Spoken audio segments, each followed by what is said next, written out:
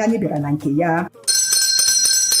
Ibamurunzem ọzọ kedukosi ya gazero onye ukwu ma gazero onye nta. Mkparịta ụka tọrọ atọ ka anyị ga-ewetara gị bụkwa nke ga-eme ka ịmata ka ihe si aga n'ala anyị bụ Naịjirịa ọbụla dị na mba ofesi. Oge ndị Igbo na Voice of the People Television ga na-abịara gị site n'ụbọchị Mọnde ruo Fraịde na SLTV Channel 264. Ekwekwala ka akọrọ gị ya akọrọ. Chetakwa na ọ bụ na SLTV Channel 264 ka ị ga-ekiri Voice of the People Television. Voice of the People Television. Ugbu a iwere karịa olu. My name is Esther. They call me the Oga of them are the general overseer of them all. Every man, every woman has got a voice where integrity is the volume. So this is Voice of the People's TV. Voice of the People's TV. So this is the people's voice. And the people's voice is the voice of God. That's the voice populi in Latin. The people's voice is the voice of God. So keep watching Voice of the People. In fact, my name is Voice of the People. Keep watching MC Adobe King. Thank you. Hi guys, my name is Kagan. I am Nigeria's biggest tech content creator. And I just wanted to give a quick shout out to Voice of the People TV. Keep watching, enjoy, and you're welcome. My name is MC Alamano. They call me Enjoy Landlord. It's VOP TV. Keep watching VOP TV. Don't touch it down. Even if you want to touch it down, increase the volume. If you don't increase the volume, I told me. My name is Collins Agawabe, popularly known as No Mide, but last, more than No Mide, or more. Not be all so the cook right at the fry plantain. We keep on watching VOP TV. The voice of the people, the voice of Edo. If you want to get the authentic news for Edo, the way it be, that's why they show and all they cut anything come on. A VOP TV.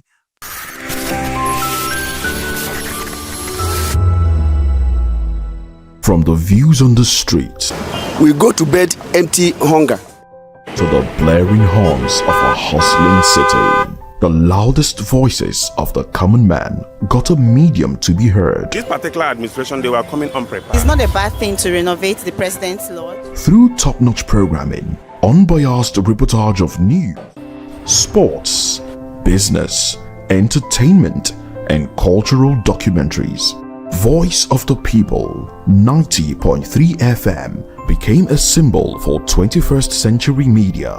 And now, a new baby is born.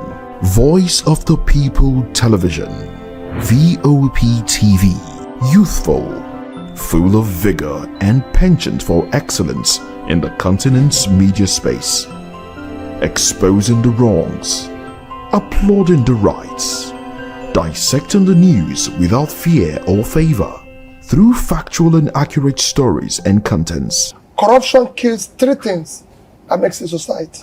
Representing the interests of the people and giving them a voice. Voice of the People TV is here to stay towards building a fair society. VOP TV, Voice of the People Television, truly a voice for the people.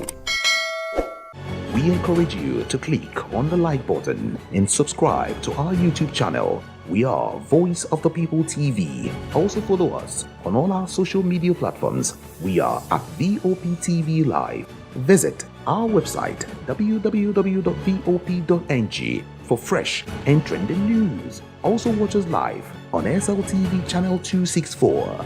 VOP TV, Voice of the People Television. In a world where power shifts with every headline. In a nation full of questions. In a world filled with noise, the truth needs a voice. The policies that shapes our world and the economy that determines our future. Every hour, every day, the grapevine keeps buzzing. And together, we are committed to telling the stories that shape our world because your voice is our focus. Don't forget, our voice matters the most. Let us come together and share our concerns.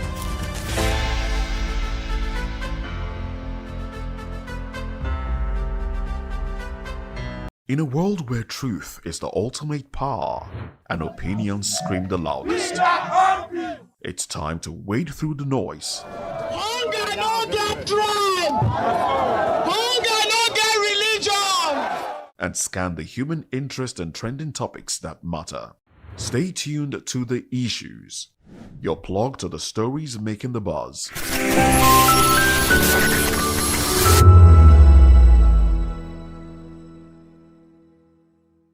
politics to science and technology, social justice, and more. Let's tackle.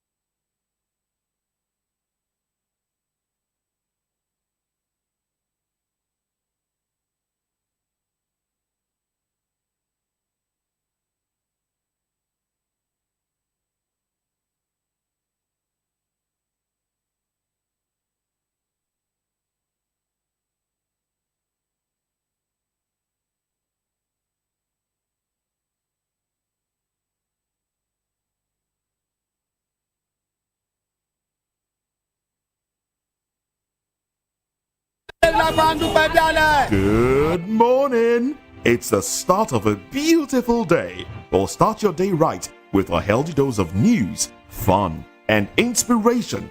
Join us on VOP this morning for the latest news, trending topics, and uplifting stories to set your day on the right vibe.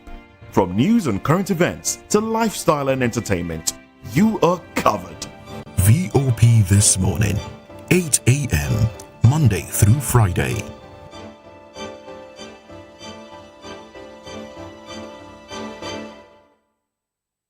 Join us on People's Voice, where we amplify the voice of those that matters the most.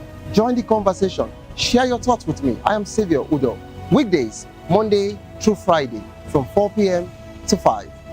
Don't forget, our voice matters the most. Let us come together and share our concerns. Thank you.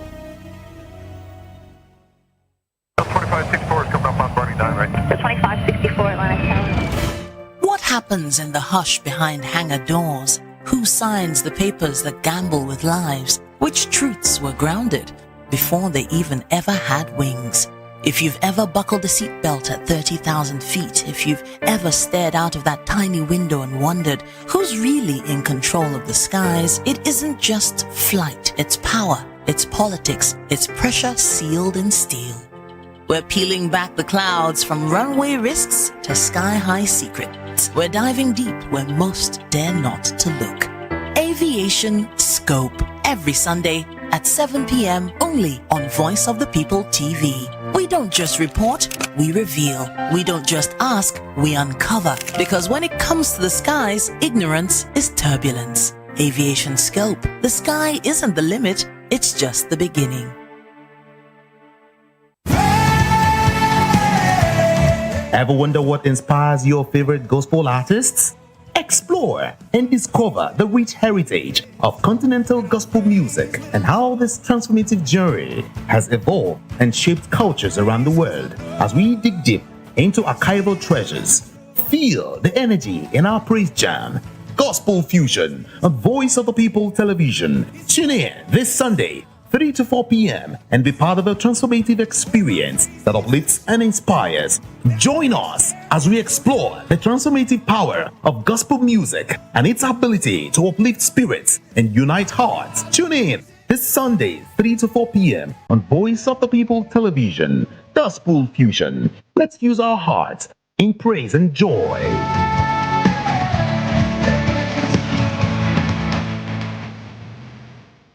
Hey guys, what's up? How you all doing? They call me Invation, Nelson One, your number one celebrity host, and you are watching Voice of the People Television, VOP. Stay tuned. Uyi Osarate is my name. I am a friend of the microphone, Voice of the People TV. That name is unique, and the brand is very sweet. I like the packaging.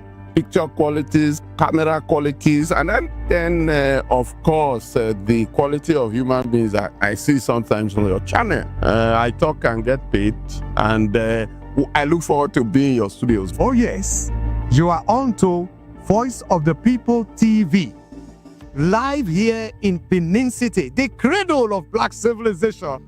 What are you waiting for? Tune in, bro. VOP TV. Now, you have more than a voice. Hi, my name is Tosin Mohammed. I'm a gospel artist. Keep watching VOP TV. Almighty Father, you are the mighty Redeemer.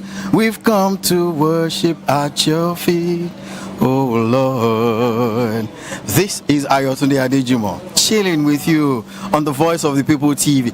Don't touch that remote. You are where God wants you to be, listening to the Voice of the People TV. The Bible says we should give thanks in all circumstances, and all circumstances include the good times and the bad, the high times and the low, the times when everything look as if they are going well, and those times when Enugbe, the ground is dry like the sand in the desert. Those times when you feel like giving up, you should give thanks still. My name is Jeff Melu, and I'm a gospel poet, and you should keep watching VOP TV. Don't touch that dial. Yes, sir. Kábíyèsí Olúọ̀run, we were born to give you twale, to give you worship. People of God, you are watching Voice of the People TV, and my name is Flo Rocker. I encourage you to listen to things of the gospel. You know, we live in a very perilous times where there are some things you watch on television, you will lose faith, you will lose God. Keep your eyes on Voice of the People TV and remain blessed. Flo Rocker says so. Kuzoshi. In a world where truth is the ultimate power and opinions scream the loudest, it's time to wade through the noise. Hunger no get tribe. Hunger no get religion. And scan the human interest and trending topics that matter.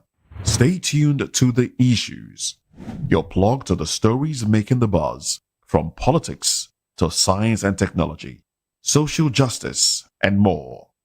Let's tackle the tough questions and expose the truth. The Issues on Voice of the People Television. Don't just react, understand.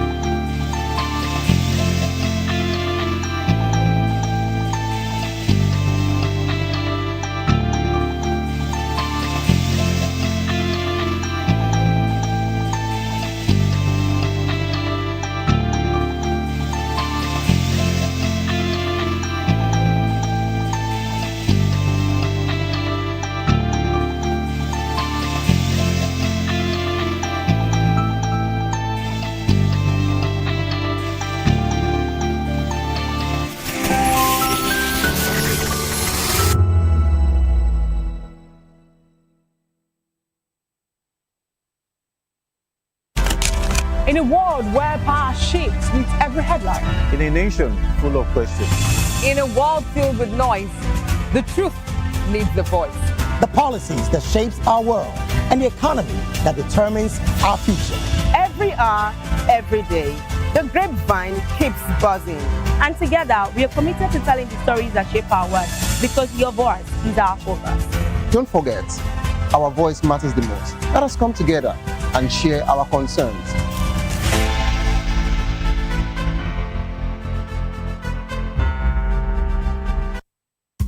Welcome to Kitty's Corner. Every weekend is a new journey. Join Auntie Oni as she embarks on thrilling adventures. Each episode takes the young explorers to a different fantastical world filled with exciting challenges, making new friends and learning valuable life lessons. The show begins with lots of excitement in a cozy storytelling mood. Fairies teach the importance of kindness, honesty, bravery, teamwork, or curiosity. Kitty's Corner is a delightful blend of fun, education and imagination with catchy songs, interactive games, and heartwarming stories. Join Auntie Oni every Saturday, 10 a.m. to 10:30 a.m. on Voice of the People Television, Kiddies Corner, perfect destination for curious minds.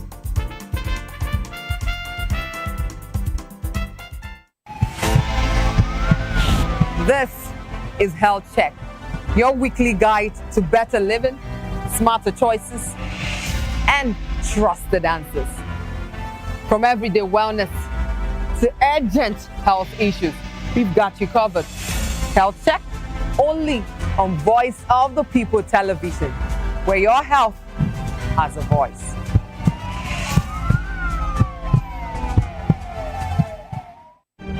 In a world where power shifts with every headlines, news breaks and events happens, we bring you unbiased and explicit information on politics, economy, and state of the nation. We break down the chaos. Facts, not fluff. Truth, not a spin. We discuss not just politics, but a glimpse into the future. Join Moses, Chukuma, and Fina on Voice of the People TM. Voice of the People Television. Now you have more than a voice. Good morning. It's the start of a beautiful day. Well, start your day right with a healthy dose of news, fun, and inspiration. Join us on VOP this morning for the latest news, trending topics, and uplifting stories to set your day on the right vibe. From news and current events to lifestyle and entertainment, you are covered. VOP This Morning, 8 a.m., Monday through Friday.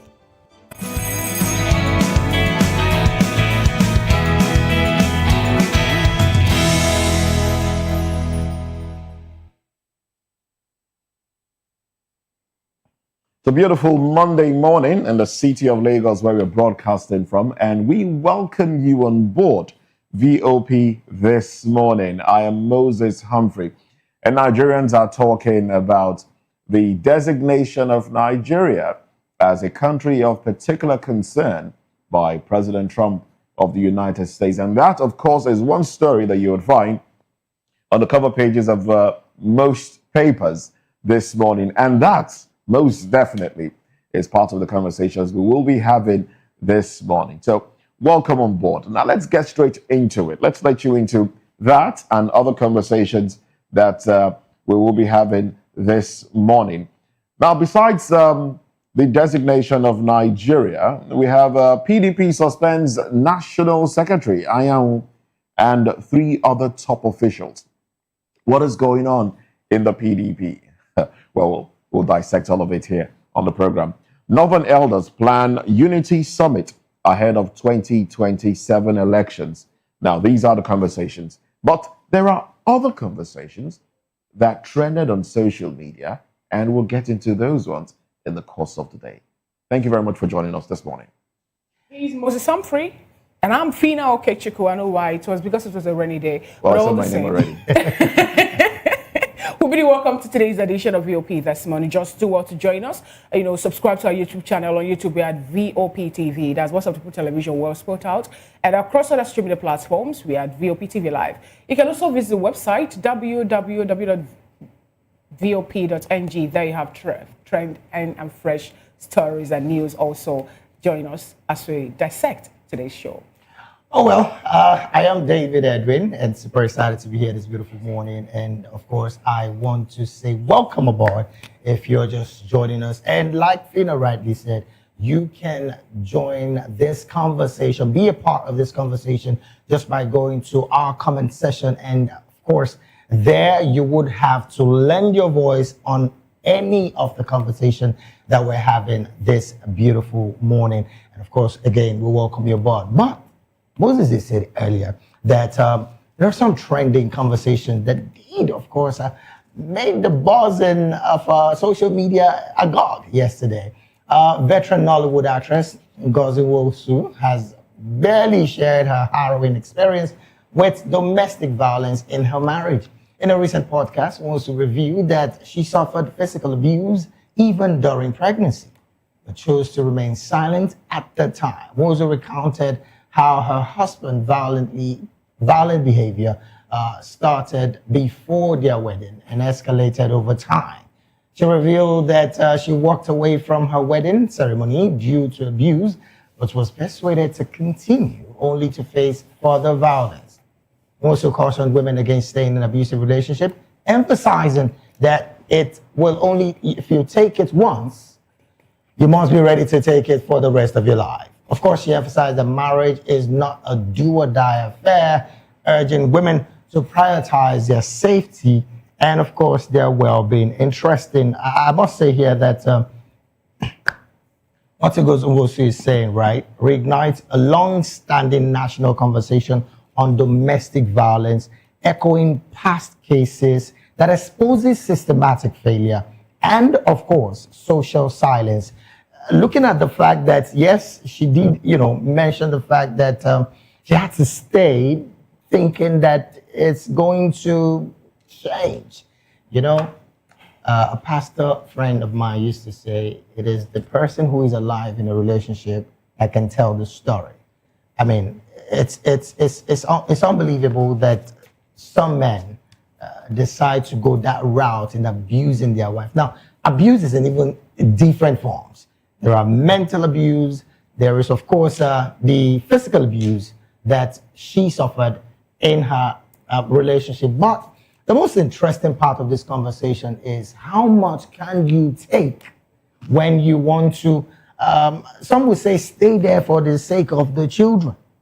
How much can you take? In her case, David, there's a part of it that I don't really understand. She said, on the wedding day, the man also abused her.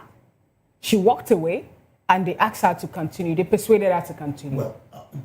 And the abuse began even before the marriage, and then she still decided to continue. One part that comes to me strange is how the older folks of that generation had this assimilating power to want to take that much.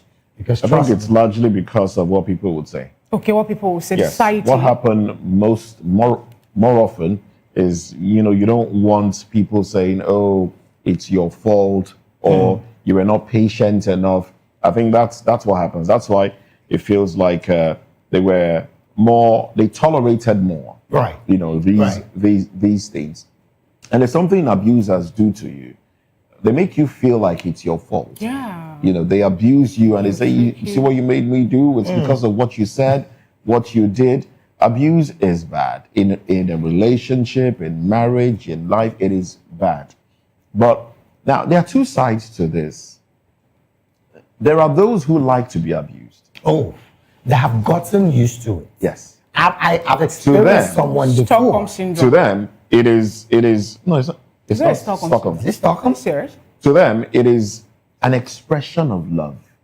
There are people like that. Oh, okay. Yes.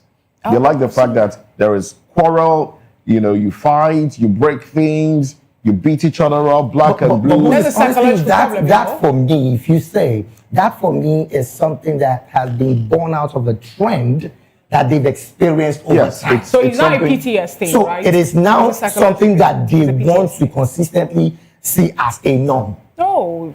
Yeah, so it's something they have gotten used to, but it's bad. They need help. People like that need help. Very true. Because I know a few stories. Where people are abused in relationships, and then they tell you that and then when they make love, it's a lot better. When they now get gifts, the abuser now gifts them things, and give them things that he ordinarily or she ordinarily wouldn't give them. They feel a lot better and all of that. But that's not the case here. The fact of the matter remains that abuse is bad. And if you find yourself in a situation where you have a partner who's abusing you, the best thing to do for the sake of your life, the best thing is to walk away. Now, I know a couple. I mean, I actually connected these couple through one of the radio programs I used to do. I still do, actually. Connected a couple, and they got married. Some years after, they had their first child, and then the lady left. And then she contacted me and said, look, I had to leave this man because he was beating me even while I was pregnant. Oh boy. And then I told her, okay, fine. If I mean your life, your safety comes first. Are you with the child? Said yes. And then a year after, I saw her pictures pregnant. And I asked her, what's up? Did you marry somebody else? She said, oh, well, people came to beg. I went back. And the day I went back, I got pregnant. And that same week, he beat me again, so I left. So she basically went back, got pregnant for the second child, and left. And now they are living separate lives. Trying to come back. I mean, he's trying to be in the life of his sons. Yeah. But, you know, it's unfortunate that she has decided. I mean, the marriage is so it's really bad. People should think about themselves. Now, people should endeavor that they protect themselves. Now, that's not to say that some people have their mouth running and can create problems. Okay, all right. I am here watching, all right? I just told myself, I hope you're ready. No. Well, abuse is a terrible thing. And if you find yourself in it, run for safety. And it doesn't matter what gender. Exactly. Both genders can be abused. True. Men are getting abused. Women are abusing men and the rest. You know, so anybody can be abused. Just ensure that you are safe. Run for safety. So what she said is valid, really. Oh well, there are other conversations I'd like us to touch on as well. Obi Kubana, the business mogul, has spoken. Now, he said that Africans struggle to achieve global success in business due to a lack of collaboration and an obsession with the sole ownership. Now, in a recent video, Kubana explained that most Africans prefer to operate alone, while their foreign counterparts understand the power of partnerships and shared ownership. According to Kubana, the "I must own it" mentality limits growth and makes it difficult to execute large-scale projects. Now, he went on to emphasize that individuals often prioritize control over collective progress, which hinders business success. Kubana also noted that many African businesses die with their founders because there is no second or third generation to carry on. And that's a conversation that we're currently having in a class. I mean, there's a class I'm having with a group of people, and we spoke about this the last time we met, and it's about African leaders, Africans now don't trust each other. It's an issue of trust. People don't trust because you feel you're a businessman, you want to do business with somebody, you're afraid they will swindle you. Right. You're afraid they will cheat you. So you keep your circle closed. You don't want to open up your business to collaboration, which ordinarily leads to expansion. Sure. So you keep it closed. And then at the end of the day, you find that because people don't involve others, they don't bring stakeholders, they don't expand, they don't get people involved in their businesses. When they die, the business automatically dies with them. Succession plan is never in their mindset. I mean, they're usually dependent on their children picking up might not picking up get the interested mantle. in that business. And yes, of course, the children might not be interested. So it dies with them. It's an unfortunate thing, and it's a thing that it's a lack of trust. I mean, I don't really think it's only lack of trust, if you ask me. There are if you other things that might be involved. It's a major cultural mindset, if you ask me. It's a cultural mindset, just like you said earlier. If you cannot trust, another person, which again, by experience, is the reason why there is that major lacuna. But you can trust somebody you don't know to do the business with the person ab initio. You don't trust if it's a case of trust at this point in time, you don't trust the man you're seeing, but you can trust the white men, or rather people that you want to import most of the goods. I'm talking about business. Do you understand that? It's not the issue of trust. I mean, there are certain people, at certain times, you want to buy something from, you go to the market, you want to purchase something. if you check out where the person is from, usually, if the person is an Hausa person, you believe they will not cheat you. Yes. Ordinarily. Yes. Not for me. Maybe not you. Well, but true. Why then? Why also do you think that people feel? I mean, if you want to take away insecurity and the rest, people feel a lot more comfortable hiring people that are from the northern region as security because of trust. It's a stereotype that they will tell the truth. They are loyal. That's a stereotype.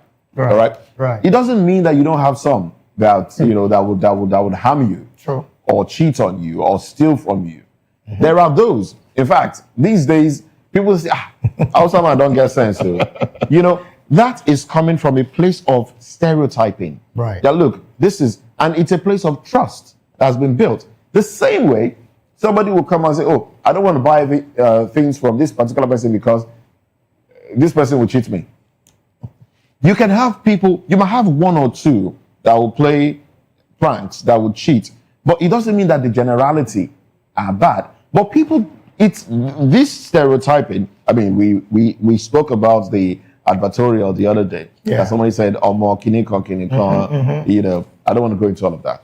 But that mindset goes into business as well, goes into how you interact with people. That, okay, I don't want to draw this person close because he will backstab me.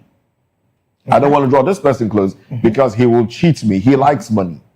Or people from his place like money. So it affects the growth of businesses. People want to keep it tight, keep it close. And another thing is a lot of us business people in Nigeria that's the sole ownership that Kubana talked about. They want to be the only one at the top. That is just it. I'm happy you're getting there. They want to be the only one. So there are many issues. There are several issues. I want to be the king. All of you rubbish should be the slave. This is also another part of the greed conversation. and selfishness. Because That's just it. again, when we go in this route, you discover that businesses that are supposed to transcend over time and do better and help people more collapses just at its brink. And that's an unfortunate situation, really, because it is not what business people really are supposed to have when it comes to mindset. And I dare say we need to change that mindset. That cultural mindset, that want to have it alone mindset. Come on, it's not good. It's not good for business.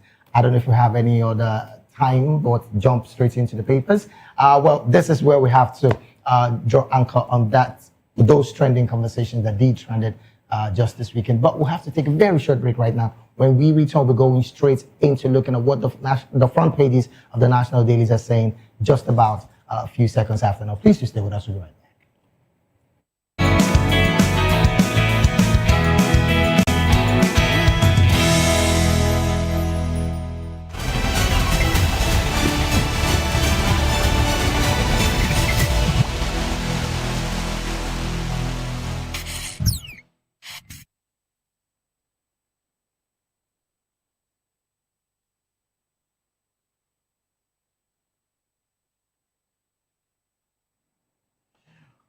All right, thank you very much. Now let's quickly run to the papers. I have First Daily, and the headline here, the big story here, is on the Christian genocide.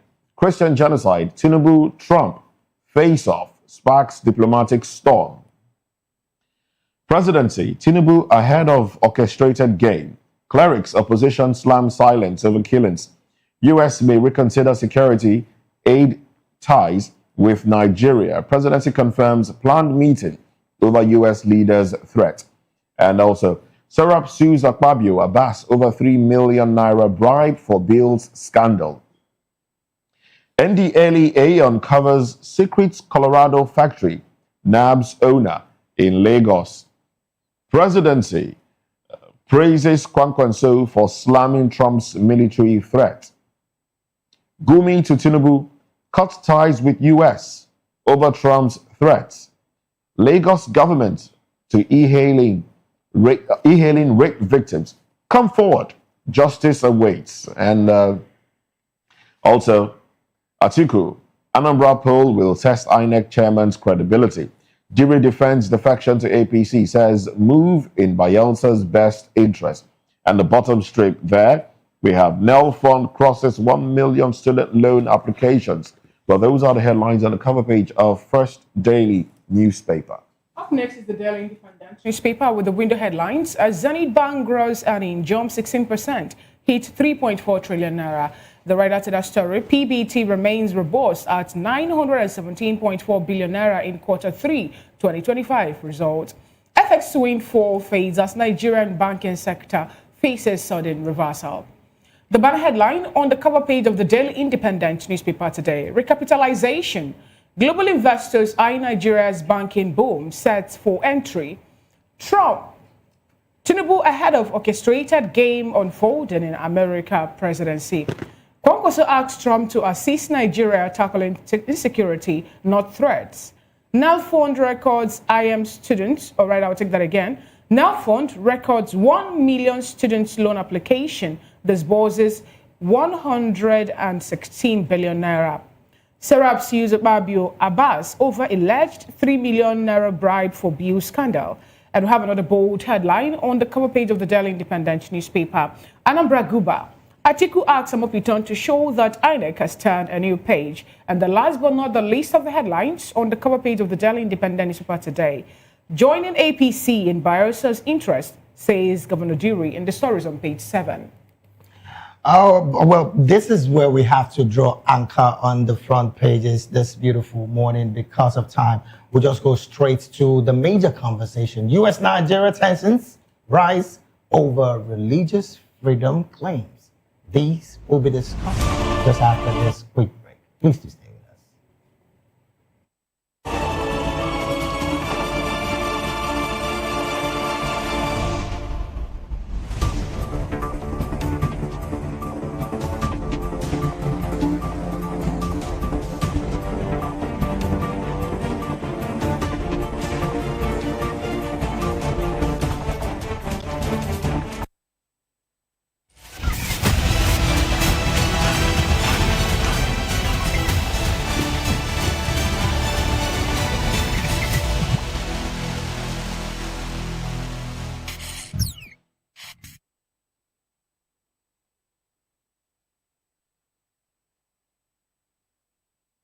In a world where truth is the ultimate power and opinions scream the loudest, it's time to wade through the noise. Hunger no get tribe. Hunger no get religion. And scan the human interest and trending topics that matter. Stay tuned to The Issues, your plug to the stories making the buzz, from politics to science and technology, social justice, and more. Let's tackle the tough questions and expose the truth. The Issues on Voice of the People television. Don't just react, understand. In a world where power shifts with every headline. In a nation full of questions. In a world filled with noise, the truth needs the voice. The policies that shapes our world and the economy that determines our future. Every hour, every day, the grapevine keeps buzzing. And together, we are committed to telling the stories that shape our world because your voice is our focus. Don't forget, our voice matters the most. Let us come together and share our concerns.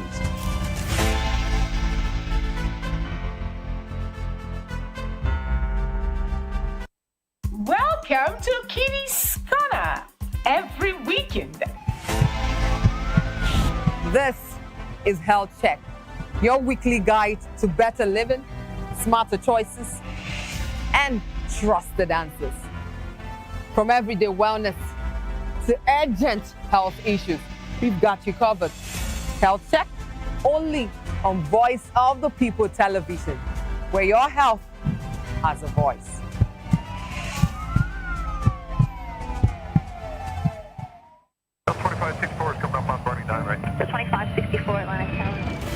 What happens in the hush behind hangar doors? Who signs the papers that gamble with lives? Which truths were grounded before they even ever had wings?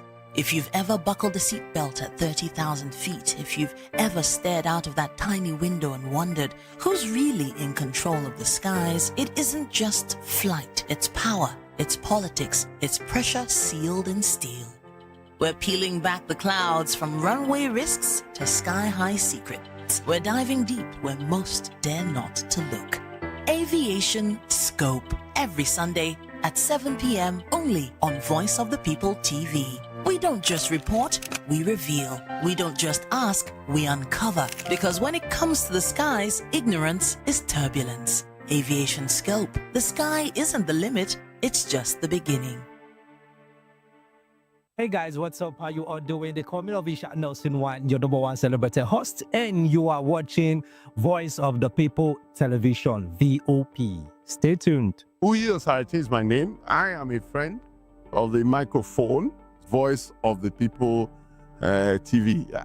That name is unique, and the brand is very sweet. I like the packaging, picture qualities, camera qualities, and then of course, the quality of human beings that I see sometimes on your channel. I talk and get paid, and I look forward to being in your studios. Oh yes, you are on to Voice of the People TV. Live here in Benin City, the cradle of black civilization. What are you waiting for? Tune in, bro. VOP TV. Now, you have more than a voice. Hi, my name is Tosin Mohammed. I'm a gospel artist. Keep watching VOP TV. Almighty Father, you are the mighty Redeemer. We've come to worship at your feet, oh Lord. This is Ayotunde Adejumo, chilling with you on the Voice of the People TV. Don't touch that remote.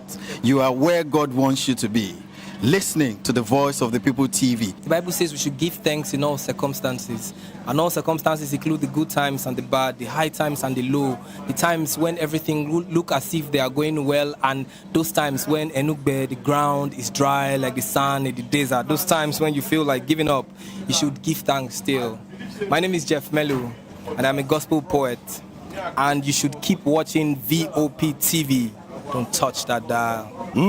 Yes, sir. Kábíyèsí Olúọ̀run, we were born to give you toilet, to give you worship. People of God, you are watching Voice of the People TV, and my name is Flo Rocker. I encourage you to listen to things of the gospel. You know, we live in very perilous times where there are some things you watch on television, you will lose faith, you will lose God. Keep your eyes on Voice of the People TV and remain blessed. Flo Rocker says so. In a world where truth is the ultimate power and opinions scream the loudest, it's time to wade through the noise. Hunger no get tribe. Hunger no get religion. And scan the human interest and trending topics that matter. Stay tuned to The Issues, your plug to the stories making the buzz, from politics to science and technology, social justice, and more. Let's tackle the tough questions and expose the truth. The Issues on Voice of the People Television. Don't just react, understand.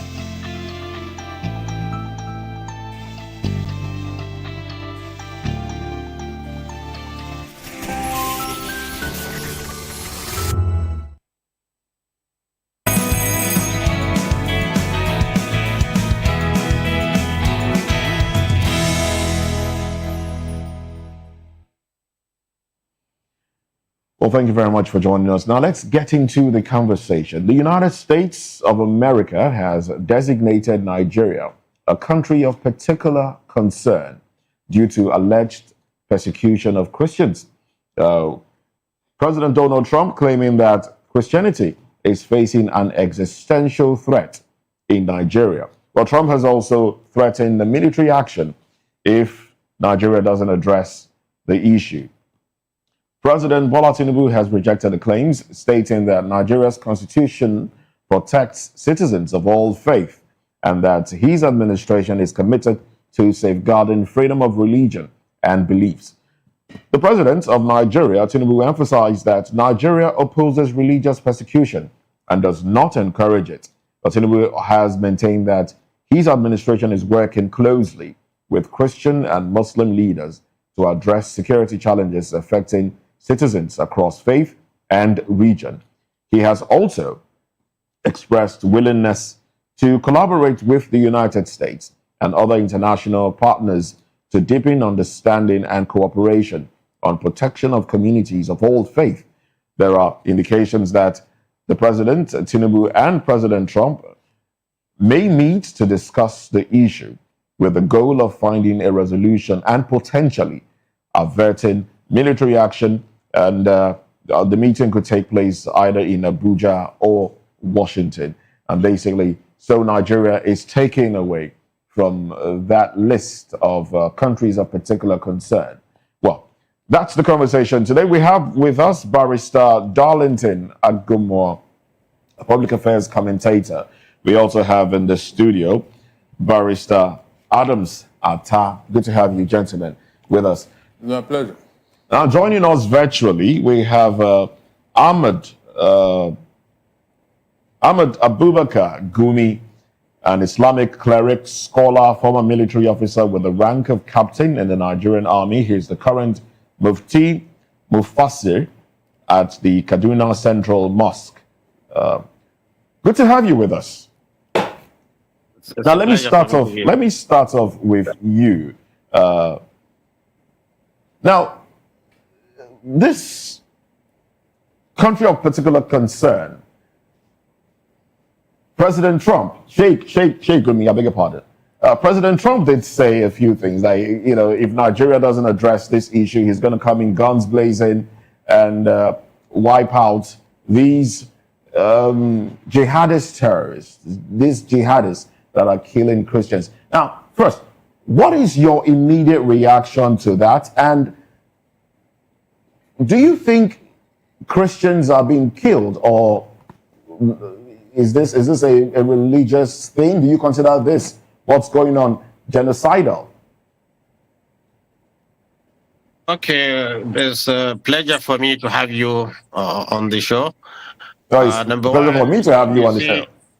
Yes. Go ahead, please. The language of Trump is very contemptible and disrespecting the integrity and sovereignty of Nigeria. He called us. He called us.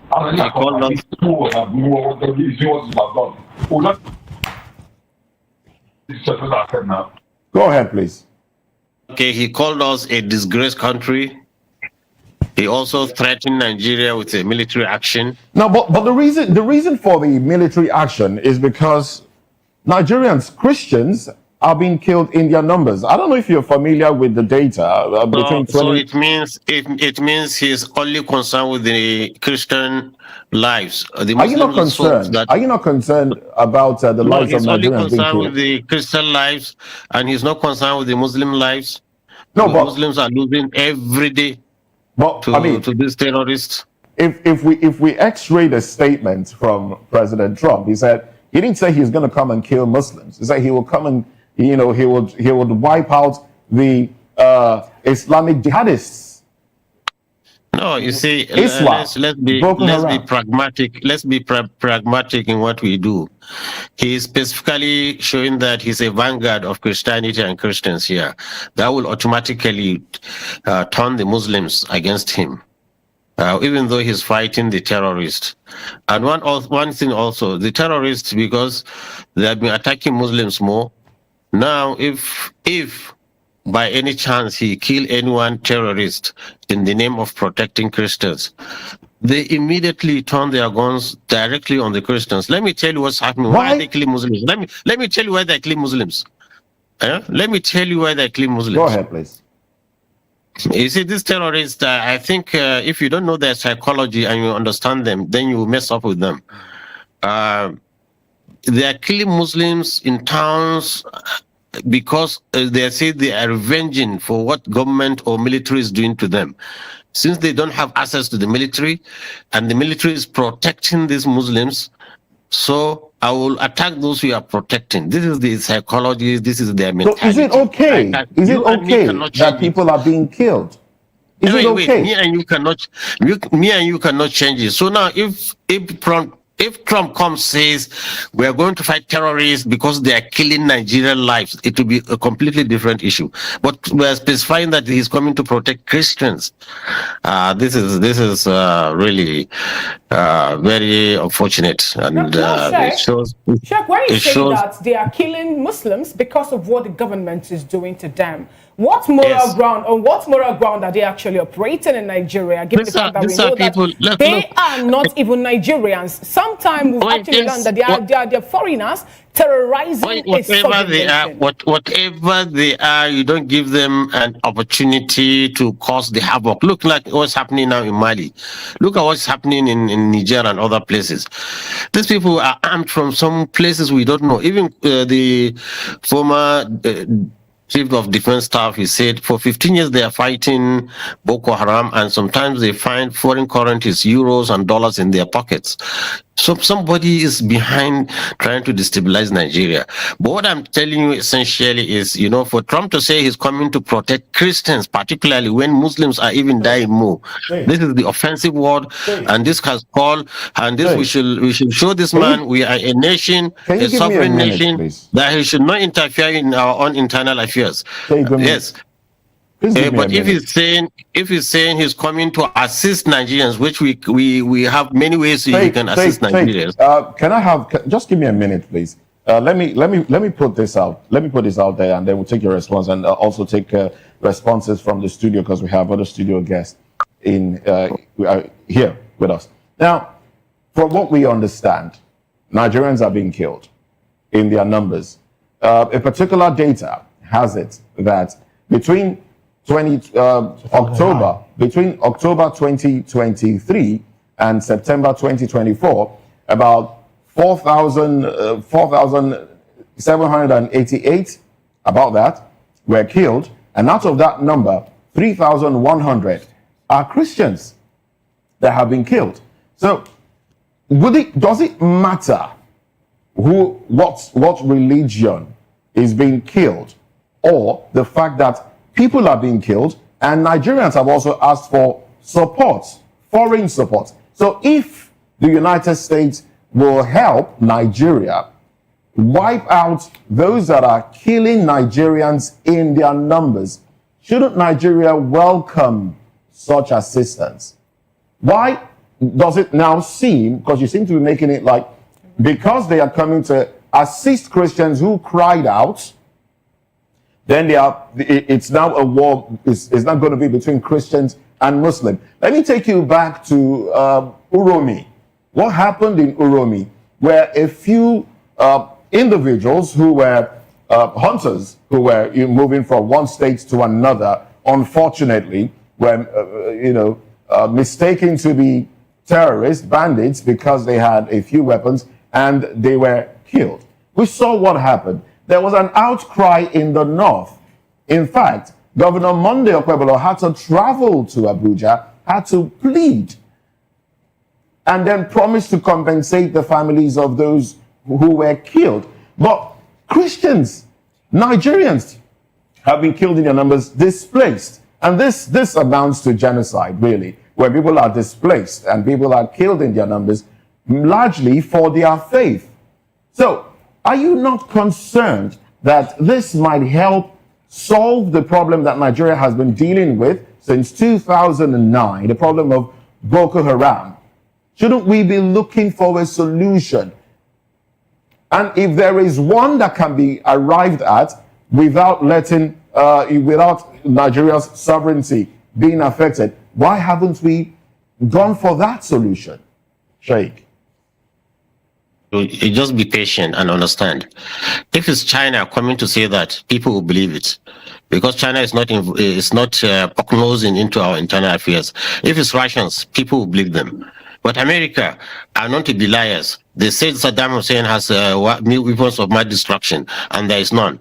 And they have caused confusion in Iraq, in Libya, and everywhere. So when they said Muslims are killing, or there is massacre of Muslims and like Christians in Nigeria, from which side? They didn't specify whether it is the government or whether it is the Muslims that are doing it, or even if Christians are targeted. Whatever it is, if Americans can cure and eliminate the terrorists, I will welcome it myself. But I know they cannot. Okay, when you say they cannot, when you say they cannot, let me tell you. Okay. They have fought 20 years in Afghanistan. They could not finish them. Afghanistan is in Syria now. This same thing. And this terrorist you see, it's not easy to just come and drop bombs here and there and think you finish them. They have infiltrated the society, so it's going to cause more damage. More Muslims and more Christians will be killed if America would drop a bomb in Nigeria. I'm telling you this. You can take it for a record. So what we are trying to avoid, we are going to even compound it. Look, myself, I have been trying to see how we can pacify these people. I've been going to see how we can pacify these people and redirect them, because they are human beings. They listen and reason. But if you say you want to use force against force, then you will compound the problem and make the thing dirty. If Nigerian army, which has been very active in many hotspots, cannot deal with this issue for 18 years, for 15 years with Boko Haram, and now the bandits, and to me, the bandits are even more vicious, because they are. You said something about Nigerian army not being able to do something about it for some time now. You have been the person, or rather, news have actually carried it, that you more like mediate or serve as an intermediary between them and the government, and that actually has sparked quite reaction among Nigerians. What can you tell us to be, some of the good points or flashpoints of your, interaction or discussion with them, especially when you had to get into the bush? Because the other time we're talking about giving them amnesty and all that. Yes. You see, just to entice them to leave their weapons. You see, one thing good about it is, you see, you don't treat a disease without diagnosis. If a doctor can diagnose a disease, even if it's cancer, he will know how to manage it. So the good thing about it is, now before we are fighting a phantom, we don't know something is fighting us, coming to take us. We don't know that person. Now, by going to talk with them and sit down with them and to hear their grievances and understand their psychology, so we are able now to contain the problem. Now, Kaduna is relatively safe. I can say you don't hear any more mass killings now in Kaduna, because we understand their psychology, and the governor is cooperating. We are talking to them, and they are keeping their weapons. They are not fighting. They still on the weapons. They hold the weapons. But you see, this is a small, gradual process in which slowly we will civilize them. We'll take away their weapons and let them into good citizens. So this is it. It has to be systemic. But for America to come and start bombing in northern Nigeria, I'm telling you, the question. Let's bring this conversation to people who have sympathy for the bandits. Let's bring this conversation to the studio. Barrister Dallas, with you. I mean, you've been following this conversation, of course, what Sheikh have just said. From your perspective, first off, what's your general overview of this statement from the U.S. government? Plus, from all that has been said thus far, is it clear right now that Nigeria seems to be negotiating with these bandits and terrorists in clear view of what, of course, the opposition would want to put up? Thank you, David. It is unfortunate that we are going through this route. Seriously. It's unfortunate that America is even pitying us. America is angry with what is going on here. For God's sake, how can a group of people call themselves bandits and they are holding Nigeria to ransom? Where is it done? Can such a thing happen in America? That is why this man, Trump, is angry with us. This type of thing can never happen anywhere. And look at how we are trying to pamper them. Look, Moses. On a more serious note, they said anybody who go to the bush and fetch anti-infested firewood is calling for Lizard to come for a party in his house. If we have not allowed these people to come into Nigeria, will anybody be talking to us? Are we going to become a number in the CPC? But because we allow this thing, and leaders, from the beginning, they were tolerating these boys. Moses, on what ground would anybody, any leader in Nigeria, either from the north or south, go outside and bring terrorists into Nigeria? Pastor, do you have faith in the approach being carried out so far to assuage their temper? It's a lie. None. You think it's not working? Hold on. Somebody in this country once told us that there are good and bad bandits. I'll take my dictionary. I didn't see where they wrote these are good bandits and these are bad bandits. I don't know what that means. Somebody told us that they are their boss, that if anybody should attack them, they will not vote for that person. In this country, somebody told us that, yes, that if government does not answer to them, there will be no peace in Nigeria. Mostly, these things are statement that was made for a man who claimed to be patriotic, a statesman. Is that how to solve a problem? You are pampering these boys. You are making them to become so bold. What audacity did they even have to attack anybody in Nigeria? For what? No, hold on. These other people, especially from the southeast, who have been fending for themselves, do they look for government subsidy? No, do they wait for government to pamper them? No, these other people that are fending for, struggling to survive in Nigeria. Why must a group of people now tell us that we must answer them? They are this, psychological, this and this. These other Nigerians that are holding peaceful agitation, peaceful nature, peaceful businesses, are they not Nigerians? Right. So if all of us become bandits, what will happen to us, Moses? Hold on, though. If all of us become bandits, will Nigeria exist?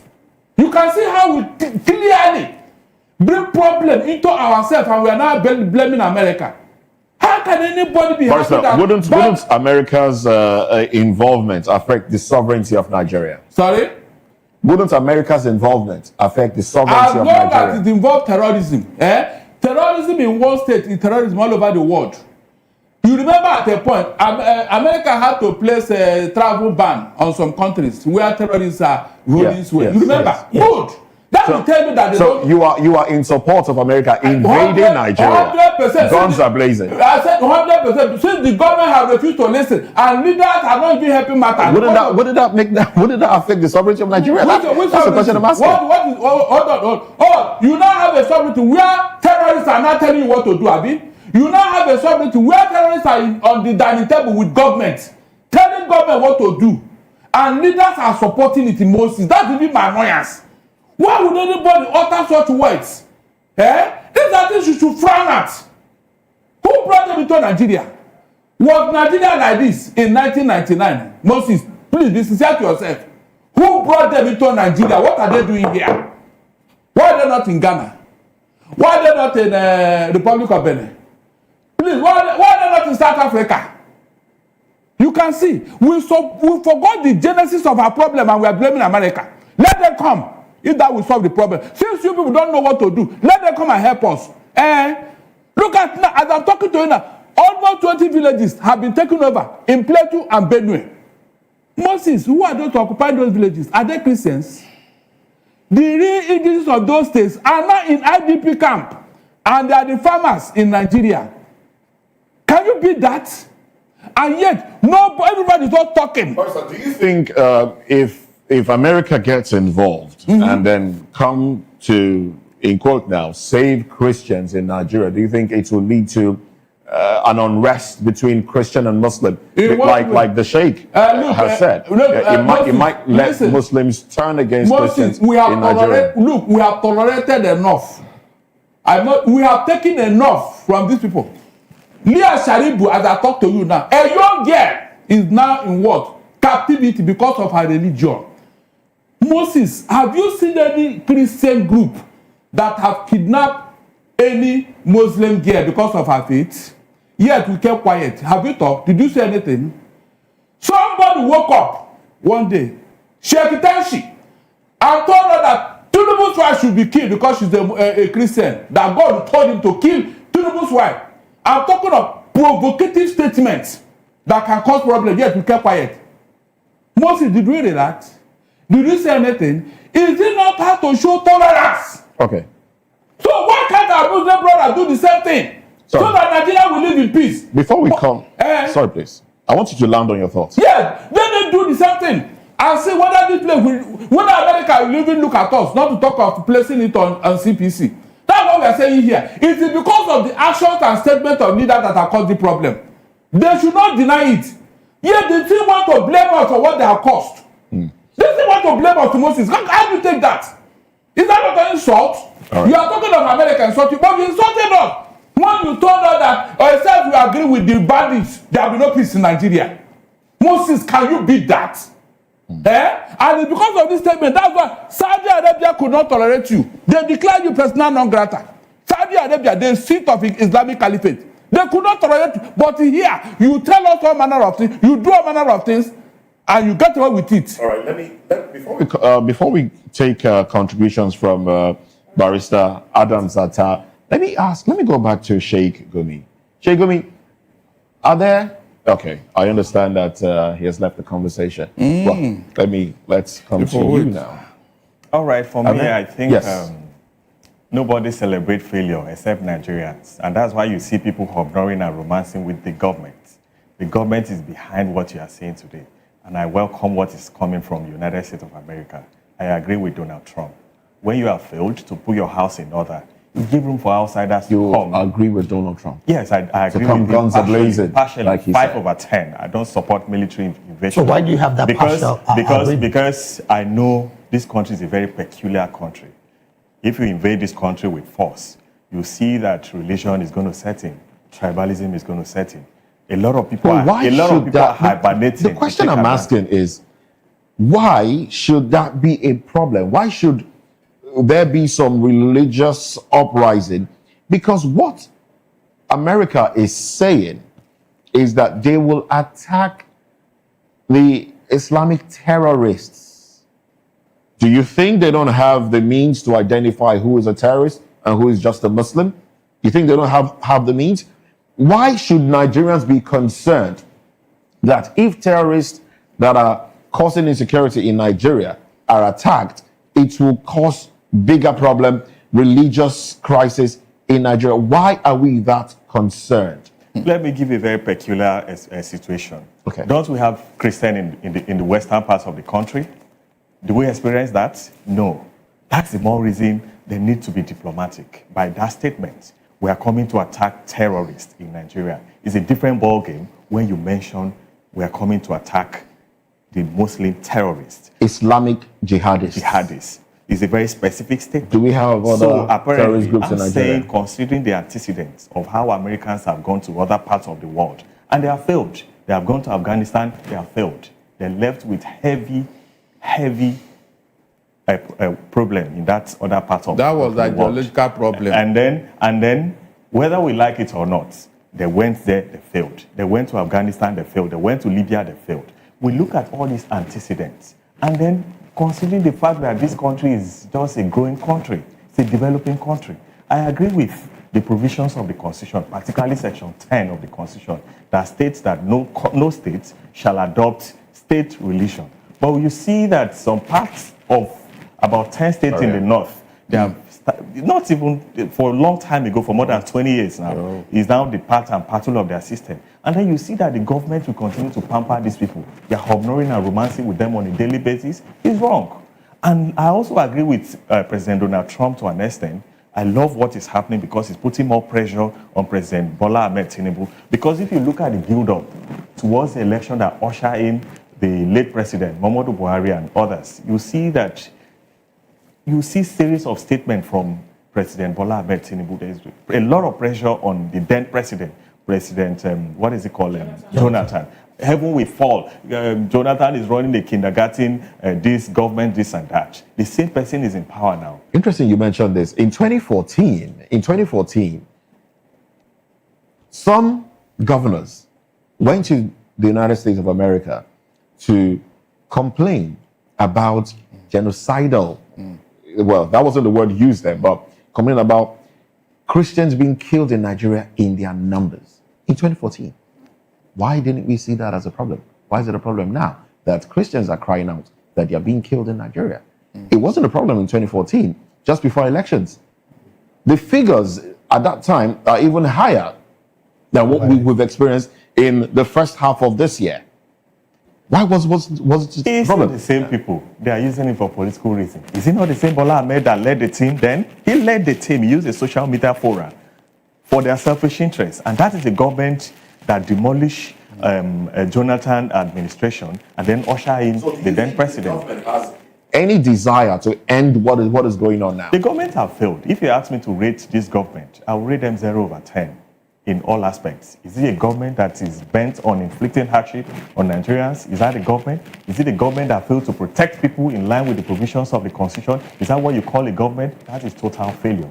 And then I'm saying that the president should resign forthwith.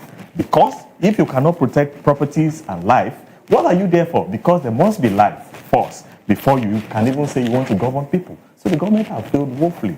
I'm in support of what is happening. I love the pressure from the United States of America to an extent. All right, to an extent. Barrister, let's have your concluding thoughts on this one. My concluding thought is that, look, this religious sentiment should stop. Our Muslim brothers should tolerate us and let them meet us halfway. Moses, we have tried. We have tried as a religious group. We have tried. All the things they have done to us in this country, we have never retaliated. Is that not how to show goodwill? Is that not to show tolerance? Why is it that every time all the problem will be coming from, and not only that, I'm not even seeing it as a problem, rather they will blame me and you over here for the problem they created. I mean, these are the issues here. If they should do that, even Trump will not look at us. All this noise about CPC will not come up. Let them try to tolerate the Christians for God's sake. That's what I'm saying. They should tolerate the Christians because we have tried. No other religious group can tolerate what we are going through here. And it's because of this intolerance that is causing problem. When you pamper these people and see them as the best thing that happened after Jesus Christ, then they will continue to do what they are doing. You have never seen it as a problem. These people that are occupying Benue and Plateau villages, where are they from? What religion do they profess? All the people that are marauding all over the north in the name of Iswa, Boko Haram, bandits, or whatever, are they Christians? Moses, are they Christians? So, who is behind all these things? Can't we tell the northern leader to come together? Take yourself inside the room and talk to yourself. These are your children. Even somebody told you that they are their boys. So when you have done all that, why are you coming and not to blame us? All right, then, Barrister, let's take this conversation to Sheikh Gumi, who we understand has joined us again on the conversation. Sheikh, once again, I want to say thank you for being a part of this conversation. You did mention earlier that the Nigerian army at the moment are doing well enough to manage the insecurity within the space. And of course, you mentioned Kaduna State that has been relatively peaceful from your perspective as well. But the question about Donald Trump's statement, particularly in helping Nigeria go off insecurity when it comes to these jihadist groups, is one that you have frowned at. And you've made mention that the presidency should reject that statement. In fact, you also did say that the consulate in Nigeria should be called to order. From your perspective, as it stands, do you think the sovereignty of Nigeria has not been trampled upon with the level of insecurity that has bedeviled us and the fact that the government has consistently have conversation with terrorists, which again is against the constitution of Nigeria as a nation? Okay, I actually don't understand particularly what you want me to comment on now. But you see, you are dealing with this Western colonist, imperialist, supremacist mind. They know how to divide brothers and make them fight. I don't think their interference in Nigerian internal affairs should be rejected by all meaningful nationalist, patriotic Nigerian. Yes, we have problem. And yes, in fact, even to accuse the government, of being complicit in this, it's even obnoxious. I don't know how somebody in that position should ever even suggest that Nigerian government is complicit or that Nigerian government is not doing anything to curb them. In fact, what Nigerian government did was it was able to contain. We are able to contain these terrorists more than Mali is doing. Mali, with all their dedication and patriotism, I think now they are just some few kilometers from the capital. What I think we should do, we should unite as Nigerians. These people, they don't have religion. They are just, I don't know. Are they? It's an evil that God has sent it not only to everybody, to the Muslim, Now you say Christians. they don't have religion, and also I also align with what we got information. Yes, we got let from, me tell you. from the You see, you don't NSA, know. who say that Okay, they are let me tell you. foreigners. Let me tell you one thing. You see, I don't think any of you is versed in Islamic studies. Prophecies. We have a prophecy in the books of the Hadith. Is there written? The Prophet sallallahu alaihi wasallam, or peace be upon him, said, "In the end of times, there will be youthful children coming out in the name of Islam, killing people." This is exactly mentioned in the Hadith. So it's an evil to us, camouflaging as Muslims. And let me tell you one thing: even that, like Trump and his white supremacists are having problem in America. It's not all Americans are accepting what they are doing. Sorry, Sheikh. They are. Wait. In every religion, you have this extremist. Trump is just as an example of this terrorist. Look at Netanyahu, the Jewish. Many Jews are against what he's doing, the genocide in Gaza. So even we Muslims, who you have such extremists. No, in fact, now that we've also established all this, Sheikh, we have established this, at this point in time, Sheikh, we've established that this is more like a perilous time that we are having, especially in Nigeria to start with. We've been told that these people are not Nigerians.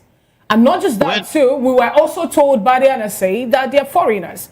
As a matter of fact, the junta leader also told Nigerians that, yes, they were able to sack them, especially from Burkina Faso and also from Niger. They were sacked. If, for example, we have Torji Bello, who is a Nigerian, and he is in Nigeria now, spreading his tentacles, trying to kill people at this point. Now, isn't it a good thing that at this point, we're getting people that will help us to squash them and get Nigeria back to what Nigeria should be, especially restoring our peace and our movement? Let me tell you, madam. You see, Trump is an extremist, just like this extremist you are fighting. In fact, they could even be behind them just because they want our resources. In fact, so many experts, intelligence said the West is behind Al-Qaeda, the West is behind ISIS, the West is behind all this, so that, they give you a problem and suggest a solution. Then they are building the biggest consulate in Nigeria. Why? In Lagos. Because they want to come and establish the authority and power here. So you people should not allow them to use the name of Christianity. There are no any Christians. This man groping women and doing all those kind of things. This is convicted felony. You are thinking he's coming to protect. Christianity is a reverend religion. In Islam, let me tell you, read the Quran. The Quran is there. وَجَعَلْنَا فِي قُلُوبِ الَّذِينَ اتَّبَعُوهُ رَحْمَةً وَرَحْمَةً. Allah has told us in the Quran, the followers of Jesus, Allah has put compassion and mercy in their hearts. They are very loving people. This is Christianity, not this kind of nonsense cowboy accusing people, threatening all the world and one thing is an antichrist, because in the name of Christ, and he's saying he's a peaceful man and he's a warmonger, trying to cause problem all over. So I want Nigerian Christians to know they have no better friends than these Muslims we are neighbors with. We can live together in peace.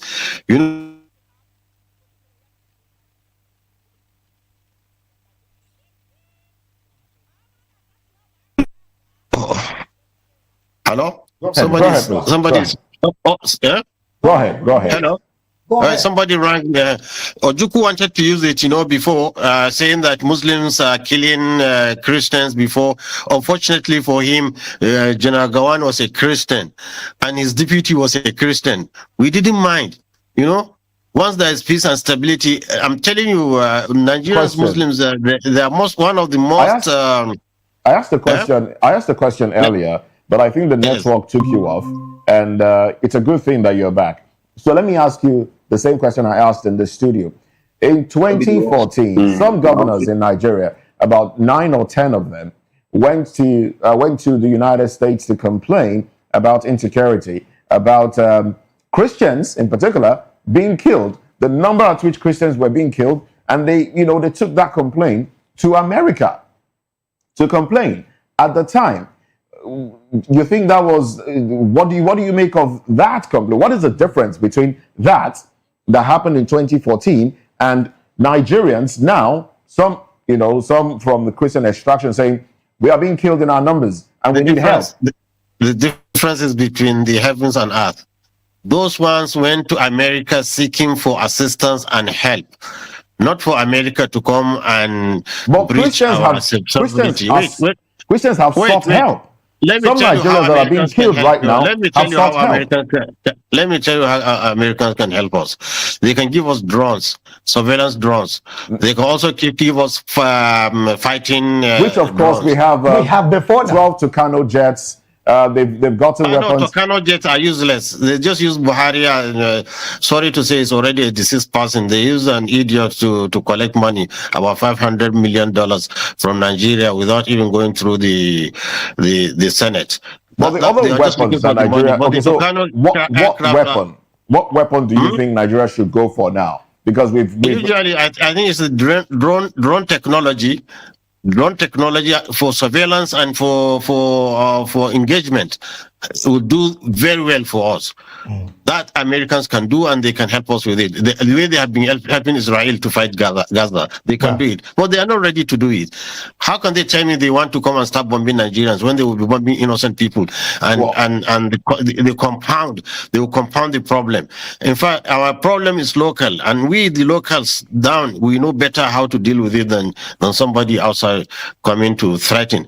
And more or less, you see, I'm not a really fan of government. Honestly, I've been critical of all government, but I think it's a slight on Tinubu's government. Honestly, I felt the man honestly we all need to gather around this man and help him to overcome this problem. Honestly speaking, because he's doing his best, really. Right. All right.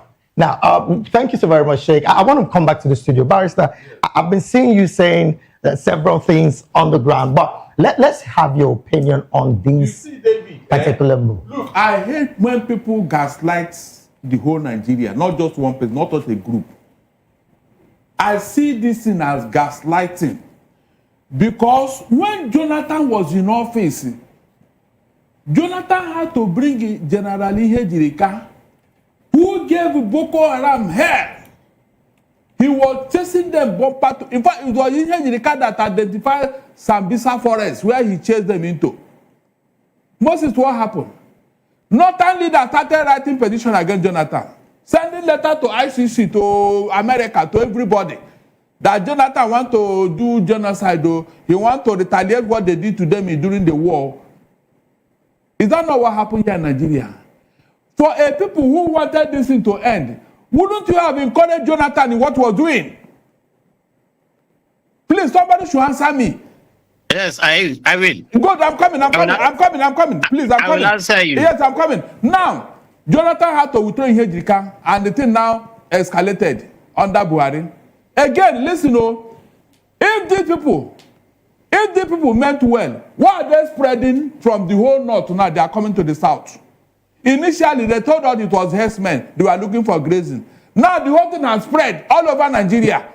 Is there any state in Nigeria today that is not expressing this thing? So what's the meaning? They want us to believe in what they are doing, Abi. They want us to believe in terrorism so that we cannot live. Is that what you are telling me? No, tell me. So pampering these people is a no-no for me. Okay. They shouldn't spread this in all over Nigeria. Let's have your response. I think there is a miscommunication between North and the South. There's a missing gap.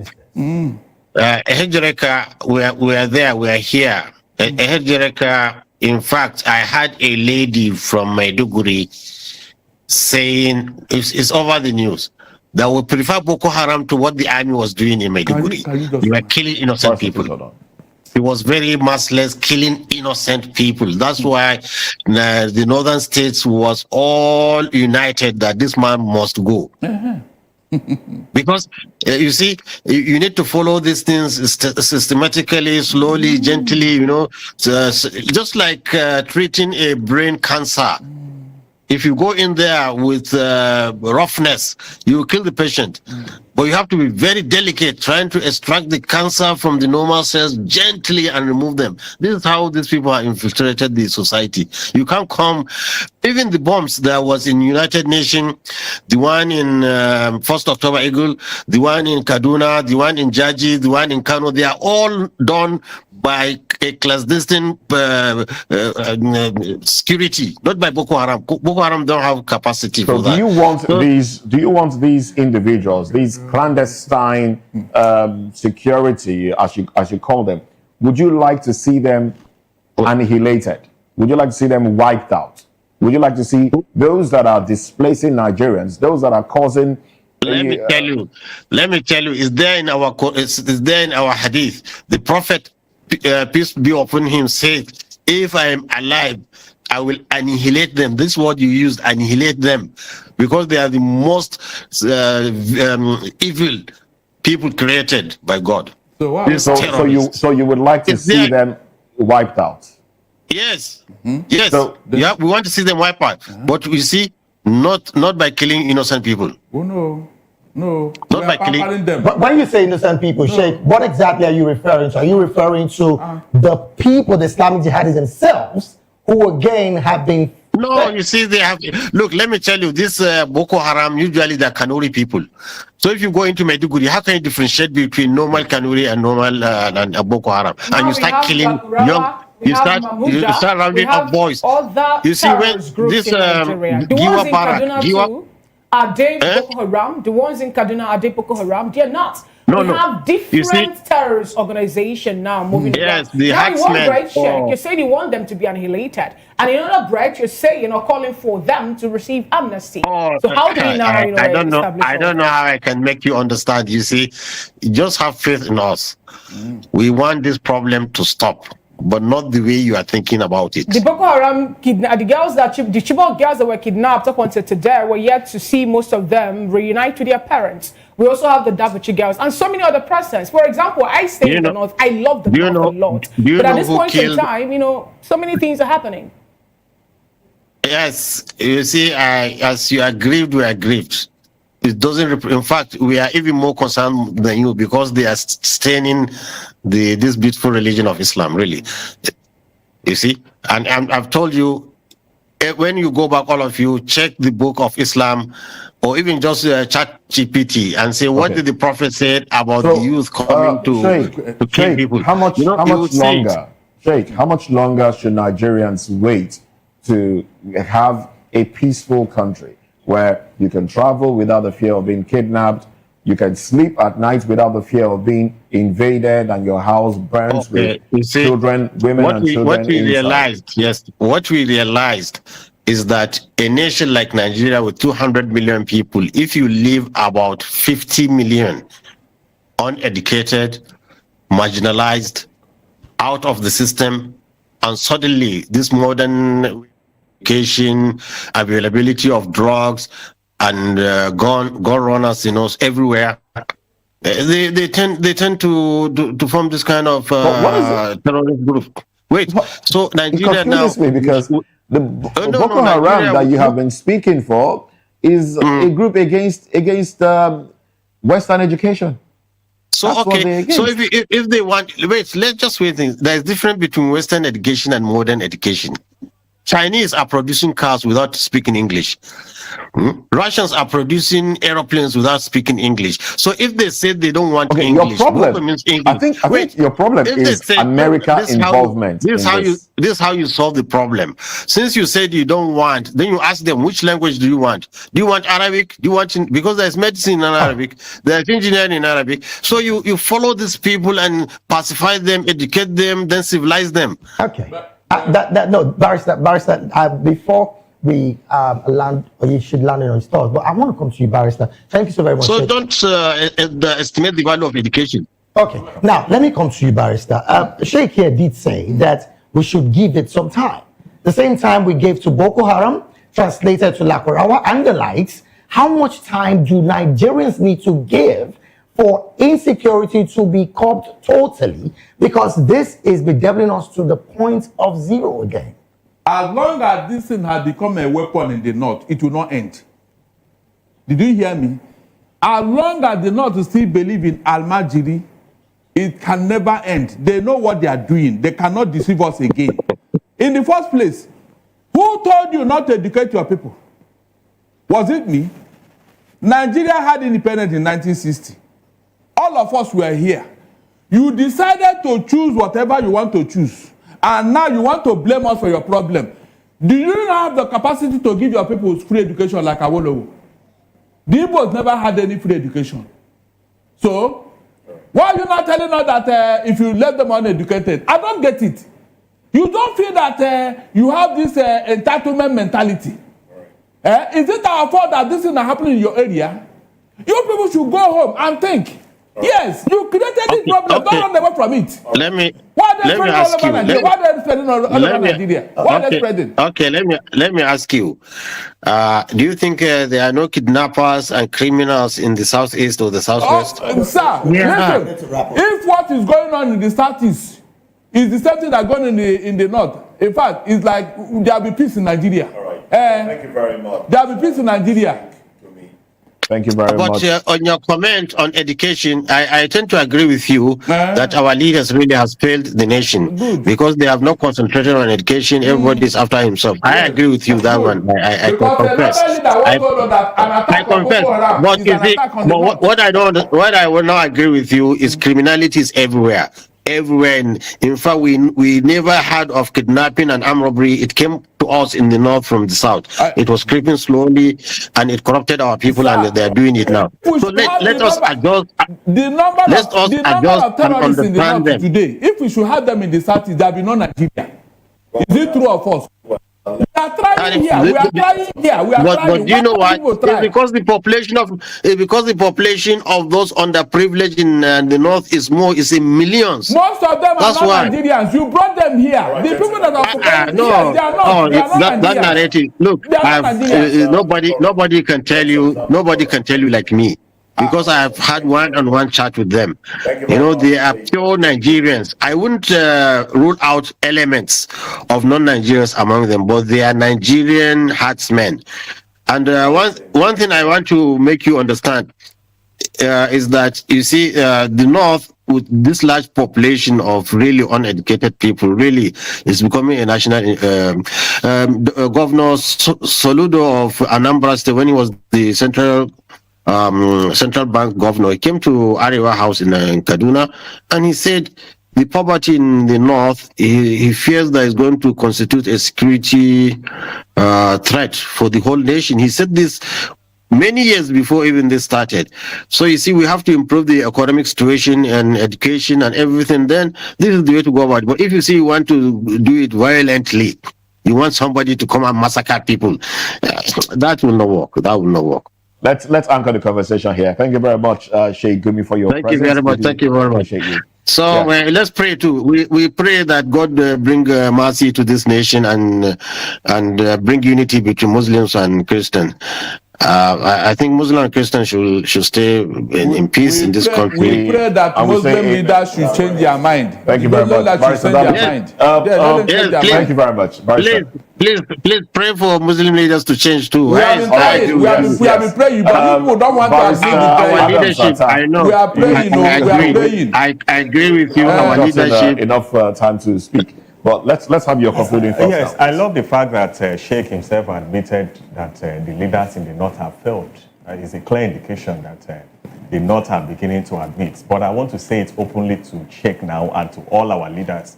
The time to get it right is now. There is no any other time. All right. The time to get it right is now. It's a bigger opportunity for our president to negotiate with Donald Trump on all-inclusive security outfits all over the Federation. Or would you prefer we negotiate with China instead? No, I think that now that Americans have indicated interest, is a bigger opportunity for us to take advantage of that, not just for the North alone, inclusive of what is happening in the Southeast. Because people are there, business is all operating on Mondays. Yes. So I'm saying holistically and collectively, it's not just a one-way traffic something. All right. Let it be a collective bargaining. All right, then. Thank you very much, Barrister Adams Atta, Barrister Darlington Agumo, and Sheikh Ahmed Gumi. Thank you very much for your contribution on the program. We'll take a break. When we come back, we'll dive into another conversation. We'll be talking politics in Nigeria. Join us again.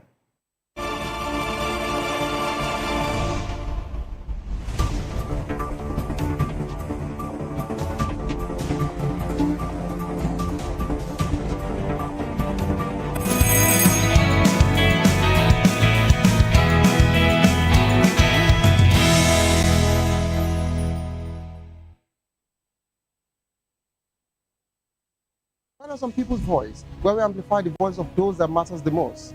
Join the conversation. Share your thoughts with me. I am Sowore Udo. Weekdays, Monday through Friday, from 4 p.m. to 5. Don't forget, our voice matters the most. Let us come together and share our concerns. Thank you.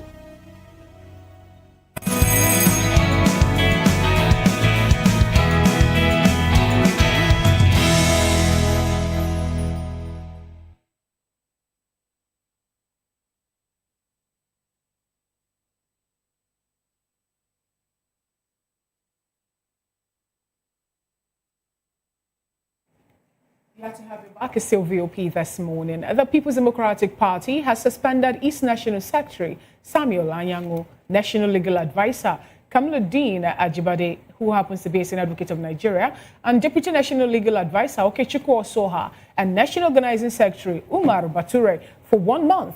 The suspension were announced by PDP's National Publicity Secretary, Debo Olugagba, after an emergency National Working Committee meeting in Abuja.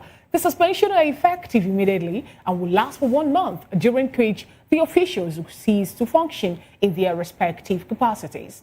The PDP cited alleged anti-party activities and violation of the party's constitution as reasons for the suspension. The party's National Working Committee stated that the decision was taken in line with the provision of the PDP constitution. The suspension comes a day after a federal high court in Abuja restrained the PDP from proceeding with its planned national convention slated to happen this month of November 16 to 15 in Oyo. The court ruled the party failed to comply with the provision of its constitution and the Electoral Act. PDP has vowed to appeal the judgment, describing it as an assault on Nigeria's democratic process. We still have with us in the studio Barrister Adams Atta, and we'll be joined from the Benin studio by Alhaji Ahmed Evabare, who happens to be a public affairs analyst and also a political commentator. And also we'll be joined from Port Harcourt by Prince Nixon Okwara, a public affairs analyst, and also a political strategist, certified security and risk management expert, and real estate developer. Thank you so much. Thank you, Barrister Adams Atta, for being with us. Yes, thank you. All right. Good morning, Prince Nixon. Let's establish communication. Good morning, Alhaji Ahmed Evakere, if you can hear me. All right, let me start off with you, Barrister Adams Atta. What do you make of this particular suspension, 1 month suspension being given out to, some top PDP officials, and also the fact that a court came out yesterday to say they are suspending, the National Working, the convention of People's Democratic Party? I literally don't know what is happening in this part of the world. Is it that we are going on one-party system? It's unacceptable. May we not get to that part. Because if you look at the court over time, the court have stated that it is not the duty of the court to interfere with the affairs of the party. I'm now surprised that the same court is now giving a pronouncement that affers to the dealings of a party.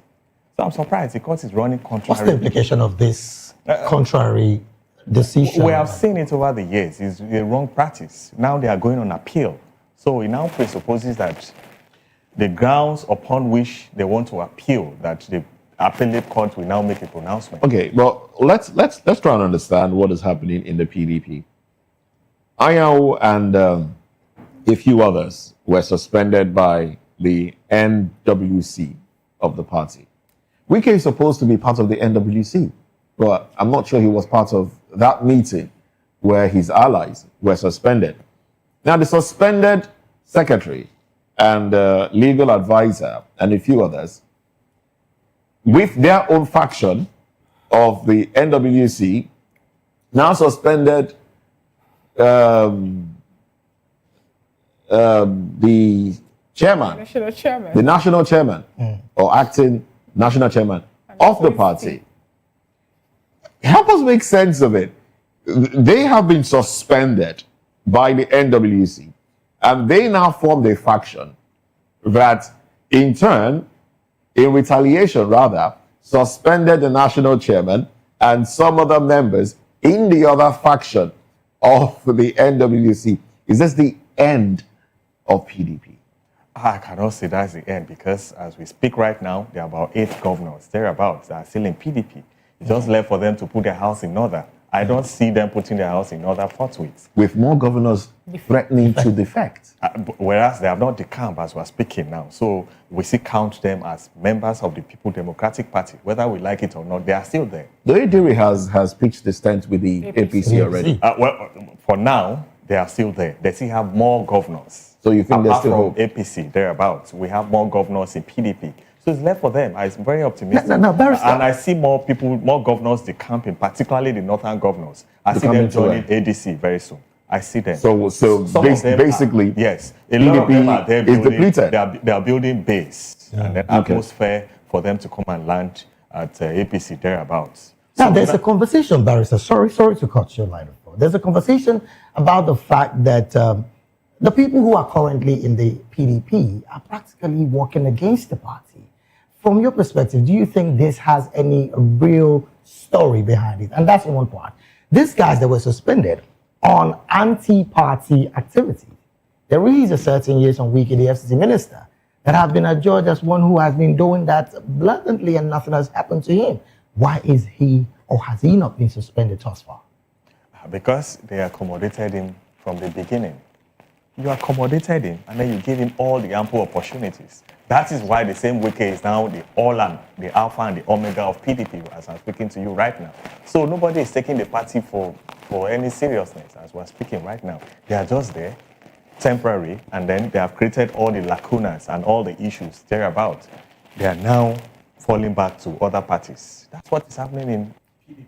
All right, when the Federal High Court in Abuja, when they made a judgment to restrain PDP from carrying out their convention, they say that this was as a result of the fact that the party failed to comply with the provision of the Constitution and also the Electoral Act. I'm talking about the PDP Constitution. Recall that before now, we learned that Lamido couldn't purchase a form because of the fact that some person decided to hide the form from not just him, other people who wanted to participate. And he also threatened to go to court. Exactly. And he threatened to go to court. And boom, we're getting such, ruling from a court saying that that particular convention, for now, is placed on hold. And also with the suspension, 1 month suspension of Anyanwu and Co., it's also going to fall into the time for this particular national convention to take place. Now, what do you really make of all this happening at this point? Because this is the time that PDP need to at least put their house in order for them to be able to know if they are going to participate actively in the 2027 general election. If they fail to put their house in order, what happened in Zamfara State and some other states where there are issues towards the build-up of the last election. And then what happened? The court disqualified them that they failed to produce any candidates in the last election thereabout. So if they fail to put their house in order, they do not have a room. Because if the convention failed to hold sometime this year, apparently they may not participate in the forthcoming election. So it's very, very important for them to put their house in order, because why will you even disqualify a candidate?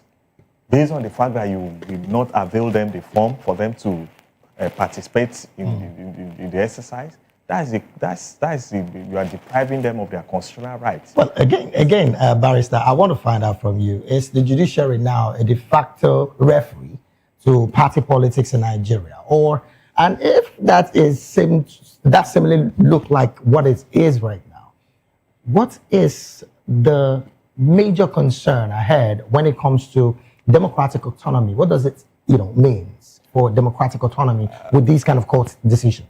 By the provisions of Section 6 of the Constitution, which is clear, the judiciary is there saddled with the responsibility to interpret the provisions of the law to settle dispute between parties.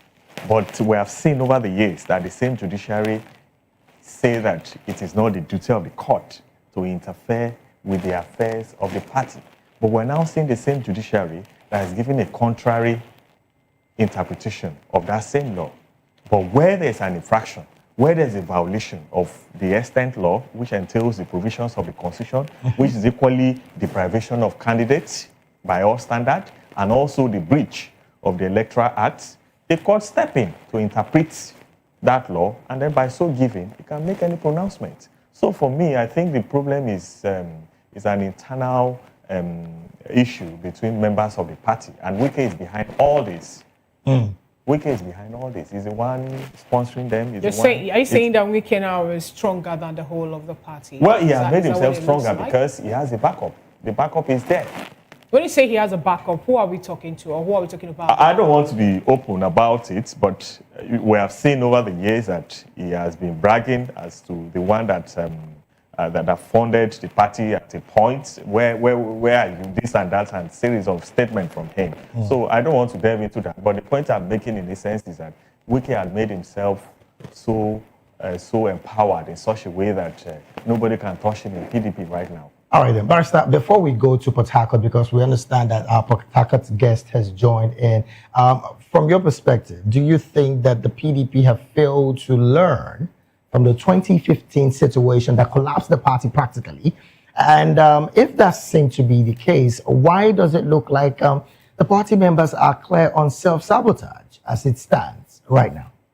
A lot of the PDP members are aggrieved with the decision that gave the party ticket to Alhaji Atiku Abubakar in the last election, more particularly Wike himself, because he felt that he's entitled, spirit of entitlement. Whereas he went to the battleground, he participated in the primary election, he lost. And then he agreed to support the candidate. But at the end of the day, Wike now worked against the party. How will you describe that?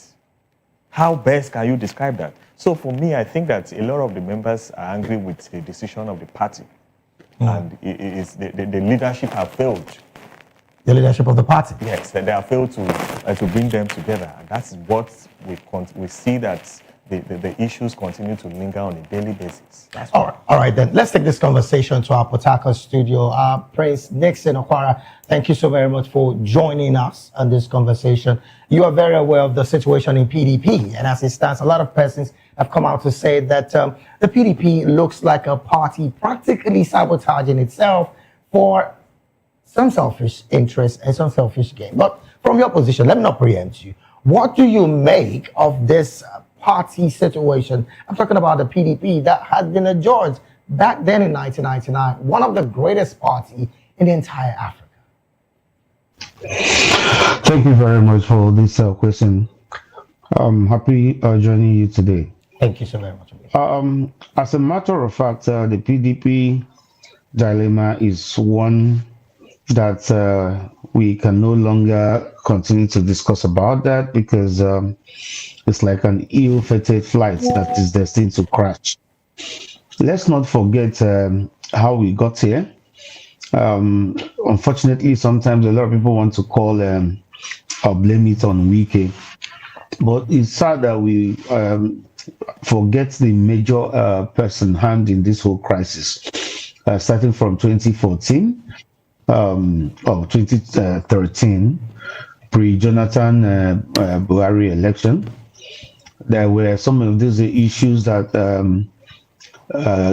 gave away the leadership to our party, PC, and the PDP has not gotten over it at this moment. I see everything that the PDP's crisis is just the desperate ambition of the former Vice President Atiku. And what I see maybe Wike could be doing is fine, since that entitlement mentality of it must be me.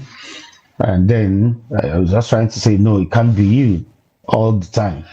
And that's where we see what's going on. And that has not stopped.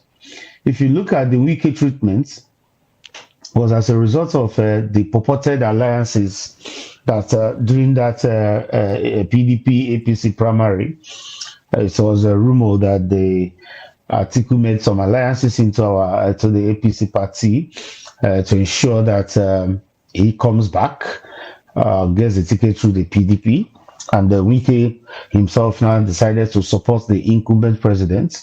And mind you that after that 2014, he left the party to their fate, and some people were holding ground for the party, and suddenly you come back to want to play his lordship in the whole party. You know, those kind of things will not always work. Somebody actually sponsored and sustained that party to the point you returned. Right. So in all this,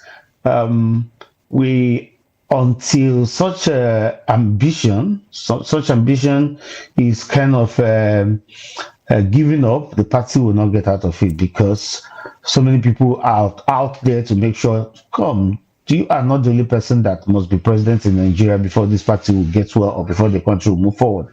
And therefore, we are all here to stop you. I think that is the major thing. All right. The names and the actors we are seeing at the background is not the main issue from what I understand personally. Now, I'm still staying with you, Prince. What do you make of the injunction given by the Federal High Court halting the National Convention of the PDP? What do you make of it? As a matter of fact, we have seen that play out severally in the past, and that injunction can nullify any candidates in the coming election eventually, if the party did not take caution about it. That's the gospel truth.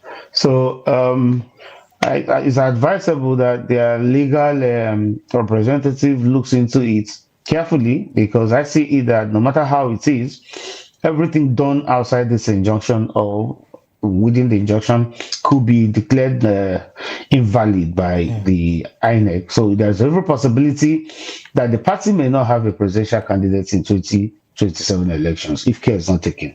Should the party go ahead with the convention? Is that what you mean? Yes, if they should go ahead, it's going to be a very risky one on their parts, unless that order is vacated.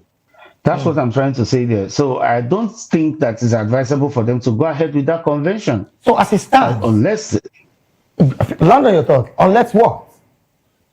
Unless they don't want to have a legal candidate, to field the legal candidates in 2027 election, because you cannot go ahead when there is a court order telling you that you must not go ahead with this. Until you vacate it, there is no need going to waste your time and efforts. That's why I said we've seen that play out severally in the past, and we know what that's going to mean for the party itself.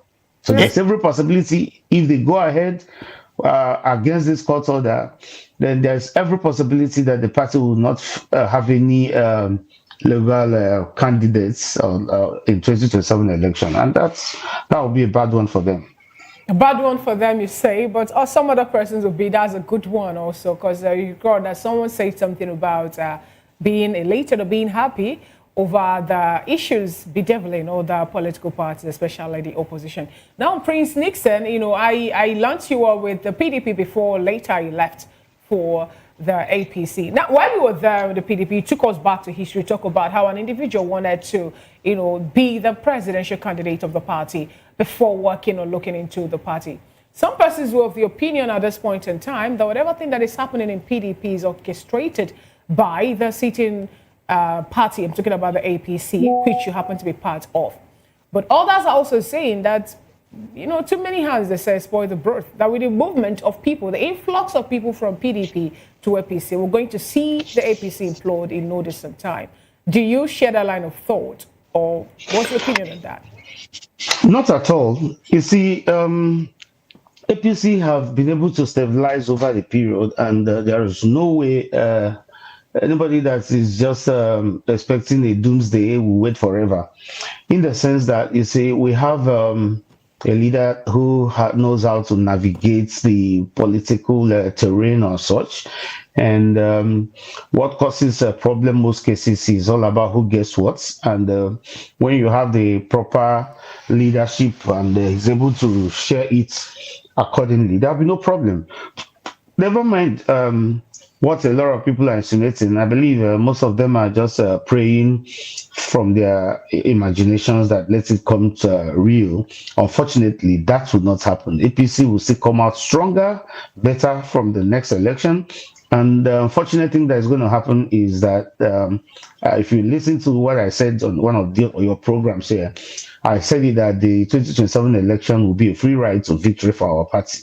And that was before you started seeing this massive movement from the campaign members of PDP into the party. Right. When you look at APC has been able to establish a very strong ideological conventions in the society, and they have also, the presidents have been also to show some strength and leadership in that party, that a lot of people have been able to develop confidence that this is where their interests will be served. Mind you that every politician's major interest is in political relevance and preservation, and all of them have seen the stability in the party, that that's where their interests can be preserved. So I don't see any reason why there will be implosion.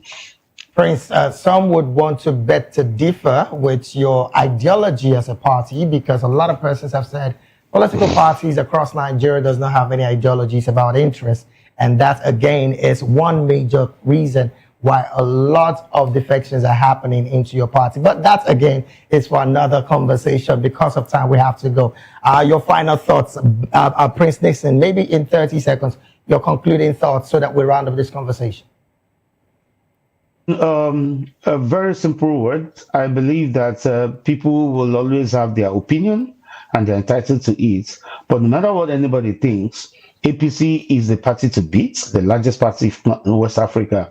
And when you look at the policies of the party presently, you find out that there is an ideological based position of the party. And beyond that, I'm convinced that anybody who is actually looking forward for a robust economy for Nigeria should be thinking about serving his political interest through the All right, thank you so APC much. party. Thank you so much. Your time, 30 seconds is up. Barrister Atta, let's get your concluding thought in 30 seconds. I'm not surprised at the sermon of Prince, because the same Prince now that is saying APC is 100% this and that and that, you will recall that the same person at a point before now is the same person in PDP saying the same storyline.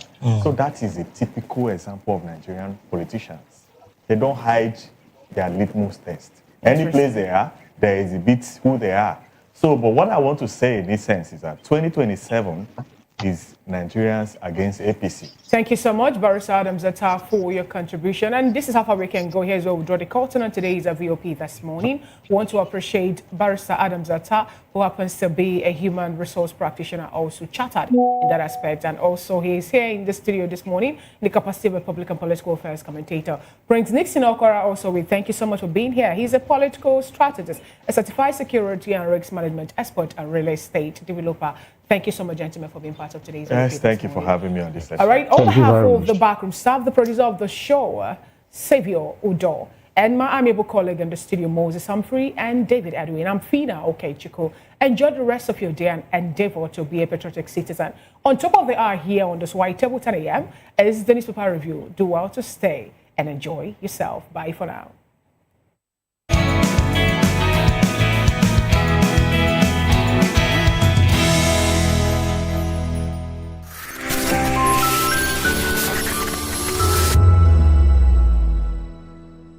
In a world where truth is the ultimate power and opinions scream the loudest, it's time to wade through the noise. Hunger no get tribe. Hunger no get religion. And scan the human interest and trending topics that matter. Stay tuned to The Issues, your plug to the stories making the buzz, from politics to science and technology, social justice, and more.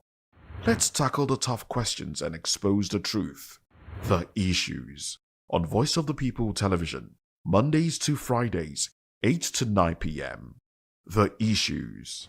Don't just react, understand.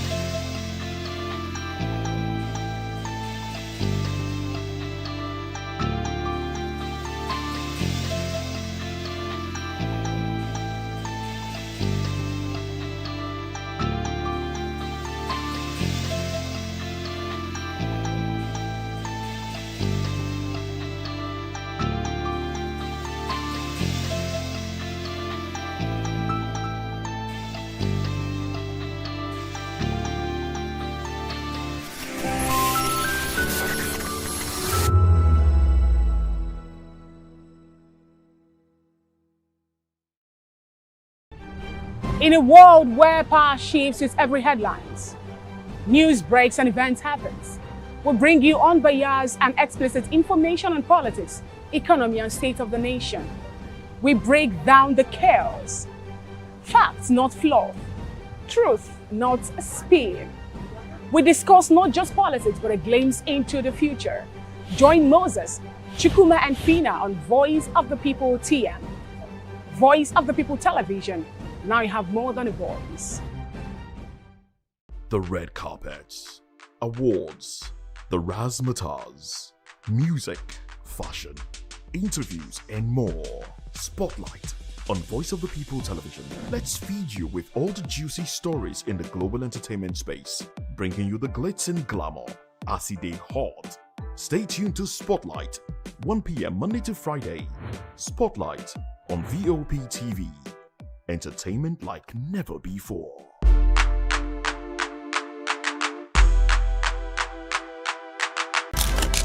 In a world where power shifts with every headline, in a nation full of questions, in a world filled with noise, the truth needs a voice. The policies that shapes our world and the economy that determines our future. Every hour, every day, the grapevine keeps buzzing. And together, we are committed to telling the stories that shape our world, because your voice is our focus. Don't forget, our voice matters the most. Let us come together and share our concerns.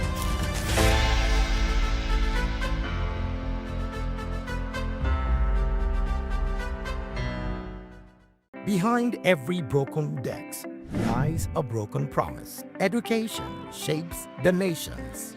But who is asking the right questions? Introducing Edu Dialogue, the show that goes beyond the surface, exposes the cracks, the corruption, and the silence in Nigeria's education system. Edu Dialogue, Saturdays, 3 p.m., only on VOP TV. We break the biggest stories, from missing funds to policy failures. We ask the tough questions and demand real answers. Edu Dialogue, this Saturday, 3 p.m. on Voice of the People Television. This is Health Check, your weekly guide to better living, smarter choices, and trusted answers.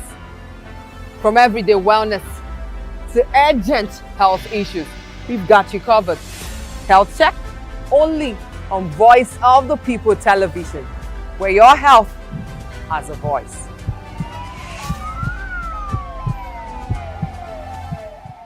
This is African News on Voice of the People Television, where we don't just bring you the news, we bring you Africa's heartbeat, the policies that shapes our world, and the economy that determines our future. African News on Voice of the People Television. Stay with us.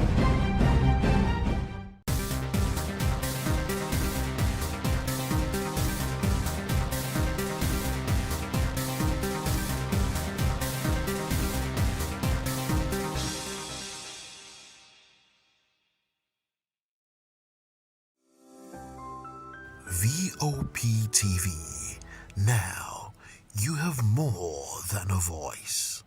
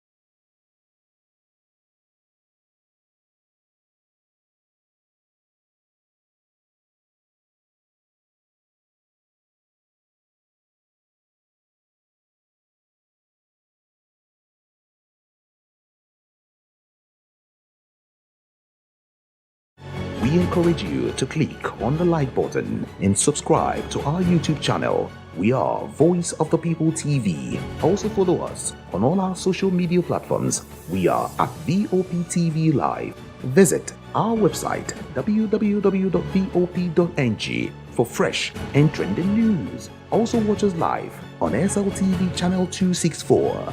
VOPTV, Voice of the People Television.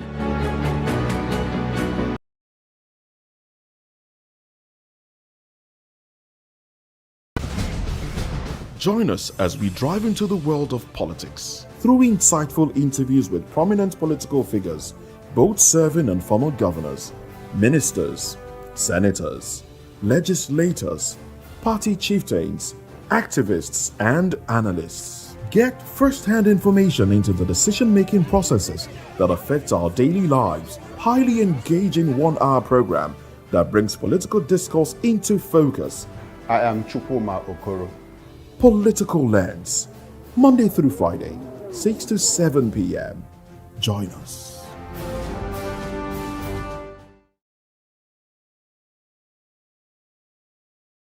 Your thoughts with me. I am Sowore Udo. Weekdays, Monday through Friday, from 4 p.m. to 5. Don't forget, our voice matters the most. Let us come together and share our concerns. Thank you. 2564 is coming up on Burning Down, right? 2564 Atlantic Tower. What happens in the hush behind hangar doors? Who signs the papers that gamble with lives? Which truths were grounded before they even ever had wings? If you've ever buckled a seatbelt at 30,000 feet, if you've ever stared out of that tiny window and wondered who's really in control of the skies, it isn't just flight, it's power, it's politics, it's pressure sealed in steel. We're peeling back the clouds from runway risks to sky-high secrets. We're diving deep where most dare not to look. Aviation Scope, every Sunday at 7 p.m. only on Voice of the People TV. We don't just report, we reveal. We don't just ask, we uncover. Because when it comes to the skies, ignorance is turbulence. Aviation Scope, the sky isn't the limit, it's just the beginning. Hey guys, what's up? How you all doing? They call me Novation Nelson One, your number one celebrity host, and you are watching Voice of the People Television, VOP. Stay tuned. Uyo Sarati is my name. I am a friend of the microphone, Voice of the People TV. That name is unique, and the brand is very sweet. I like the packaging. Picture qualities, camera qualities, and then of course, the quality of human beings that I see sometimes on your channel. I talk and get paid, and I look forward to being in your studios. Oh yes, you are on to Voice of the People TV, live here in Benin City, the cradle of black civilization. What are you waiting for? Tune in, bro. VOP TV. Now, you have more than a voice. Hi, my name is Tosin Mohammed. I'm a gospel artist.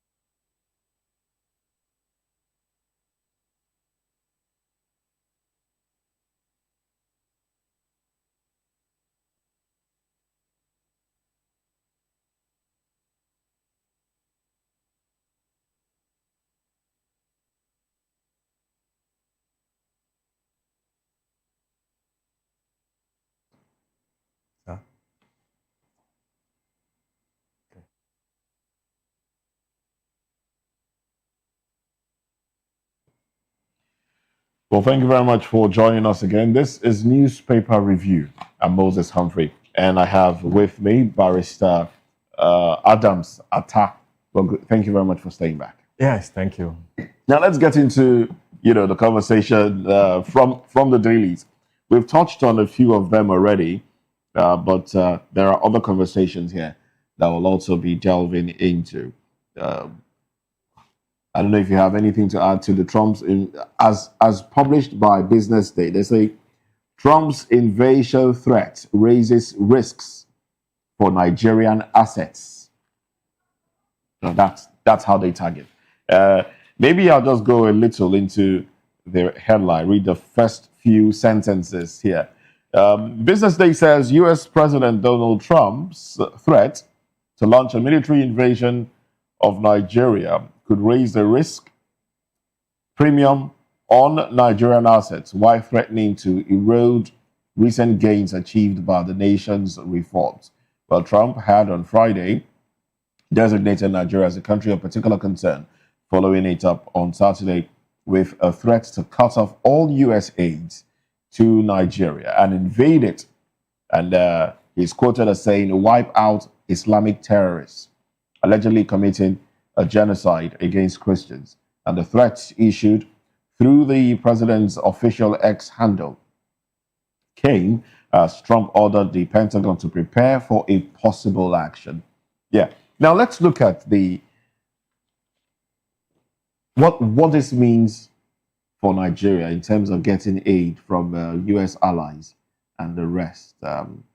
Visas. Just the other day, we saw that a visa of the Nobel laureate Wole Soyinka was revoked by U.S. Embassy, and he organized a press conference to complain about it, but they also replied him saying that look, visa is a privilege, and it is at the prerogative of the country to determine whether or not to issue it or revoke it. And now we're having this.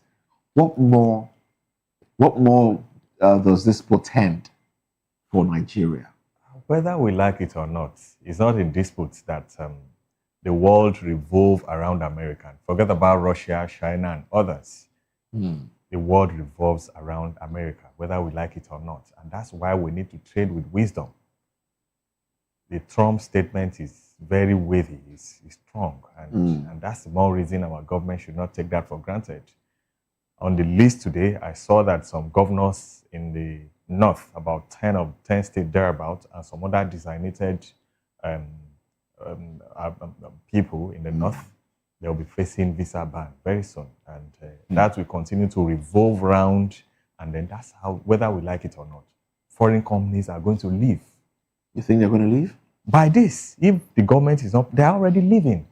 Because will you want to have anything to do with a nation that the security outfit is 0/10? No, because your life first, like I always say, and I will continue to say, and I'm saying it again, your life first before any other thing. Because if you don't have that life, how are you going to do business? And that will further affect business transaction in this part of the world. People are going to leave if the government is not doing anything. And I particularly think it will erode the gains that this administration might have gotten from, the seeking of foreign direct investment, seeking of public, foreign assistance and all of that. I think it will affect all of that. Yes, definitely. Because for me, I literally don't even know what they're using all those aid and support for over the years. Because you see that America, they will go and seek for loan, this so amount, a very humongous and bogus amount of money, huge amount of money. And then at the end of the day, we are not seeing results. Will you want to fund a project that is not yielding results? Will you, if I ask you, if I may ask? Nobody no, of course not. Nobody on earth. Not. Except our selfish politicians. But our selfish politicians will do that. They know that this project is not something that can yield results, but the same government will go and invest. At the end of the day, once there's a change of government, you see that the whole policy, the whole ideas, the whole business and everything will just disappear like that. So over the years, we have seen that in this part of the world, we have leaders who are not serious. And that is what we're experiencing in this country. All right. Well, let's look at a few other papers now. Let's now, Business Day has a few headlines here I would like us to touch on. I'd like us to touch on a few of the headlines here that Business Day has. Serap sues Akpabio, Abbas over 3 million naira bribe for bills scandal. And also, NDLEA uncovers secret Colorado factory, NAB's owner in Lagos. This one happened. I mean, it's just in our backyard here in Ajaware State, where a 30-year-old was, a house was invaded belonging to a 30-year-old Nigerian who's said to be producing Colorado. And Colorado, we know, is a synthetic strain of cannabis, and it's banned. But anyway, some more headlines here. Atiku, Anambra poll will test INEC chairman's credibility. Diri defends defection to APC, says move in Bielsa's best interest. Lagos government to e-hailing rape victims. Come forward. Justice awaits. I don't know if you're familiar with that story. They'll touch on that. We will touch on that as well. Presidency praises Kwankwaso for slamming Trump's military threat. Gumi to Tinubu, cut ties with US over Trump's threat. All right. And then Nel Fund crosses 1 million student loan applications. Well, these are the headlines on the cover page of First Daily. And you find some of them across the papers. Barrister Darlington joins the conversation this morning. Barrister Darlington, and good morning. Thank you very much, Barrister, for coming. My pleasure. Before they can threaten the US over this issue, let them start in-house claim that have contributed to this nonsense. They should deal with them. They should reprimand them. They should, in fact, bring them to book. It's not enough. Look, Mr. Moses, it's not good when we select justice. When we select those we should reprimand and those we should let go. If you check, all the people that are now clamping down on the Donald Trump and America and all that, they are the ones that caused the problem. Did you notice it? They are the ones that have said things. Even the people say that is sovereignty. Which sovereignty are you talking about? Our sovereignty has been taken away by terrorists. A fact that you and I know. Our sovereignty. Because if Nigeria were to be what it's supposed to be, who is that terrorist that will step into Nigeria and foment trouble? Is it not a shame that terrorists are occupying our states, our villages? For 15 years now, and the government is looking the other side. And somebody wants to help you, so you don't want to help yourself, and you are saying sovereignty. Which sovereignty are you talking about? America cannot come here. They are not coming to occupy here. They are not coming to take anything. They just want to do their thing and go away. What do you have in Nigeria? They have oil just like you. So what do you need? What do you have? All these people talking about this sovereignty. Where was your sovereignty when terrorists are taking over our lives? I mean, terrorists, not even from Nigeria. So please, let us be careful. If you think you can solve your problem, then solve it. Why can't America go to China, go to South Africa, go to Egypt to help them solve problem? Why can't they go there? Why are they not on the list? We should be very careful. Okay, look at it down. The leadership of Nigeria, they have not woken up, Abi. But all the while you and I are talking about this, did anybody listen to you? But did they listen to us? Did they even see it as a problem? Now, a foreign government is now reminding you of what to do, and you call yourself a government. Okay. No, it's I was hoping we'd just segue into other conversations, but Barrister has brought us back to, and it's a burning conversation. It's what Nigerians are talking about. It is. Yeah, and I think this administration has not handled it very well. Tagging it communal crisis, which is what the president said when he visited Benue. after people were killed in Benue. President, look, you guys should solve your problem. I think that's quite insensitive. That's quite insensitive. People want to go to America now.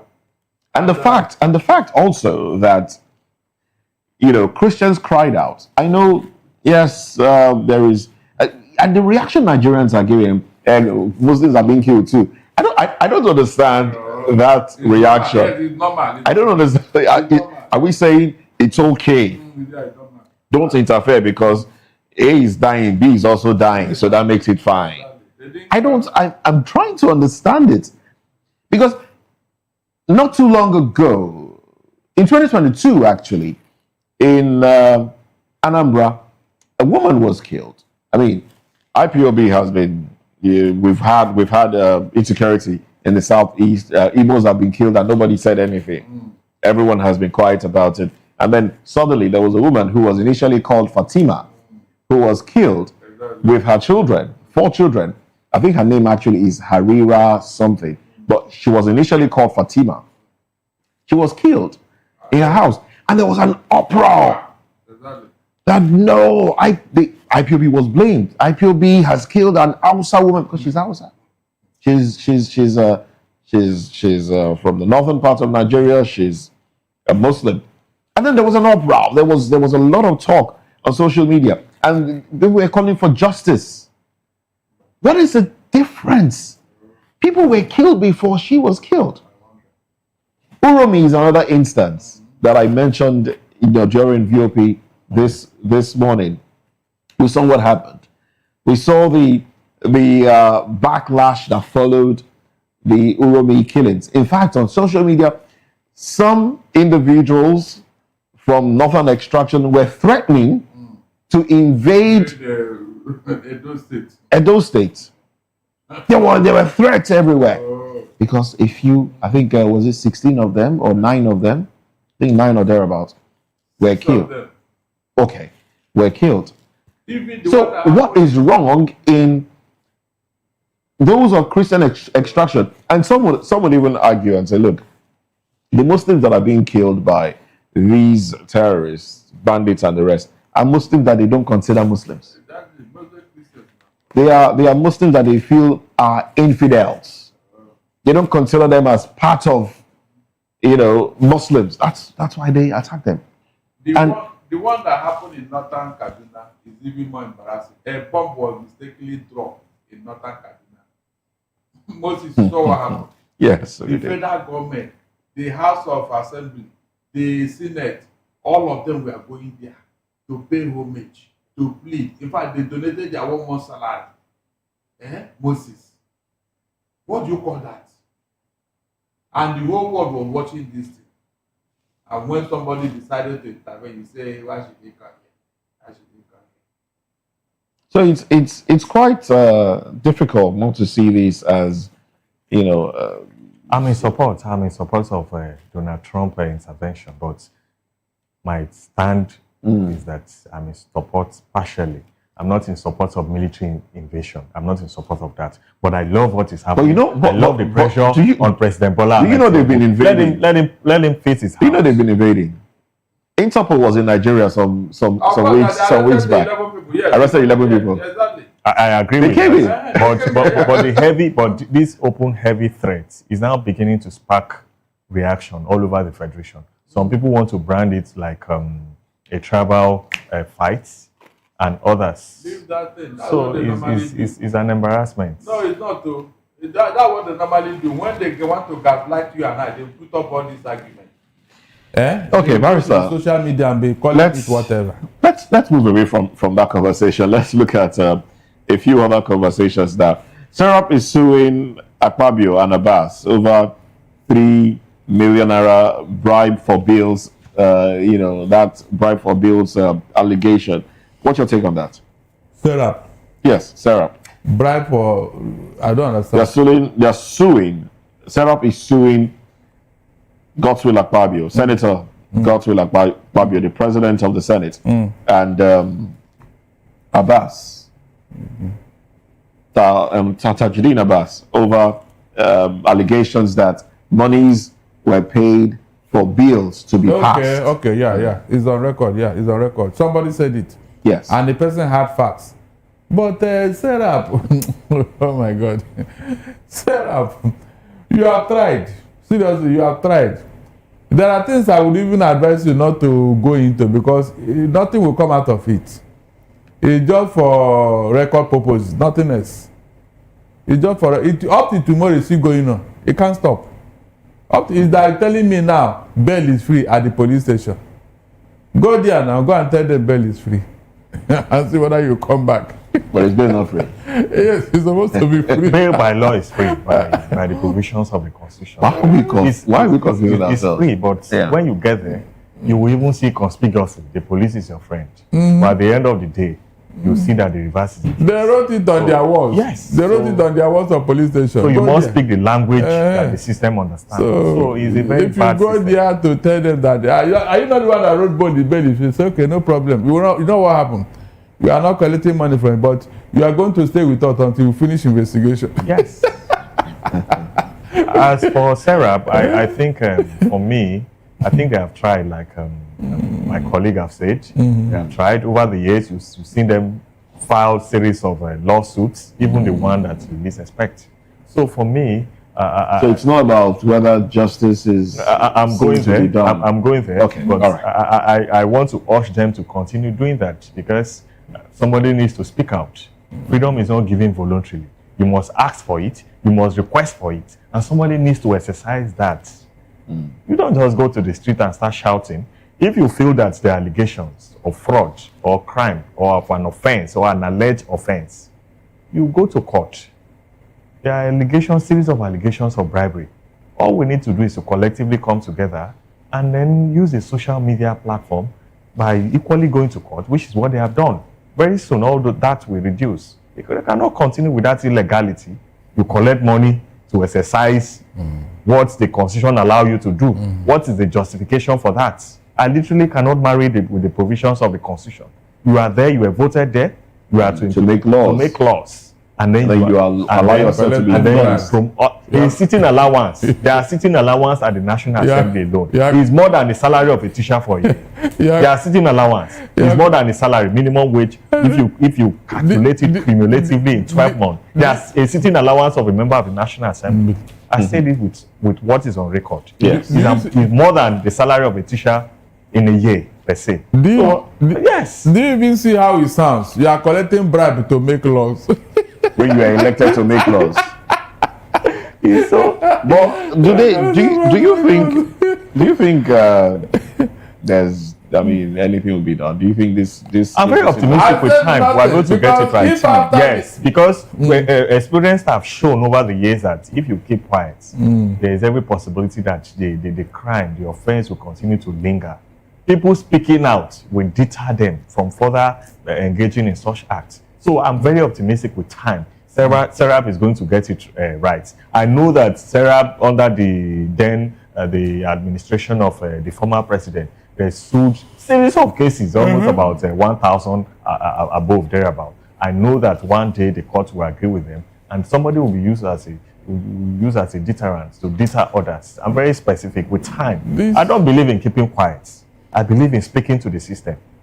This APC government, they are not remorseful. They are not, seriously. And not under Agbabio. If after what the sister revealed, the sister-in-law, if after all her outbursts and that man is still in office. Barrister, are you going to hold on to what the sister-in-law said, seeing that the sister-in-law's husband also campaigned for him and of course knew those things? Those accusations, they had those accusations before campaigning for him, and he's only coming out now because they've fallen out. No matter when an infamy is discovered, the important thing is to look at it. Abi? Yes, the important thing is to look at it. Yes. That's the truth. No matter what brought it up or the circumstance or situation, look at this thing that this lady is saying. Is it worthy to be investigated, especially the murder aspect of it? Who is now going to investigate the system? The murder aspect of it. That's the issue. Murder. And the man is sitting there. With his stained hands. My brother, let's go on. Oh. It's impossible. Let's go on. Let's take some headlines from Nigerian Tribune, and we might just pick them and react as we go. Man projects 3.1% real growth, 10.2% contribution to GDP in 2026. That's Manufacturers Association of Nigeria. Yeah. Man. The same man that is saying that there's a write-up to that story before you react. Calls for approval of 1 trillion naira stabilization fund, expansion of BOI capital base. Go ahead, Barrister. Now, this same man told us that some banks are closing down businesses because of a loan that these businesses collected and they cannot pay. So where will be growth be coming from? If businesses are closing down because they can't pay their loan, with the high interest rate and all that. So all this speaking from both sides of their mouth, I don't understand. They made projection last year concerning this year. I hope you remember. Where is those projections? Where are they? We can't see any of them. The 7.2 million business that closed down need to come up before you can say Nigeria is growing. Not when you see 1 or 2 businesses that are supported by politicians. Like a particular oil company have been doling out profit after tax in trillions. And you are not asking yourself, is this the only oil company in Nigeria? Where are they getting this money and this fat profit? These are the things that deceive people. If you want to look at figures, you must be holistic. All the businesses must be brought together to know. Not out of 10 businesses, only 2 are performing. You now use those 2 to give us, without looking at what is behind them.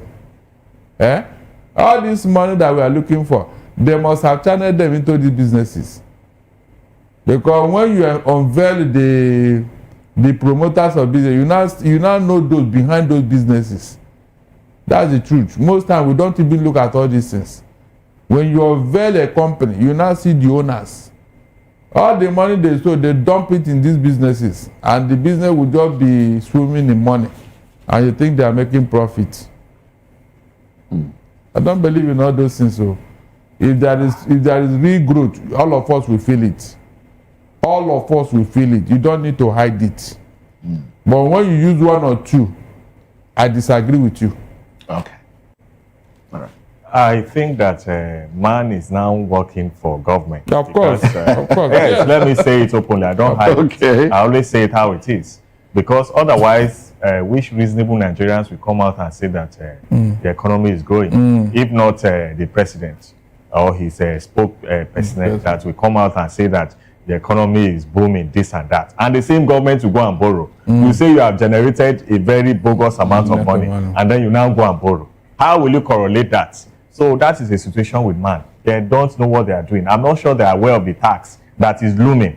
A heavy tax is looming from 1st of January. And as I'm speaking to you now, the 5% fuel. Yes, and a lot of the only thing that we may not pay tax in 2020 is the air or subsequently is apparently is 2 things for me. Apparently the air that we take, and then maybe when you are cohabiting with your partner.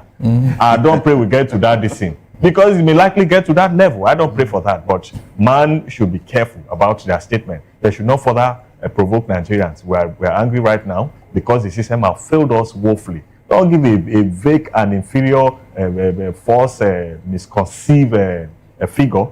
It's wrong for me. I don't know who gave them. I don't know what statistic, what data analysis they have adopted to have arrived at that figure. But for me, I literally do not agree with man. And that's my take on that. Tax. New tax laws promise relief for freight. That's a different story. But let's look at a few headlines here. From Nigerian Tribune still, troops kill terrorists, arrest 20, rescue 17 kidnapped victims. All right. Zenith Bank posts 917.4 billion naira profit before tax in 9 months as gross earnings rise 16% to 2.27 trillion naira. CPPE endorses 15% fuel import duty. Says policy will catalyze local refining, industrial growth. Gentlemen, local refining. Local refining. Here is the refinery. The only functional one we know right now is Dangote refinery. Of course, when government is making this projection, they should not use the private businesses now. They should have told us that. They should have told us which refinery is going to refine the so-called local refinery. Is there any functioning one? The answer is no. Yes. So why are you making projection with something that is not there? Is it not funny? You are making projection with what is not there. I mean, they should tell us something else, and people will now run with it now. That next year there will be refinery, this and that. How many years now that we are talking of refineries in Nigeria? But Goa is coming up. Look, let us talk of what we have at hand. Is there any? A bird in hand, they say. Because the government have failed. Buhari promised us refinery. Nothing. They say what? These same governments. There was a time they came at a point that the Port Harcourt refinery is working. Can you give me an update? But Bayo Julari has said the refineries will work. He seems bent on it. Forget those social media crusade and paparazzi. Those are nonsense talk. First of all, let them tell us where the 210 trillion naira is. If they can return that money, we cannot say, okay, there is a likelihood that something will happen.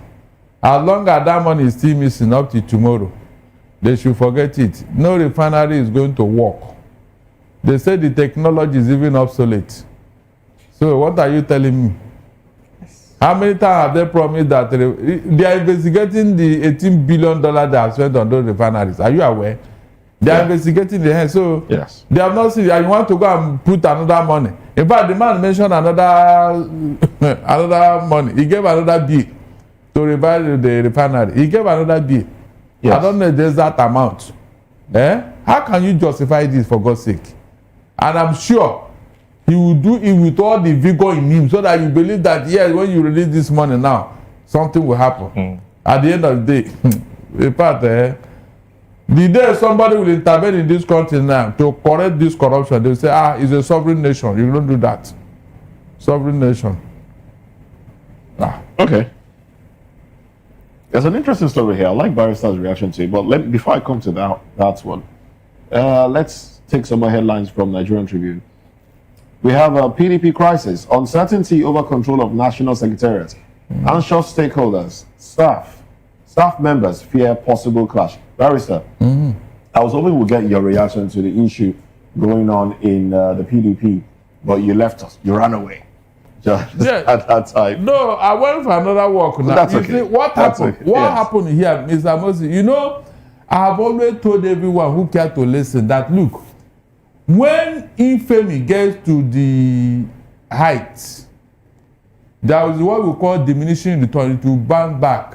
You say this thing that nobody is taking serious. This the destabilization of opposition for personal gain and all that. You can see it. It's like this thing in 48 laws of power. When you strike the shepherd, the sheep will scatter. So they are striking the opposition party so that the members will scatter. And where will they scatter to? They will run into APC. Because as at now, it is the only stable party. You can see you can see the trick here. But I'm telling you, something will happen very soon over this nonsense. Prophet, no, seriously. Barrister prophet. Is it prophet barrister? Don't worry. You forgot that human beings are the same.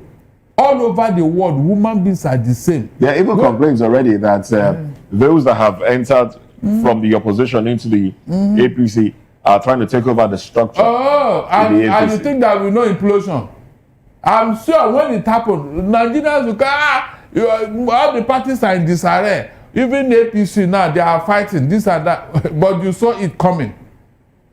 Why not allow these people to exist peacefully, Moses? What is wrong? What is wrong in allowing this party to exist peacefully if you truly want to enthrone democracy and opposition? You remember that APC committed so many infractions when they were in opposition. But PDP under Jonathan allowed them to flourish. He was not looking at all those things. Even the registration of that party, there were so many, shortcomings. But Jonathan allowed it. This thing now that they are picking on opposition to make sure that they don't exist is a lie. They will not see the problem, but I've already seen it. It will happen. Maybe by that time, they will not know what they have done to themselves. It's like this thing that we are discussing here today. Moses, when it started, the people that brought in this thing, did they know that it should get to this point? Did they know? No, as at that time, they were very happy. Going all over Africa, all over the Sahel, bringing terrorists into Nigeria. Look at where we are now. I think the president is more interested in securing his seat for 2027. Let him go ahead. Yes, and that's the best. Because if most of the governors come into the APC, they will have no choice but to work for the presidential election for the president to get back into office. Then when that happens, what happens to those who are returning, those who want to return, and those who also are in the APC and want to get into, there are promises the leadership made in to states. them. There are promises made to them. Are you aware? For them to defect. There are promises made to them. Second term. So when the president secures his own seat, others might not start to scramble for whatever. And that's the sole achievement for this administration. Is wooing opposition governors to his camp. That is the only sole achievement I can credit Mr. Well, President. they've done a few. That's it. I can't see anything. I don't know whether I'm built where. Roads have been built across. Go and see. Go and see what is happening in Lagos. Go to FCT and every other part of the federation. Are we supposed to appreciate them? Are they not paid? We voted them. It's just in this part of the world that you see people. You pay tax. Yes. You pay tax for all these things, and then in return, that is part and parcel of the social contract theory. You pay tax, and the government in return give you security. Do you have that security as we are speaking right now? I pay for it. I provide mine. So that's the own local government. Of course. That's the issue. Our own Chukwumara traveled. He gave me details of the road yesterday. So you see all over the federation, you are going to Edo State, you see how the road network is so bad. You are going to Kogi State, you are going to, let me give a very practical example. You see that for over 20 to 25 years now, the Abuja road that linked to Lokoja to FCT, they are still building it up till date for more than 20 years. What is that? Is that democracy that we clamor for? Is that what we voted in? How long? You can see they have awarded this project now, that, what is it called? The recent project that linked from Lagos to Calabar, the coastal road. It will take them 200 years. Lagos, Calabar, if they cannot build from one state, in Kogi State to FCT, that will take them 200 years. And then look at the bogus amount of money for assigned per what? Per square meter or per se, thereabout. 7 point something. In Abia State now. How will you correlate that? That money will not even get into the hand of the workers. The contractors will get it. They will get a very bogus amount with their concession and agreement with the politicians. But paying the laborers, they will take undue advantage of those people that will do the bulk of the work. That's where we are in this country. In Abia State now, they say the federal government have awarded contracts and they have given the contractor deadline. 30 contracts. I said, hey, that is wooing Alessoti to come into APC. You see what they do. By the time the man comes, those contracts will be still bad. That's what they do. They will throw a bait at you, and with that bait, they will draw you in. You think that they are bringing paradise. Nothing. Ask the other people that they play the same game with. What happened at the end of the day? That is what these people are doing. And you are telling me that this will not cause problem in later. It will. It will. It's a matter of time. It will. No, there are options. 2027, there are options. And I love the fact that ADC, they are very quiet. I love the general who is in charge, even Wike himself, who claims to be the arrowhead of what is happening in PDP right now. He's afraid of David Mark.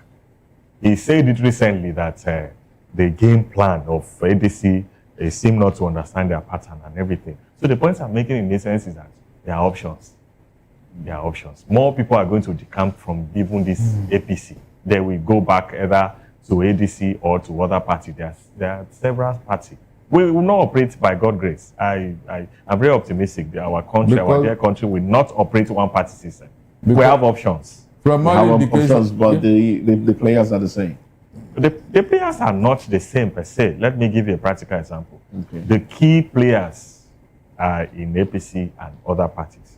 But like I said, with few parties. But like I said, is now 2027 is now them versus the people, Nigerians. So it's now left for us. People are suffering. All those people that voted APC, they are not buying petrol from another filling station. So who are not paying tax in other places. Who are the politicians in other parties? You and I. We belong to other parties. Whether you like it or not, you are born. Everybody is a politician. I'm not a politician. Whether you not contesting election. You don't need to contest for an election before you have that in you. That you can make a decision like you can like him more than me. That's politics. Well, that's the beginning. That's the definition of politics. Now, that you have options. Peter Obi that made an impact in 2023 doesn't seem to have a party. Well, I don't know what recently happened. He's silent. He's adamant about everything. After that election, he will not tell us where he's going. So you see, is he going to run under Abga? Is that it? Is he going to run? No, but he was part of the people that met. November is here. He was part of the people that met recently, the last 2 months, and others that they are fronting ADC.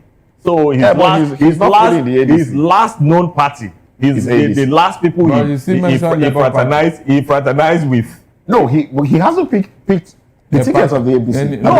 This is not the time. This is not the time. Even Atiku have not picked. Yes, they are just hibernating. They are washing. I don't know. That's why I'm saying they are silent. It's better to keep silent because the way these APC people are operating, they can even go and bring out a charge of a criminal allegation of 2010 against Atiku, of 2009 against Peter Obi thereabout. So they have to be careful.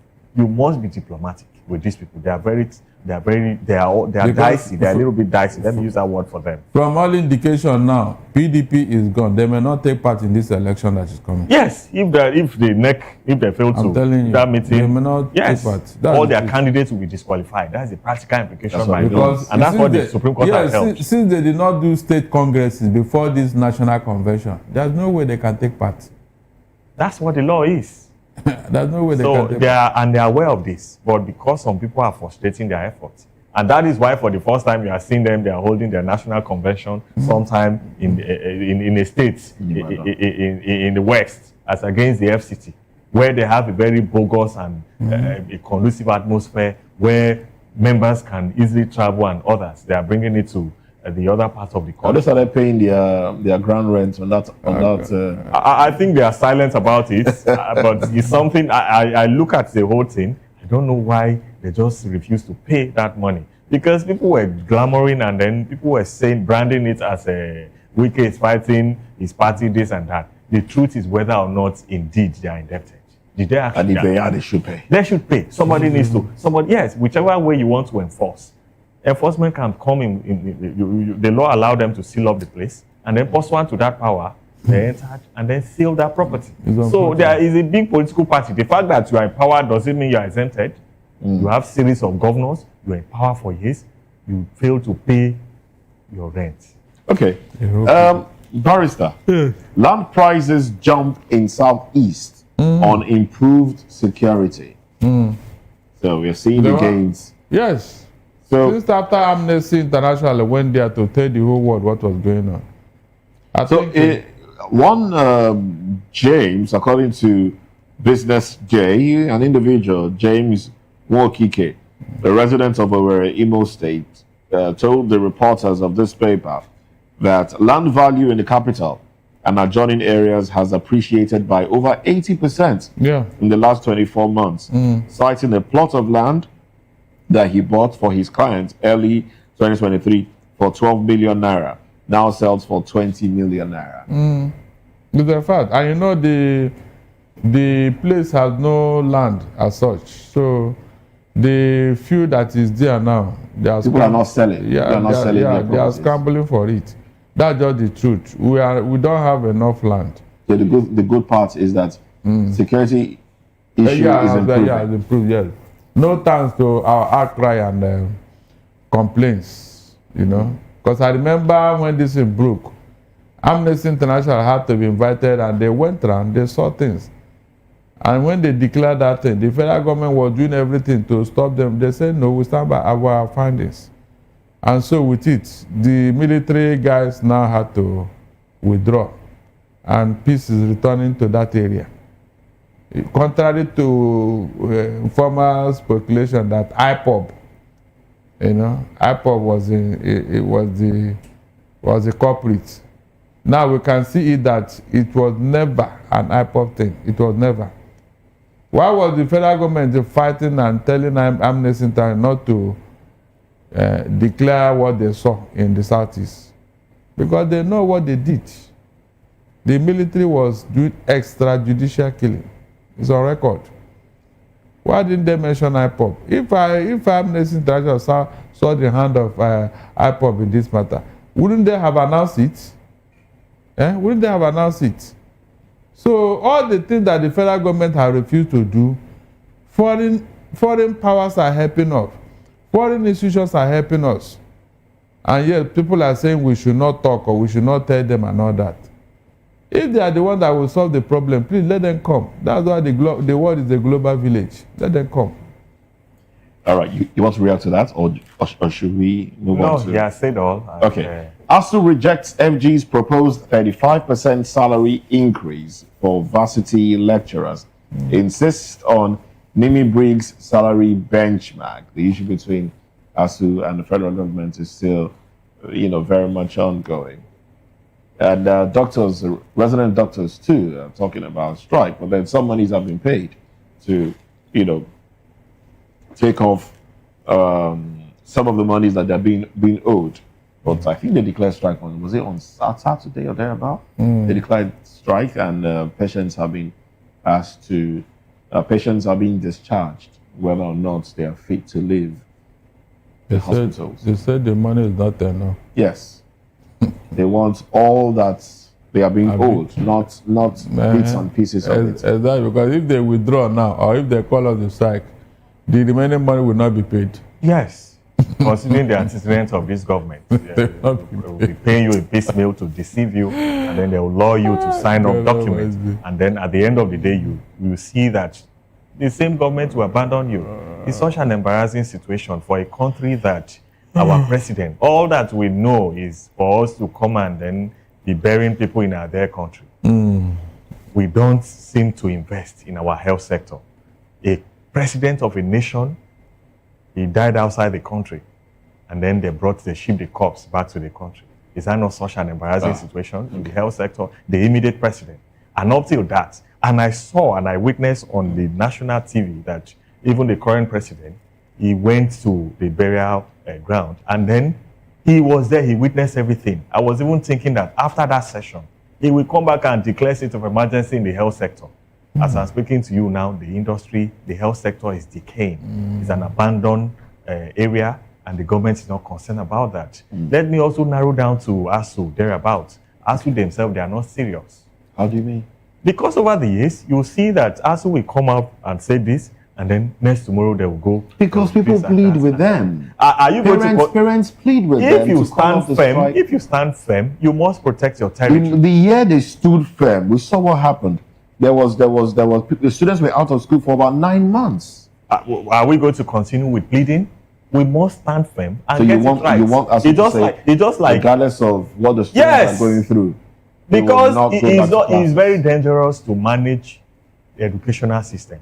They are complaining that the educational system is not well equipped, and then you now go and manage the sector. What products of this, what graduates are you going to produce? Half-baked products? And then a lecturer who is not well paid, do you think he's going to deliver fully?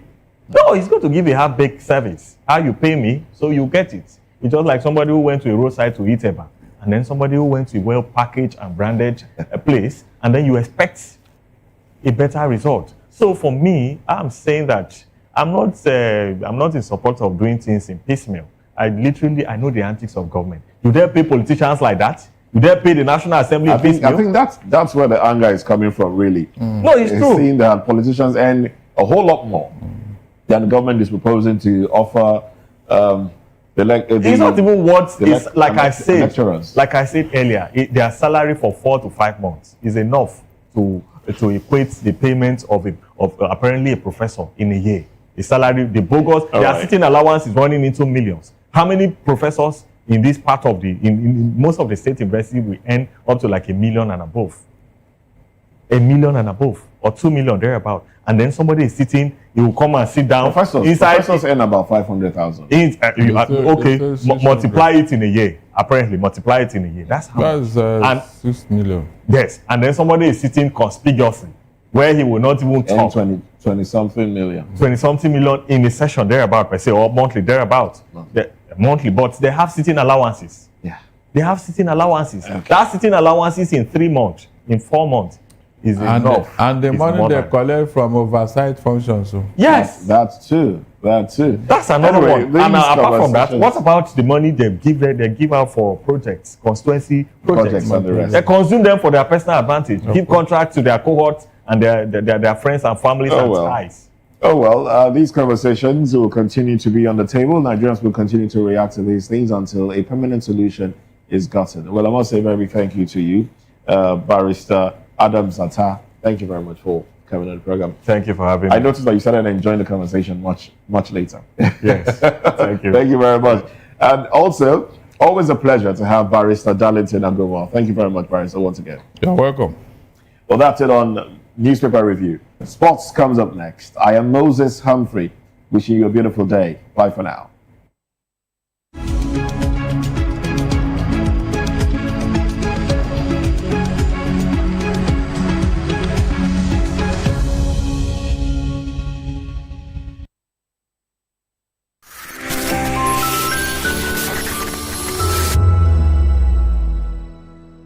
In a world where truth is the ultimate power and opinions scream the loudest, it's time to wade through the noise. Hunger no get tribe! Hunger no get religion! And scan the human interest and trending topics that matter. Stay tuned to The Issues, your plug to the stories making the buzz, from politics to science and technology, social justice, and more. Let's tackle the tough questions and expose the truth. The Issues on Voice of the People Television, Mondays to Fridays, 8 to 9 p.m. The Issues. Don't just react, understand.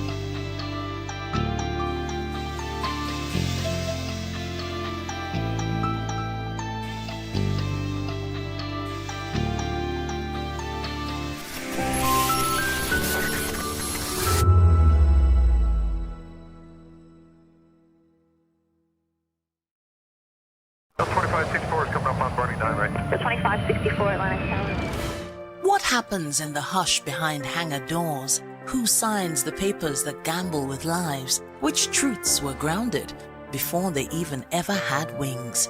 If you've ever buckled a seatbelt at 30,000 feet, if you've ever stared out of that tiny window and wondered who's really in control of the skies, it isn't just flight, it's power, it's politics, it's pressure sealed in steel.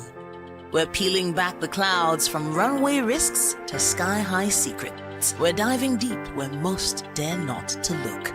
Aviation Scope, every Sunday at 7 p.m. only on Voice of the People TV.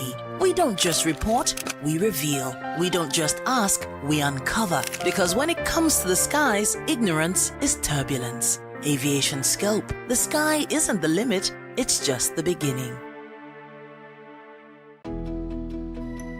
3 years ago, we lit the spark. Today, we are blazing the trail for others to follow.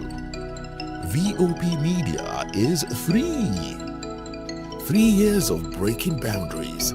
3 years of being that bold voice that echoes the thoughts of the people. 3 years of telling stories that matter. We have experienced complete breakdown in democratic governance. We are not just a brand. We are a movement, giving voice to the voiceless. We go to bed empty hunger. To every viewer, every voice, and everyone that has made us who we are, we say thank you. VOP Media, 3 years and still counting. VOP TV. Now, you have more than a voice. In a world where power shifts with every headlines, news breaks and events happens, we bring you unbiased and explicit information on politics, economy, and state of the nation. We break down the chaos. Facts, not fluff. Truth, not spin. We discuss not just politics, but a glimpse into the future. Join Moses, Chukuma, and Fina on Voice of the People TM. Voice of the People Television. Now you have more than a voice. The red carpets, awards, the razzmatazz, music, fashion, interviews, and more. Spotlight on Voice of the People Television. Let's feed you with all the juicy stories in the global entertainment space, bringing you the glitz and glamour as they hot. Stay tuned to Spotlight, 1 p.m. Monday to Friday. Spotlight on VOP TV. Entertainment like never before.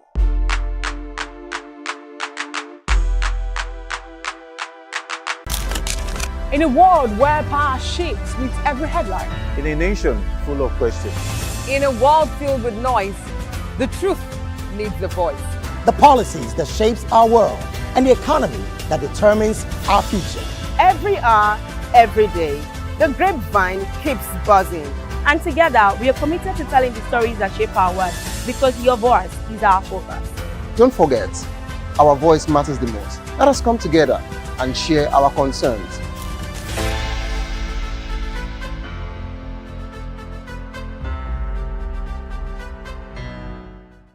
This is African News on Voice of the People Television, where we don't just bring you the news, we bring you Africa's heartbeats, the policies that shapes our world, and the economy that determines our future. African News on Voice of the People Television. Stay with us.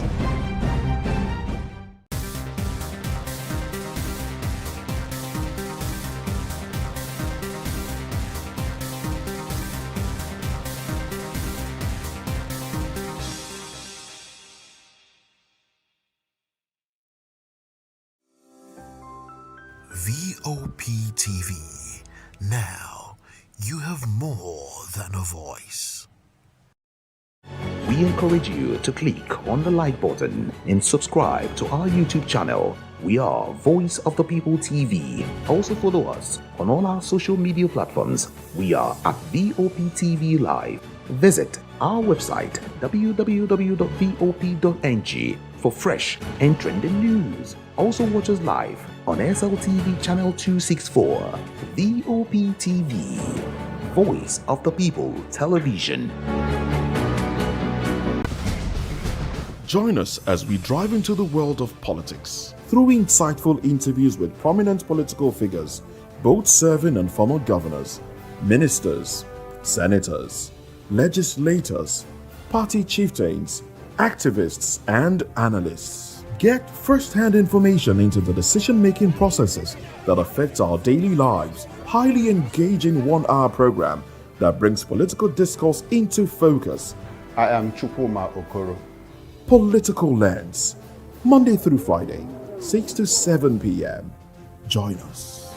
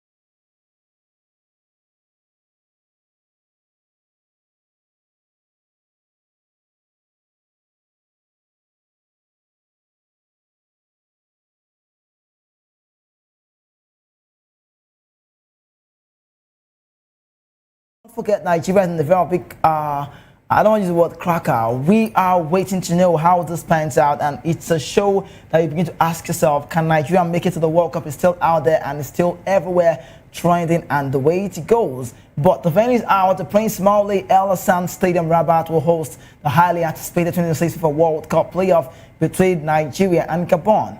The 22 capacity ground is one of the best stadia in Morocco. Nigeria and Gabon will clash, just to know that, in the semi-final of the playoff on Thursday, November 13th. It will be the 9th meeting between the two nations and the 5th in World Cup qualifying stories and the history as well. Super Eagles have a better head-to-head record with 5 wins, 2 draws and 1 defeat. Cameroon, Democratic Republic of Congo will clash in the other semi-final tie.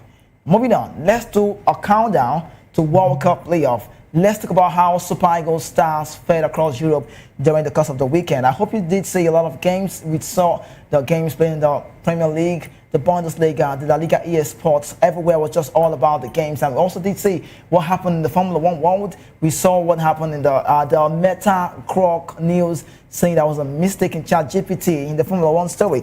We know about the NBA news. We also know what happened in the world of golf. Yannick Sinner also did so well in tennis, getting the better of Carlos Alcaraz. So a lot to be talked about on the show this day. But quickly, before we talk about how our players, Nigerian stars, fared over European football, the scene, and how ready are these guys for the World Cup qualifiers coming up November 13th, let's just do a highlight about the Nigerian Premier Football League. Let's show you the fixtures of the matches that was played, and then we'll show you the table so you have on your screen that we can move on to the Super Eagles and wait that die-hard must-win encounter we can afford to lose. Now, this is the table, how it stands now. Abia Warriors, Nasarawa United, Ikorodu City, Warri Wolves, Niger Tornadoes, Eyimba, Kora United, Rivers United, Shooting Stars, Katsina United. These are the top 10 for me, and the rest for me, you could say, is history. Now, let's talk about the games played. The fixtures of the results of the games during the course of the weekend. Nigeria Premier Football League, you have on your screen. On Saturday, we did see Kora United getting the better of Remo Stars 3-1. What's going on with Remo Stars? They're going down, languishing down the pecking order. Better Insurance also 1-1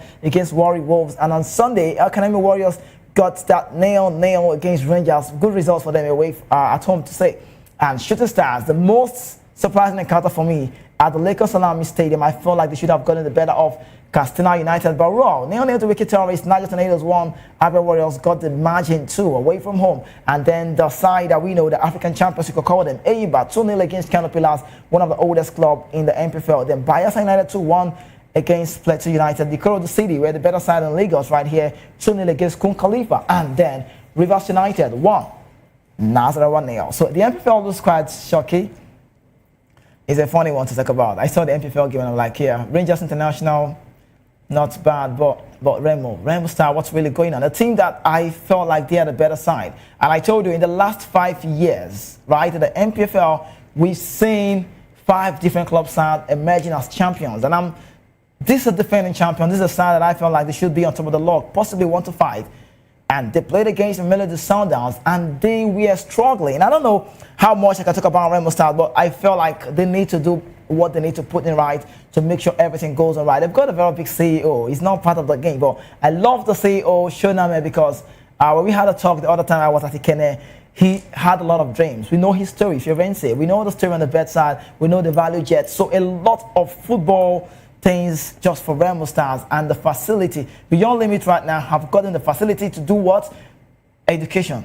So they got that, I think that paperwork, they can now be called a school. So beyond limit, they are playing and they are schooling.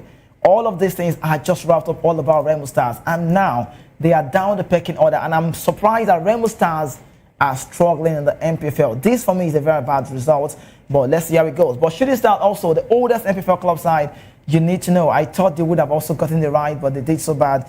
I would say they did bad, actually, for getting that 1-1 draw. Not good to talk. But quickly, let's shift attention now and talk about the Nigerian Premier, the Super Eagles news, the way it's going at this point in time. Now, people will be asking questions. The very big game is coming up November 13th. Can Nigeria get the result? Now, we will look into the ways our players fared during the weekend as Nigeria now count down to the decisive 2026 FIFA World Cup playoff against Gabon. Super Eagles players across Europe made their final statement to earn a place in the squad for Eric Chell. So let's put it that the MPFL is on one side, but right now we're talking about the Nigerian Football Federation, the NFF, they have confirmed that the league and the team will also begin camping in Rabat, and that's in Morocco, on Sunday 9th November, ahead of the playoff on Thursday 13th November. The winner will do what? Advance to face either Cameroon or DR Congo on Sunday 16th November for a coveted intercontinental playoff. That's a slot, one step away from qualifying for the World Cup, and we have to see how this goes. Of course, USA, Canada, Mexico are decided to be hosting this very one. But over the weekend, let's talk about Nigerian stars who delivered a mix of brilliance, grit, and resilience across Europe major top leagues. We'll talk about one man, Victor Osimhen, literally Nigerian best player, alongside Paul Onacho. I saw that game and I saw it at the very end, and I'm like, yes, this is what we want to see. This fight is good. In Turkey, fans witnessed a highly anticipated match, a draw between two of Nigeria's most prolific forwards, Victor Osimhen and Paul Onacho, on that very game as Galatasaray and Trabzonspor battled to a 0-0 draw at the Rams Park Stadium. Osimhen, also, who has scored 6 goals in 9 appearances this season, was repeatedly denied by Trabzonspor goalkeeper, who is so much in form, Andre Onana, while Paul Onacho's dominant aerial draws also came close but could not find the target. The result keeps Galatasaray atop the Turkish Super League and 29 points, while Trabzonspor also remain 5 points behind.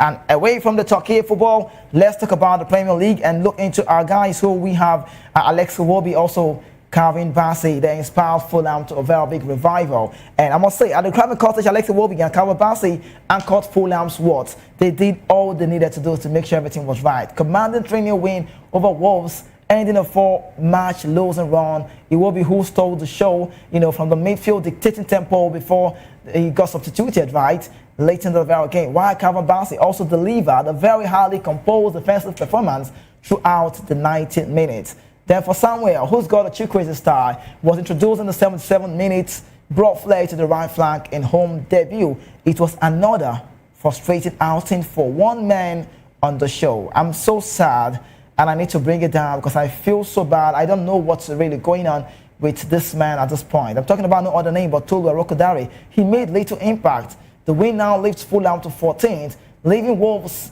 Tolu Arokodare's club, languishing near the relegation zone. So, not today, not a talk for today, but hopefully for another day. We have 2 Nigerian players we need to analyze. Yes, we need to analyze. We'll analyze Tolu Arokodare from Genk. Big players come alive from big moment. That's what I felt. He came to the English world and is really struggling. So, not every player comes to the Premier League and gets it all right from the start. Now, from Tolu Arokodare to another player we'll have to analyze later on, let's take it to Selhurst Park. Crystal Palace side ended their 3-match winless streak with a 2-0 win over Brentford. Goals from Yane, Felipe Mateta, and Nathan Collins on goal sealed that victory. But Chrysanthus Uche, the man you have on your screen, I'm not happy with him personally. I don't know how much of my anger can go. I don't know how much it goes, but I'm just saying, sometimes in life, you need to be decisive, and sometimes in life, you have to think twice. I always say it, that you're not giving up doesn't mean you'll make it. You might not understand. This is not me discouraging you, but that's just what it is. That you're not giving up doesn't mean you'll make it. Right. Now, this a food for thought, if you understand. Not discouragement talk. Chrysanthus Uche was doing well at Getafe, and they made a move on loan to Crystal Palace. He felt like he was going to get good game. And I'm only saying, thank God that move is not a permanent one.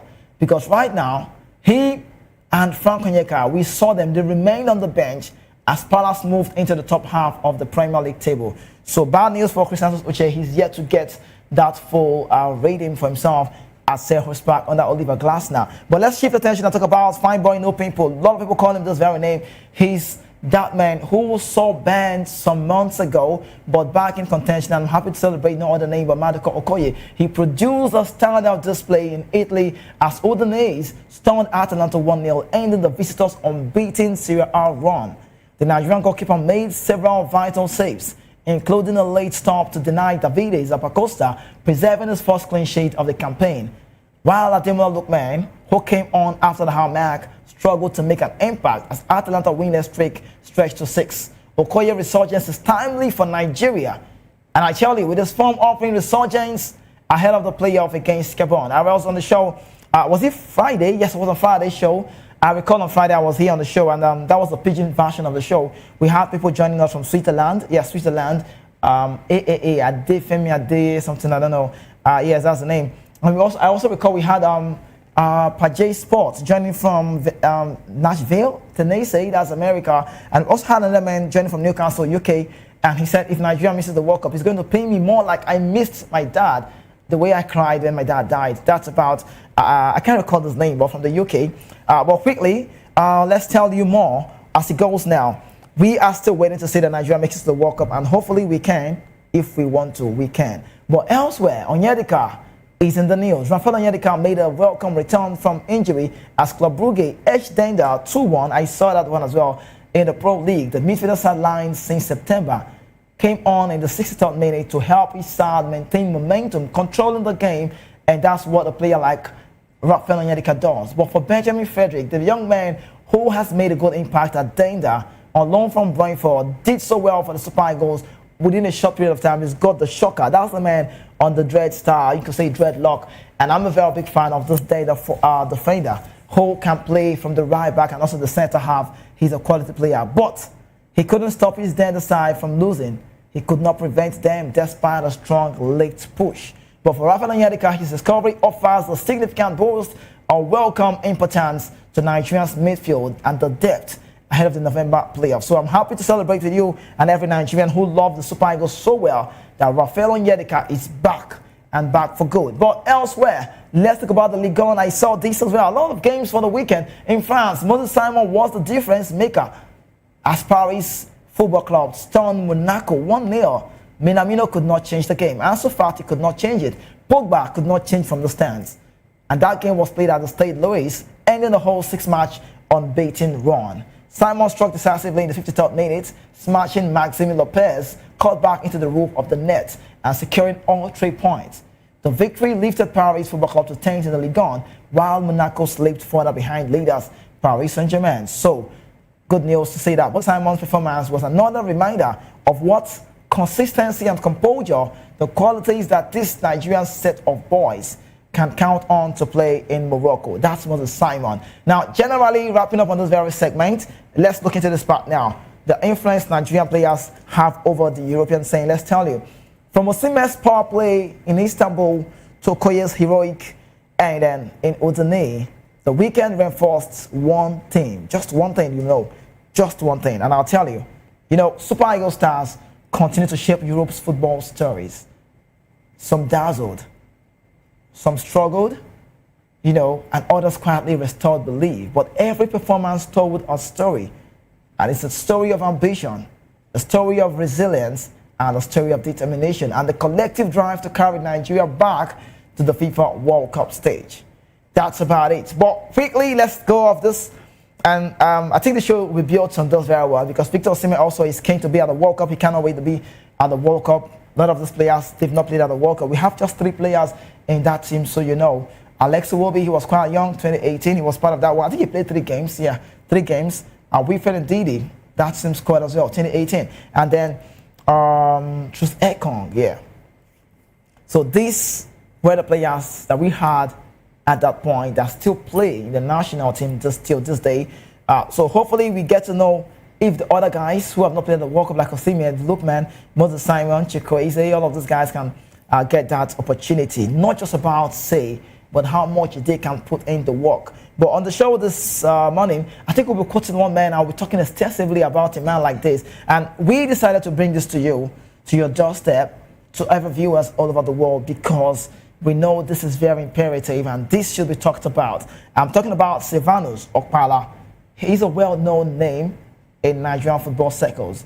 Can I tell you, apart from playing for the country and winning the 1980 AFCON, Okpala also did a lot of things for himself. But you want to know more when we return from this break, please stay with us. We'll be back shortly.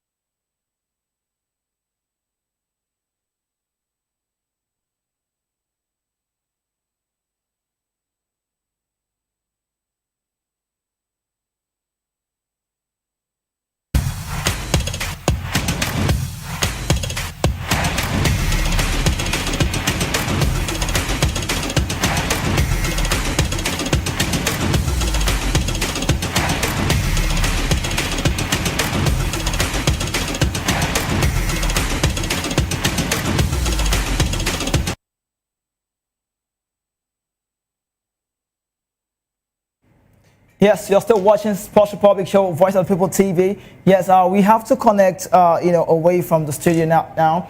And a whole lot has been ongoing. We know about the story of life and property. Some like to say life and death, if you want to say this. And it's about Nigeria. How safe is Nigeria? We heard the story about it all the time. What happened somewhere in Lagos, Oworoshoki to be exact. Some say Yanoworo. So we have our chief, reporter, Matthew Okonsuada, just somewhere there to give us a quick report of what's really going on at this point in time. The demolition. Sowore is in the news in this time. Do you want to know more? Matthew, please tell us more. What's really going on right now in Oworoshoki at this moment?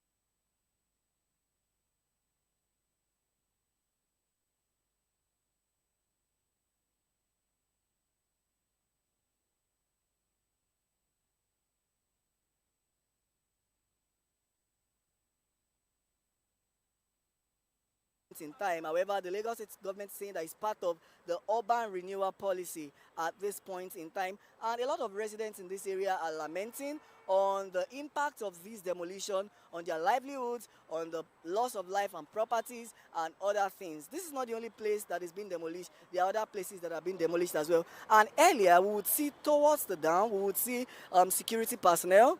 Yes, those are security personnel. Earlier, very, very armed. These security personnel were armed this morning. They meant no harm, but the Lagos State Commissioner of Police, Jim Omoshood, in a statement earlier this morning, called for calm over the planned protest by members of the Take It Back movement against the Oworoshoki demolition. And he was speaking to journalists that the situation is a massive political activity requiring security agencies to maintain alert in order to protect lives and property. He also explained that there are full deployments, and this deployment is not only here, but it is in everywhere to ensure that there is prevention of any public order, saying that there are intelligence reports that has been reviewed so that possible attempts can be made to cause some kind of security threat. However, the commissioner warned that any act of criminality to block major routes would be met with firm resistance, saying that people can begin to go on their daily routine. And as you can see, you would see people on their daily routine. You would even see that there is least traffic and there is least traffic gridlock or go slow, like people would say. The transportation here has been hassle-free. People are moving, commuters are moving, going on their daily activity. You would also see some people even walking, towards this bridge, which, unlike some other time when protest is holding, there are lots of security personnel and, of course, security threats and challenges. But right now, we can see everyone moving on their daily routine, going on their daily bread, and everyone going to exercise what they want to do in today.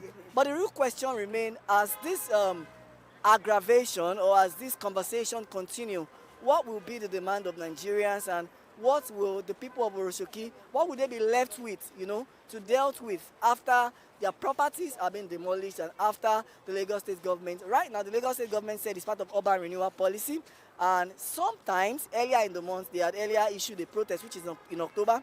There was a protest that was held in Lagos State House of Assembly over this same demolition story. But of course, we'll continue to keep track and provide you with further updates. We are hoping to expect the 2023 presidential candidate, which is Sowore, but we have not seen him yet.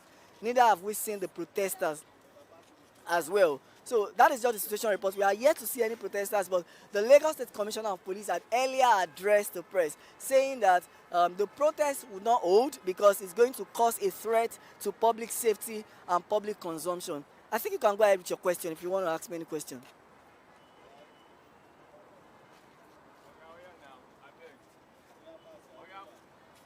Matthew Okonsuada, that's our chief reporter right there with the talkback. Thank you so much. Like you rightly asked, what's the question? What would Nigerians say about this, and what are the federal government doing about this? This, for me, the Lagos State government, better word, what are they doing about this? For me, I must say my opinion, I feel for those people. How would they cope? The other time on the show, we had some of them on the radio just to talk about how they've been faring, and it's not really been easy. So we want to say the Lagos State government, possibly the federal government, to intervene on this one if need be, to see that these people, life and properties are well safe. We heard about those who died in this struggle, and this is not sounding good for those people, but we still commiserate with them, and we believe everything goes on so well. Thank you so much, Matthew Ogunsuada, for that quick report. But we shift attention back to the sports show and give you the news. What's really trending about Sylvanus Okpala, one man who is a well-known name, big name you could call him in the Nigerian football circles. But let's say this, apart from playing for the country and winning the 1980 AFCON, this man I'm talking about, Sylvanus Okpala, also won the AFCON with the Super Eagles in 2013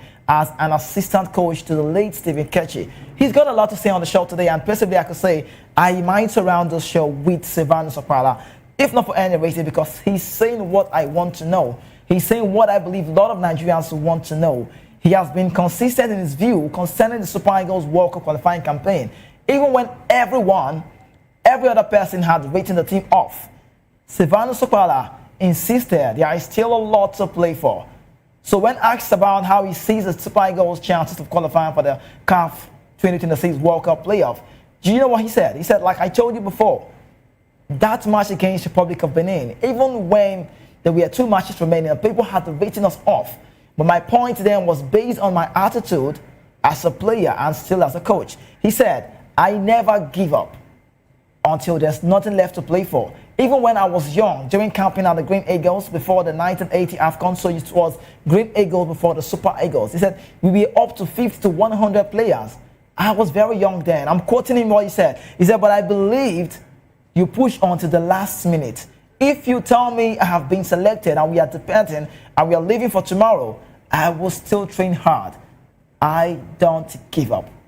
So I like to say the Super Eagles have to do what they need to do, and they should never give up. Now, Okpala continues to say, that same spirit helped us this time, and it will continue to help us as we approach the playoff.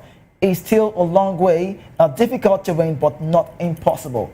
Let's see how it goes. The key is how the coach and the players respond. Now, he said something that struck my mind, and I like to say this. He said, strategy matters more than formation.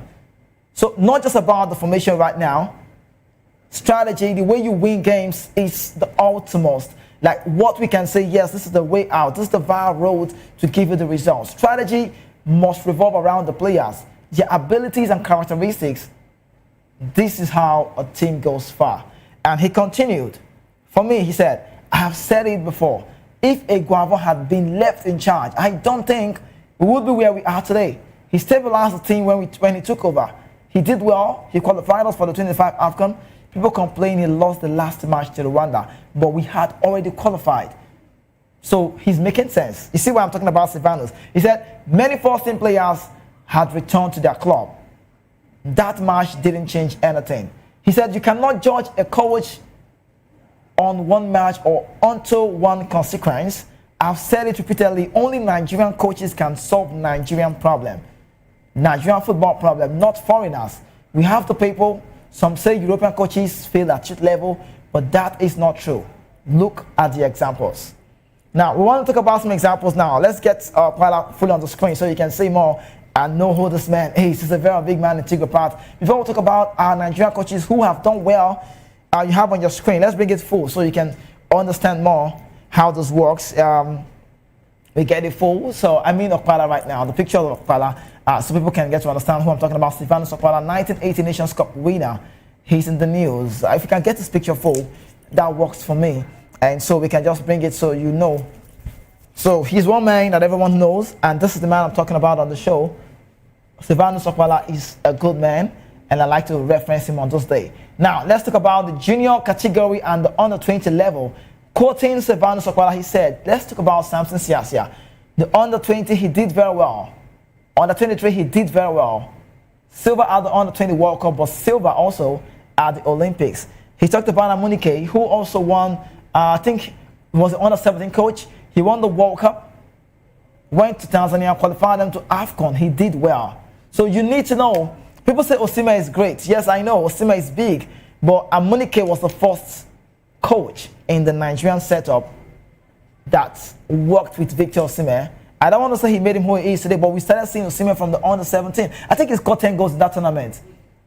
He golden boot, 10 goals. He was quite young.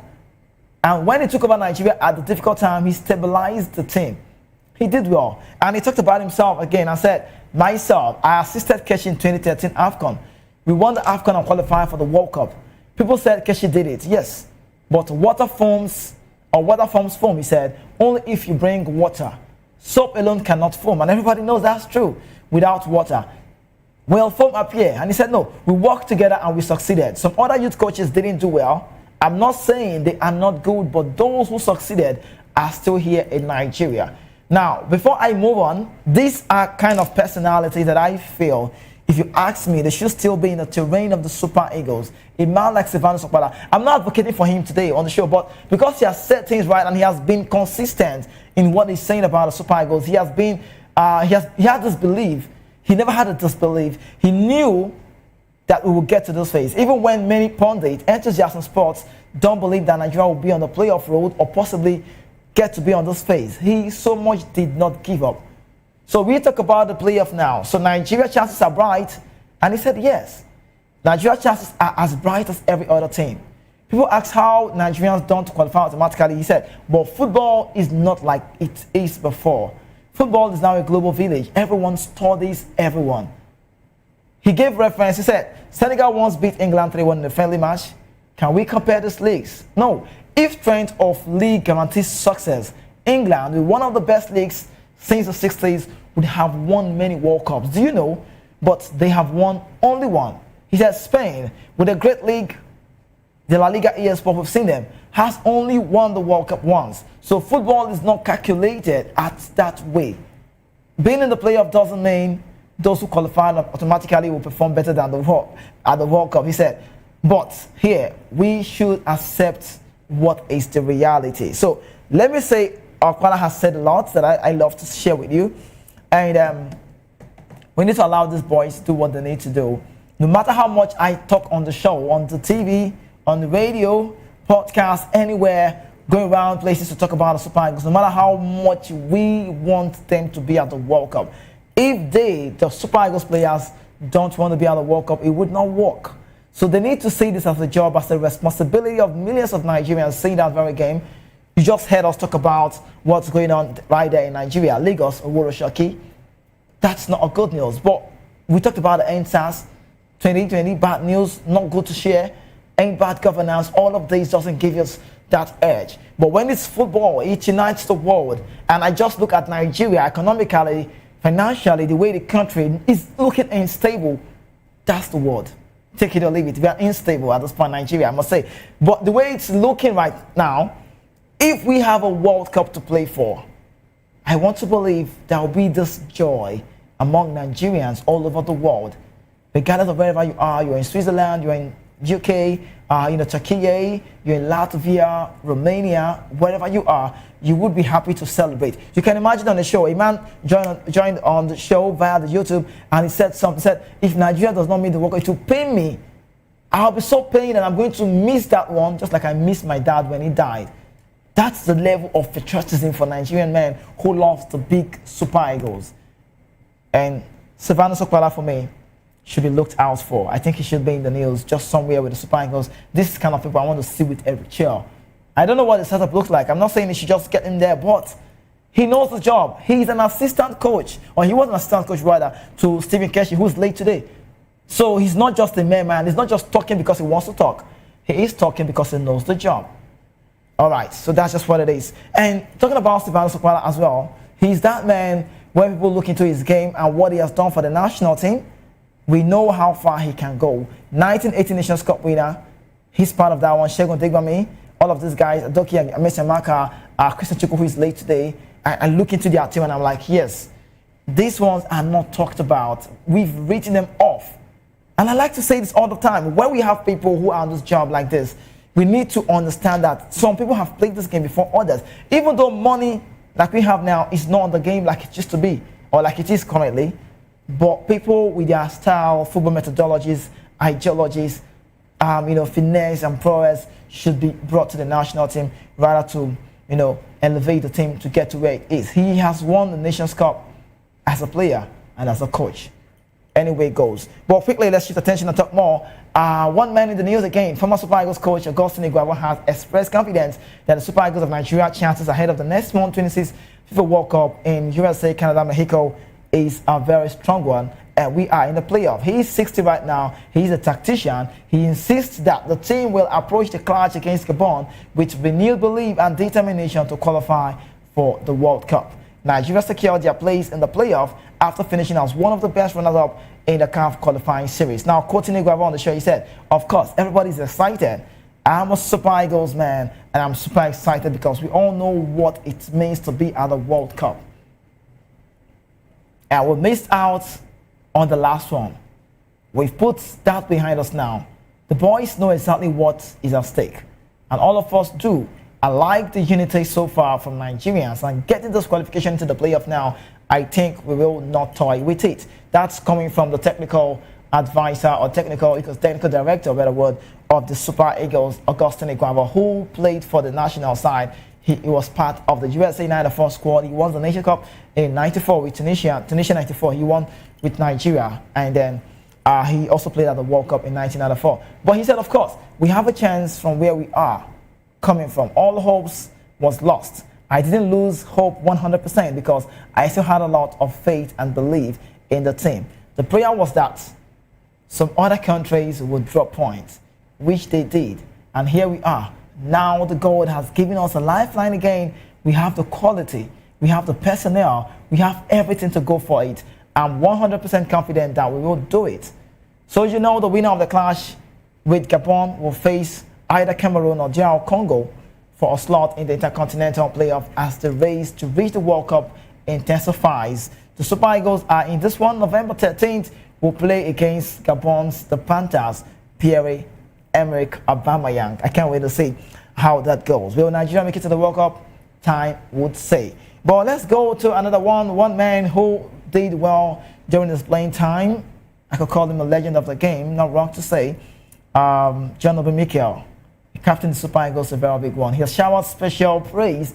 I think Osimhen is one man Mikel Obi fan a lot. He likes him so well. I don't know what's the connection, right? You know, we've seen him at Sobi One podcast some time ago. There's this blend within themselves, and sometimes I begin to wonder if Mikel had played, or if Osimhen was already playing, or if they both played together for a full time or longer time, it would have been so nice. But he's shown a lot of praise for Osimhen for rising to the occasion to ensure that Nigeria could still dream of their team playing at next year's World Cup. That's about that. And last month, Osimhen fired a hat-trick for the Super Eagles fly past Benin Republic 4-0 to make the CAF World Cup playoff on the final day of the qualifying. Mikel Obi on this Obi-Wan podcast said, "Our World Cup dream is alive. I spoke about it before last two games.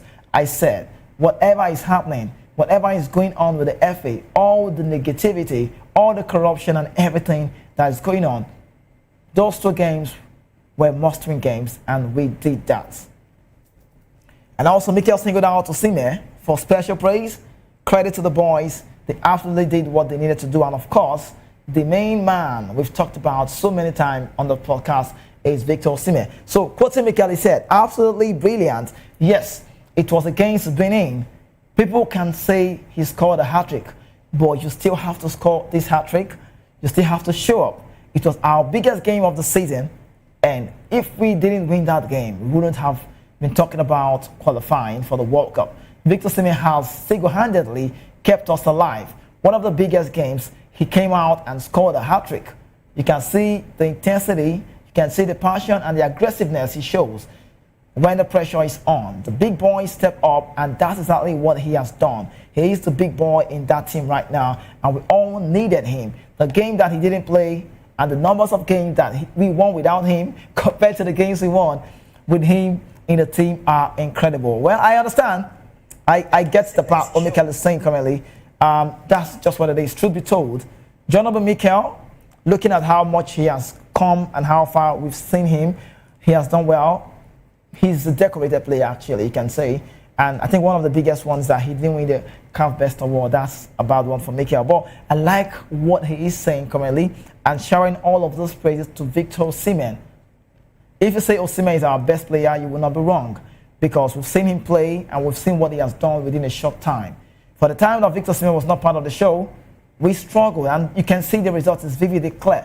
But right now he's in the news and he scored a hat-trick when we needed to see that very well. But quickly, I'll just read some of the comments from Coach AAA Omoba, yes, the man from the Switzerland world, Swiss-based Nigerian coach AAA Adeyemi Anthony, that's the name.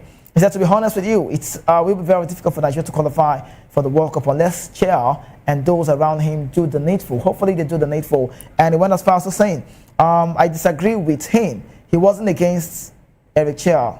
Okay, he wasn't against Eric Chair appointment, and also said he doesn't have what it takes to qualify Nigeria to the playoff. Now he's saying something different because Nigeria is in the playoff. Okay, your opinion. He said, when was the last time Okpara coached a team? Sylvanus Okpara is trying to say, coach a team or went to upgrade himself. That's one problem we are having. We don't upgrade ourselves. I agree with you from this one. Let them go coach in. Okay, let him go and coach an MPFL side to show what he can do as head coach.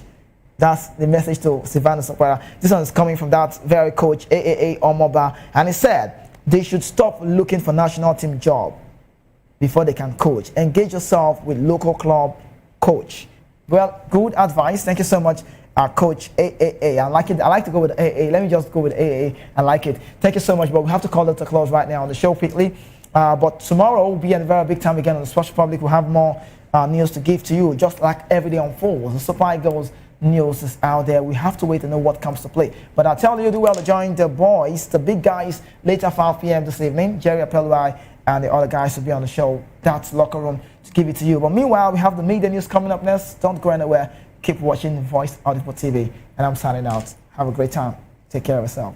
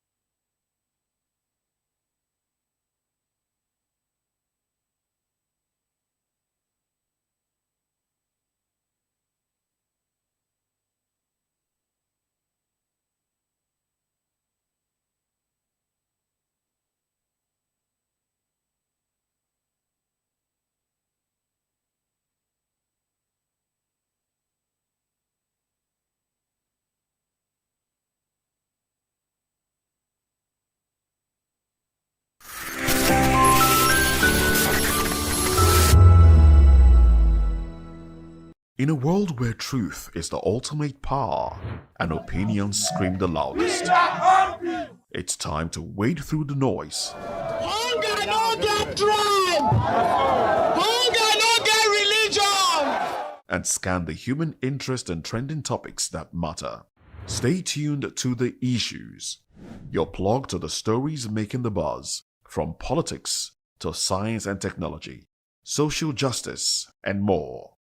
Let's tackle the tough questions and expose the truth. The Issues, on Voice of the People Television, Mondays to Fridays, 8 to 9 p.m. The Issues. Don't just react, understand.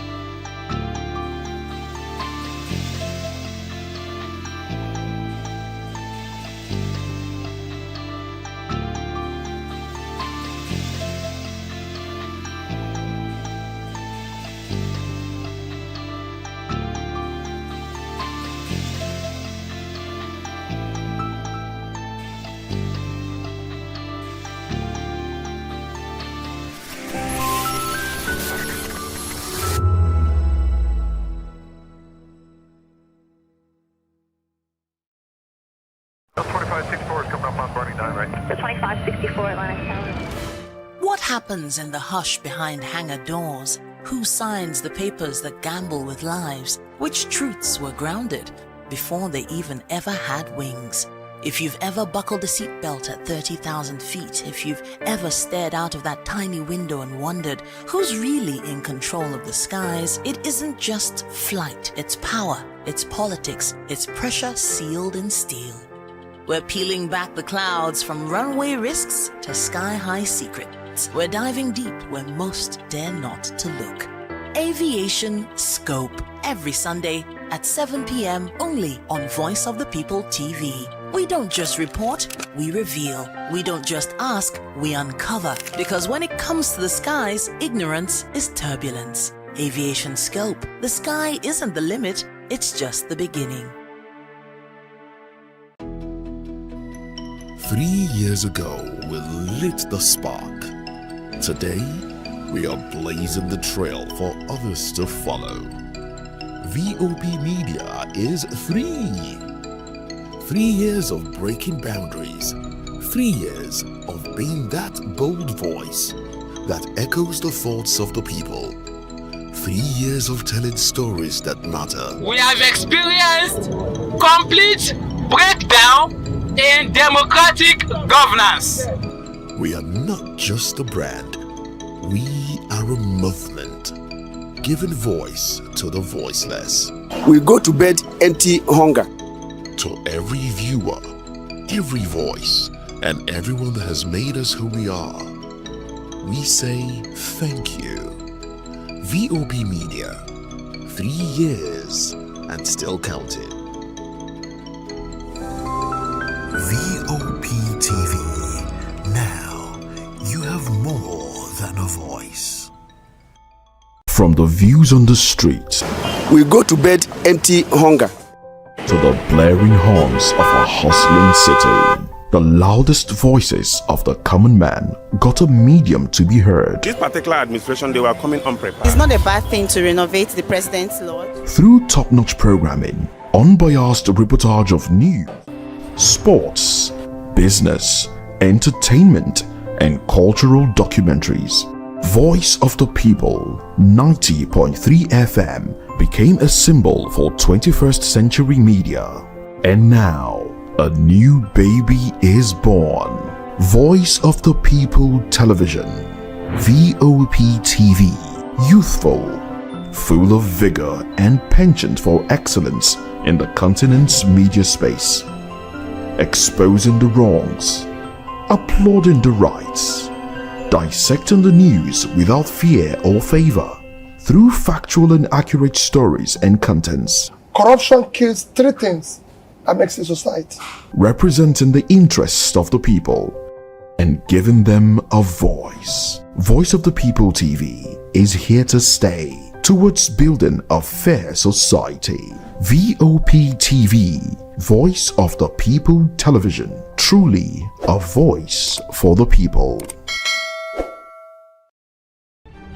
In a world where power shifts its every headlines, news breaks and events happens, we bring you unbiased and explicit information on politics, economy and state of the nation. We break down the chaos.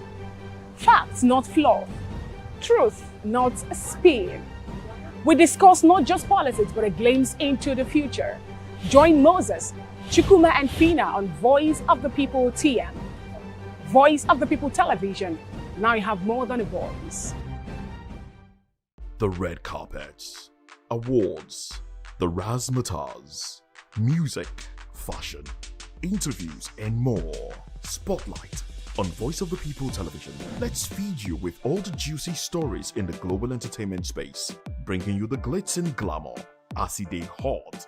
Stay tuned to Spotlight, 1 p.m. Monday to Friday. Spotlight on VOP TV. Entertainment like never before.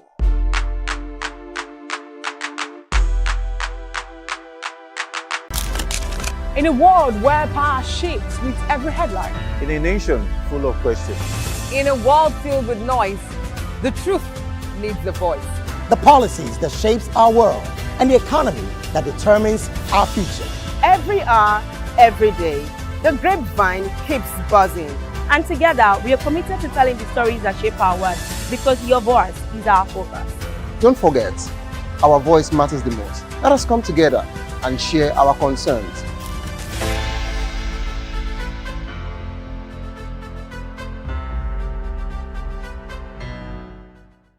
Are you ready for the extraordinary? Something big is happening on your screen. Introducing VOP TV, now streaming on SLTV channel 264. From breaking news to captivating conversations, news analysis, giving you all sides to the story. We break in-depth discussions on the issues that matter, from politics to sports, entertainment, and lifestyle. VOP TV on SLTV channel 264. Join us as we redefine what television means to you. Voice of the People Television, VOP TV. Now you have more than a voice.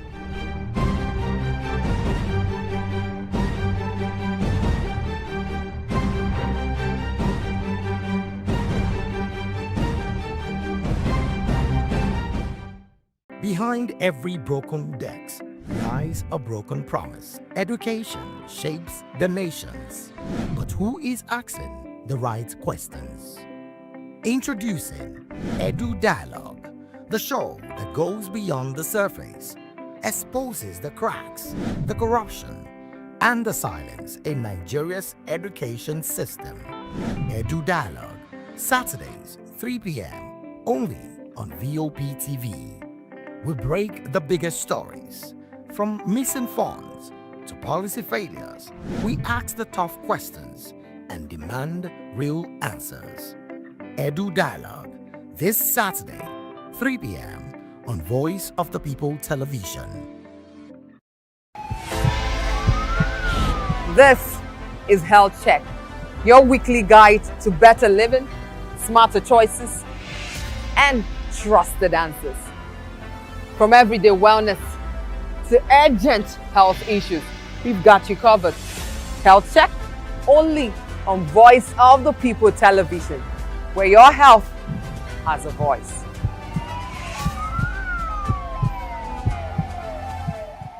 This is African News on Voice of the People Television, where we don't just bring you the news, we bring you Africa's heartbeats, the policies that shapes our world, and the economy that determines our future.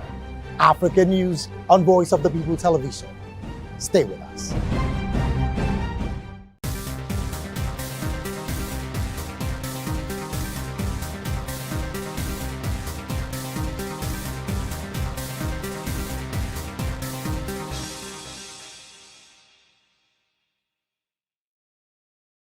We we encourage you to click on the like button and subscribe to our YouTube channel. We are Voice of the People TV. Also follow us on all our social media platforms. We are at VOPTV Live. Visit our website www.vop.ng for fresh and trending news. Also watch us live on SLTV channel 264.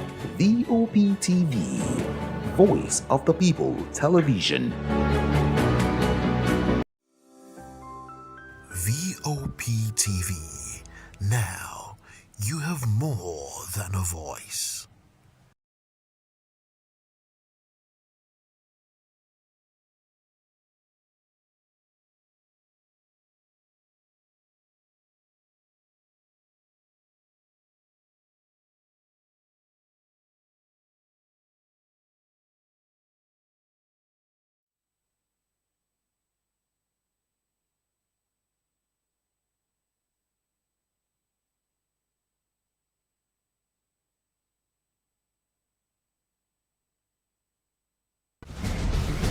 Join us as we drive into the world of politics through insightful interviews with prominent political figures, both serving and former governors, ministers, senators, legislators, party chieftains, activists, and analysts. Get first-hand information into the decision-making processes that affect our daily lives. Highly engaging 1-hour program that brings political discourse into focus. I am Chukwuma Okoro. Political Lens, Monday through Friday, 6 to 7 p.m. Join us.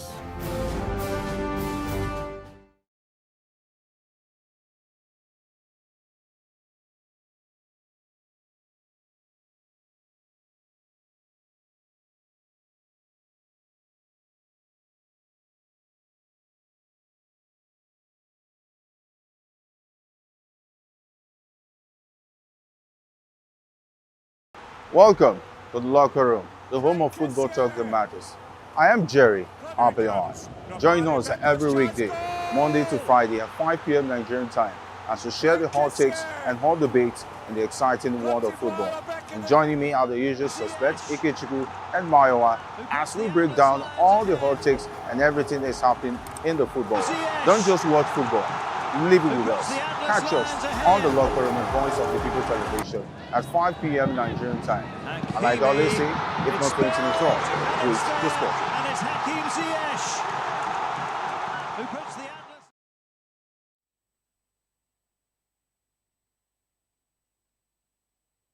With a healthy dose of news, fun, and inspiration, join us on VOP this morning for the latest news, trending topics, and uplifting stories to set your day on the right vibe. From news and current events to lifestyle and entertainment, you are covered. VOP This Morning, 8 a.m., Monday through Friday.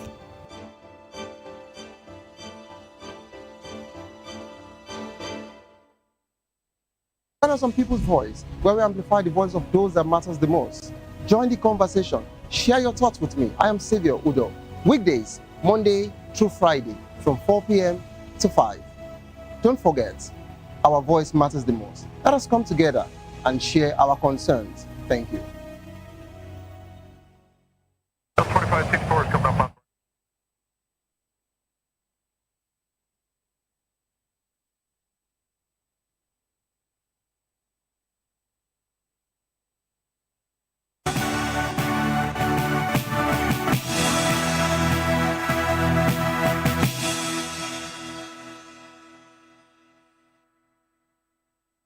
Good afternoon and welcome to the Media News and Voice of the People television. I am Fina Okechukwu. And I am Chioma Innocent. First, the headlines. Presidency denies report of Tinubu's planned U.S. visit. Shagami urges Nigerians to remain calm. Oba Akiolu faults Trump's claims. Ababio rejects viral post mocking Trump on Christian persecution. Jonathan accuses Obama of plotting 2015 election loss. Lagos CP warns protesters, deploys officers ahead of planned rally. And in business, federal government EU France signed 10.2 million deal to boost pharma manufacturing. In sports, Enequachi leads Nigeria's team to Saudi game. And in the world of entertainment, Nicki Minaj praises Trump over Nigeria country of concern designation. Now on the news in details. The senior special assistant to President Bola Tinubu on media and publicity, Temitope Ajayi, has dismissed reports claiming the president is set to visit the United States on Tuesday for a meeting with U.S. Vice President J.D. Vance. In a post on his official X handle, Ajayi described the report as false and misleading, saying it had fueled unnecessary speculation and uninformed commentaries. He clarified that if the President Tinubu were to visit the White House, the meeting would be with President Donald Trump, not the Vice President. The statement followed media reports suggesting Tinubu was planning top-level diplomatic engagement in Washington, D.C. amid global attention on the alleged persecution of Christians in Nigeria and the recent warning from President Trump about possible military action. Meanwhile, tension between the United States and Nigeria has risen following alleged remarks by U.S. President Donald Trump claiming Christians are being persecuted in Nigeria, a statement that has drawn widespread reactions. Speaking on VOP TV this morning, Islamic cleric and former military officer Sheikh Ahmad Gumi urged Nigerians to remain calm and united amid the controversy. Gumi cautioned against using the Nigerian armed forces as an instrument of oppression and called for professionalism in handling internal security issues. He said Nigeria can effectively manage terrorism within its borders if the right strategies are applied, emphasizing dialogue and understanding over the use of force. The cleric also appealed for religious tolerance and peaceful coexistence, saying unity is key to national stability. In a related development, Osun State Governor Ademola Adeleke has called for calm and constructive dialogue between Nigeria and the United States following what he described as a recent threat of security and diplomatic actions against Nigeria by U.S. President Donald Trump. In a statement released in Osogbo and publicized on the official Osun State government platforms, Governor Adeleke urged both nations to strengthen their long-standing diplomatic ties and pursue renewed engagement over Nigeria's current security situation. The statement signed by the governor's spokesperson Olawale Rashid was also shared on the state official X handle. Similarly, former Jigawa State Governor Sule Lamido has expressed concern over U.S. President Donald Trump's reported threat of military action against Nigeria over alleged genocide. In a post on his social media handle, Lamido urged President Tinubu to convene a meeting with past Nigerian leaders to discuss the development and find solutions to the U.S. threat. They called for national unity in defending Nigeria's sovereignty, warning of what he described as a looming danger. In a related development, the Oba of Lagos, Rilwan Akiolu, has criticized U.S. President Donald Trump over his claim that Christians are being killed in Nigeria. Akiolu described the statement as false and capable of creating unnecessary tension, saying it misrepresents Nigeria and unfairly portrays the nation.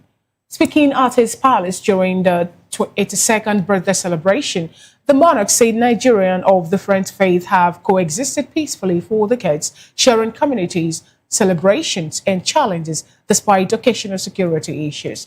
He urged international leaders to verify information before making public statements, warning that careless comment can harm Nigeria's global image. The Oba stressed the importance of national unity during this period of economic and security reform and also expressed concern over poor sanitation in Lagos, calling for a return to regular house-to-house environmental inspections.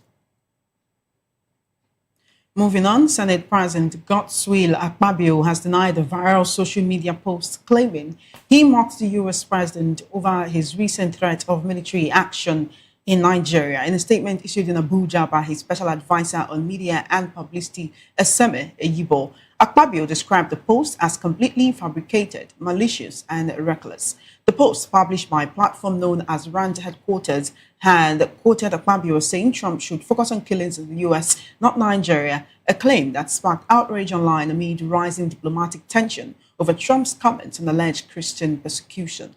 Akpabio's media office insisted he never made such remarks, not publicly, privately, in writing, or in conversation.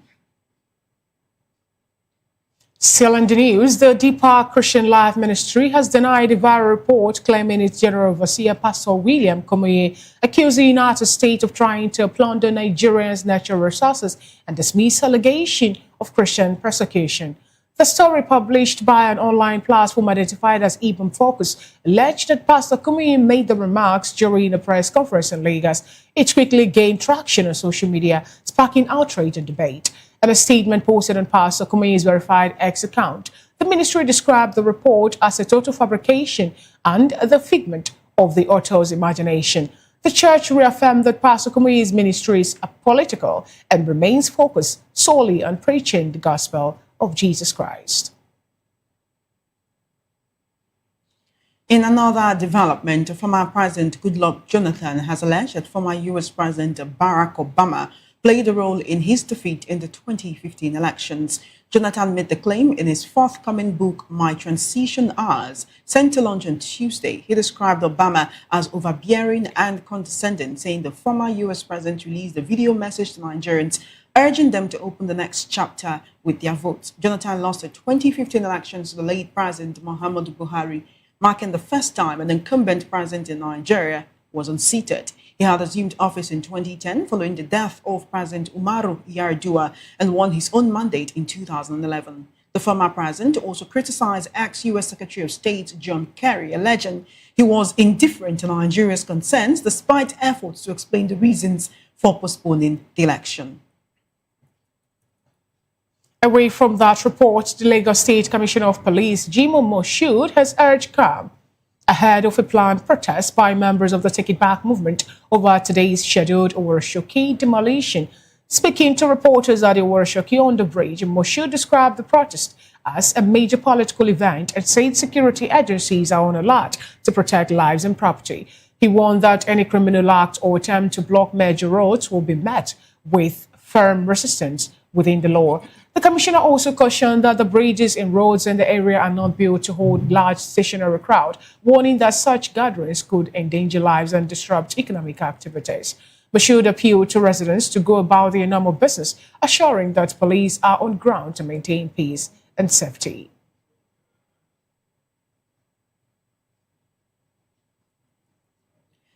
We'll take a short break now and return with more stories and the news analysis segment right here on the Midday News. Stay tuned.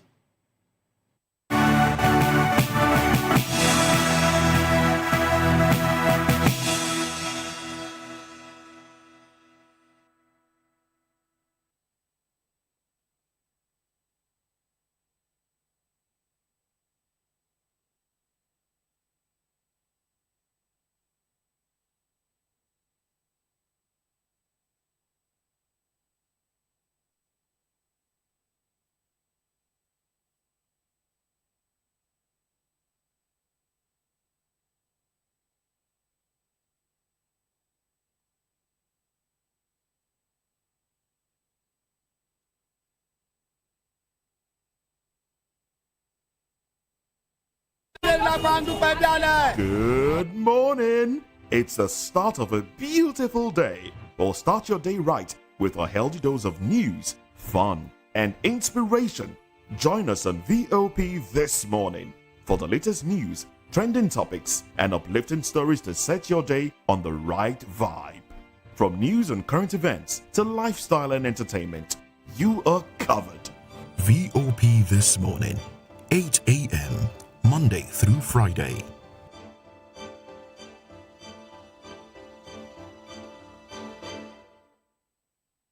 Join us on People's Voice, where we amplify the voice of those that matters the most. Join the conversation. Share your thoughts with me. I am Sowore Udo. Weekdays, Monday through Friday, from 4 p.m. to 5. Don't forget, our voice matters the most. Let us come together and share our concerns. Thank you. 2564 is coming up on Barney 9, right? The 2564 Atlantic Tower. What happens in the hush behind hangar doors? Who signs the papers that gamble with lives? Which truths were grounded before they even ever had wings? If you've ever buckled a seatbelt at 30,000 feet, if you've ever stared out of that tiny window and wondered who's really in control of the skies, it isn't just flight, it's power. its politics, its pressure sealed in steel. We're peeling back the clouds from runway risks to sky-high secrets. We're diving deep where most dare not to look. Aviation Scope, every Sunday at 7 p.m. only on Voice of the People TV. We don't just report, we reveal. We don't just ask, we uncover. Because when it comes to the skies, ignorance is turbulence. Aviation Scope, the sky isn't the limit, it's just the beginning. Hey guys, what's up? How you all doing? They call me Innovation Nelson One, your number one celebrity host, and you are watching Voice of the People Television, VO.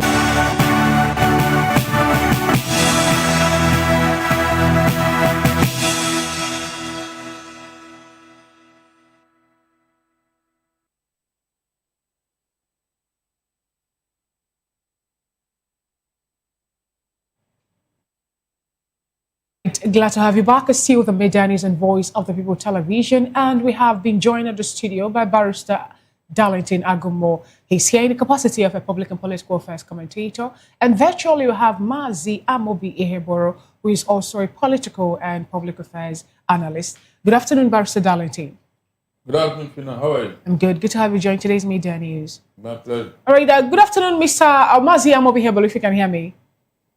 Thank you very much. Interesting. Let's get you join this particular news today. We'll start from what is happening. I'm talking about the major story on the lips of Nigerians, the Donald Trump plan to invade Nigeria military for him to be able to, eliminate what he says happen to be the Islamist jihadists who have been causing mayhem to Nigerians, especially the Christians. What do you have to say about this? Given the fact that some Nigerians are of the opinion that him threatening to invade Nigeria is a slap on the sovereignty of Nigeria as a nation. And others have also summed up to say that such a move will also increase, well, I say, maybe an affront between the Muslim and Christians in Nigeria. Yeah, thank you very much. Agreeably so, Nigeria is a sovereign nation. But when issues that borders on human rights, human existence, dominates, I think the sovereignty of that nation will be abbreviated, to ensure that there is no abuse of human rights.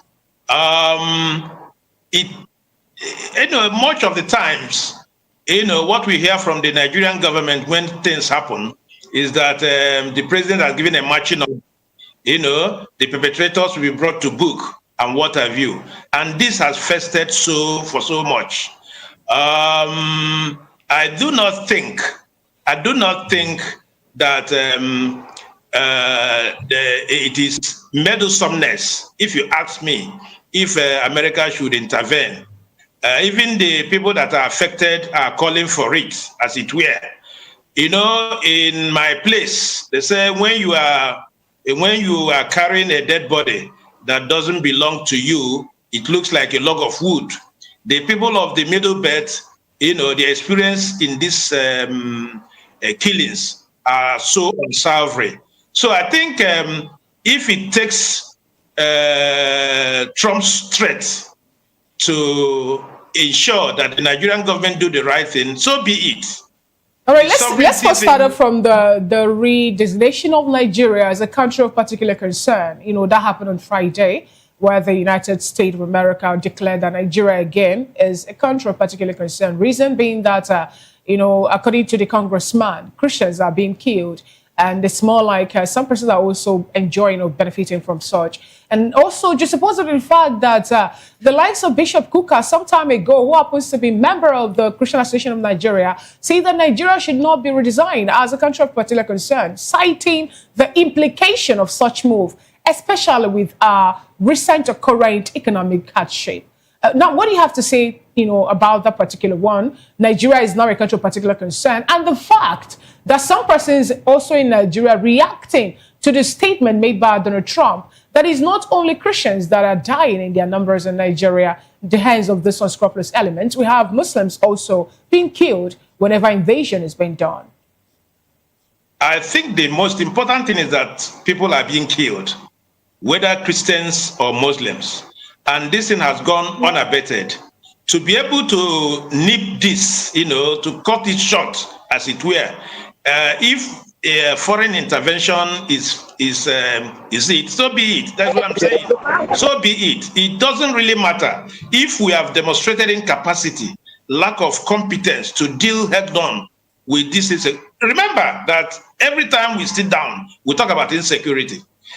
Every time we sit down, we talk about insecurity. Look at the guy that, was talking on TikTok about the coup, was immediately arrested through technology. But the terrorists and bandits cannot be reached. Even those ones that have come out to do marriage ceremonies and conferences and all that, they are not arrested and all that. So what are we talking about? So it lays credence to the fact that probably the government has, not they don't have what it takes to deal with this matter. So if somebody that has what it takes to deal with the matter, so be it. That's what I'm saying. How viable do you think America is in fighting the insecurity or insurgent or terrorists in Nigeria, given the fact that they're in Afghanistan, they're wearing Abu actually to end terrorists they have there? And also not just if you check all the places that they've decided to bombard or to, help flush out or take out the terrorists they have there, it's more like far from being a success. So how are they going to do it at this point in time? About Afghanistan, Libya, and what have you? What Trump has done is a wake-up call for Nigerian leaders. Let them do the work for which they are elected to do. It is a wake-up call. From today, not this one, Dane Buala is giving, what is it called, information, and somebody is countering it because you have a avalanche of spokesperson for the president. What I'm saying is that from now on, they should demonstrate capacity. What Trump has done is to, catalyze, action in this direction to be able to solve this problem. What it is. That is what it is. So Nigerian government, President Bola Ahmed Tinubu, to walk the talk head on. I have advocated for kinetic approach to insecurity. There is no stick, no carrot and stick approach. Kinetic. Take out these people. It can be done. The Nigerian government had the capacity. But what they lack is the political will. All right, then. Thank you so much, Mazi Amobi Ihegboro. Right now, there is a developing story on the demolitions in Oworishoki and how the people are protesting against this. We'll now go to our correspondent who is live on ground at the scene of these protests. Matthew Ogunswada, how are you doing today? Give us a situation report.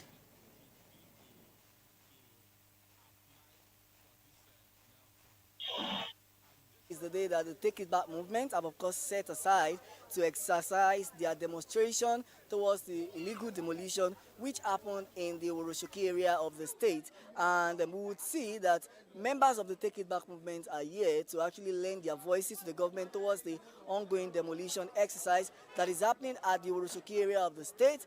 And earlier I gave a situation report about the Lagos State Commissioner of Police saying that this protest has been called off because of the security threat and security issues that is happening in the country. But aside from that, these protesters say that no backing out. They are saying that they are not backing out on their demand and their agitation to, lend their voices to the current government. They are saying no backing out. So they left that point, which was the Oworoshoki under bridge. They left that point to this point where I am, and some of them are still gathering, hoping to, of course, demonstrate and exercise peaceful protests today. They are saying that they are not in support of any form of violent protest, but a peaceful one. And right now I am at Olaiwola Street, located in somewhere around the Oworoshoki area of the state, where these protesters are of course gathering, to of course still exercise their franchise, which is of course the right to peaceful protest. They will still do that in a peace. But let me just get an update from one of the residents here. Good afternoon, sir. You're live on Voice of the People Television.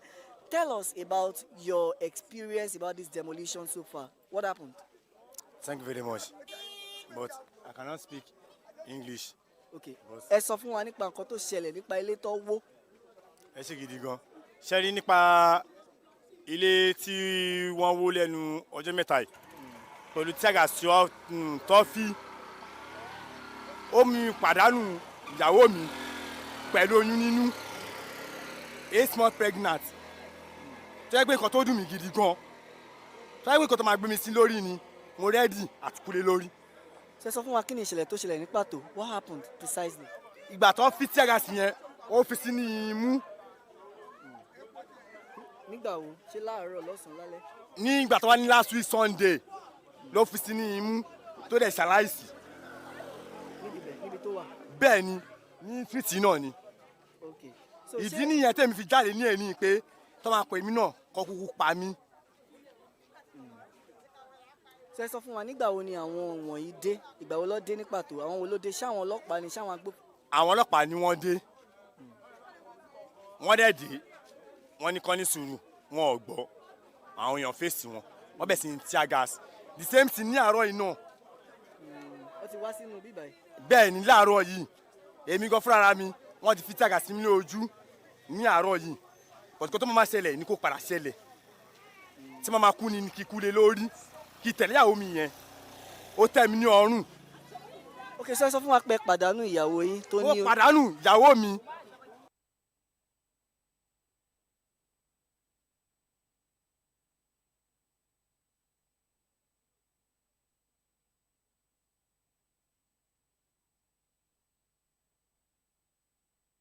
That's quite a very sad report, you know. For those who understand the language, you can hear the man saying that the tear gas fired by the police actually affected his wife, who was 8 months pregnant at the time, and unfortunately, she's no more.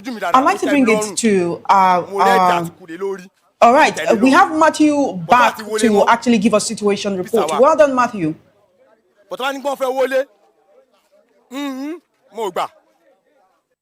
All right, so if you can understand what he was saying that he lost, of course, 8 months pregnancy. His wife died, you know, during the, of course, tear gas process, which, of course, affected this community. And so he's expressing his displeasure. He's saying that that is one of the reasons why he has come out to, of course, protest, because he lost his 8-month wife to this demolition story. We will, of course, continue to monitor that debate, but let me speak with one of the leaders of the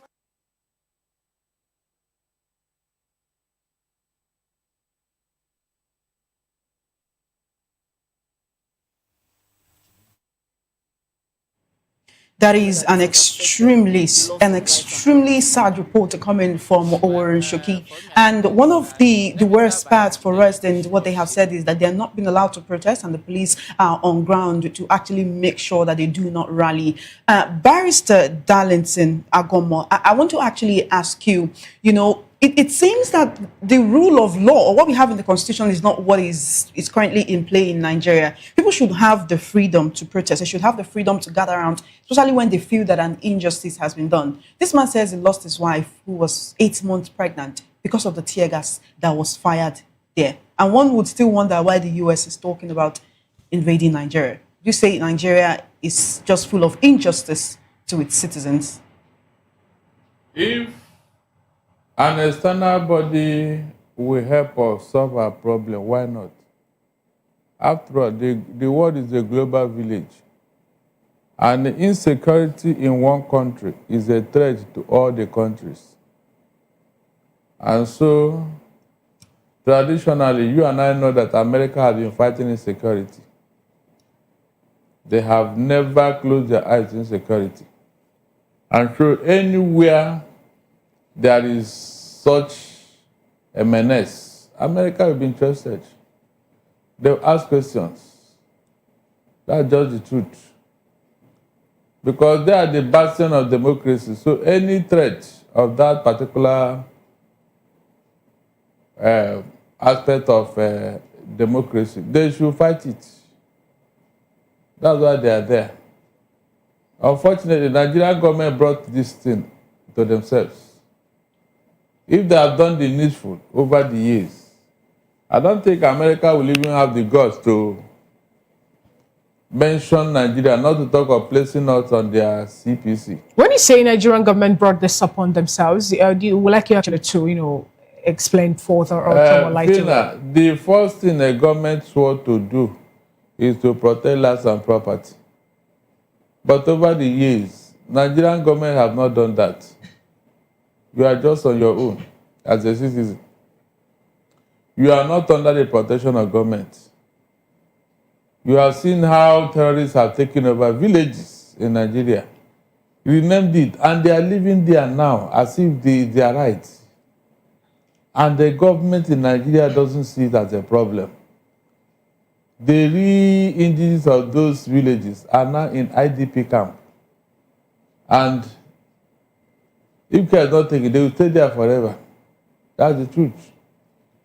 They started living in IDP camp.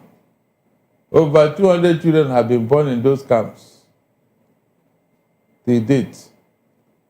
So, what is the government doing? It's because Nigerians, we don't value lives. We don't even know what we are doing. That's why another country is angry for us. Angry on our behalf. And they want to help us out. And those people behind this scene are making noise all over the place, talking of human rights. So your human rights was taken away 15 years ago. I hope you know. Terrorists have taken away your rights. They have taken away your sovereignty. Terrorists. For them to do what they have done so far means that you no longer exist. They are now the de facto government in Nigeria. That's quite an unfortunate one for Nigerians. Mazi Amobi Ihegwera, I'd like to hear your thoughts on the Oworoshoki demolition. This has been going on for a while. There is an update every other week on these particular demolitions. At the time, one of the Take It Back movement coordinators right here in Lagos told us that the residents were being offered 75 million. Then we heard they were being offered between 1 and 5 million naira. Don't you think that these are measures that should have been taken before they were being displaced from their residence? Luminary, recently said that the government has no right to demolish properties. That what the government has to do is to go to the court, present their case. It is now the court of law that will give orders for such demolition. This runs counter to the rule of law we have been talking about. And when you have lawlessness, every other thing takes place. Government have not been able. We also learned that there is a court order, but the government has refused to obey such court order. And probably what they do is the one that favors them, they will obey. The one that does not favor them, they will not obey. It is very, very unfortunate that these things are happening this way. Of course, it has become a culture because for some time now, in the last 2 to 3 months, it was like demolition galore. A lot of demolitions and all have you, or what have you. And people have wondered, where were government when some of these properties were erected? At the point of erection, construction of these properties, if it would have stopped them, if you have stopped them, it would have been much more better, much more cost effective and what have you. Some of these places, people have lived there for the past 10 years, 15 years and thereabout. So I think it is time the government have to reorder, look at this issue of demolition once again.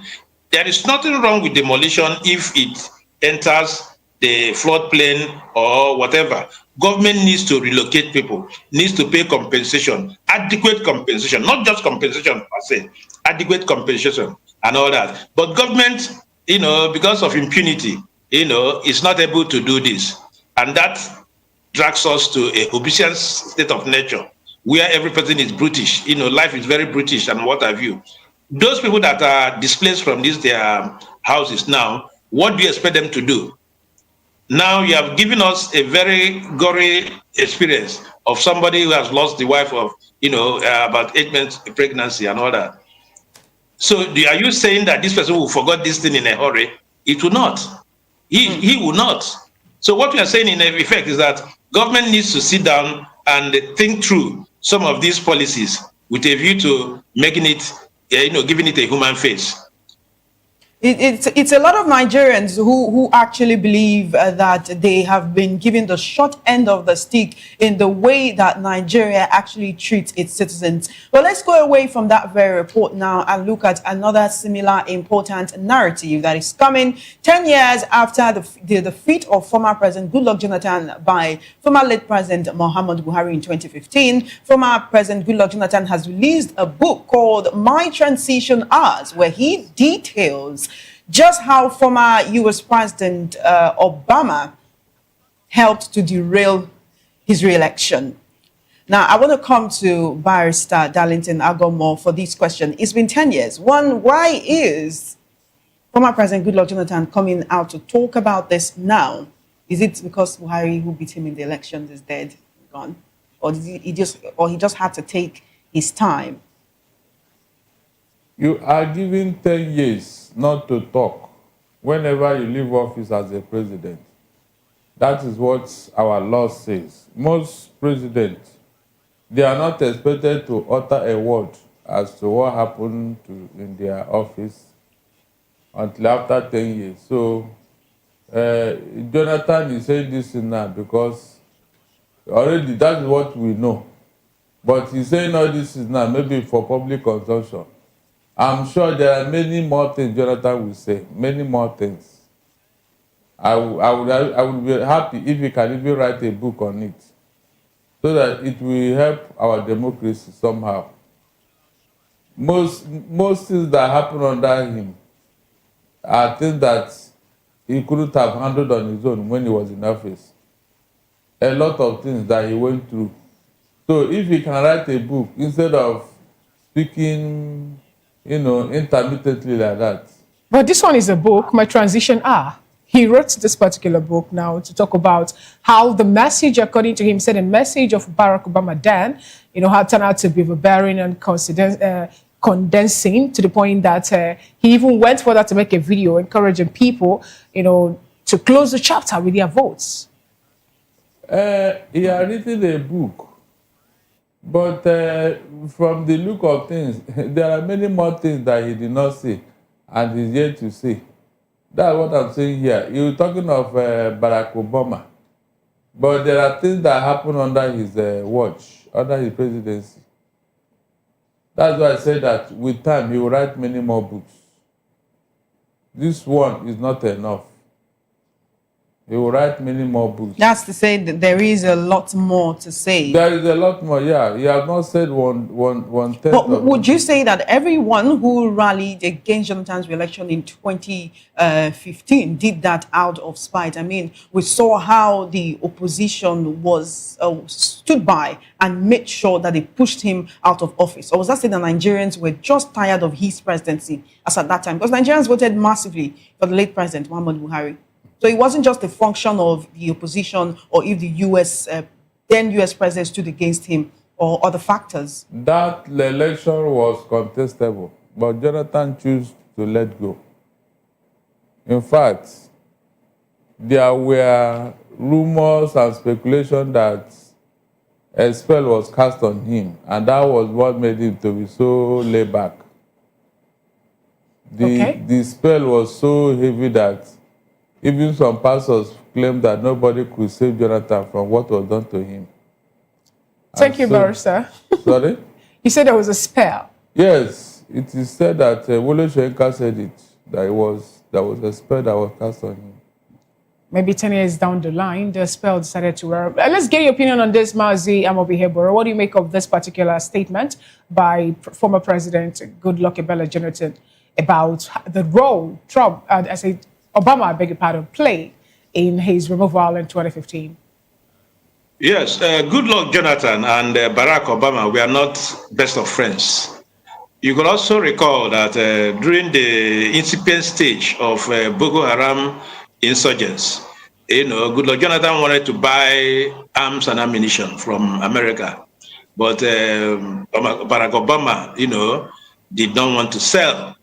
It was when Muhammadu Buhari took over that, some was the Tucanos of this world, were sold to Nigerians and all that. So I think he had a brush with him and all that. His personality crashed. And if Jonathan had decided to document his last hours, wherein he made that vital call that saved Nigeria from being, under the heavy weight of civil war, I think is welcomed. In the book, we should be able to, critique the book. Of course, Obama is still alive. He has he will have a chance of probably refuting some of the things that Jonathan will encapsulate in that book. Another, but it's well noted. It is appropriate for him to put down his experience in a paper form, in a document that people can refer to. No problem with that. It is a way forward for this country. Thank you so much. Before I let you go in 30 seconds, we have this particular report. You know, some Nigerians have already started reacting to it, and that's about our president meeting with Donald Trump. You know, some people speculated that the meeting will happen tomorrow, but today we learned that from the presidency that those are just mere speculations and nothing like that is going to happen. And even if the president is to go to the U.S. to see anybody for bilateral talks, it should be the president of U.S. Donald Trump, not the deputy or the vice president. Vance, what do you make of this? You know, movement of the president from Nigeria to U.S. or maybe Trump coming into Abuja. Do you think that this talk in any way is going to help us? I'm talking about our bilateral relationship and every other thing that we share with the U.S. I think at this point, the government should talk less. It was that statement was credited to Daniel Buala, who said they have scheduled a meeting. It's either the meeting hosts at the State House in Abuja or at White House in Washington. When I saw it, I laughed. It was ludicrous for Daniel Buala to suggest. One, it was about 24 hours that Donald Trump tweeted, you know, and then a meeting was already in the offing. I think that was very unprofessional on the part of avalanche of spokespersons for the president. You know, to also think that, I'm not trying to denigrate any person, but to also think that Donald Trump will come to Abuja for this type of talk, you know, is neither here nor there for me. So when I heard about that story, I felt it was not correct. It wasn't correct. Even some people even went to the website of America, you know, the government of America, and there was no such thing, you know, encapsulated there. To get an appointment to speak with the president of America cannot be done in just 24 hours. So what I think, you know, the Nigerian government should do is to articulate their position. President Tinubu will have to go there if need be, and then when he go, as soon as he's going there, he should also arm himself with video clips, because the Ramaphosa treatment will be given to him. You know, when Ramaphosa was there, President Trump showed him a lot of video clips, you know, and you know what happened in that conversation around there. So it is a kind of, President Tinubu should, you know, prepare adequately for this type of engagement. It's not going to be a tea party, yeah, because a lot of things is at stake. And we should honor. And between now and when the meeting will be actualized, there is need for the government to, you know, put in place certain measures that will speak positively to her intention to curb this insecurity. Thank you so much, Mazi Amobi, for that particular submission. Barrister Darlington, let's get your opinion on that. You know, the visit and the fact that the president have also changed the defense team now to make sure that, and he gave them a marching order. We don't want any excuse. We want the issue of insecurity to be a thing of the past. You know, when you have a lot of media aides and special assistants, you know, duties will superimpose each other. Everybody will be struggling to please the president. That's why Buala, you know, made those comments. Comments that he was not supposed to make. And now look at the outcome. Again, I don't think Tinubu going to US will bear any fruit. It will not, seriously. So I think he should have sat down at home and then look inward. By the time he solved the problem here, in fact, nobody will tell Donald Trump to remove her name from CPC.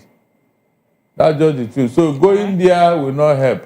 Okay. If he can now give them order, those people in Plateau and Benue villages, they should go and dislodge them so that the Benue people will leave the IDP camp and return to their homes. Thank you so much, Barrister Darlington. That's what you're supposed to do. Thank you, Barrister Darlington, for your submission. We've been speaking with Mazi Amobihebo, a Republican political affairs analyst, and Barrister Darlington Agumo, who also is in the capacity of Republican political affairs analyst today here at the Media News. Thank you, Barrister, for being here. Thank you so much, Mazi, for being here too. We sincerely appreciate it.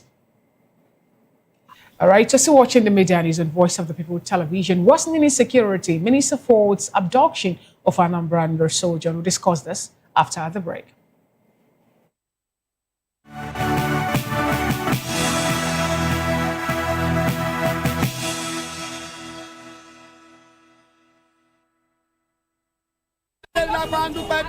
Good morning. It's the start of a beautiful day. Well, start your day right with a healthy dose of news, fun, and inspiration. Join us on VOP this morning for the latest news, trending topics, and uplifting stories to set your day on the right vibe. From news and current events to lifestyle and entertainment, you are covered. VOP This Morning, 8 a.m., Monday through Friday.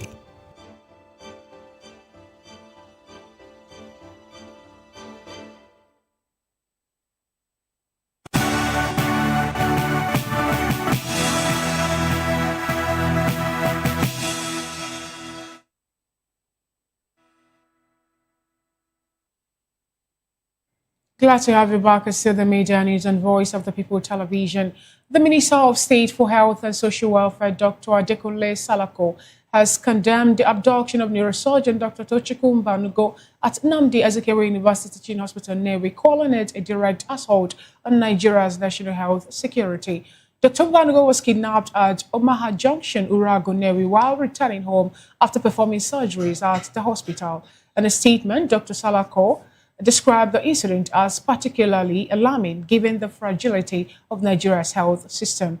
He highlighted that the country has fewer than 150 practicing neurosurgeons for over 220 million people, far below the World Health Organization benchmark of one neurosurgeon per 100,000 people.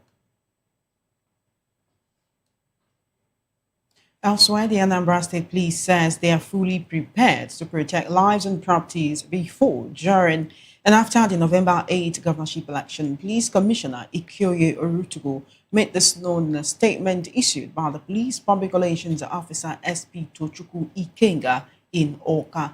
Orutugu commended officers for their dedication during the statewide advocacy campaign and stressed the importance of neutrality, professionalism, and respect for human rights during election duties. He urged officers to remain vigilant, courageous, and uphold the core values of the Nigerian police force while encouraging the public to stay law-abiding and security conscious. The commissioner assured residents that the police will continue working with communities and stakeholders to ensure a peaceful and credible election. Moving on, troops of the 12th Brigade of the Nigerian Army in Lokoja have rescued 2 kidnapping victims and recovered 3.8 million ransom intended for their release. The rescue, confirmed in a statement by the brigade spokesperson, Lieutenant Hassan Abdullahi. It took place on Sunday in Achigili Forest along the Itobe Adomo Ejule Road.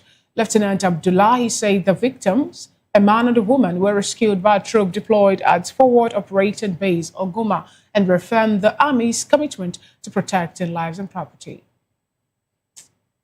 Now, the House of Representatives Ad Hoc Committee investigating rising drug trafficking and alcohol abuse has vowed to identify and prosecute offenders to protect the society. Committee Chairman Timei Adelebe said Nigeria must not become a dumping ground for toxic products, illegal drugs, predatory advertising, or unethical business practices. He announced plans to hold multi-stakeholder conferences in Abuja and Lagos to gather input from Nigerians on ending the menace. He also warned that any attempt by invited organizations to mislead the committee, conceal or falsify information would be treated as contempt of the National Assembly. He stressed that the investigation is a patriotic effort and not a witch hunt aimed at safeguarding Nigerians' health, well-being, and ethical corporate conduct.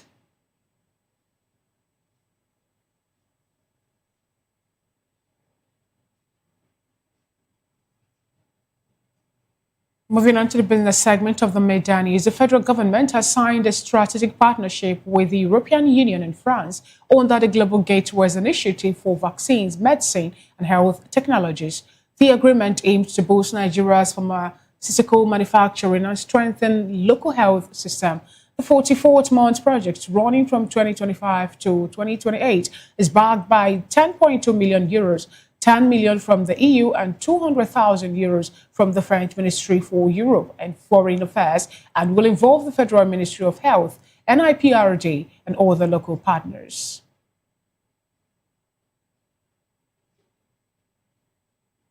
Moving on now to the world of sports, Nigeria's athletics team for the 2025 Islamic Solidarity Games has been announced, with the African champion and Commonwealth medalist Chukwuebuka Inekwechi leading a 25-athlete squad aiming to shine in Saudi Arabia. The 6th edition of the Games runs from November 7 to 21 at the Prince Faisal bin Fahd Sports City Stadium, a 22,000-seat venue hosting top athletes from across the continent.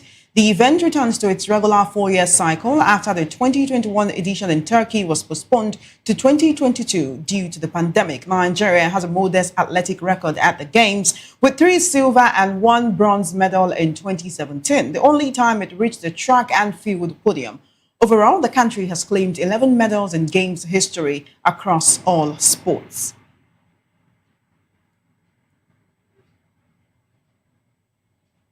In entertainment, American rapper Nicki Minaj has expressed gratitude after U.S. President Donald Trump designated Nigeria a country of particular concern over alleged religious persecution.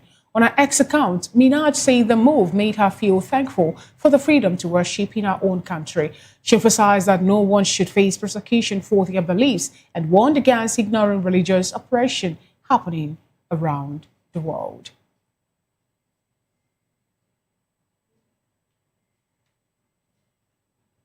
And that's it on the Midday News right here on Voice of the People Television. We're always happy to bring you information. Exactly. Join us across the social media platforms. At YouTube, we are at Voice of the People TV, and on other social media platforms, we are at VOP TV Live. Up next on our schedule is a Spotlight Show with Precious Agubado. I am Fina Okechukwu. And I am Chioma Innocent. Thank you for watching.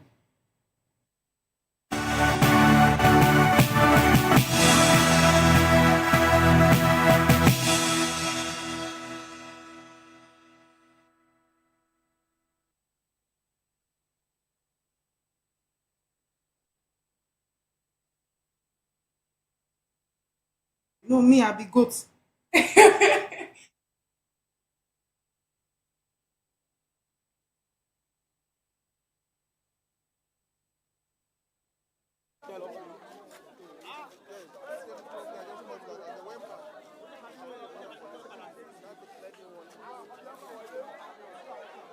he said he was going to send me the video.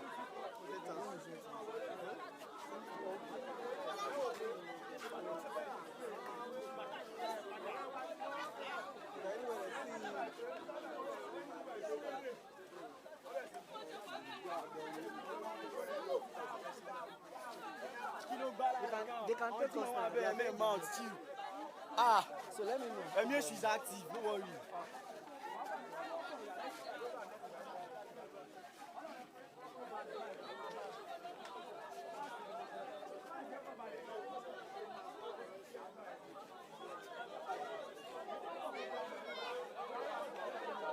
What's your resident area?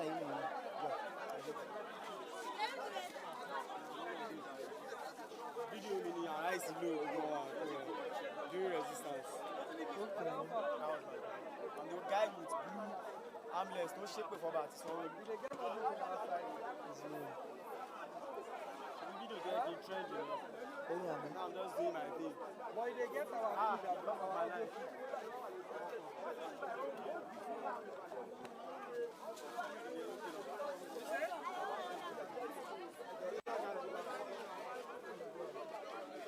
Okay, just take our food.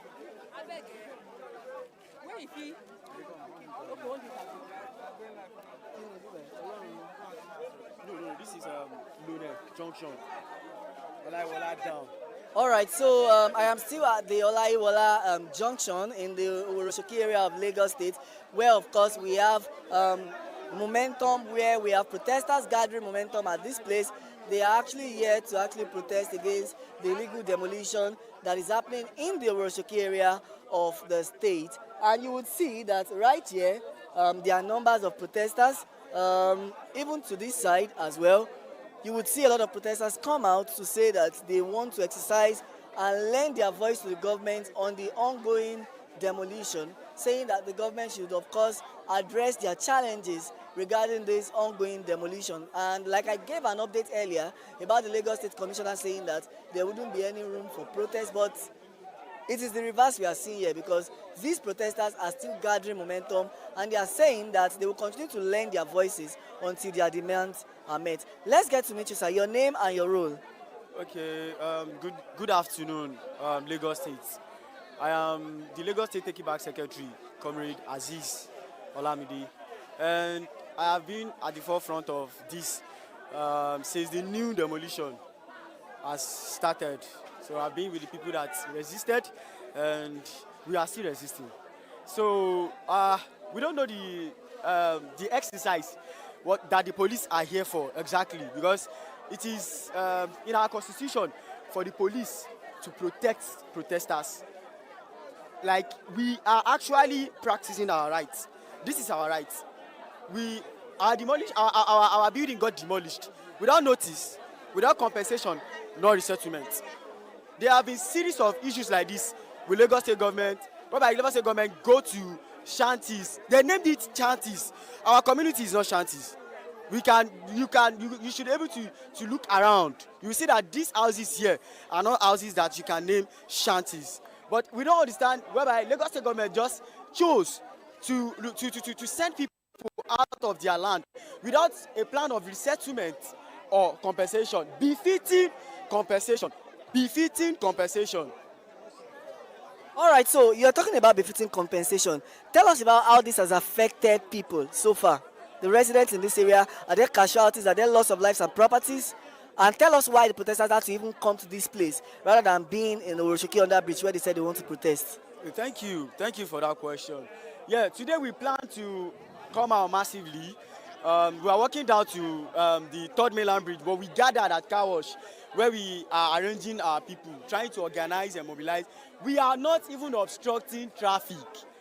We are passing vehicle before the policemen sent their men down there to tear gas peaceful protesters. We have kids, we have elderly ones, and we have a lot of protesters arrested, taken down to Ikeja only because we are practicing our civil rights.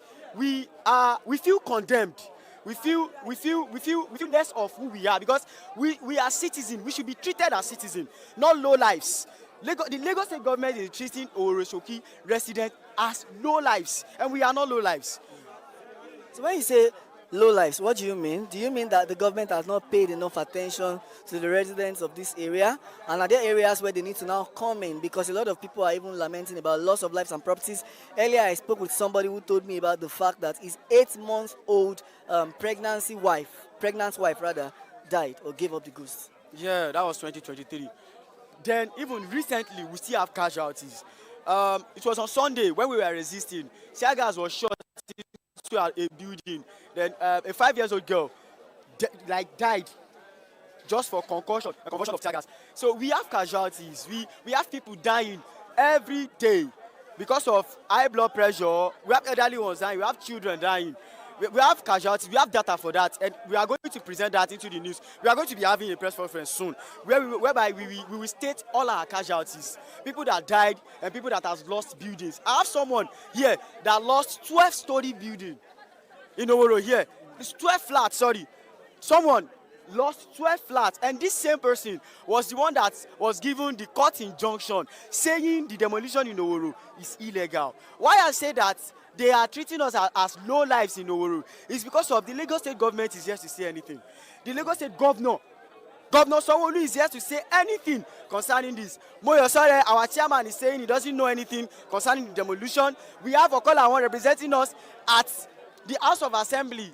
We don't know what exactly he's saying. We don't have a tangible point from him, because we are the people that voted for these people. We have councillors, we have monarchs. They are actually betraying the people. Okay, I'll come back to the question about Monarch, but let me come to you. You're a resident in this area. Tell us how this demolition has affected you so far. Actually, despite the fact, I won't lie, despite the fact I elaborate one or two things based on my mommy's aspect. She has high blood pressure, from high blood pressure to stroke. And unfortunately, when they comes the very first time, they demolished one or two aspects.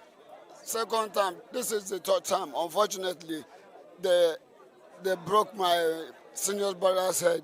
And unfortunately, they beat me thoroughly beating. This is it. This is it. I won't lie to you people. I have to elaborate one or two things to you people, for you people to see it. And this is not how it's supposed to be. A lot of tribes comes to Akwa Ibom State. I'm an Akwa Ibomite. You understand me? They come to Akwa Ibomite. We don't do a kind of thing like this. And this is not a kind of thing which they're supposed to do to us. It's unfair. So we have to say one or two things. At the end of the day, they'll send police people to send tear gas. And those ignorant, we started stealing somebody's property.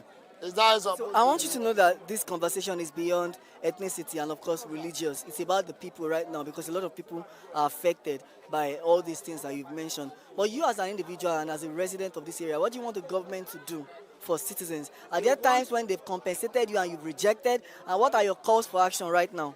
If at all we said one or two things, you also would definitely know what is going on.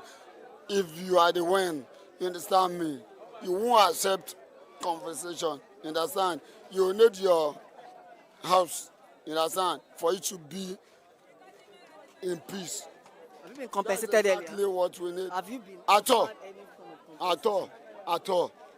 Even my brother wanted collected compensation. I asked him not to. How much? What did they use to do? They said 350,000 is not up to a kind of money which we can supposed to.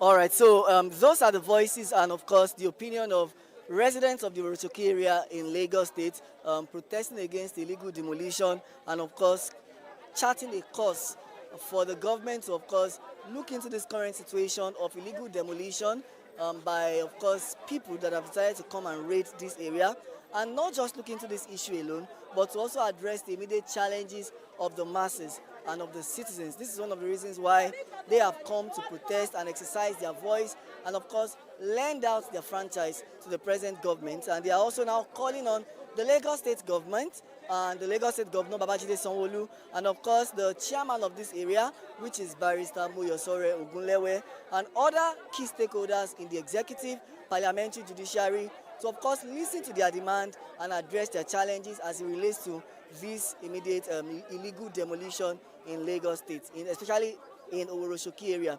That is just the situation report right now. We will continue to, of course, monitor that development closely and provide you with further updates as the situation unfolds.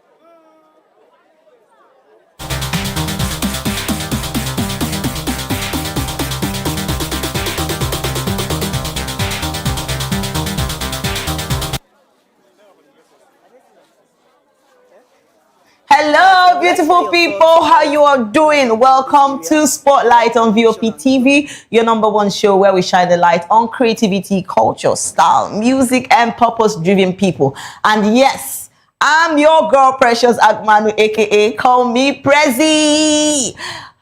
Today is a beautiful day. Yes, to stay inspired, grounded, and blessed. And yes, we have a lot of gist for you, and I'm sure you don't want to miss any. Please stay with us.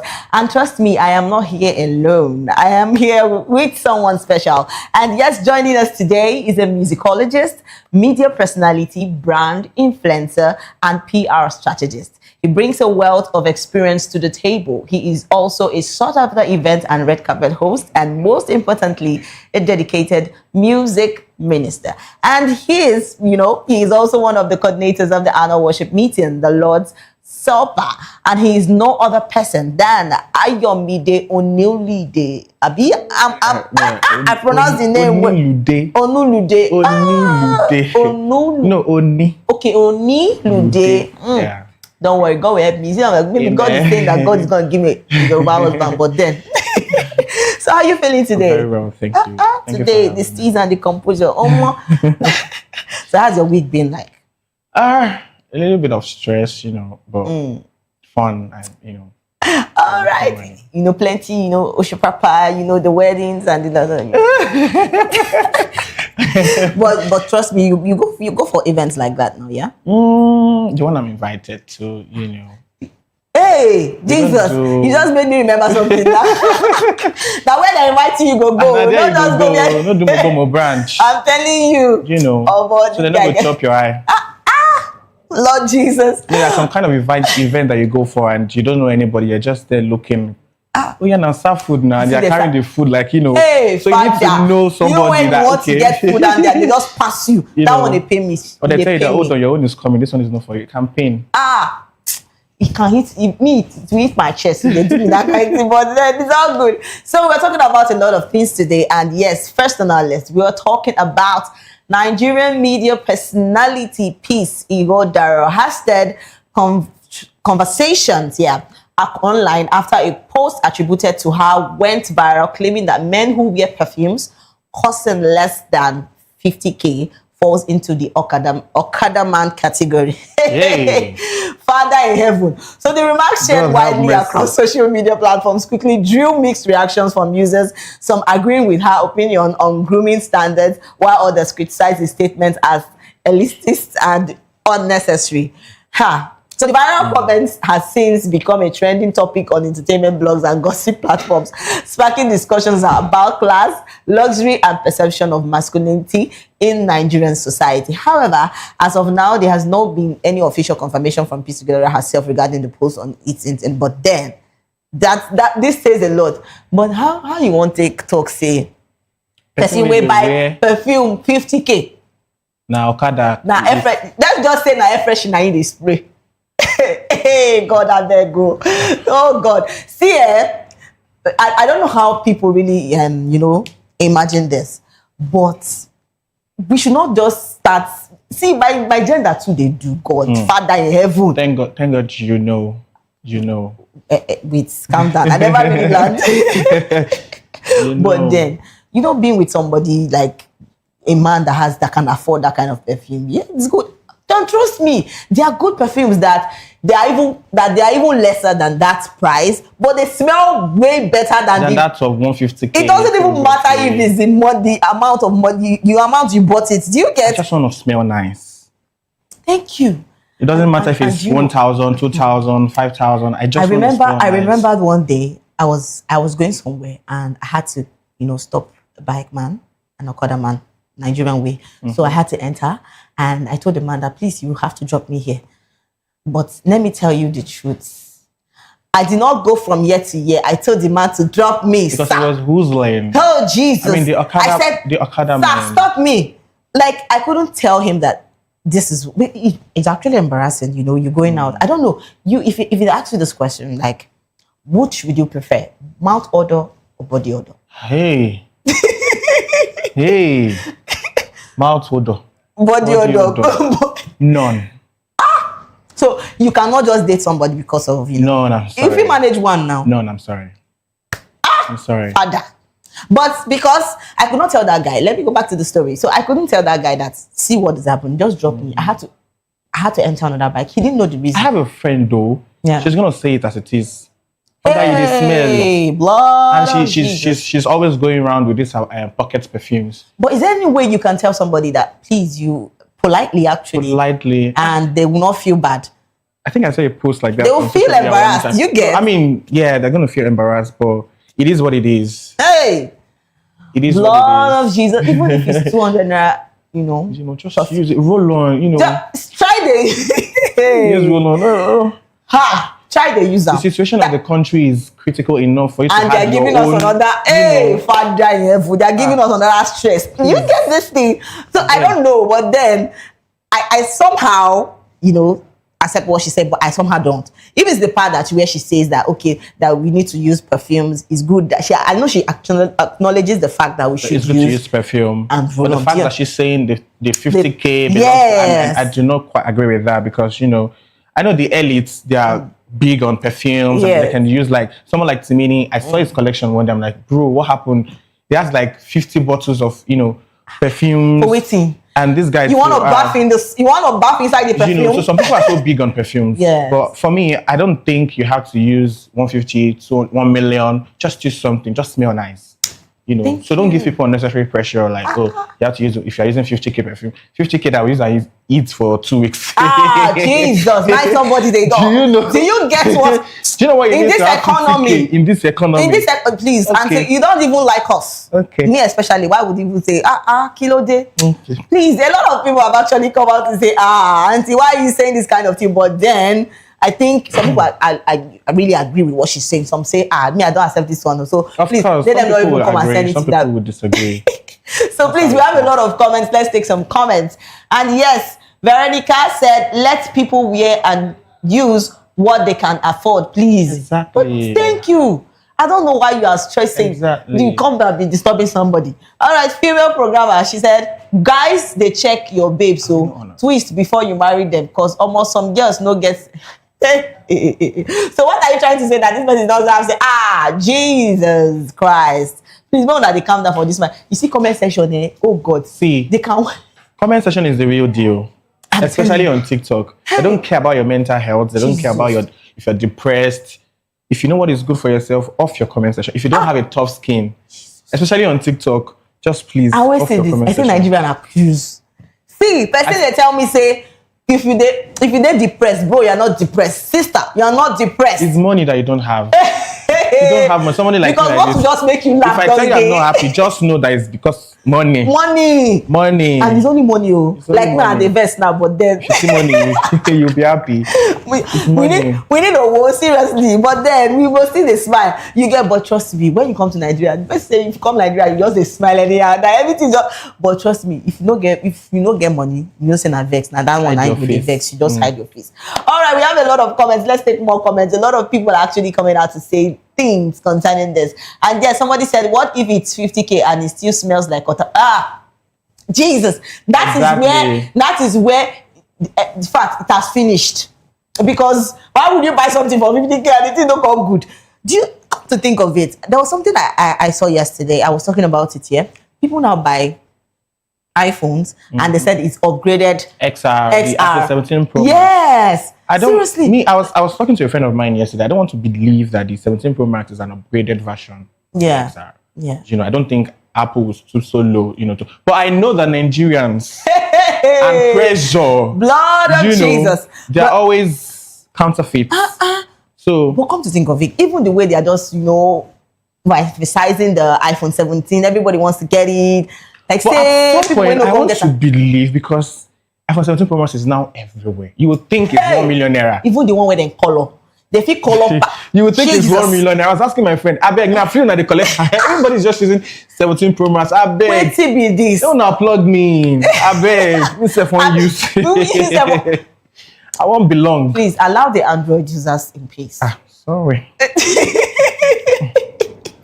Please don't just go there, because me I don't want to come and start saying things, you understand? Don't maybe just start calling. Samsung is such a beautiful model. So but actually I don't want to say this, but then I think it's quite expensive to manage. Yeah, the Samsung. Yes. Yeah, people say so.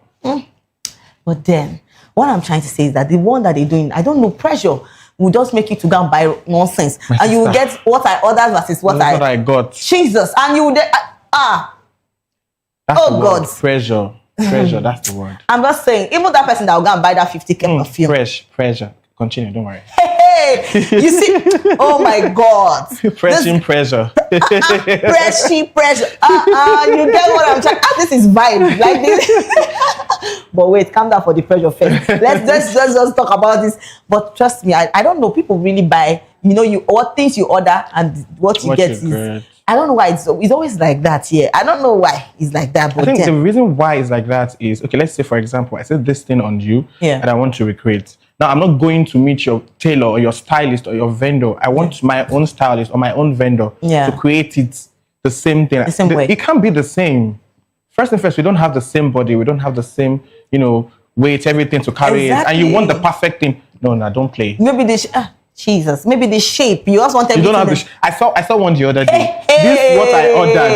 This lady has this hourglass shape. She was tall, beautiful, and I don't want to. But then talking about fashion, yeah. A lot of people now, like some designers now go into, there's a way they make clothes now that snatches the waist, and even though it doesn't look that perfect like the way you expect it to be. It should be close to that because there's something they call the corset. The corset. Even though you can't breathe well, you're still corseting. Why did you put it? Not but it's the truth. It's the truth. Even when we can't breathe, please leave the breathing for us. That we want the breathe. Trust me, I've seen a lot of videos where ladies now wear that and. Even Tiny complained the other day. I mean, I think because of waiting. She went. You want to go and do snatch. Snatch it. You not come and kill yourself. Say, hey, Father in heaven, oh Lord. Like I can imagine people. You can't just breathe well. You have to sit, and you have to sit a particular way to just look. Hey, I've been wanting to ask. Maybe let me ask you. Okay. I don't know if you've ever worked. I've won once. Were you able to pee to use the toilet? Right now, it was maybe that day I didn't really eat much, so that I didn't even eat much, so that the thing will not come because the way this place will not bloat out. Jesus Christ, you will not breathe, but then just want to look beautiful. You get so. Please, we are still talking about the 50K perfume. So let's take more comments because a lot of people are actually coming out to say things. And someone said that what if you just finish buying the 50K perfume and then it can't smell like your Okada where they run from. But I saw one comment. Said, what about 49999? Oh my God. All right. Okay. Rolls Royce girl, that's funny. Okay, another person said, what do you mean by customers are Okada men? Oh God. And fine woman. Anyway, Okada men also deserve to smell nice. Yes. Seriously, that doesn't mean because they call you Okada man. Trust me, you need to look tush too, like an Okada man. Even if they drive bike, you're supposed to look tush, dress well. Looking good perfume. Is a good business. So even if you are hawking pure water, there's a video of a little boy that was, I think, sometimes on the internet that was hawking pure water that was so fluent with his, the way he advertised the sachet water to, and from there. So imagine he's just trying to. So I just went to that route because I'm trying to say everything you do, just make sure that you look good and you look presentable. A lot of people, even people that now that sell stuff like pure water, drinks, that they not dress well, they'll be on corporate. They'll be on corporate with you. I mean, they're trying to, market their business. Yeah, you get what I'm trying to say. But that's really unique, It looks unique when I see it. And I would like to patronize this kind of people when I see it. All right, we have a lot of comments. Let's take more comments. Let's see what we have. Yes. Another person said, funny people everywhere. Oh, God, una just they increase pressure for those who no get sense. Jesus. At Oluwamog is well with you. Then Osare said, okay, we've been taking that. So somebody said, Baba, in fact, your family. Baba, look at this person combined both Yoruba, Hausa, everything. Hey, God. Bankina Maya. This is serious. See, this is my comment people. We are not agree. We are not the pepper people. But then it's well. God will help her. As she has said that she go the date person where they use 100K, 100 million perfume. No, I don't know what to say. I beg, let's take more comments. We had a lot of people. Yes, a lot of people are actually saying something concerning this. Let's take more and more comments. And Miss Stormy said, how much does your father's own cost? You. Jesus Christ. This is the highest. What of 449,900? More than they calm down. The J thing said, I thank God for social media because it really exposes people and their mindset. Actually. Hey, God. Actually. You go just sit down, they talk about this guy thing. God, I beg. Somebody said, okay, I passed. Mine is 50,400 plus delivery. Oh God. See, what I'm trying to say right now is, even though Peace has actually said that we should go and be buying perfume, she want to put the pressure on people to go and buy perfume of 50K. Me, I don't care for that one. That one is a business. But then, please, always smell good. Smell nice. If you're going out, if you're into business, any kind of thing you're doing, just if you don't bath finish, try use roll-on, try smell nice. So that keep person with inside boss with you. Or make it part of your daily routine. You get what I'm trying to say. So yes, we still get plenty just to talk about. And yes, we have another gist, and that happens to be the widow of late Nollywood actor Junior Pope. Jennifer Awele has warmed hearts online after sharing an old note her husband wrote when he once borrowed money from her. So in the document, which surfaced on social media, Junior Pope formally acknowledged the loan and signed it, a gesture many fans describe as both touching and humorous. So the post quickly went viral, drawing emotional reactions from followers who resented about the actor's playful yet responsible nature. While some online users found the act amusing, others praised it as a sign of mutual respect and trust between the couple. So the resurfaced note has since reignited fond memories of the late actor who passed away earlier in 2024, reminding fans of his charm and authenticity, both on and off the screen. So the wife actually came out to say that they had this agreement that if you borrow money, you understand, you have to sign, so there was this paper that she posted online stating that where both of them, where Pope said he was going to return the money. And the wife signed, and him too, he also signed. So my question is, because she also talked about the question where is it that can you borrow somebody money and do those kind of a lot of agreements and the rest of them? Especially maybe you're not married, yeah? I'm single. Oh my God, single and please. So if you would get married, would you like to borrow your wife, or would you probably say, please take, I don't need? In my opinion, if I'm married, I don't think I would borrow my wife money. I would give, she's my wife. Yes, freely. So whatever I have is also hers. So I don't mind giving to her. But outside marriage, even family members, fine. Because sometimes family members so they will come for you. Not to talk of friends, acquaintances. Yes. So contracts. When are you going to return it? Some people will borrow money from you. To return is the problem. Because there's this thing that comes with, I think I've experienced it. I borrowed money from a friend one time, and it's time for me to pay back. I have the money, but I don't just want to pay back because I'm feeling some kind of way like, how do I remove this money from this account? So I understand the thing that comes with people borrowing money and not want to pay back. So when you have a contract, you know the consequences that you're going to face. If you don't pay me my money, I think you'll be able to sit up. So for the married thing here, I feel like people have their own, different ways of doing things. So, but for me, I don't think I would want to borrow my wife money and then tell her to sign, or she will want to borrow. She can say, okay, I will borrow your sign as part, ladies, you guys can be very petty. But but for Father me, in heaven, you're saying what he's saying, that we are too petty. No, that's you guys' nature. I mean, oh Jesus! You can but trust me, if you ask me the same question, I would say anybody you're going to sign. I mean, it's fine. No, do you know what I'm saying? So because basically, I might want, like, if I want to give you the money, I will wholeheartedly give to you.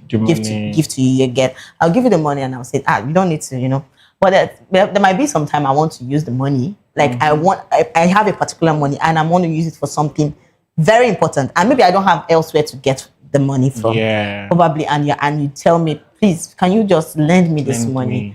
And because you don't want to spend the money, Because you're my husband, I would, gracefully lend you the money, but you have to pay back. These days, I think I've come to a conclusion that money that I can't give out, I don't borrow. So if you're coming to me to say you want me to borrow your money, if I know that I have the money, I can give it out, dash it out to you. For me, I'm dashing you. So when you're coming back to say, let me pay, I'll just say, don't worry. Because it's always crazy trying to get your money back from people, they make you look like you're the bad person. But what if some person that, like people that actually borrow money and genuinely that they don't have that money to pay back. I understand that you don't. See, there's a different thing when you borrow money from someone and you're keeping tabs. Like, oh, I'm sorry, there's a date that you're supposed to return, and you're like, okay, I'm sorry, this happened. You are, you're keeping tabs. It's different from, I'm the one disturbing. You know how PalmPay used to run after their debtors. Jesus, not be smart. So it's a different thing if I'm the one coming to meet you. Pay me my money. No, I mean that's bad. But if you're coming to me and telling me that okay, this happened, that happened. I mean, I'm human. I will understand and then give you the grace. Well, I think I agree with what he's trying to say. So yes, a lot of people have actually come out to say things concerning the late actor's routine in the house with his wife. So, but let's take some comment because a lot of people are like, say, I cannot borrow my husband, I cannot borrow my wife. Some people will say, no, any money, I can, That's why I say it's a personal thing. Give it freely. So we have a lot of comments concerning this. Let's take some comments. A lot of people are actually coming out to say things concerning this. So yes, let's take some comments. And yes, Daniela said they would say that they will give you back, but you just know your money is gone. I said it. Women. OT law, it is gone. All right, another person, Motion said, Wahala. Hey God, Wahala. Then Martin said, what is sweet, cute, and lovely on this post? Needing to write a letter to borrow money from your partner is sweet, Abi. If any man had tried this with their wives, then you realize that it's not sweet or lovely.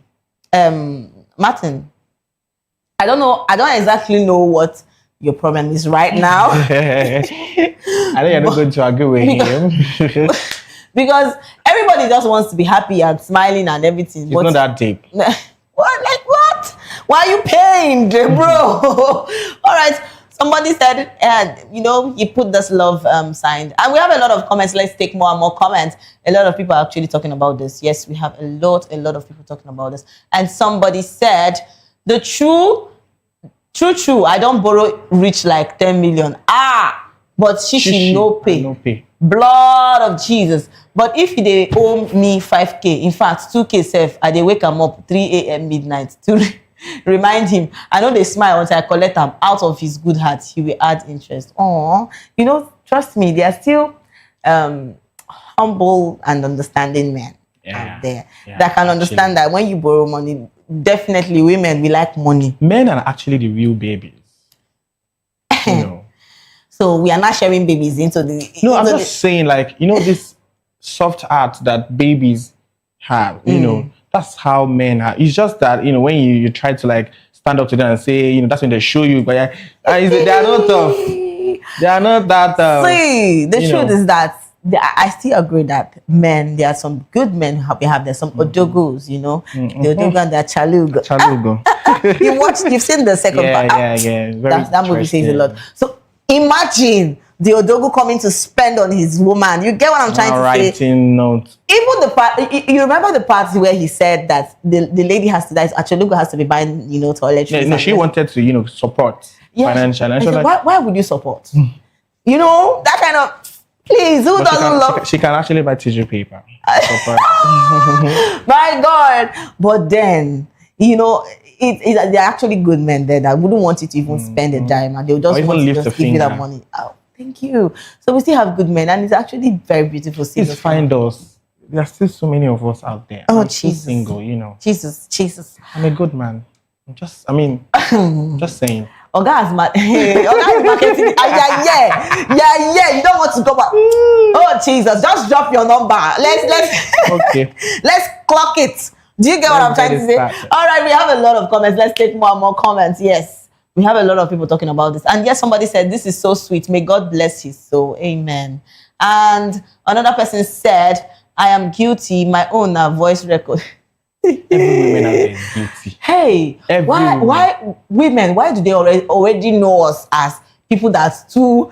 Hey, you're too dramatic. Funny thing is, women will borrow you money. Your wife will borrow you money. I've seen cases like that. Yeah. Let's say, for instance, my wife borrowed me 3 million naira. Yes. And then maybe in the middle, I'm trying to still pay her back, but I now got her something. I gifted her 1 million naira. Yes. She that 1 million, she don't go do that for that 3 million. Like she said, you're still owing me 3 million. You even had interest. I had interest now. You guys, you like money. Please, we'll add interest You on like top. money. You know, please. You get what I'm trying to say? We like money, but we love good things. Who doesn't love? Please, though, you should pamper us. That's why we are your, babies, actually. So let's take more comments. We have a lot of people talking about this. We have a lot of comments. Let's take more and more comments. Yes. And somebody said, justice for me. My husband know they pay me back. Hey, Hansi, you don't need to come and But there's another way he pays back, Sha. If he doesn't pay back. You get it. Flatted. Lines, they cry. You get what he's trying to say? There's another way in the other room that you can pay back. You get what I'm trying to say? So, Kuku manage and like that. You get a lot of people when they pass through. So somebody said, borrow me ke. Now dash, they no go pay, pay back. All right, it's all right. Bella said, same handwriting, Abi. I know they see clearly. It's well. All right, to those that still want to expect them, that's still expecting their money to be paid back. Don't worry, they'll give you to all the wives and to all the husbands. But then, to our odogus, please take care. When we borrow you money, you're supposed to understand that, as your babies, we are not supposed to pay back. But then when we now give you the money, sir, you have to pay us back wholeheartedly. So why are you smiling like that? I reserve my comment. I don't want to say anything, Don't you agree with what I'm saying? I agree 100%. Thank you. And that's it. Thank you for that. I really love people that just accept what I said. Because me, I don't have strength. But that laugh is really scary. Why is he laughing like that? But then it's good. All right, we have another gist. And trust me, this is mind-blowing. You need to listen to this. So Nigerian women frown at a baddie who warned her future husband that she won't be joining wives in the family to cook during family function. Oh, I saw that. Oh my God. You don't marry. Make I ask you. See, it's not by force to cook, ni. Family functions. And family functions, they are so, hey God! If you never experience a Mati, you want to go and be forming wife material, Oshe, boo gown, you can do, big I will not say you should not join and do the house chores you do, but my own be say no go do pass yourself. You feel there, you go the faint because say you want marry man. Jesus, please. I feel like the right thing to do is as a wife. Yeah. In the family when there's a family function and then you are able to attend. Yeah. The least you can do is just to join, even if you're not doing anything. Just sit with them. Gist with them. Give them moral support. Of course. If you can't do any of the things that they are doing, just give them moral support. It counts. But you staying inside or saying you don't want to do it, nah. I wonder. Like in 2025. But trust me, a lot of ladies do it though. They'll just stay inside, they'll say I will not work. But there's always problems. That's the problem. And trust me, they always have issues with their mother-in-law. Why won't you have issues with your mother-in-law? You will. Women, we are too dramatic. Even the ones where they shout the turn mother-in-law. It reach their turn. I know that some family can be, excessive. They've abused that, privilege of, wife joining them in cooking and all of those things. But that's not to say you won't join. When it's becoming too much, you can just withdraw or, That's true. In fact, it's even better not to go than for you to attend and now, Father. And now end up like, But people with it, when there's family of maybe there are 5 boys in the family and the last boy gets married with the last wife. Say be like people they talk say that one they suffer pass the other women because those people they feed the house, they relax and the other rest now of them. Now you serve them. Hey, big mommy, Jesus. Big auntie. Especially the extended family, it's always a lot. I understand where this person is coming from, but then again, I understand how people come out to say people came out to say that why would she say that? That means she doesn't love her family. Auntie, rest, please. It's not by voice. If you want to help, you help. If you say you don't want to help, if it's me, I will not even go anywhere. But then that's between you and your husband. He will understand. All right, we have a lot of comments. A lot of people have actually come out to say things concerning this. Some people say, me, I don't accept what she said you. Some people say, me, you cannot come and kill yourself. You can just help out. You get what I'm trying to say? So let's take some comments. A lot of people are coming out to say things concerning this. And somebody said, "Oh, no, we have a lot of comments. A lot of people are actually coming out to say a lot of things because you know the fact where people come to ladies especially come to quarrel with their mother. All right, it's on the screen already. Somebody said, "You people cannot bond on the train from Paris to London." All right, official Kama Light said, "If you and your husband can afford caterers, why not use them instead of going through distress?" Thank you. Even Simple the caterers, things. you still need to supervise them. But it's true. Some caterers not just get else. Hey, Lord of all Jesus. your food. You will even find the one way you You're go going chop to the sef. house. Oh, Jesus. So you still need to be around. Of course, that's true. But then it's better. There's less stress. You get? All right, we have a lot of comments. Yes, another person, you never see your husband, you don't they fight. Lord of Jesus. And I am a Jabota. You not even seeing him. You never see your husband, don't they fight in-laws? Oh my God. Is that gender not just imagine your future in-laws. Oh Jesus. Are seeing this. You don't define, and funny enough, is how women you always come out and say, "My mother-in-law this, my mother-in-law that." I've never seen where a lady will just come and say, "Do you know somebody actually prayed that she lost the mother-in-law before she gets married?"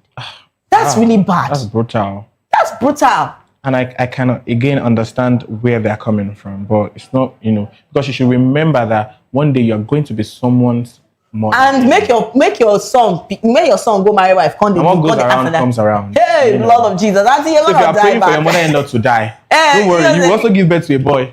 And that wife will also pray for you to die. So what goes around comes around, Seriously, my comment section there, this would not, I don't know, the joy you will actually give me, but it's good. All right, we have a lot of comments. Let's take more and more comments. We have a lot of people talking about this. Yes, let's take more and more comments. A lot of people are talking about what this lady has actually come out to say, that she's not gonna put hands in anything that are doing in the family. As a baddie. As a baddie. You get what I'm trying to say? That she wants to be this relaxed princess, enjoy her money and the rest of her sipping her tea. Sipping her tea, relaxing. In the house, she's a princess, she's a queen. I was No be me talk am. Yeah, okay. Sorry. Oh my God! In my house, I'm a queen, but here I am not. Okay. Please. All right. We and have it's a lot. actually true, though. Relating to this family, this in your house, everybody in a king for your own limb. Yes. But you in this family function, no, you are nobody. Definitely, you're coming to a different. Do you understand? space. So you have to get along. You have to get along, you. There's not even. I don't think there's a family that would have a function and then expect you as the wife to come and be cooking. They have their caterers, so it's just for you to be there as Okiniwe, this is the wife of Lagbaja, this is the wife of Tamedo. Do you understand? Yes. So they can brag, this is my son's wife, and you too, baddie, All right. Yes, that is it. And yes, we'll take a short break, and when we come back, we'll go into what we have today. Please don't go anywhere. Stay tuned.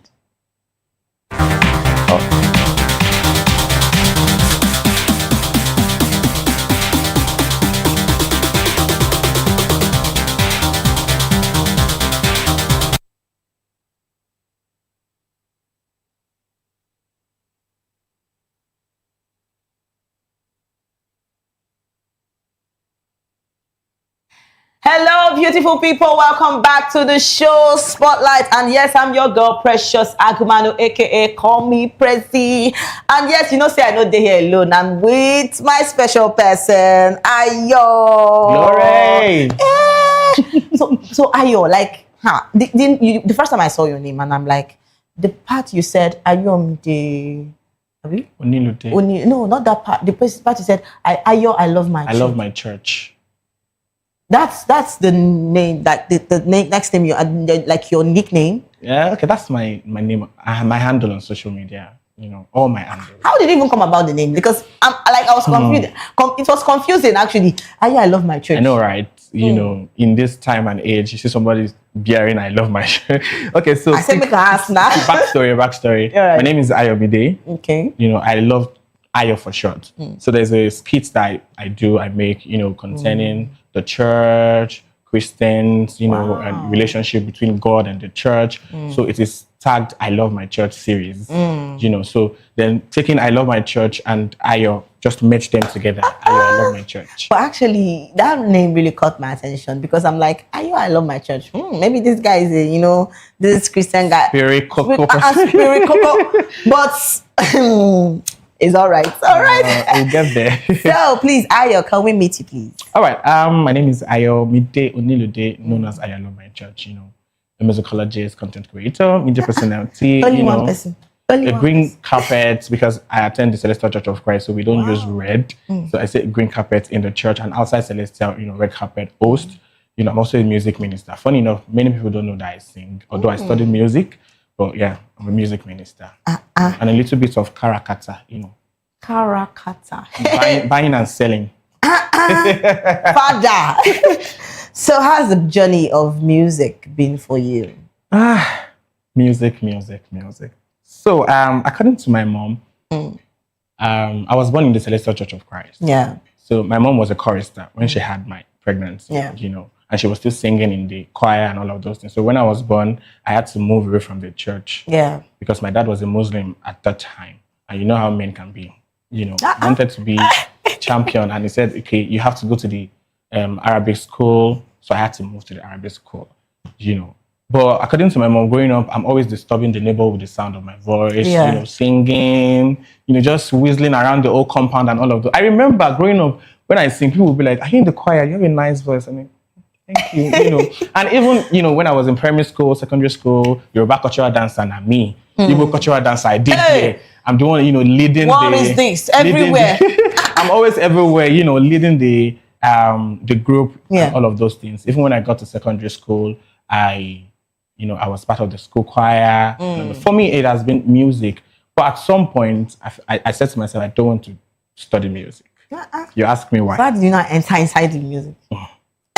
So there was a time I was at, there was this Celestial Church of Christ Music Academy. Yeah. Founded by the late Dr. Oluwale Adetiran. Yeah. So as at that time, I'm not sorry to say this, my church, my community is a community that they're not really big on musicians. They don't really, because talent's now water. For the Celestial Church of Christ. They poor. Yeah. Talents, they cry. Literally, one of our aims was given to us by a 7-month-old baby. So that's to tell you that. Do you imagine? Can you imagine? Anybody can sing. So if you're saying you don't want to sing again, they go now. We don't. They're not really big on artists, music. So we saw all of those things, and there was a day this man called me and was like, "Why do you want to study music? Why do you want to become a musician?" And I don't even have an answer. I'm like, because he said, "Look at me, in his words, I'm suffering, blah blah blah blah blah." He's the music director for the church worldwide. Oh my God. He's the dean for music, Polytechnic of Ibadan. I mean, he has he composed the NYSC anthem.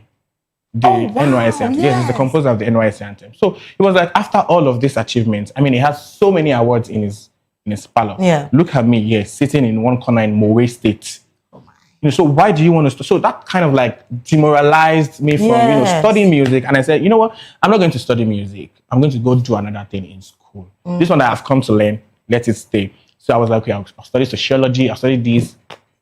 I didn't get the admission. Hey. And that boils down to my purpose, our purpose as Christians.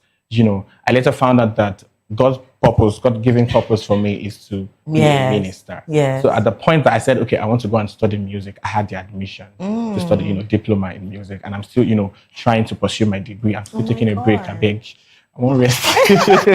So that's how it has been, from moving from school, primary school, secondary school, to church choirs, groups and all of that. That's how, and that's just it. Oh my. So how did you come about doing content creating? Content creating for me started 2020, Corona. That was when everybody was locked down. They locked down. You don't get what you want to do. So I said to myself that I'm going to make the most of this lockdown. Yeah. And at that time, I've been singing. I've been in that, music school, that Celestial music school. I've been doing a cappella. I don't know if you know what that means. Melody Lab. God has blessed me. I can sing soprano, alto, tenor, and a little bit of bass. So I'm an all-rounder when it comes to music. So I was able to sing all of those things, merge it together. I have my audience on Facebook, Instagram already. Wow. So 2020 was the year that most Nigerians, know about TikTok because we were bored. Yes. We were finding things to survive. So that was when I found TikTok. And when I found TikTok, I was doing my cappella, putting it there, doing my music. And before I knew it, I started, I love Jennifer Funkakedede. So a sound, I was mimicking a sound, Adaku, all of those things. Everybody loves Jennifer.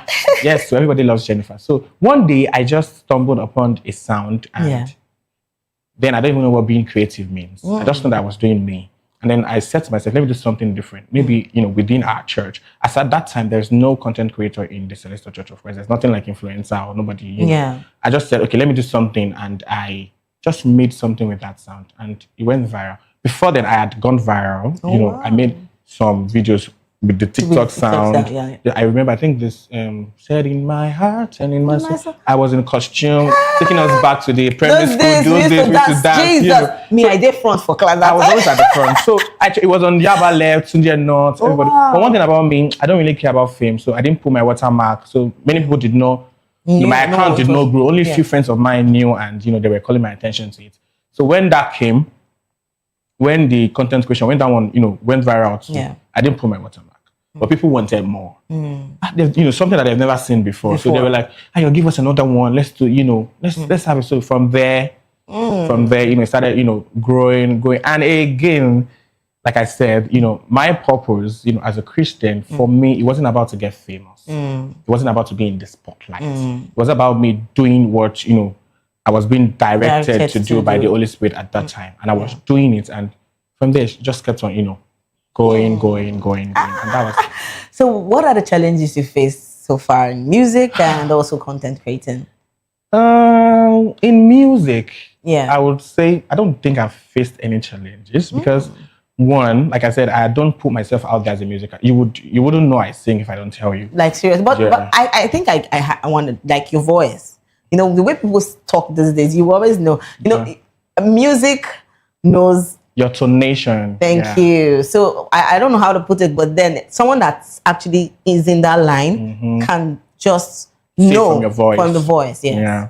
So I don't think I have any challenges yet. Okay. Because I'm just following God's steps. Now where God sends me, I did go. Do you understand? Yeah. But for the content creation, a lot. Because like I said, in my community, the Celestial Church of Christ, there's never been anything like that before. I mean, we have so many of them now because I've been able to, put that in place. But when I was, coming up, there's so many, rumors. First, it was ladies, trying to say I'm trying to talk down the ladies because there's this costume I wear cap, and so I depict the act of a lady, even if I'm trying to pass a message that, talk to both genders. So the ladies were like, no, and what is this thing? This word, feminist, they're trying to be, don't play on us like that. And I'm like, calm down, it's just an act. From there it moves to some people in the church saying I'm abusing, the sacred garments, trying to. So it sort of demoralized me, and I'm like, okay, you know what? Don't give it them. But it is gonna eat and potatoes gonna potate, because I find out that they were just trying to cloud chase. Yes, that's true. Because there's so many people doing that thing that you're stopping me from doing, and you don't have a problem with it. So I said to myself, you know what? Don't worry, pick it up again, and I continued, and it has been, but I really don't think as it of a challenge. A lot of people are actually watching you, your fans are actually watching you, and they'll be. A lot of people want to go into content creating. Like, what's your advice for them? I tell people, make sure that if you want to go into creating, make sure it's something that you want to do. If I wanted to be more famous than this, I would have been. I mean, people don't care about what people say. But me, because I have an assignment and I have a purpose, so I'm careful of things that I put out there. But for you, it's different. So if you want to go for it, be focused. Make sure that your focus is focused. Don't just say because, this person is doing it, I want to do it also. Is this something you really want to do? Is this something you have passion for? You have to, because you have to be consistent, and consistency is key. And trust me, consistency is very hard.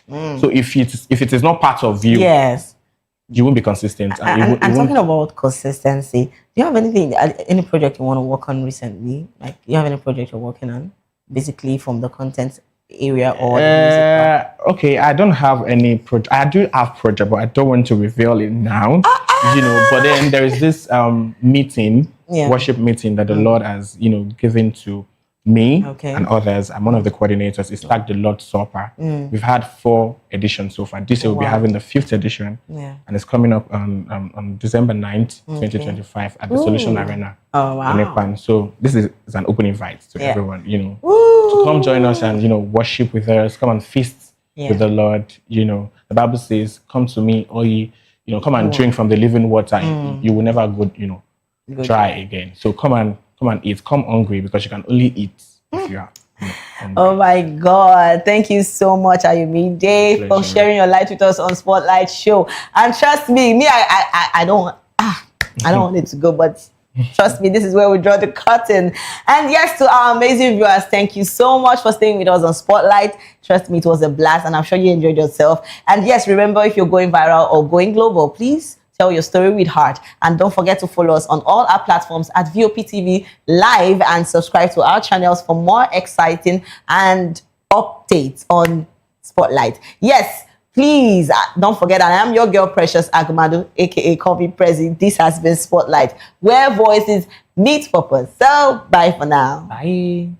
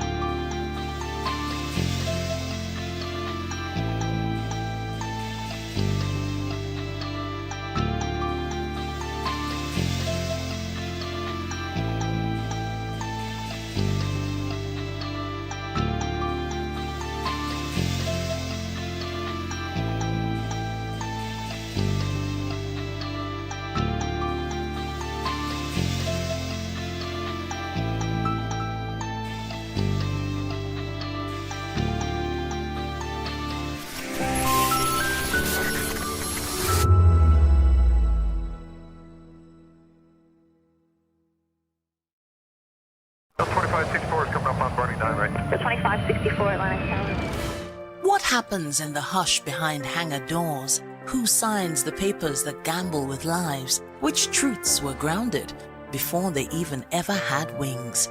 If you've ever buckled a seatbelt at 30,000 feet, if you've ever stared out of that tiny window and wondered who's really in control of the skies, it isn't just flight, it's power, it's politics, it's pressure sealed in steel. We're peeling back the clouds from runway risks to sky-high secrets. We're diving deep where most dare not to look.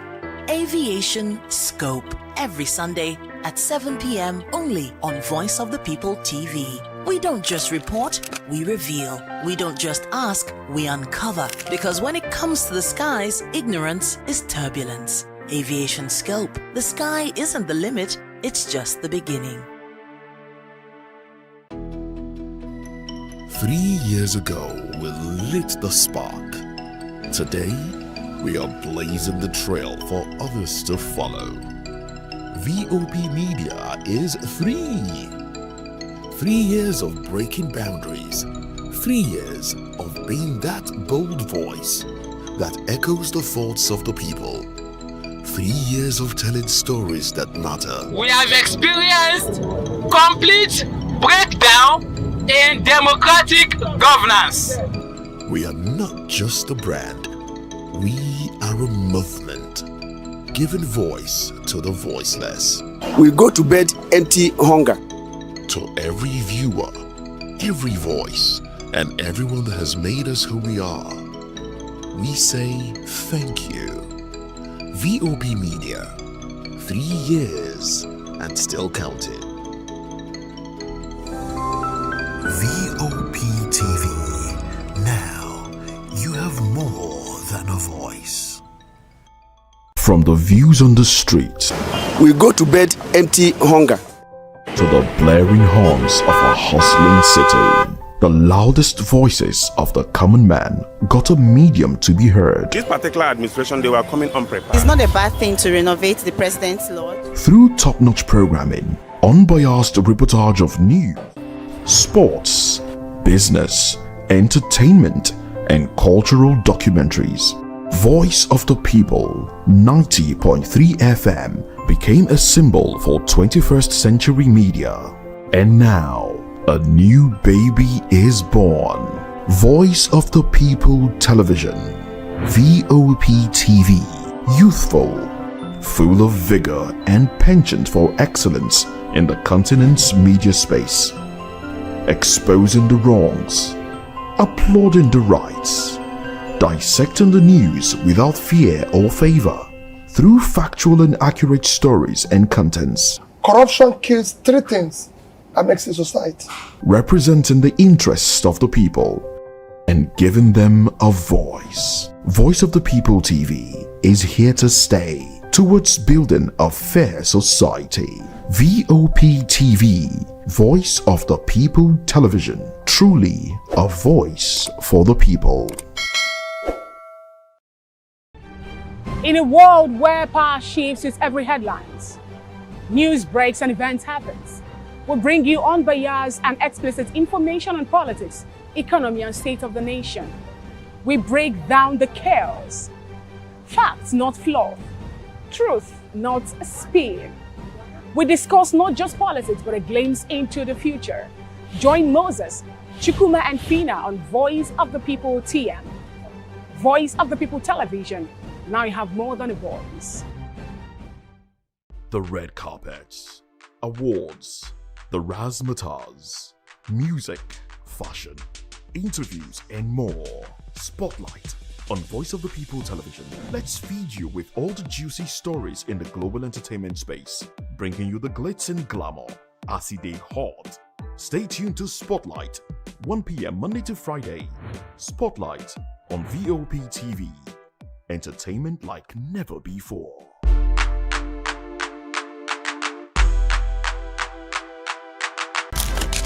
In a world where power shifts with every headline, In a nation full of questions.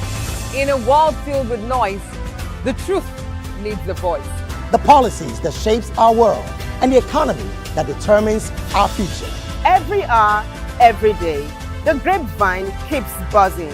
And together, we are committed to telling the stories that shape our world because your voice is our focus.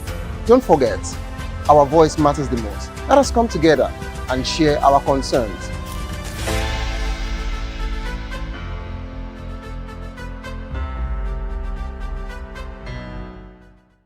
Are you ready for the extraordinary? Something big is happening on your screen. Introducing VOP TV, now streaming on SLTV channel 264. From breaking news to captivating conversations, news analysis, giving you all sides to the story. We break in-depth discussions on the issues that matter, from politics to sports, entertainment, and lifestyle. VOP TV on SLTV channel 264. Join us as we redefine what television means to you. Voice of the People Television, VOP TV. Now you have more than a voice.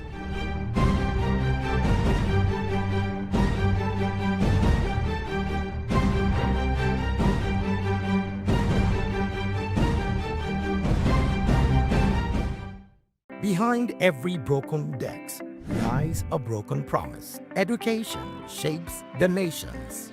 But who is asking the right questions? Introducing Edu Dialogue, the show that goes beyond the surface, exposes the cracks, the corruption, and the silence in Nigeria's education system.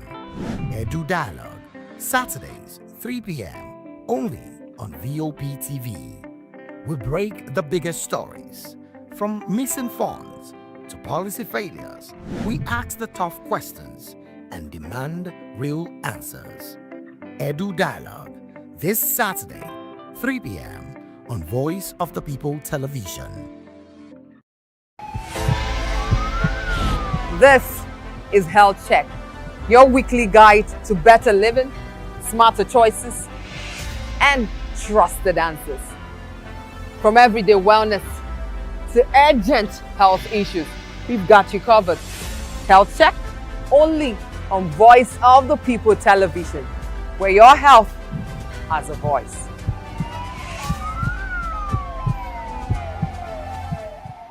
This is African News on Voice of the People television, where we don't just bring you the news, we bring you Africa's heartbeat, the policies that shapes our world, and the economy that determines our future. African News on Voice of the People television. Stay with us.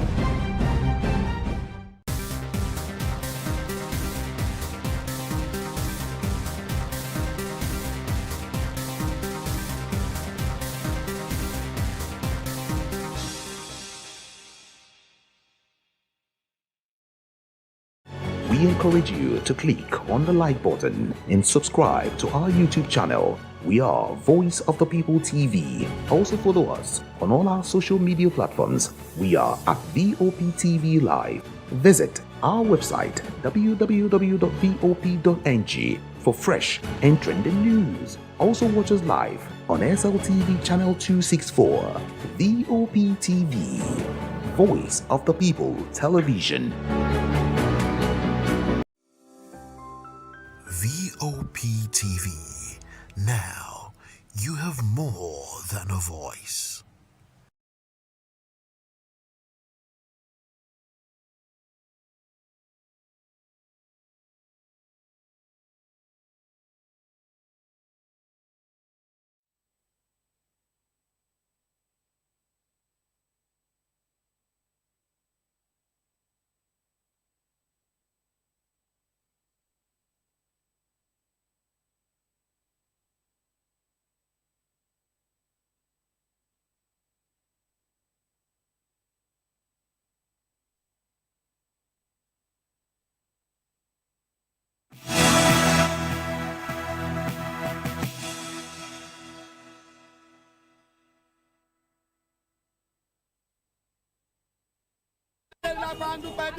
Good morning. It's the start of a beautiful day. Well, start your day right with a healthy dose of news, fun, and inspiration. Join us on VOP this morning for the latest news, trending topics, and uplifting stories to set your day on the right vibe. From news and current events to lifestyle and entertainment, you are covered. VOP This Morning, 8 a.m., Monday through Friday.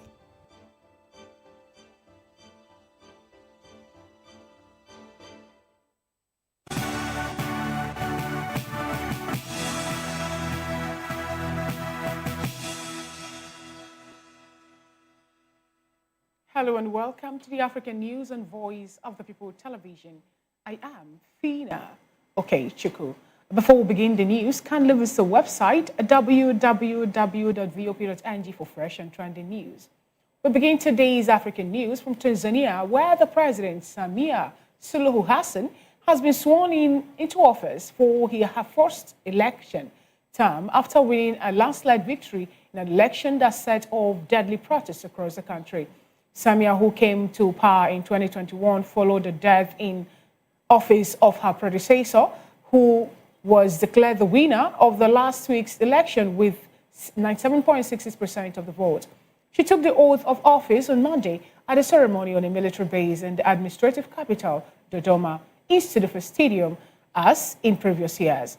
It was closed to the public but shot on state TV.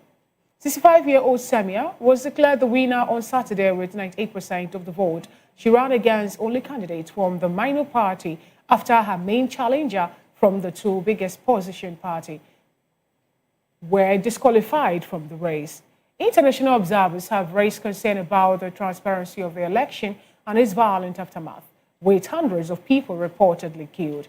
Violent protests erupted during last week Wednesday's voting, with some demonstrators setting fire to government buildings and police firing tear gas and gunshots, according to witnesses. Meanwhile, hundreds of passengers were stranded at Tanzanian airport this weekend after President Samia Suluhu Hassan won the country's disputed election with more than 97% of vote, according to official results. Domestic flights were all cancelled, and some international travelers were unable to retrieve flight details due to unavailability of internet. Several countries, including the United Kingdom, the United States, and Canada, have advised their citizens against traveling to Tanzania after the country's general election last week was marred by violence. Ugandan Common Man's Party presidential candidate Mubarak Muyangwa has pledged to expel all white foreigners from the Uganda within 48 hours if elected, while promising free education, school meals, and medical services. Speaking during a campaign rally at Kabel Central Market in Kabel Municipality, Muyangwa outlined a series of bold reforms aimed at transforming the country's social and economic sectors. He urged Ugandan youth to marry and raise families, assuring that his government will support children in household once in office. Muyangwa criticized current development programs, including the Parish Development Model (PDM) and Youth Livelihood Program, claiming they benefit individuals in high offices rather than ordinary citizens. U.S. President Donald Trump said on Sunday that U.S. military could deploy troops to Nigeria or carry out airstrikes to stop what he called the killing of large numbers of Christians in the West African country. Asked if he envisioned troops on the ground or airstrike in Nigeria, Trump told reporters abroad Air Force One could be, other things. I envisage a lot of things. They are killing record numbers of Christians in Nigeria. They are killing the Christians and killing them in very large numbers. We are not going to allow that to happen. Trump made the comment on Sunday evening as he headed back to Washington after a weekend at his vacation home in Florida. Trump threatened on Saturday to take military action against Nigeria if Africa's most populous country failed to crack down on the killing of Christians. The U.S. president's threats of military action came a day after his administration added Nigeria back to a countries of particular concern list of nations that the U.S. says have violated religious freedoms. Other nations on the list include China, Myanmar, North Korea, Russia, and Pakistan. Nigeria said on Sunday it would welcome U.S. help in fighting Islamist insurgents as long as its territorial integrity is respected, responding to threats of military action by President Donald Trump over what he said was the ill treatment of Christians in the West African country. Trump said on Saturday that he had asked the Defense Department to prepare for possible fast military action in Nigeria if Africa's most populous country fails to crack down on the killing of Christians. Daniel Bwala, an advisor to the Nigerian President Bola Ahmed Tinubu, told newsmen that Nigeria welcomes U.S. assistance as long as it recognizes Nigeria's territorial integrity.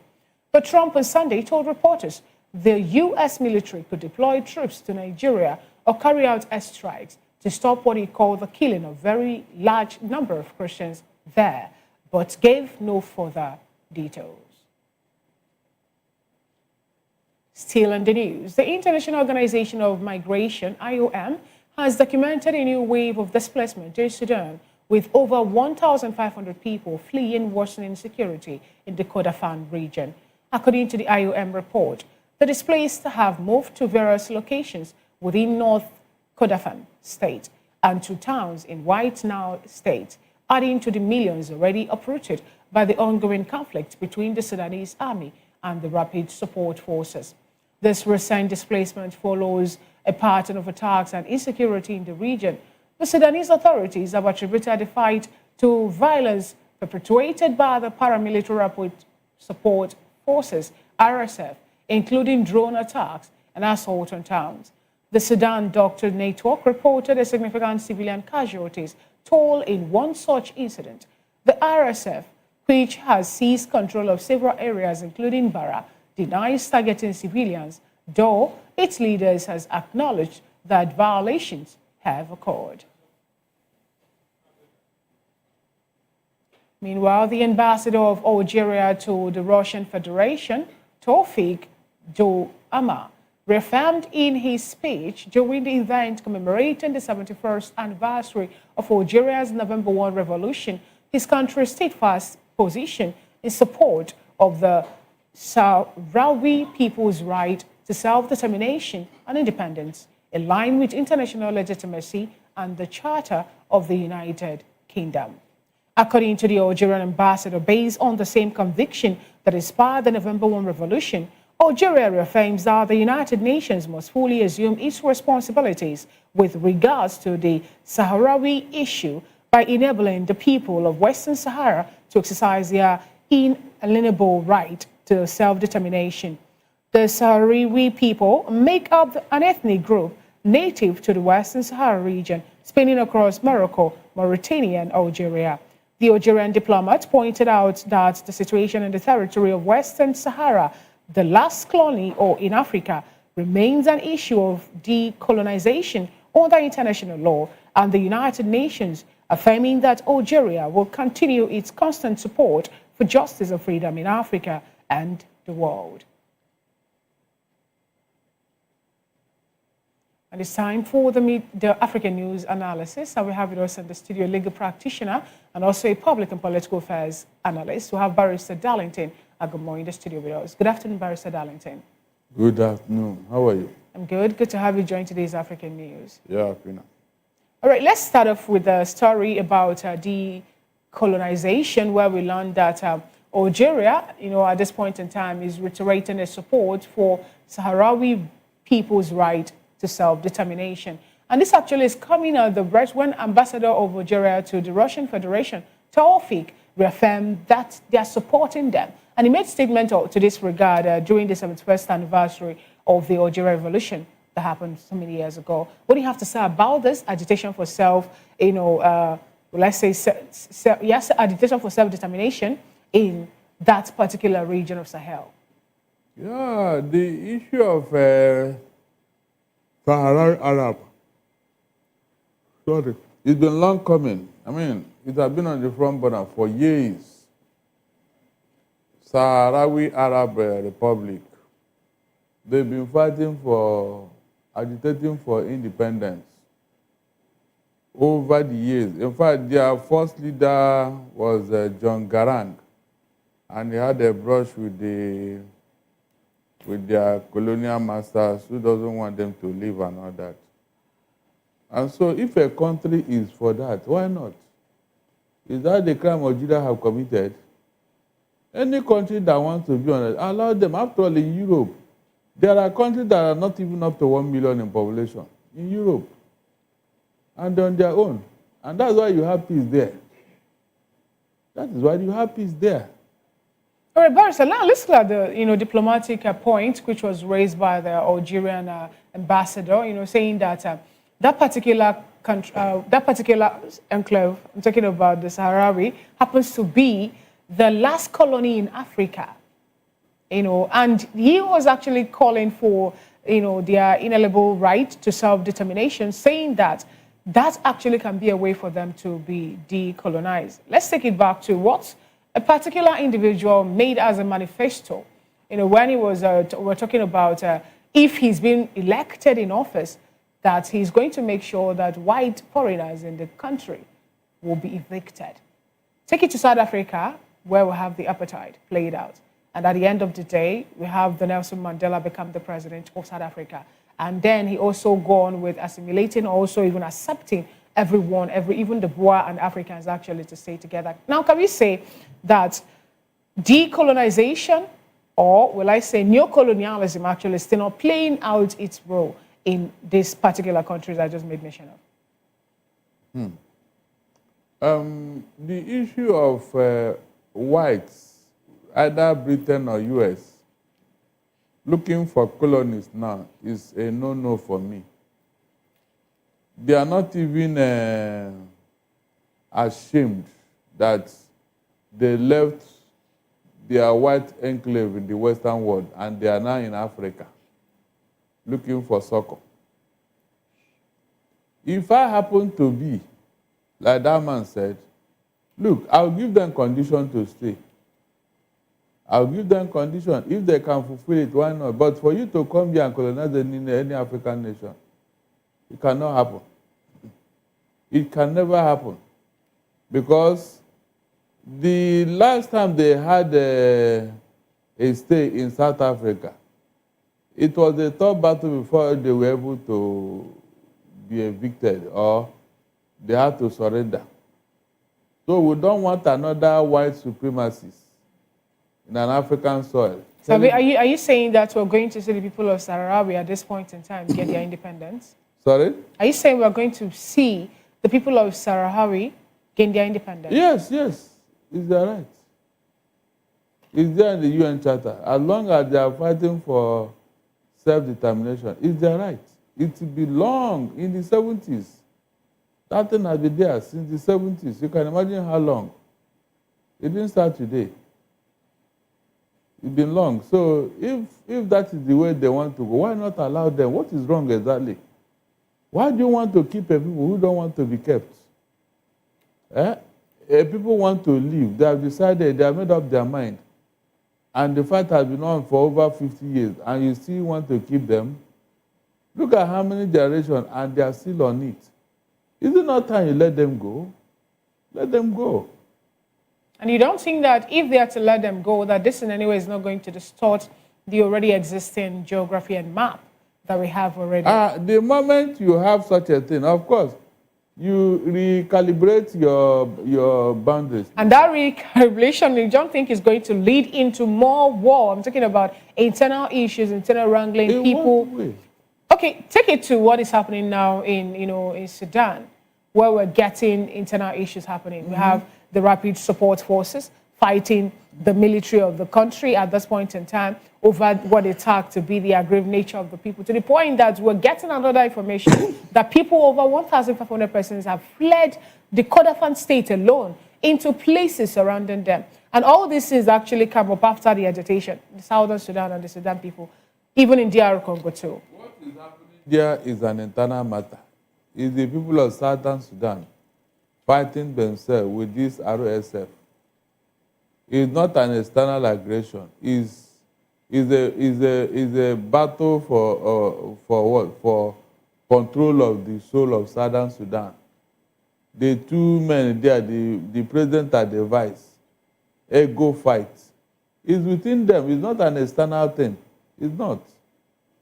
It's within the Sudanese people. So how can you equate it with this other one we are talking about, the Sahrawi Arab Republic? How?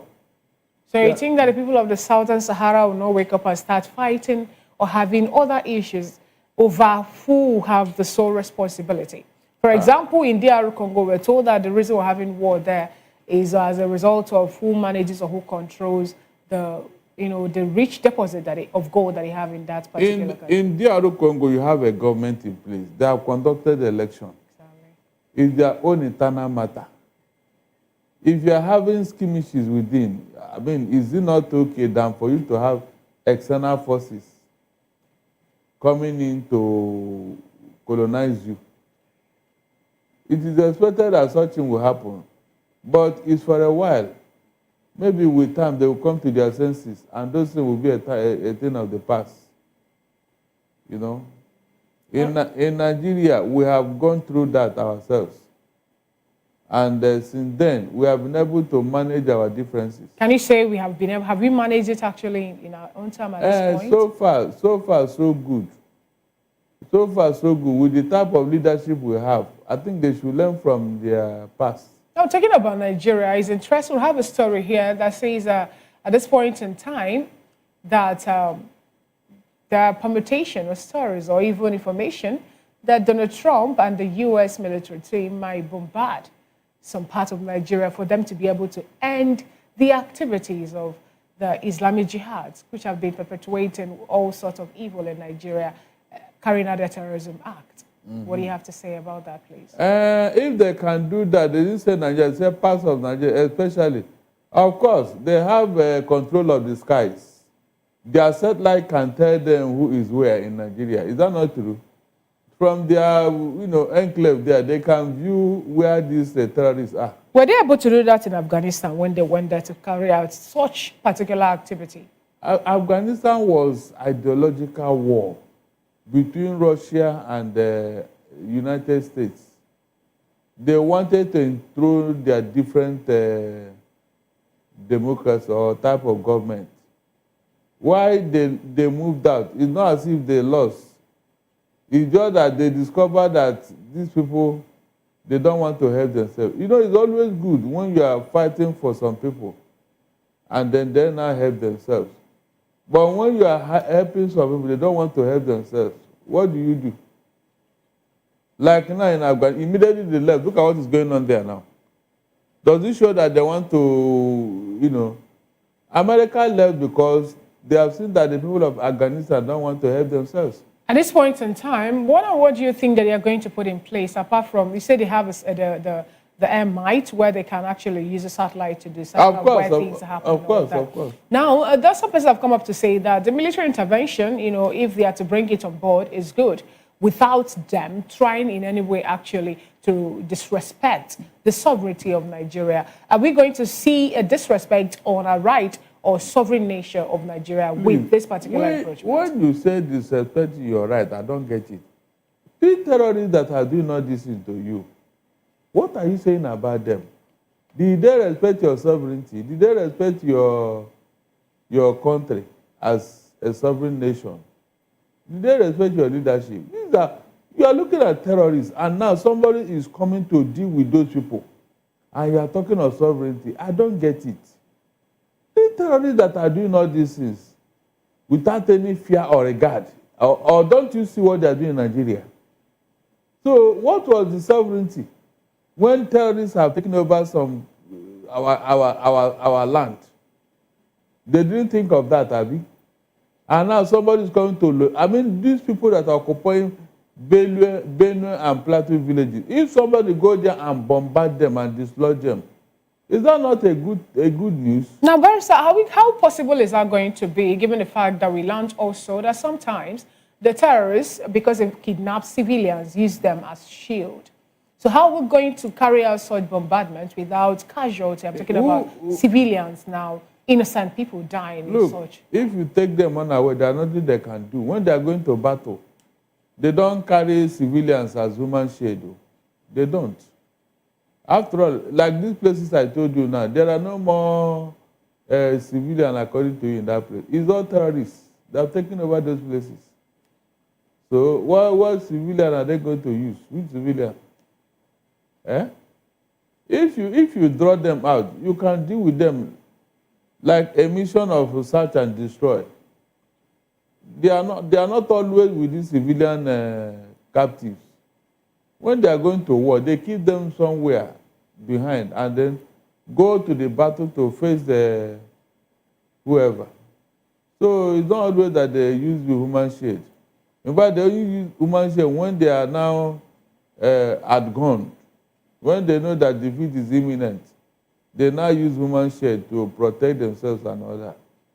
It's not always. There must be a way to rout out these people. There must be a way. Because are you going to live with them forever, Fina?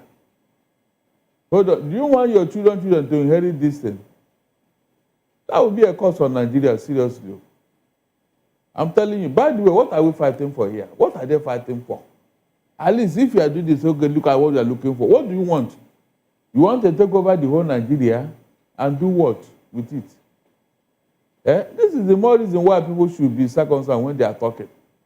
If you allow the terrorists, they may gain the ground on the whole Nigeria soil. They will not decide who will be president, who will be what in Nigeria.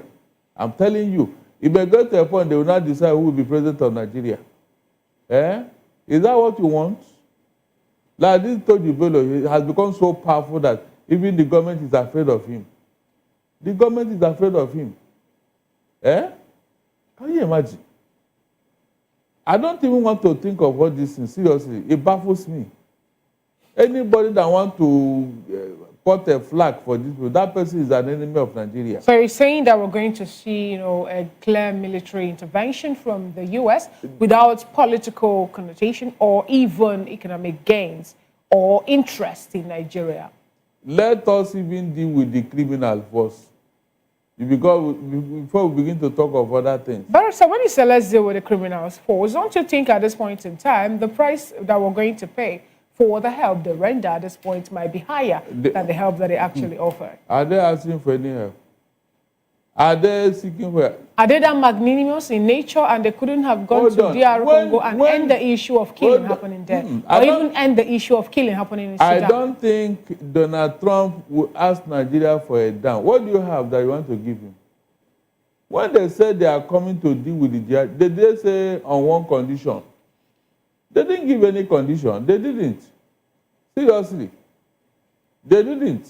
So what are you saying about what condition? So it's we're seeing a more benevolent West at this point in time. It's not benevolent. They are fighting insecurity, which is what they have been doing for over the years.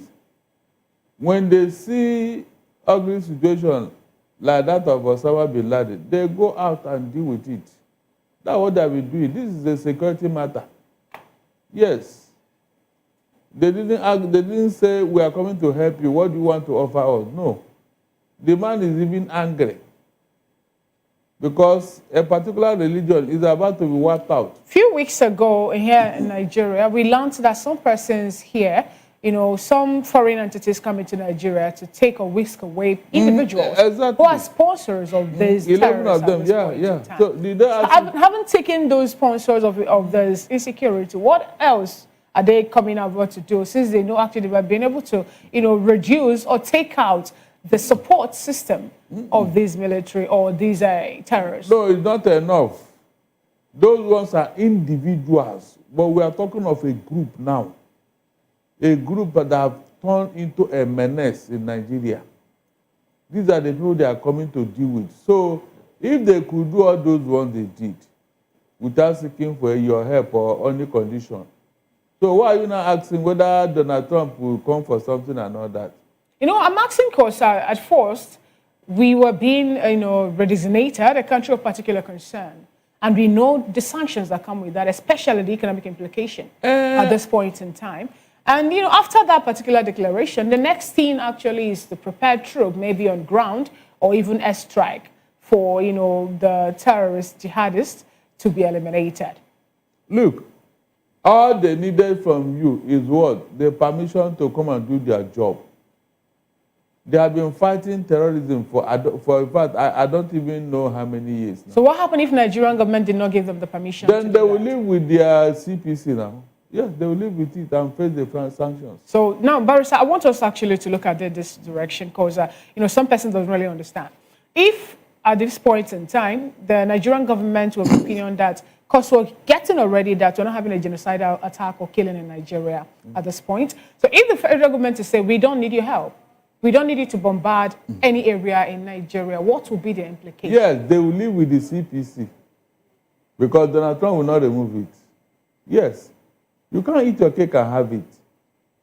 You cannot continue to talk from both sides of your mouth because every dick and Harry know what is going on here. You have forgotten that America have an embassy here. I hope you know that. They read our papers every day. They listen to news. They know what is going on. So they must have fed their country back home of all the details. So going to say you don't have these people that are occupying Benue villages and Plateau, who are they? Are they Christians? Please, are they Christians? The people that are living in IDP camp, now you and I know they are Christians. We had a conversation in the morning with a particular sheikh in Nigeria, Ahmad Gumi, and then he was of the opinion that the terrorists who are actually doing all this are not evil. They don't have any religion because they are not Islam too. Really? So why are they supporting and? No one actually supporting them. According to him, he's looking for a non-kinetic approach for them to give him their rosa for them. When he said, "Oh my God." Fina, please, when these people talk, I even like to engage them to expose the contradictions in their life and their statement. oh, you don't have anything to do with them, but you are the one who told us that if you don't agree to their demand, there will be no peace in Nigeria. For a person that you don't know where they came from and they don't have any religion, why are you pampering them? Why did you say that they are your boys? If anybody should attack them, you will not vote for him. Look at that contradiction. Eh? How do you explain this, for God's sake? The same people you say you don't have any religion, are you serious? Eh? So what religion do they profess? That after killing, they will go in the evening and say, Allah Akbar. Is that Christian religion? If not for religious sentiment, will you give them the kind of support you are giving them? Please, people without a religion, and yet you are going to hobnob with them on religious basis. If they don't have any religion, then you shouldn't even interfere or say a kind word for them. All right, Barrister, let's move away from that story to Uganda, where we learned that a particular candidate who happens to be part of the Common Man's Party in the person of Mubarak Muyangwa, come up to pledge that if he's been elected into office, that he's going to make sure he expel all white foreigners from Uganda within 48 hours. What does that really portend for this particular country? Because he went further actually to promise free education and even meals, free meals in school and medical services, encouraging the youth of Uganda they should go on and continue getting married and give birth to children, that his administration, if elected, is going to take care of those kids and every other thing. What type of manifesto is this, Barrister, to start with? Politicians, they look at what will favor them during campaign, what the people want to hear. You understand? Yeah, Idi Amin did it during his time as a military head of state. When he sacked the white farmers and, in fact, he took over their businesses and gave it to Uganda. At the end of the day, what happened? What he's saying, he cannot do it because we are now in a new era. The world has moved on. Nobody will tolerate that thing he's saying. In fact, if he try it, the country of origin of this white will come after him. They will come after him. Maybe these are the people that they borrowed money and all that. So it's not possible. You don't want to campaign to win an election, nothing else. What he's saying is not possible. How rich is Uganda for him to be taking care of children of the people that will be giving birth in that marriage? How rich is Uganda to be giving free meal in schools? The man that is there now, can't you do such a thing to get more votes? So what he's saying cannot be possible. He's not making campaign. All right, Barrister, let's go to Tanzania, where we learned that the place now, Tanzania is actually being rocked by deadly election violence, I beg your pardon, after we have the president, Samia Suluhu Hassan, win the election again, with 98% vote. Protests actually erupted across the country. People are saying they don't want her again and they should take her out. Recall, she assumed office in 2021. And now after this particular election again that happened a few days ago, we learned she won again. And with that, we're getting information that so many persons have lost their lives at this point in time. What do you have to say about this? Because even flight operations also were disrupted. We learned that people are stranded. I'm talking about the airports. International travelers cannot be able to complete their journey because of the fact that there's no internet and a whole lot of things have been destroyed in Tanzania. As long as it is Africa, I'm not surprised. This is what you see in Africa. Yes. That woman is supported by evil men who want to use her to make money, as always. She's not acting on her own. She's not. She can't. What do you mean by she's being supported by evil men? Yes. I mean, do you think she's acting on her own? Even though she's a woman, do you think she can do all those things she did? She won election, 98%? No. What happened? What are the process before the election? How would you now imprison your opponents for no just cause? Some of them even ran away for their dear life because of threat of death and all that.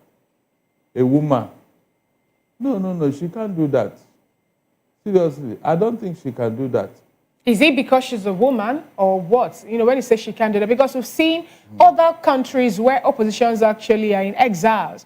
We've seen other African countries where opposition members have been sent to prison and incarcerated for some time. Women are not in those countries now. That was, but we have men. I'm talking. Is it what do you say when you say she couldn't have done that? Is it because of her sex as a woman, or you know? Yes. Why do you now say what a man can do, a woman can do even better?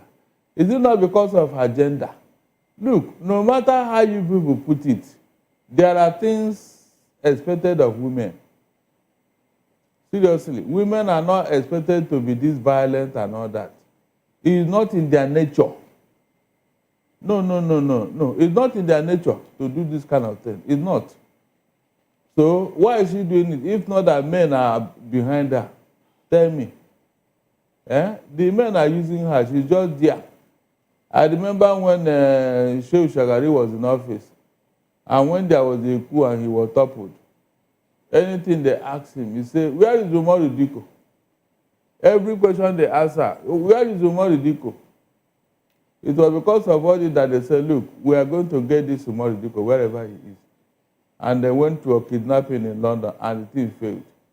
So somebody may be in office, but he's not in office. We are seeing it happen in many, many cases. Somebody may be in office, but the person is not in office. Maybe. It may look like, but he's not the actual person in control. That's what is happening in Tanzania. That woman, I don't think she has the balls to be this wicked. I don't think so. I still want to ask Barrister, is it because she's a woman that made you think she does not have what it takes to be the way I told you is there anything different from what she's doing from what every other thing African politicians are doing? I have just told you now. Look, the female gender, there are things expected of you people. Things like what? Like losing her power to people because you're a female and they're men, or not standing up against your oppressors because you're a woman, you shouldn't be vocal? Look, this being wicked and intolerant is not part of their calling. A woman being wicked, that's extreme wicked, by sending your opponents in an election to prison. I mean, what do you want to gain from there? What exactly is she driving at? A woman. This is not part of her agenda. I can never believe that a woman can be this wicked. For what? They are supposed to make peace. They are supposed to give good governance, show good example. You know, give a role model. Even when someone is targeting their juggler, they should do all those things. What are opponents? Now, when you talk about opponent, Barrister Darlington, she became the president of that country in 2021. Tanzania have actually been in existence prior to the time she was there. So are you saying that from 2021, since when Samia Suluhu Hassan have been the president of Tanzania till now, that there is no good thing she has ever done for the people, rather than meting out wickedness against the opposition party? What wrong did all those people commit that they want to contest election with you? Is that the crime they committed? But she didn't run the election alone. We have another person also should run the election. Look, if you didn't give her that order, it will not happen. As the president, if you don't place that order on them, nobody will carry it out. It's as simple as that. So don't tell me any other thing. As the president, as a mother, as a woman, if you didn't give that order, nobody will carry it out. With such happening and such activity playing out, where then lies the fate of women, especially in Africa, trying to, be seen or recognized within the political space? This one has given them a bad name. A very, very bad name that they cannot even come out of. But that will not stop other people from making efforts. But I'm telling you, Julius Nyerere will be turned in his grave to see what is happening in his Tanzania. The Tanzania he built before he died. Some people are using that woman, and that is very, very sad. Now, you cannot say whether the woman is acting on her own or some people are behind her, because she's the one in charge. But I know from the antecedents of women from their DNA, from their gender. It will be difficult for a woman on her own to be this wicked. Very difficult. I mean, sending all your opponents to prison. For what? What did they do wrong? That one is unheard of. You don't want anybody to contest with you in a democracy. And now you have scored 98%. Bina, please tell me another thing. I will not believe this.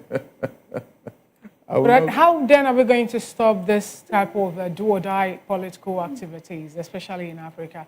You know, some time ago, one of the former chairman of INEC told Nigerians that we should say no to do or die political activities and even election. And you know, it was because of the kind of things happening. I'm talking about the statements made by people and the actions or inaction of political parties that a Canadian court can wake up and say that the two biggest political parties in Africa before now, you know, have linked to terrorism. Is it not from their fault that these things are happening? Look, when the people are alive to their responsibility, no dictator will thrive in Africa. When they realize that, look, we have a very vigilant citizenship, they will think twice before they will do all these their shenanigans. I thank the people of Tanzania. You know, it's a pity some people have died, but that is the only way to regain your freedom. You know, that's the only way to regain your democracy. Because if you don't, this woman will turn out to be a dictator. No thanks to the men that are behind her. No thanks to them. That's the truth. So the only way to stop this thing is what? For the people to be alive to their responsibility. That's all. All right, thank you so much, Barrister Darlington Agumo, for being part of today's African News Analysis. You are watching the African News on Voice of the People television, and we'll be speaking with Barrister Darlington Agumo. Thank you so much for being here today. It's my Really pleasure. appreciate. And we'll go on a quick break, and when we'll come back, the rest of the African News continues.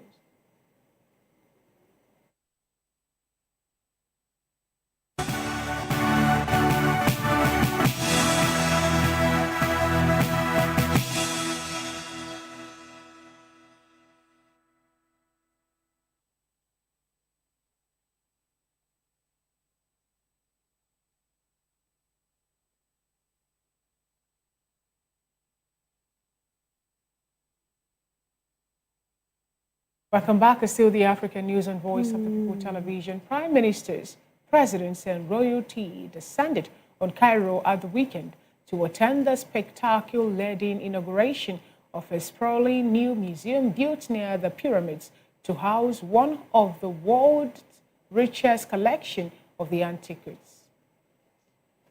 The inauguration of the Grand Egyptian Museum of Gem marked the end of a 2 decades construction effort hampered by the Arab Spring uprising, pandemic, and wars in neighboring countries. Spectators, including President Abdel Fattah al-Sisi, gathered late on Saturday before an enormous screen outside the museum, which projected images of the country's most famous cultural site as dancers in glittering pharaonic style garb waved ground, and orbs and scepters. Meanwhile, the Netherlands has said it will return a stolen 3,500-year-old sculpture to Egypt. It is highly likely the stone head, dating from the time of the pharaohs, was plundered during the Arab Spring in either 2011 or 2012, according to the Dutch Information and Heritage Inspectorate. A decade later, it turned up at an arts and antiquity fair in Maastricht, and following an anonymous tip-off, Dutch authorities determined it had been stolen and exported illegally. Dutch outgoing Prime Minister Dick Schoof made the pledge to hand it back as he attended the opening of the archaeological Grand Egyptian Museum in Giza this weekend.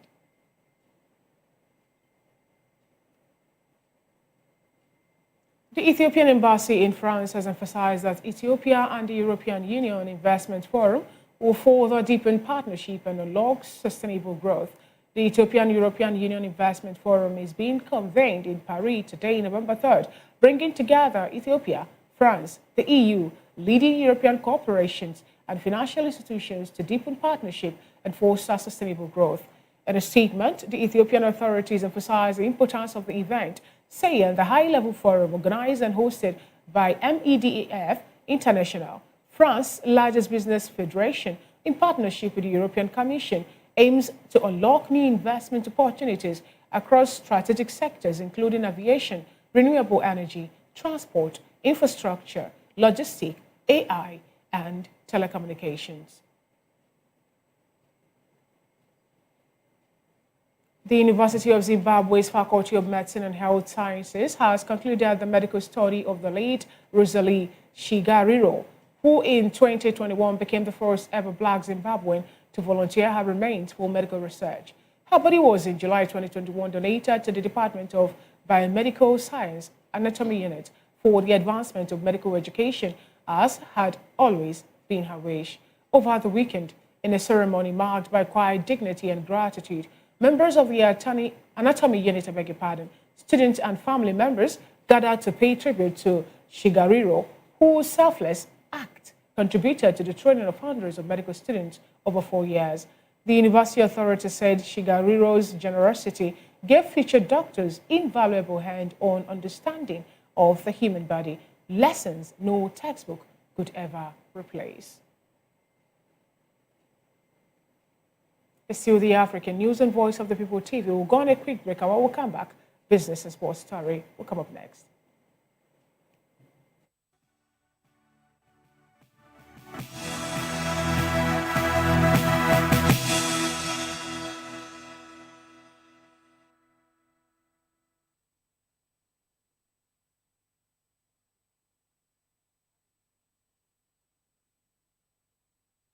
Welcome back. It's still the African News and Voice of the People TV. Now to some business stories. Chevron says that it will explore for oil and gas offshore Guinea-Bissau in 2 blocks in the MSGBC basin. The Mauritania, Senegal, Gambia, Bissau, and Conakry basin is a geological region in West Africa that has become a major focus for the oil and gas sector following major recent discoveries. Liz Shuazi, Chevron's vice president for exploration, said in a statement that Chevron's local unit will be the operator of blocks 5B and 6B with a 90% working interest in both, while Guinea-Bissau National Oil Company holds the remainder of the stake. The South Africa rand was steady on Monday after the release of a sluggish manufacturing purchasing Managers Index survey and vehicle sales numbers for the month of October. The rand traded at 17.305 against the dollar, roughly up to 0.1% on Friday's close. South Africa's manufacturing sentiment deteriorated in October, dragged down by subdued domestic demand and sluggish export, a PMI survey showed on Monday. Now to some sports story. Jubilant Indian held their nerve under the weight of huge expectation to beat South Africa by 52 runs and clinch a historic first Women's World Cup win. The showpiece event in front of a raucous, sold-out 45,000 crowd was delayed by 2 hours because of rain, but no overs were lost, and the match for the ages played out in Navi, Mumbai. The hosts batted first and posted a competitive 298, so 7 opener Shafali Verma led the charge with a dynamic 8-7 from 7-8 balls, backed up by Dapti Sharma's 58, which set the Proteas their record one-day international run chase. Captain Laura Wolverdet scored her 2nd successive century, a flawless 101 from 98 balls, which kept South Africa's in contention at 211-6 and needing 88 from the final 10 overs. That is it on the African News and Voice of the People television. Thanks for watching, and don't forget to subscribe to our YouTube channel. On YouTube, we are Voice of the People television, and on other streaming platforms, we are VOP TV Live. If you witness news happening near you, we want to hear from you. Send your eyewitness report, event coverage request, photos and videos directly via WhatsApp to 0814-606-4057. You can also reach our newsroom by email at news@vop.ng. I am Fina Okechukwu. Thank you for watching.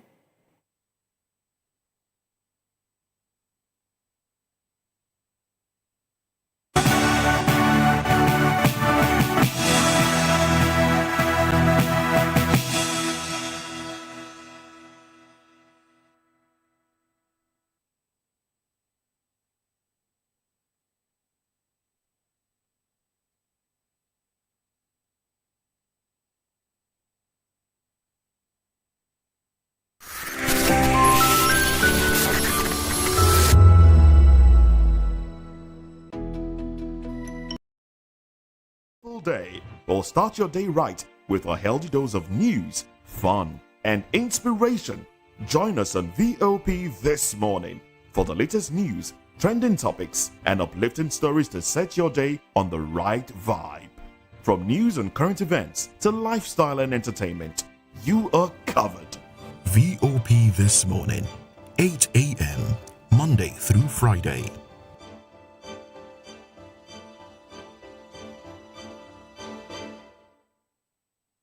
Join us on People's Voice, where we amplify the voice of those that matters the most. Join the conversation. Share your thoughts with me. I am Sowore Udo. Weekdays, Monday through Friday, from 4 p.m. to 5. Don't forget, our voice matters the most. Let us come together and share our concerns. Thank you. 2564 is coming up on burning down right. 2564 Atlantic Tower.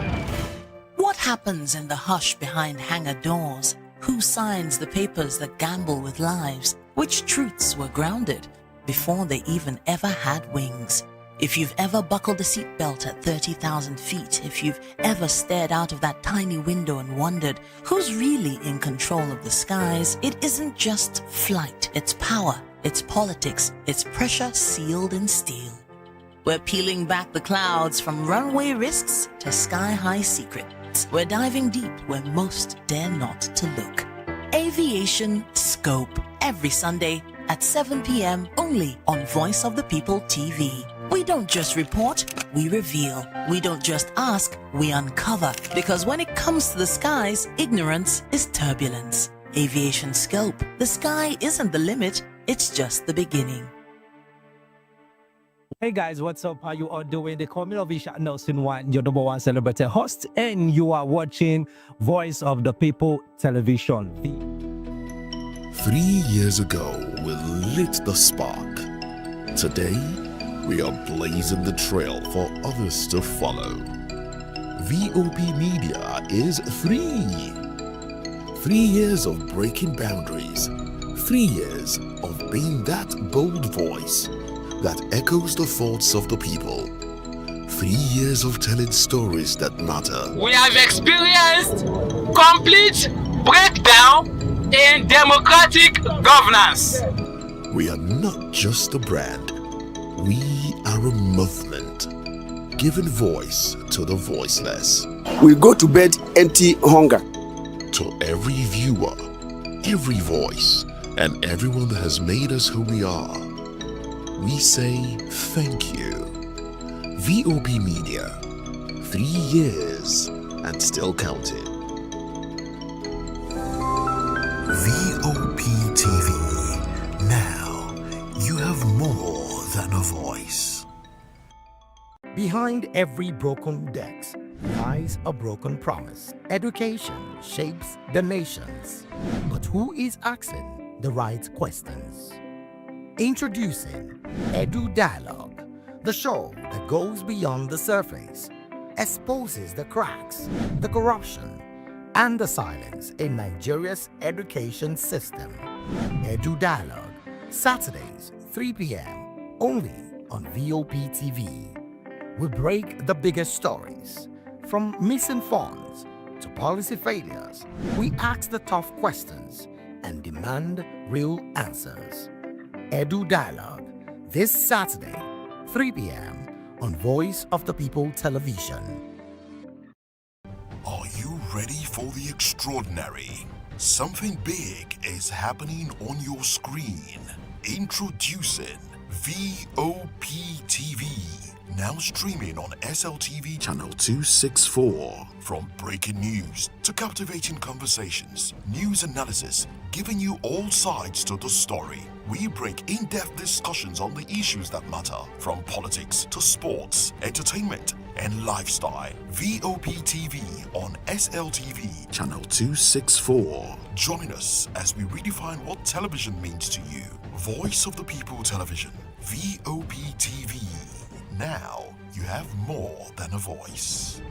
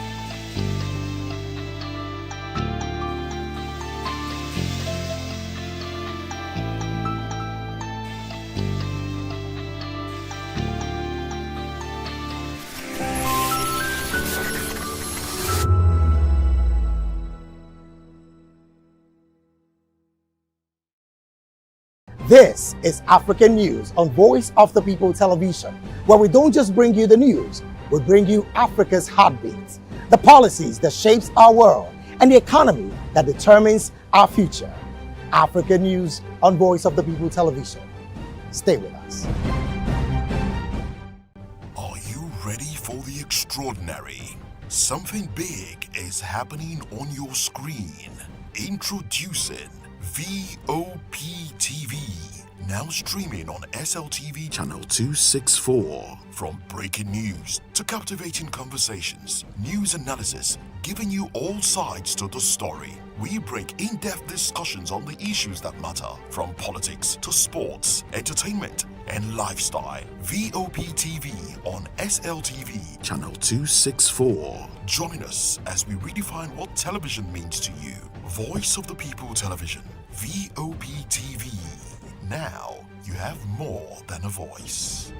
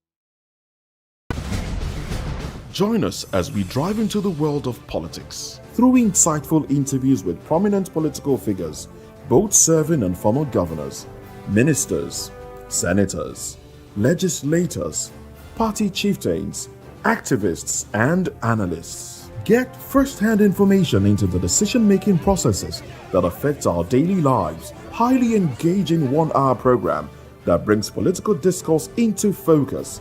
I am Chukwuma Okoro. Political Lens, Monday through Friday, 6 to 7 p.m. Join us. I've been in this profession over 30 years. And I must confess to you, VOP is just too welcoming. You can't do without VOP on a daily basis. The moment you join VOP on a daily basis, you are all in all. I must confess to you. From the views on the street We go to bed empty hunger. to the blaring horns of a hustling city, the loudest voices of the common man got a medium to be heard. This particular administration, they were coming unprepared. It's not a bad thing to renovate the president's lodge. Through top-notch programming, unbiased reportage of news, sports, business, entertainment, and cultural documentaries, Voice of the People 90.3 FM became a symbol for 21st century media. And now, a new baby is born. Voice of the People Television, VOP TV, youthful, full of vigor and penchant for excellence in the continent's media space, exposing the wrongs, applauding the rights, dissecting the news without fear or favor, through factual and accurate stories and contents, Corruption kills three things and makes a society. representing the interests of the people and giving them a voice. Voice of the People TV is here to stay towards building a fair society. VOP TV, Voice of the People Television, truly a voice for the people.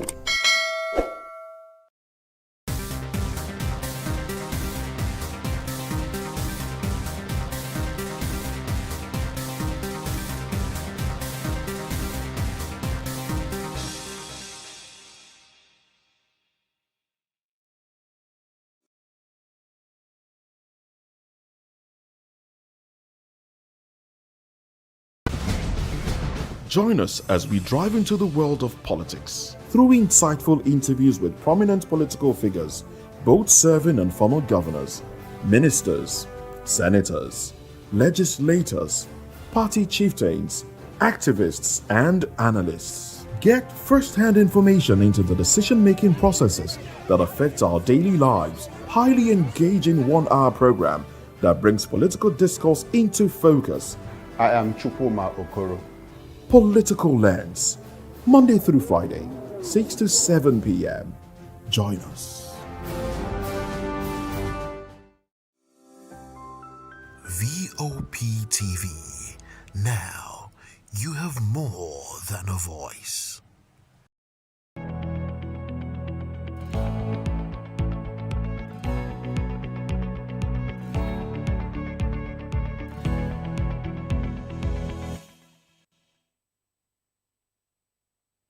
Hello and welcome to another enriching edition of Health Check, the program where we unpack health issues that affect our daily living right here on Voice of the People TV. I'm Praise Peters, and as always, I'm excited to be here bringing clarity, knowledge, and meaningful conversations to your screen. Don't forget, you can watch us live on SLTV channel 264 and follow us across all social media platforms at VOP TV Live for updates, health tips, and more valuable content. Today, we turn our focus to two common but often misunderstood conditions affecting women, and they are polycystic ovary syndrome, PCOS, and pelvic inflammatory disease, PID. Interesting. Well, both conditions can lead to hormonal imbalance, menstrual irregularities, and fertility challenges if not properly managed. But what really causes them and how can they be prevented? We would find out in this episode. But before we go into that, I'd like to establish the body and the foundation of this discussion today. And it is that polycystic ovary syndrome, or PCOS for short, is a hormonal disorder that affects women of reproductive age. It happens when the ovaries produce excess male hormones known as androgens, leading to irregular menstrual cycles, acne, and the presence of multiple small cysts in the ovaries. Meanwhile, pelvic inflammatory disease, commonly called PID, is an infection of the female reproductive organs, the uterus, the fallopian tubes, and ovaries, and it's often caused by bacteria that spread upward from the vagina, sometimes as a result of untreated sexually transmitted infections like chlamydia or gonorrhea. Well, global statistics from recent studies show that polycystic ovary syndrome, or PCOS, is becoming more prevalent worldwide, while the age-standardized prevalence rate of pelvic inflammatory disease, PID, is on a declining trend. In 2021, there were nearly 70 million prevalent cases of PCOS globally, while in 2019, there were about 1 million active cases of PID. So today, we're going to be unpacking and understanding these two particular ailments. But I won't be doing this alone. To help us understand these conditions better, we have two medical professionals with us today. We have Dr. Grace Olajumoke Michael. She's a consultant obstetrician and gynecologist. And we also have Dr. Charles Adiogo, public health physician and wellness advocate. Welcome, doctors. It's a pleasure having you on the show today. Thank you. Yeah, you're welcome. But before we dive in, I'd like to ask my guests this question. So what is, okay, Dr. Adiogo, you'd go first. I know to say ladies first, but today I want you to go first. Okay. All right. So what is that one health habit? It's not related to the topic today, but it's just an icebreaker. So what is that one habit that you personally practice daily that you would recommend everyone to also do? Everyone watching. Well, personally, I don't joke with my sleep. So the quality of sleep is something that I would always enforce and emphasize for everyone, because once you have quality sleep, it would tell, you know, in other aspects of your health, in terms of your overall well-being, your energy levels, your memory and all that. So good sleep, quality sleep, at least 6 to 8 hours of sleep. All right. Thank you very much. So, Dr. Michael, I can call you that, right? Or Yes, Dr. Grace. yes. Okay. So, you're a gynecologist. What's that one thing that women should be really mindful of about their health? Thank you very much.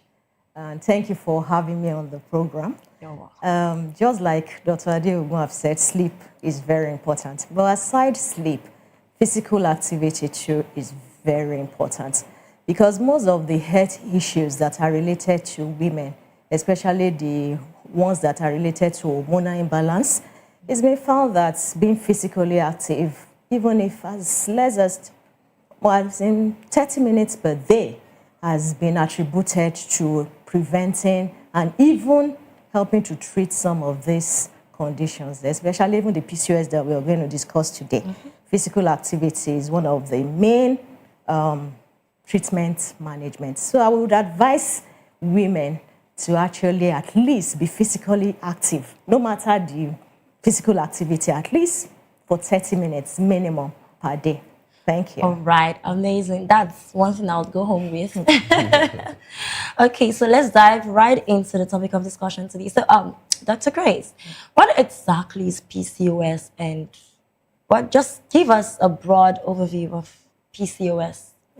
Thank you very much. So, PCOS actually is an abbreviation for polycystic ovarian syndrome. It is actually a collection of disorders. When we say syndrome means that there are collections, more than one disorder in an entity. So polycystic ovarian syndrome, like you mentioned earlier, is associated with hormonal imbalance, and this can lead to a lot of disorders such as menstrual irregularities, which can come in the form of cessation of menses completely or prolonged menstrual cycle as an interval between each cycle. Then also, it's been associated with lack of ovulation. That means it affects fertility. So the woman may not ovulate, and if there is no ovulation, ovulation means the release of egg on either a monthly basis, depending on the cycle of the woman. So if there is an hormonal imbalance or menstrual irregularity, this may affect ovulation and hence may cause infertility. Then aside that, there are also some hormones that may be released that may affect the woman's personal lifestyle, and even the physical look, like excessive acne, facial hair, Usually, a woman shouldn't be having beards or mustache or hair on the chest. Wow. But in women with polycystic ovarian syndrome, we actually find some of them coming down with this syndrome, probably due to the hormone called testosterone. Testosterone is actually an hormone found mainly more in men. Women have it, but the level is kind of low, not as much as men. That's why men would have facial hair, as a mustache, beards, then their voice usually thick. Yeah. And they're also aggressive. We call it the okay. We call it the aggressive hormone. So most women with polycystic ovarian syndrome tend to have a high level of this hormone, and hence you see them coming with facial hair, acne, then husky, very deep voice, you know. So those are the things that women with, then weight gain too is also one of the things you see with them. And this weight gain can lead to a lot of health issues. It can cause hypertension, diabetes, you know, cardiac problems, that's problems related to the heart. And for some, it may even affect their self-confidence because they believe they're just, you know, on the big side, and that may make them feel self-conscious. So those are the things that basically are commonly associated with PCOS. You know, when you were talking about the male features that begins to happen as a result of this PCOS, I'm reminded of, you know, people that say things like, oh, ladies that have facial beards, or they are wicked women. I'm like, you know, this is why information and knowledge is really, really important. This could just be conditions, and we just ascribe a lot of characters to them. All right, let's look at PID, you know, pelvic inflammatory disease. So, Dr. Adogo, what is PID? And I think if there is anything that is lacking, our specialist is going to add more light, but I just need to explain what PID is. Okay, so PID means pelvic inflammatory disease, and it's typically a condition that affects the upper reproductive tract in a woman. So typically, you find infections ascending from the genital tract, affecting the womb and the fallopian tubes in particular. And mainly, the organisms that are associated with such infections are Neisseria gonorrhoeae, that causes gonorrhea infection, and chlamydia, they are both sexually transmitted infections. So this means that for a lot of cases, it is related to sexually transmitted infections. Then sometimes when you have a kind of mixture of or an imbalance with some of the flora in the genital tracts, you know, you can have some organisms, you know, coming into play also in PID. Then PID can also happen, you know, when there's a foreign body like the IUD, the intrauterine device for contraception, you know, or maybe you have a pelvic surgery, you know, following a surgery, or maybe there was an abortion or a miscarriage, and then you have some retained products or anything causing an infection in that space, causing inflammation in the pelvic organs, and you say it is PID. And typically, when PID results, there are certain manifestations that the patient presents with. The patient can come with a fever, with chills. There can also be chronic pelvic pain, meaning that you're having low abdominal pain all the time. There can be an abnormal vaginal discharge. You can be foul smelling, can be yellowish or greenish in color. And then you can also have pain during urination. That can also be a feature. And then there can also be pain during sexual intercourse, you know. That can also be something that is experienced with people with PID. But PID is also very important to mention because it's also one of the factors that can be attributable to infertility in women. So basically, that tells us that if a woman has a sexually transmitted infection and she is not treating it appropriately, or maybe it was not detected on time, or was improperly treated, or she did not complete her course of treatment, then she may come down with PID over time, and then this can, you know, reduce her chances of conception. Then also, in some other cases, you may also find that people with PID, women with PID, may also have an increased risk of developing ectopic pregnancies. So ectopic pregnancy is, you know, after fertilization, rather than the fertilized egg being implanted in the right place, you know, it can get stuck somewhere, either in the tubes or somewhere else outside of the womb. and then ultimately it comes with its own complications. And people with PID are at an increased risk of ectopic pregnancy. And then the chronic pelvic pain that comes with PID is also a factor for a lot of women as well that may affect their quality of life. So ultimately, it's important that women know that when they have an abnormal vaginal discharge, they should be clinically evaluated properly by a health professional. The right investigations will be ordered, the right diagnosis will be made, and the right treatment in terms of antibiotics will be instituted, to avert the potential risk of infertility, because the rate of infertility that is attributable to PID is quite significant. All right, so if I understand the doctors correctly, I think PCOS is hormonal and PID is infectious, right? Absolutely. So hormonal in the sense that, can you just break this down? How is PCOS hormonal and PID infectious? Like, is that the only difference between both?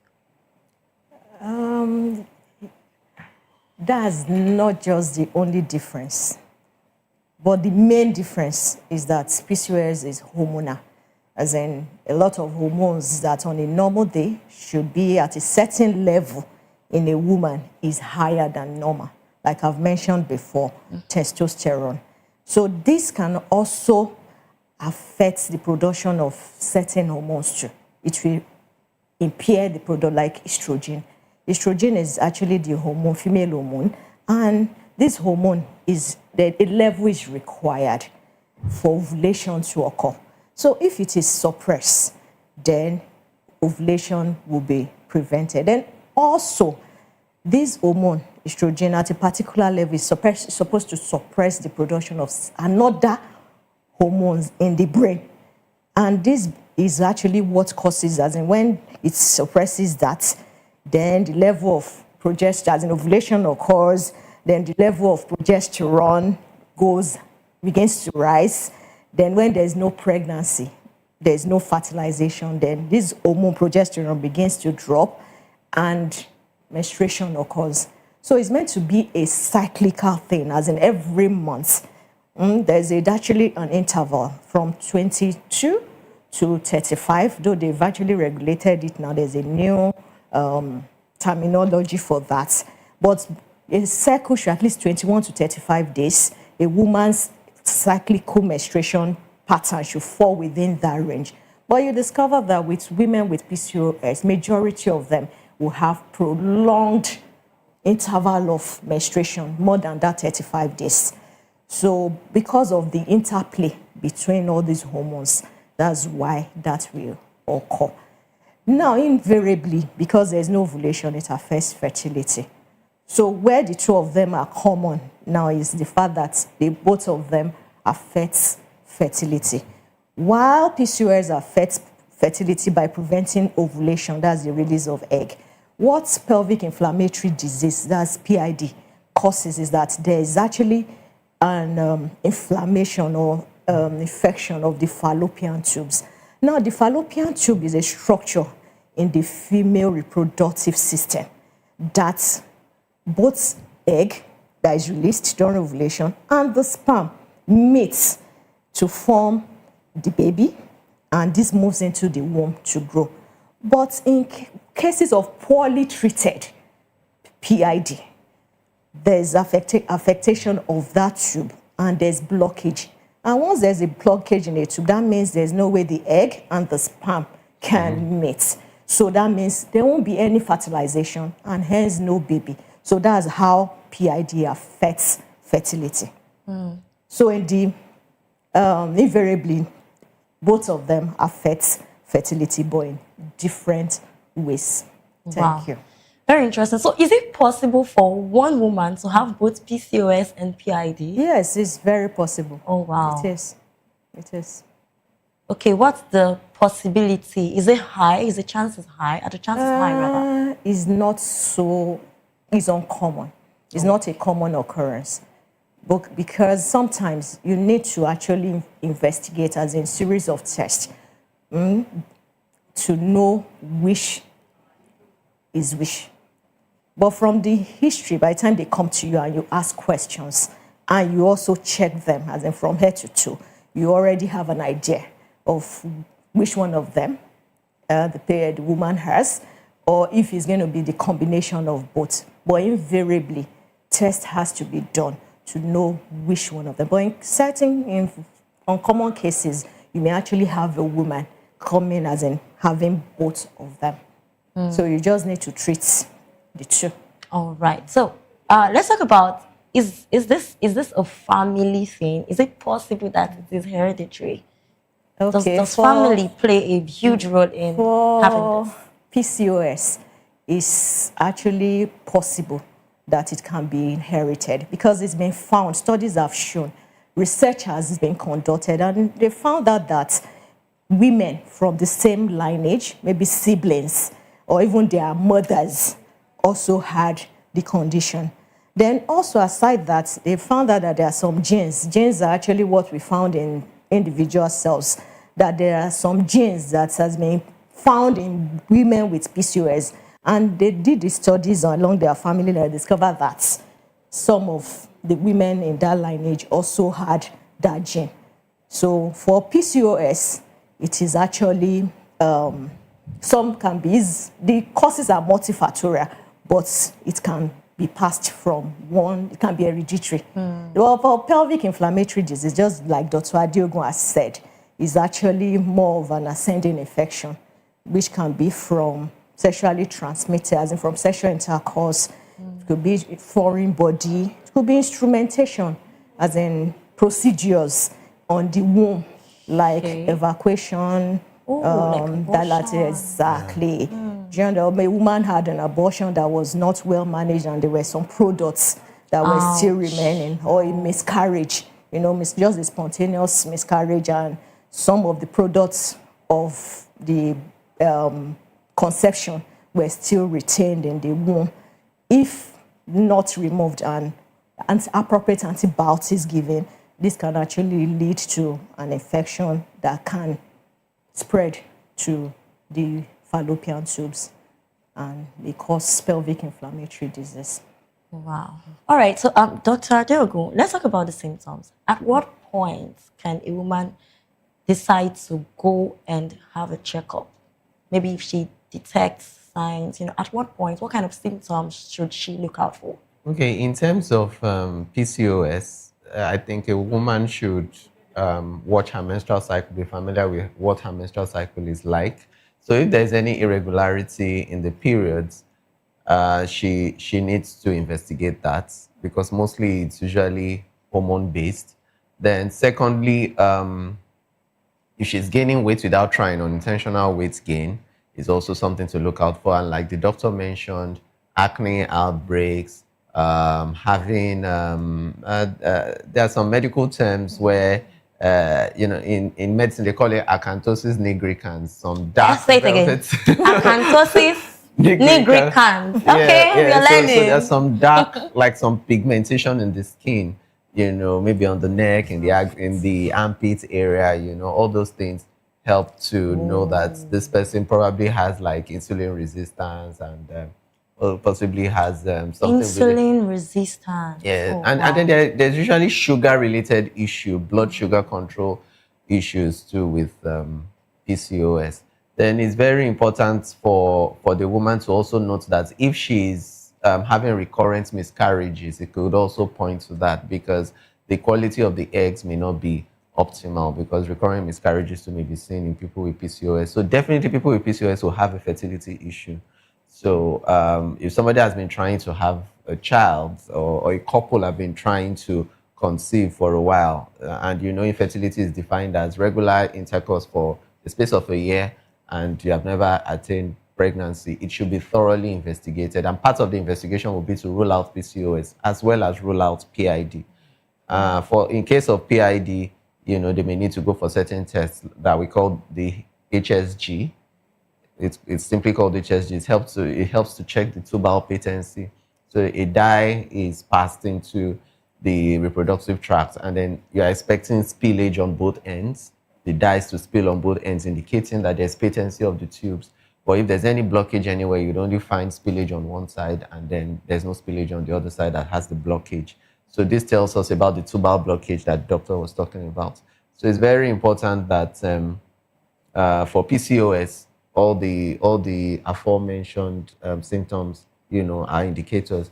But for PID, an abnormal vaginal discharge, we can be foul smelling, you can have lower abdominal pain, you can have pain during intercourse, you can have pain urinating, you can have, fever, chills, and all that over time. And when this happens, these are not symptoms to ignore. These are symptoms that warrant a proper investigation and evaluation by a doctor. So once they go for a scan, a pelvic ultrasound, for instance, and then they probably notice maybe pouch, a fluid in the pouch of Douglas, or they notice some other things on the scan that depicts that something is going on, like an inflammatory condition. Then certain tests will be ordered, like the high vaginal swab cultures and all that, to rule out the sexually transmitted infections that we mentioned. And if there's a history of recent instrumentation, like the doctor said, either from a procedure or a surgery or from an implant or whatever, before the onset of the symptoms, it should raise the suspicion of PID as well. All right, so lastly, I'd just love to know, is PID, should we restrict it to women, or can men also be carriers of PID? PID, as far as we know, is a female infection that affects the pelvic organs in female in particular. Right, so that term refers to that in female. Pelvic inflammatory disease. All right. All right, so Dr. Grace, how can we differentiate normal menstrual pain from other kinds of, infections, rather? Because we're talking about PCOS, and you talked about menstrual pain earlier. So I'd like to know how we can differentiate the normal one from the other. Oh, thank you very much. It's actually not so straightforward. It's actually said that normal menstruation shouldn't be painful. But we've found out that some women, right from when they started menstruating, that's from menarche, they usually have menstrual pain. So in such women, it's going to be difficult to differentiate the pain of menstruation from the pain of PID. But the only way we can differentiate is that the pain of menstruation occurs during menstruation, or it may come a day or two before the menstruation. And as the menstruation, flows, the pain begins to decline. But the pain of PID can come at any time. It can come before menstruation. The pain can be more even during sexual intercourse. So that is actually how you can differentiate the pain of PID from the pain of menstruation. That is in people that have been having painful menstruation right from the onset. Now, for women that never had painful menstruation, then suddenly their menstruation becomes more, they begin to have menstrual pain, then you need to investigate, and one of the causes can be PID. All right, so are there any specific tests or scans that should be used for diagnosis of these infections? Just a normal, plain pelvic scan is okay, but it's not so sensitive. The gold standard for us to diagnose PID is actually a procedure called laparoscopy. Laparoscopy, like scope, yeah, scoping. Okay. So it's all you need is you just put a pinhole cut around the navel, then a miniature camera. Miniature, that's a small camera. You just pass it through that cut, and you can view all the structures in the pelvis of the woman. Vis-a-vis, you can view the fallopian tubes, you can view the ovaries, you can view the walls, the surrounding of the uterus, and even go as far as checking the liver. So when you look at all these structures, if they appear red, that is inflamed. Inflammation means just inflammatory condition of the structures. So if they appear reddish, swollen, as in edematous, or you can see an obvious discharge around it, then that is the diagnostic test for pelvic inflammatory disease. That is laparoscopy. Laparoscopy. Yes, that's the gold standard. Every other test is just to support the diagnosis, like doing your high vaginal endocervical swab MCS. That could actually help you know the causative bacteria and also the antibiotics to use in treating it. There are other tests that can be done, like nucleic acid amplification test, for chlamydia and gonorrhea, but it's not readily available. And even where they are available, they're expensive. Exactly. So there are times too that even when you can't do this test, you can actually go ahead to treat. And we call it syndromic management. We treat based on the character of the discharge that we can't see. So that can give us an inkling to the bacteria that may be likely responsible, and we institute the antibiotic that is effective for that bacteria. All right. Personally, I love how you speak about it. It's giving. It's really amazing. All right, Dr. Diogo, we'd like to know, for the sake of the viewers as well, how important is early detection and early diagnosis in treating these two diseases? Just like most medical conditions, early diagnosis, would make room for early intervention, which always produces favorable outcomes.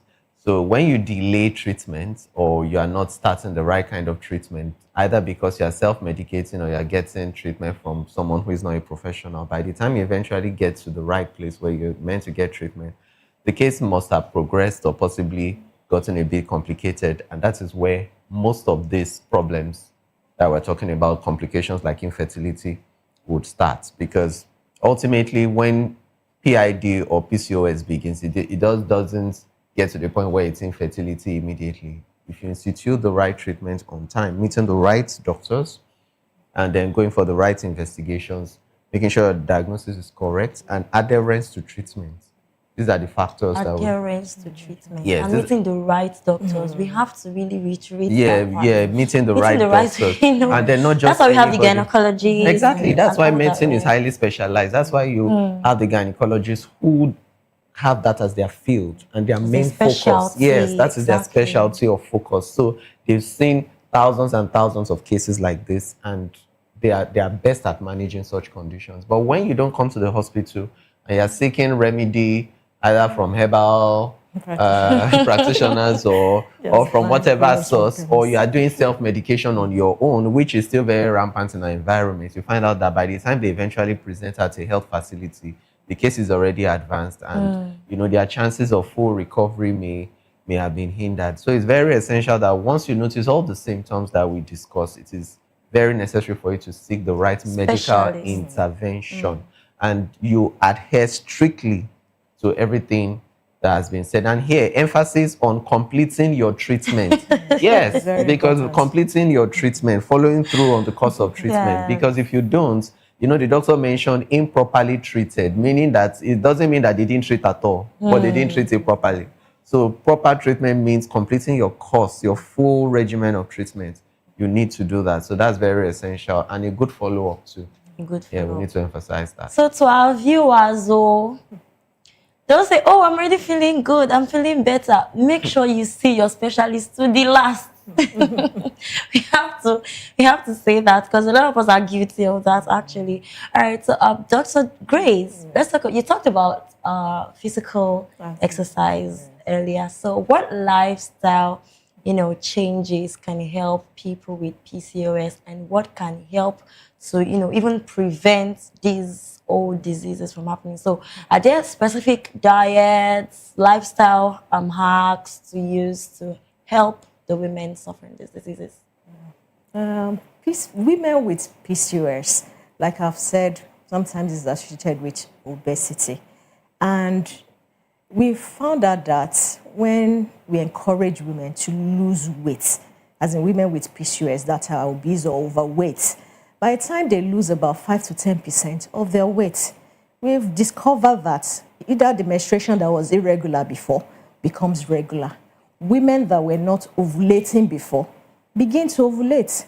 So based on this evidence, we actually advise, it's even one of the treatment options, lifestyle modification, weight loss.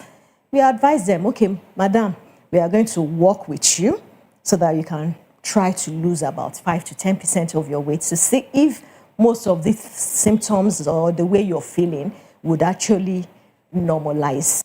And we found that for those that are able to do, it's not easy. So what we encourage them to do is to eat more of balanced diet meals, more fruits, vegetables, then protein diets, reduce their fatty intake. That's saturated fats. You reduce it. Then eat more of, like what I've said, balanced diet. Then physical activity. For those that are not as in physically active, we can tell them to start small at a time. Maybe just walking, brisk walking for 30 minutes, running, skipping, dancing, at least minimum 30 minutes per day. And if they can continue with that, it helps a lot, combined with the balanced diet. For those that have the money, we can actually refer them to dietitian and nutritionists that will help them work on a meal plan to help with the weight loss. Then there are some that, if they are morbidly obese, like 40, BMI of 40 or more, if they have the money, we can actually advise bariatric surgery for them, because morbidly obese women, like we've said, morbid means death. That means they are so big that if they are not careful, they can come down with other health conditions that can kill them faster than even the PCOS. So we can actually encourage bariatric surgery for them, where they would help them to also lose weight. So physical activity is very, very important. That even without medications, we have some women actually having regular menstruation, hormones normalizes, they ovulate and they're able to get pregnant. Thank you. All right. So can contraceptives increase the risks of PID? Contraceptives? Thank you. Actually, the movement of the fallopian tube is impeded with combined oral contraceptive pills. Then also women that are on combined contraceptive pills, because combined oral contraceptive pills does not protect against sexually transmitted infection, unlike the condom. So because of that, some people believe that if it's just combined oral contraceptive pills alone, it's not protective against STIs. It's just protecting you from getting pregnant. So that can actually increase the risk of PID. All right, it's been a very, very interesting conversation so far. But right about now, we'll take a short break. And when we return, we'll be discussing the treatment options and how women can manage these conditions effectively. Do stay with us.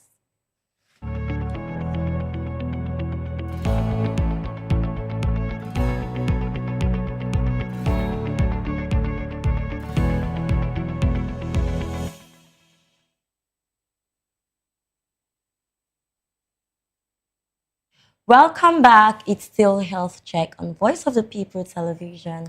We've been having a very, very interesting conversation so far with Dr. Diogo and Dr. Grace Michael. And we've been talking about PCOS and PID. We've talked about the symptoms, we've talked about the risk factors and all of that. But right about now, we're talking about the treatments and the management of PCOS and PID.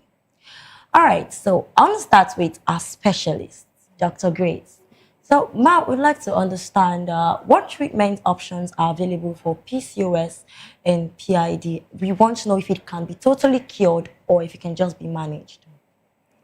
Like I've mentioned earlier, is a myriad of disorders in one entity. So now the treatment will be tailored towards what the woman is actually presenting with. There's no one treatment fitting all. Now, if the woman comes to you and the problem is irregular menstruation, there's no excessive acne, there's no facial hair, she's not ready to start conceiving or getting pregnant. The problem now is just irregular menstruation. then you need to treat that. So the factors that are available, like I've said, if she's on the big side, overweight or obese, lose about 5 to 10% of your weight. Then if she's morbidly obese and the weight loss regimen is not working, bariatric surgery, like I've said, can help. That's the gastric sleeve operation. That can help. Now, if that's that, we can actually also use combined oral contraceptive pills. It's taken for at least 3 to 6 months. It's been found while they are trying to lose that weight, you can use that treatment to normalize the menstruation. So that's for irregular menstruation, obesity. Now, for those with facial hair, okay, acne, let me go to acne, excessive acne. They are just battling with excessive acne. They are not desirous of getting pregnant. You can actually use even the combined oral contraceptive pills too. It helps with the acne. Now, for those that are trying to get pregnant and are having difficulty getting pregnant, that's actually one of the most common presentation of PCOS in our clinics. So when they come to us, we take a look at them. Okay, are they on the big side? Do they need to lose weight? Then we go ahead, advise them to lose weight, get them a dietitian, or nutritionist that will help them with that. Then, if we're able to achieve weight loss over a 3-month course and they are still not ovulating, then we can give them medications to help with ovulation. I don't think I need to mention the drugs on this platform. So we can give them medication to help with the ovulation. Now, if it's facial hair, that is the problem, as in beards, mustache, or hair on their chest, there are medications too for that. So what the drug does is to suppress the hormones that are responsible. That's the testosterone that is responsible for hair production. There are a lot of drugs that are actually for that purpose. Then there are some too that you actually advocate laser removal of the hair. That also can help. Then waxing is also another form of hair removal. But the main treatment is actually medications that are targeted at suppressing the production of testosterone. So in conclusion, the treatment actually is tailored towards the woman's presentation and her desires. Thank you. All right. Thank you very much, ma'am. You're Okay, so welcome. Dr. Adeogun, how early must PID be treated to avoid organ damage? And are antibiotics enough, or is this usually enough to even lead to surgery? I mean, PID and PCOS. It's very important, like we said, that early treatment is always favorable. So once these symptoms have been established in a patient and the diagnosis has been confirmed, treatment is to begin immediately. And we have a combination of antibiotics, because we have different classes of antibiotics and different mechanism of action of antibiotics. So like we said, the causative organisms usually are Neisseria gonorrhea that causes gonorrhea infection and chlamydia infection. So there are antibiotics specifically for these conditions. So an endocervical swab or high vaginal swab culture may be done that would enable us to identify the causative organism, and then the right antibiotic that fits that infection is instituted. That gives you a very good efficacy and good treatment response. So that is how you treat it. And it's always essential that when we're dealing with STIs that we talk about what we call contact treatment. So you may need to treat both parties so that when the wife is clear of infection, she doesn't get reinfected by her spouse. So it's very important that... so there can be recurrence. Yes, there can be recurrence of infection. Or reinfection. Yes, so it's very necessary that the parties involved, are clear of the infection. And that is why counseling is needed. And that is why both parties may be present, at such consultations, especially when they are looking forward to conceive. So early treatment always produces good outcomes eventually. Okay. Right. Can I come in here? Yes, Let me just take it from where Dr. Adeogun stopped. Yeah, while you are making your inputs, we would also like to know if proper care can also help women with those conditions still get pregnant, if there's still hope for them to get pregnant? Okay. So in addition to what Dr. Adeogun has said, there are instances whereby you may actually have to carry out surgical procedure to help with the management of PID. Now, there are cases where your antibiotics, despite even strict adherence, may not work, and the woman is still having symptoms, as in the fever is still there, the vaginal discharge is still ongoing, the man is still very ill on admission, and you do a scan, and it's telling you that there's abscess. Abscess is just collection of pus, that there's abscess collection in the fallopian tube, around it, surrounding the ovary, and even it can collect. There's a place that we call pouch of Douglas. It's just a space behind the womb. So once you see that and the woman is not responding to the antibiotics, then you may have to go in, as in carry out a procedure to remove that pus, to actually, so that the woman, the antibiotics will be able to work effectively, because pus, collection of pus can impede the effectiveness of antibiotics. So those are cases whereby you may actually have to carry out a surgical procedure in severe cases of PID. Thank you. So now, with proper care, now, it depends on the stage you actually caught, especially for PID. If the fallopian tubes are already involved, abscess is already there, and you have to go in and you find out that the tubes cannot be salvaged, and you have to remove it during that procedure. We call it staphyloctomy. That means you're removing both tubes, just because it's already infected and there's nothing you can do to salvage it.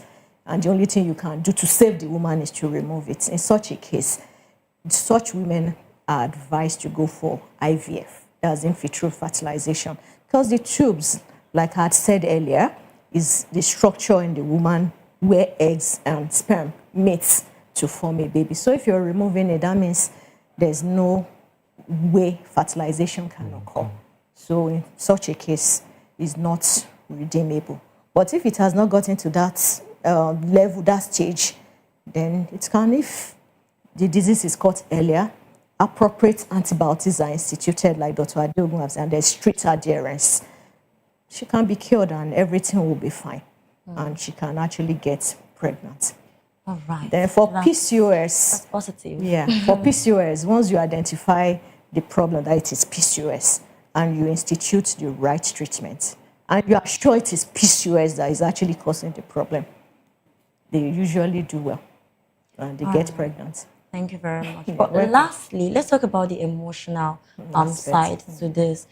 What would you say to the families of people suffering these conditions and the women that are struggling with stigma just because of these conditions, just in 1 minute? Okay. For PCOS, like the stigma is usually from the weight gain, the facial hair, excessive acne. This can actually affect their self-confidence. So what I will advise relatives and friends to do is to support them, and if they have the appropriate channel to actually direct them towards, to gain help that is required to help them, then they should go ahead and do that. There shouldn't be any stigmatization or even making them feel less of themselves. They're already going through a lot, so they don't need somebody blaming them or even putting them down because of that condition. So I think we should rally around them, encourage them, and if we have ways, we can also get health practitioners, specialists in that field to help them, and you can also direct them towards that channel. So then for PID, most people with it will not even want to tell you because they believe there's stigmatization, as in, oh, you got it through sexual intercourse. So what that's the common belief. So they want to hide it. Then even the partner too, it may be difficult to even get them because the person involved is trying to hide that she even has that condition. So she wouldn't even want to tell the partner because there may not be this kind of blame. Okay, you were the one that brought it here. So most women tend to keep it to themselves. But I will advise that when it happens, if you have a partner, it's better both of you are treated So because if both of you are not treated, even if you treat yourself effectively and your partner is not treated, there is going to be a reinfection. So what happens? You're back to square one. So I will advise partners, friends, relatives to be as open as possible with each other and encourage one another. Thank you very much. So any final words, Dr. Adeogun? Well, for me, I would just say, Doctor has said it all. She has done a wonderful job, with PCOS and PID. But I would just say, maybe for PID, I think a lot of things, we need a reorientation amongst our people in terms of abstinence for people who are not yet married, and then use of condoms and safe sexual practices, very important to minimize the risk of infection. And then people should be more open to counseling. Counseling, go out and meet professionals, get the right counseling and guidance, in relation to what you're experiencing. And then ultimately contact treatment. Like she said, if your spouse is having the condition, please don't run away and engage your spouse in the treatment and be as open as possible with your partner, because that's the only way you can have a long-lasting solution to the problem. Thank you. All right. A heartfelt thank you to Dr. Grace Olajimoke Michael and Dr. Charles Adeogun for these insightful contributions. Thank you very much. Thanks for having us. All right. So our viewers, if you or someone you know is struggling, please speak to a healthcare professional. Your health is not something to hide or be ashamed of. Please remember that early detection, healthy habits, regular checkups, very, very important. I'm Praise Peters, and this has been Health Check. Until next week, do stay safe, stay healthy, and stay alive.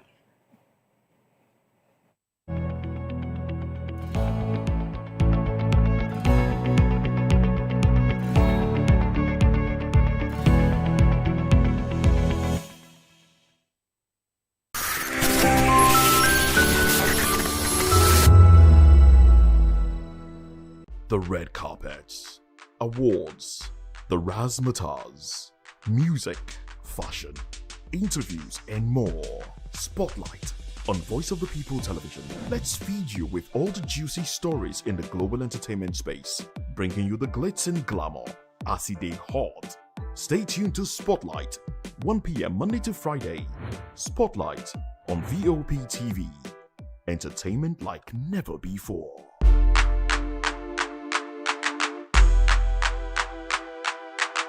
Welcome to the locker room, the home of football talk that matters. I am Jerry Arpeon. Join us every weekday, Monday to Friday at 5 p.m. Nigerian time, as we share the hot takes and hot debates in the exciting world of football. And joining me are the usual suspects, Ikechukwu and Mayowa, as we break down all the hot takes and everything that's happening in the football. Don't just watch football, live it with us. Catch us on the locker room and Voice of the People Television at 5 p.m. Nigerian time. And like I always say, if not 20 minutes off, with the sport.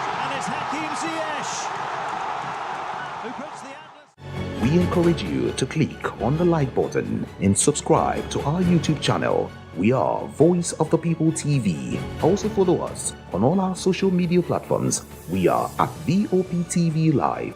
Visit our website www.vop.ng for fresh and trending news. Also watch us live on SLTV channel 264. VOP TV, Voice of the People Television. In a world where power shifts with every headline. In a nation full of questions. In a world filled with noise, the truth needs a voice. The policies that shapes our world and the economy that determines our future. Every hour, every day, the grapevine keeps buzzing. And together, we are committed to telling the stories that shape our world, because your voice is our focus. Don't forget, our voice matters the most. Let us come together and share our concerns.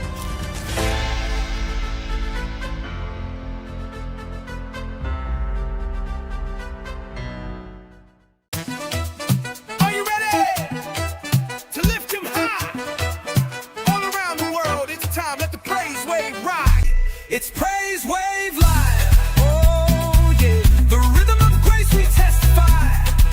Let's go. He turned our mourning into dancing, our silence into shouting. It's Praise Wave Live. Let the glory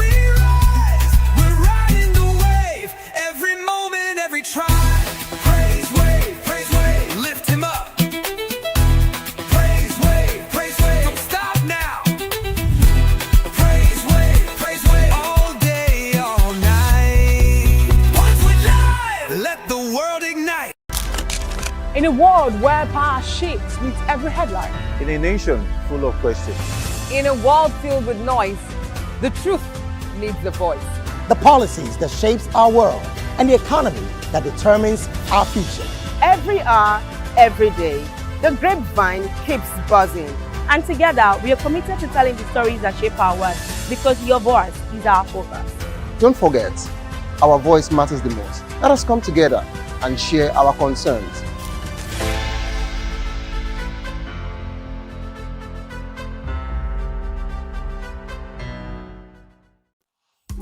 Welcome to Kitty's Corner. Every weekend is a new journey. Join Auntie Oni as she embarks on thrilling adventures. Each episode takes the young explorers to a different fantastical world filled with exciting challenges, making new friends and learning valuable life lessons. The show begins with lots of excitement in a cozy storytelling mood. Fairies teach the importance of kindness, honesty, bravery, teamwork, or curiosity. Kitty's Corner is a delightful blend of fun, education, and imagination with catchy songs, interactive games, and heartwarming stories. Join Auntie Oni every Saturday, 10 a.m. to 10:30 a.m. on Voice of the People Television. Kitty's Corner, perfect destination for curious minds.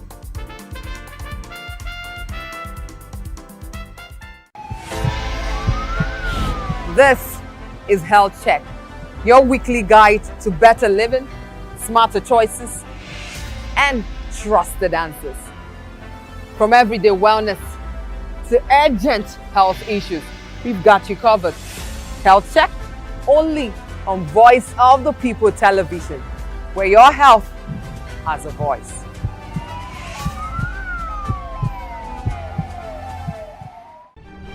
In a world where power shapes its every headlines, news breaks and events happens, we bring you unbiased and explicit information on politics, economy, and state of the nation. We break down the chaos. Facts, not fluff.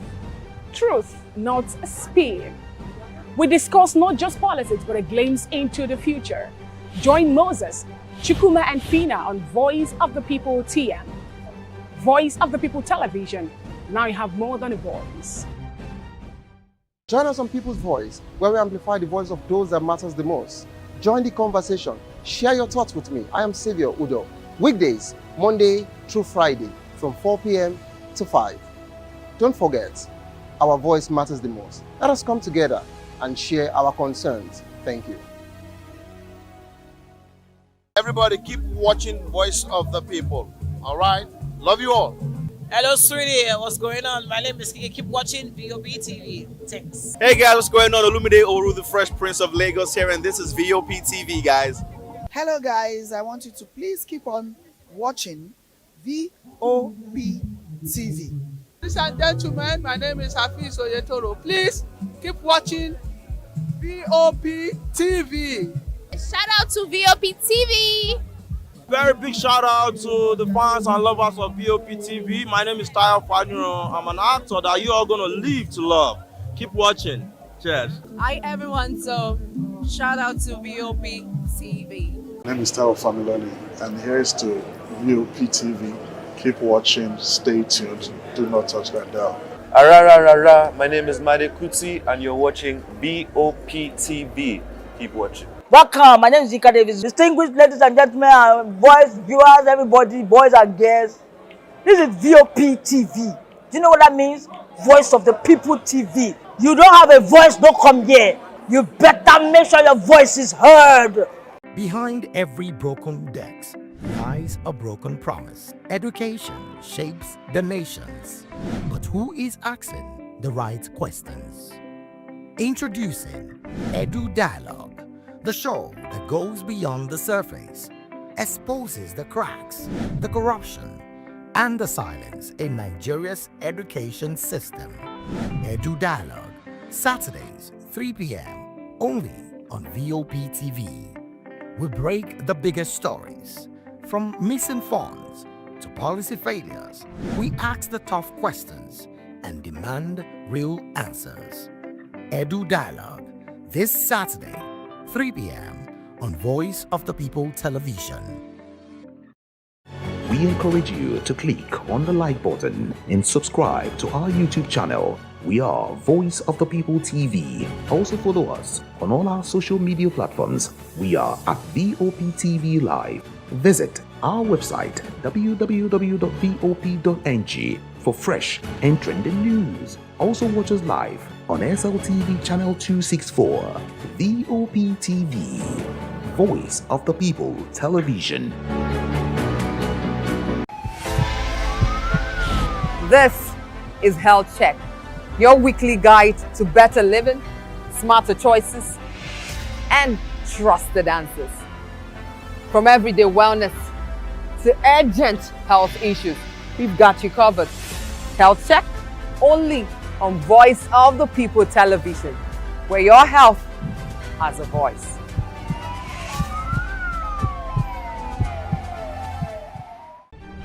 In a world where power shifts its every headlines, news breaks and events happens, we bring you unbiased and explicit information on politics, economy, and state of the nation.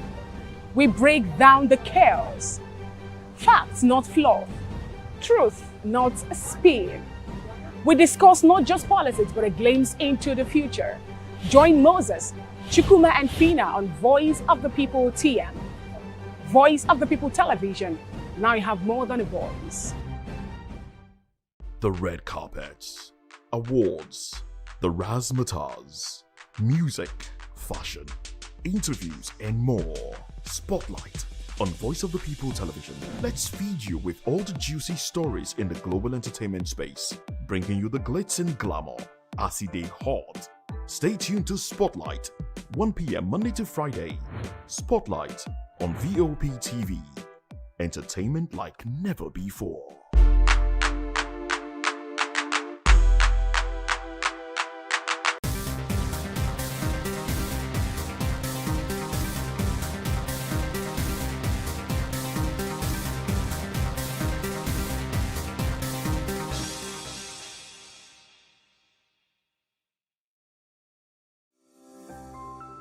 VOP TV.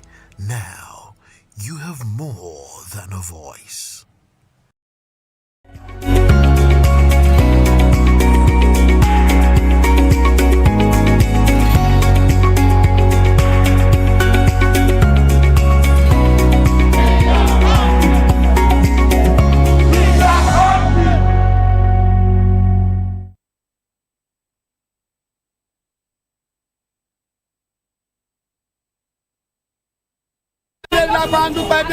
Good morning! It's the start of a beautiful day. Or start your day right with a healthy dose of news, fun, and inspiration. Join us on VOP this morning for the latest news, trending topics, and uplifting stories to set your day on the right vibe. From news and current events to lifestyle and entertainment, you are covered. VOP This Morning, 8 a.m. Monday through Friday.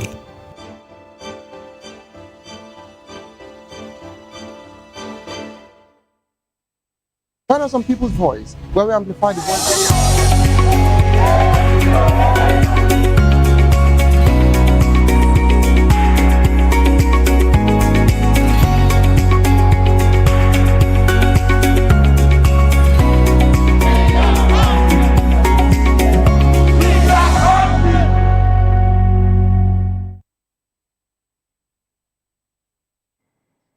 Hello there, welcome to People's Voice on VOP TV, where season stories shape the narrative. And of course, today we'll be dissecting a major story that is dominating the headlines and sparking conversations across the nation. U.S. sanctions loom over Nigeria. As regards to the U.S. has actually been very, very serious, with the Nigerian government, but they've actually deemed it fit to even push harder, to sanction some Nigerian officials amid religious persecution concerns. All right, so join the conversation with experts inside the season perspective. Share your thoughts with us. I am Sowore. Let's look into other news stories with details. Femi Fani-Kayode warns Trump against U.S. military action in Nigeria. The former aviation minister, Femi Fani-Kayode, has warned that Nigerians will resist any attempt by the United States to invade the country, following U.S. President Donald Trump's directive to the U.S. Department of War to prepare for possible military action against Nigeria. Femi Fani-Kayode described Trump's comment as provocative and unjustified, and urged Nigerians to stand firm in the face of any threat, emphasizing the importance of strong and courageous leadership. I love the fact that Fani-Kayode can say one or two as regards to this, but please, when you are using the word telling Nigerians to stand firm, to stand firm, how do you mean? So are you trying to say in any way, to be precise, that Nigerians can actually defend themselves against the United States? We expect more from you, The government needs to have a proper conversation with the United States instead of you telling Nigerians that they should stand firm and face any threat. Face which threat exactly? So let's just be clear as regards to this particular one, please. But of course, I would still ask my analysts to have a touch as regards to this particular news story before we go into the main details. And of course, away from that particular one, the Independent Media and Policy Initiative, IMPI, has praised President Bola Tinubu's administration for implementing more expansive and structured poverty reduction measures compared to previous governments.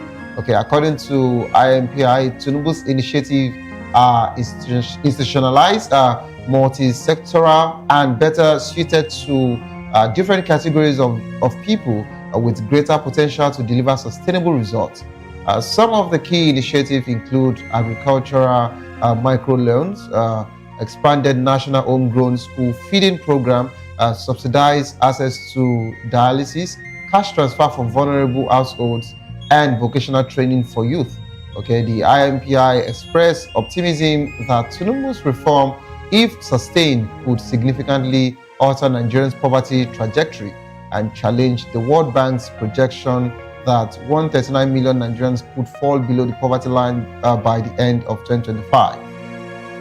And let's quickly slide into that of the former President Jonathan. The former Nigerian President Goodluck Jonathan has accused former U.S. President Barack Obama of plotting his defeat in 2015 presidential election, to be precise. According to Jonathan, Obama's video message released on March 23rd, 2015 was a subtle endorsement of the opposition urging Nigerians to open the next chapter by voting. So Jonathan described Obama's action as overbearing and condescending, claiming that the U.S. leader displayed an unusual level of bias during the election.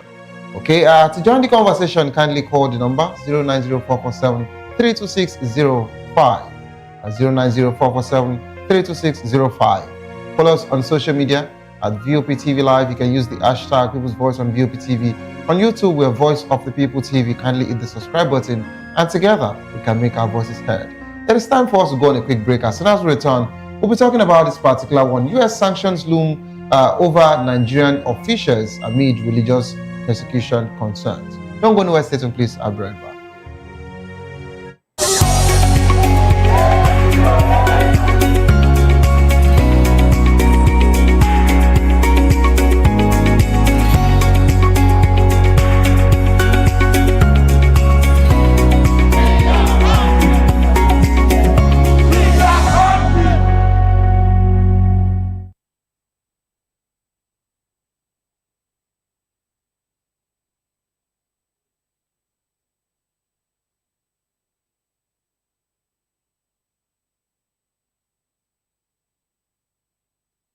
Join us on People's Voice, where we amplify the voice of those that matters the most.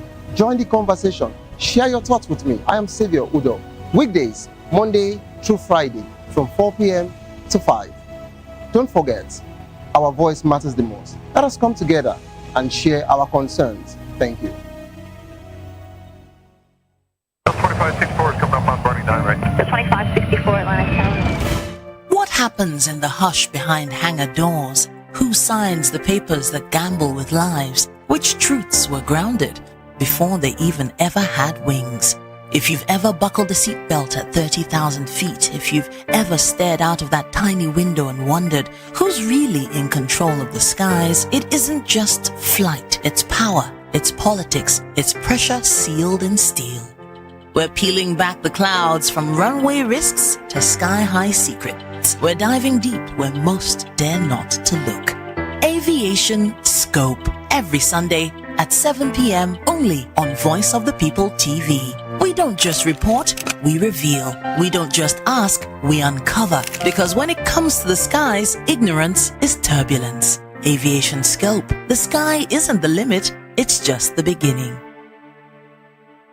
Hey guys, what's up? How you all doing? They call me Innovation Nelson One, your number one celebrity host, and you are watching Voice of the People Television, VOP. Stay tuned. Uyo Sarati is my name. I am a friend of the microphone, Voice of the People TV. That name is unique, and the brand is very sweet. I like the packaging, picture qualities, camera qualities, and then of course, the quality of human beings that I see sometimes on your channel. I talk and get paid, and I look forward to being in your studios. Oh yes, you are on to Voice of the People TV, live here in Benin City, the cradle of black civilization. What are you waiting for? Tune in, bro. VOP TV. Now, you have more than a voice.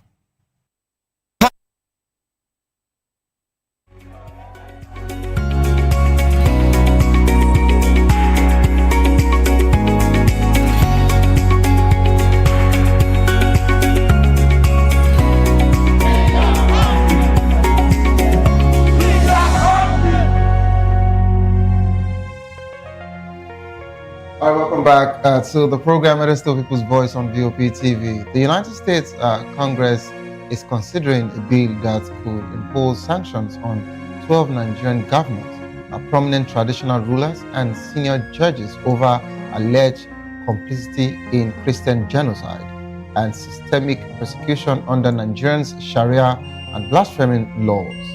The bill is sponsored by Republican Senator Ted Cruz. Designates Nigeria as a country of particular concerns for religious persecution.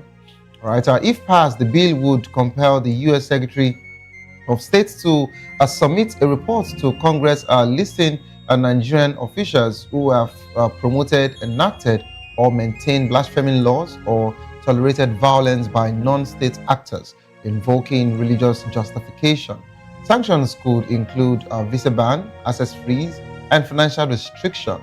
The federal government has defended the country's constitutional and legal framework on religious freedom, insisting that Nigeria neither enforces nationwide blasphemy laws nor persecutes Christians. The government has also emphasized its commitment to national security and its willingness to work with global partners to deepen understanding and protect all faith communities. The development has sparked mixed reaction, with some experts warning of potential economic and political repercussions. Former Nigerian ambassador Muhammad Mabdul noted that the designation could reduce U.S. aid for socio-economic development and minimize security cooperation between the two countries. Senator Rabiu Kwankwaso urged the U.S. to assist Nigeria with advanced technology to fight nationwide threats, rather than imposing divisive designations. The U.S. designation of Nigeria as a country of particular concerns could have far-reaching implications for diplomatic relations, security cooperation, and socio-economic development. The bill is sponsored argued that the Nigerian government has failed to protect Christians and other minorities from persecution, while the Nigerian government maintains that it is committed to upholding human rights and religious freedom. All right, joining me in the studio, we have Mr. Dele Fanimo, a seasoned reporter and a senior political analyst. Good afternoon, sir. You're welcome on board. Good to be here again. It would always be good to be here, sir. because when you predict they come to pass, and I want to sort for my prophet again. I go to church, but I'm not a prophet. Okay. I rely on the past to shape the present and look into the future. Just like when you said you were not learned, but you're lettered. Yes, I'm only lettered. I'm not learned. Okay, so amongst all my news stories, if I'm compelled to, I would rather want you to take all the news stories, but which would you start with first? Is it that of Femi Kayode stating that Nigerians should stand and face the US, okay? Or is it which one that you want to pick up from? You see, one thing that I've observed in the course of doing this job of analyzing in the last 20 years, I've come to realize that a lot of people come on air without really knowing the history behind anything before they jump into it. And so most times they hardly get the correct thing and the correct gist, you know. You recall last week when I was saying that there won't be any fuel price increase. Yeah. Everybody was against me and said, look, there's not going to be. It's just like you have a pair of shoes made in Aba. You decide not to buy. That same pair of shoes that the Aba people are taking to Dubai, you now go and import it. If government says, I am protecting my local industry, if you have to go out to buy that same shoe in Dubai or Italy or America, you have to pay. So it's your choice to either go patronize Aba or be ready to pay tariff for. It's just like Innocent Motors now. Yeah. If you buy from Innocent Motors, no custom can stop you. No, because to ask for custom papers. Because we got it here. Yeah. But if you buy a 15-year-old car, custom will ask you, where is your custom papers? And because you need to pay certain tariff, it's the same thing as now coming to the recent redesignation. It's not even designation. It happened in 2020. Yeah. When the Trump administration was there for his first term, where it was alleged that there is systemic genocide and all that, and that Nigeria was designated as a country of concern, particular concern.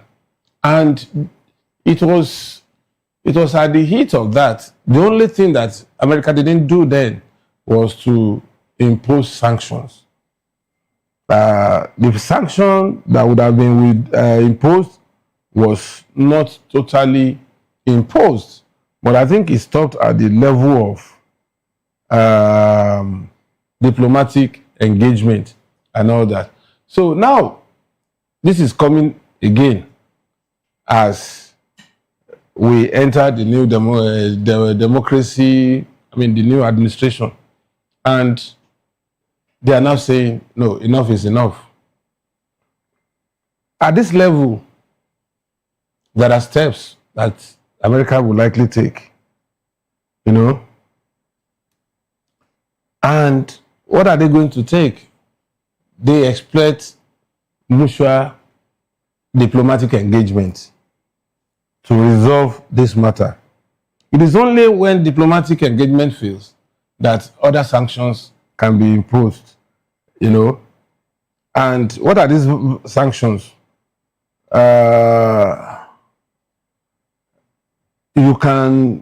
Trade sanctions can come in, and we can also have the American government. The Secretary of State will make the pronouncement under the authority of the American president. Then it can affect our military relations. America may decide not to provide aid when needed. And as we speak, we need a nation like America to sustain the fight against terrorists and the bandits, which I also designate as terrorists. Then, because Bretton Woods institutions, America has a say, and American government may block us from accessing critical loans from this Bretton Woods institution and some other countries that may want to give us this loan. So then our exports to America may be limited, if not totally brought in, to check. These are things that we cannot accommodate for now. And the earlier, rather than talk tough, the earlier, and you know, the current American government, exemplified by the Donald Trump, believes in this knee-jerk approach to issues. And so we may not be lucky not to fall under the hammer of the American government. If we want to begin to talk tough, we can't afford it, and we shouldn't go through that route. I think rather than talking tough, we should go into serious diplomatic engagement. We have a Minister of Foreign Affairs. We have now it is even right for us to begin to appoint ambassadors that would also engage American government in ensuring that before we go into the main conversation, I'd like you to react as regards to what the former president, Goodluck Jonathan, talked about, accusing Obama of plotting, his 2015 election defeat. So what? Yes, it is true. You recall then that the 2015 election, Jonathan was variously accused of being clueless, being not man enough, being weak. And so he wanted to prove a point that, look, it's not as if I cannot take on these bandits, these terrorists, but I need sophisticated weaponry. So he approached American government. It was denied.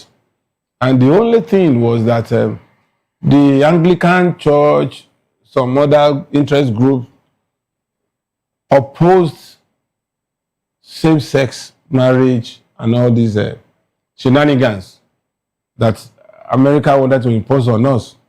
And Obama is an apostle of such.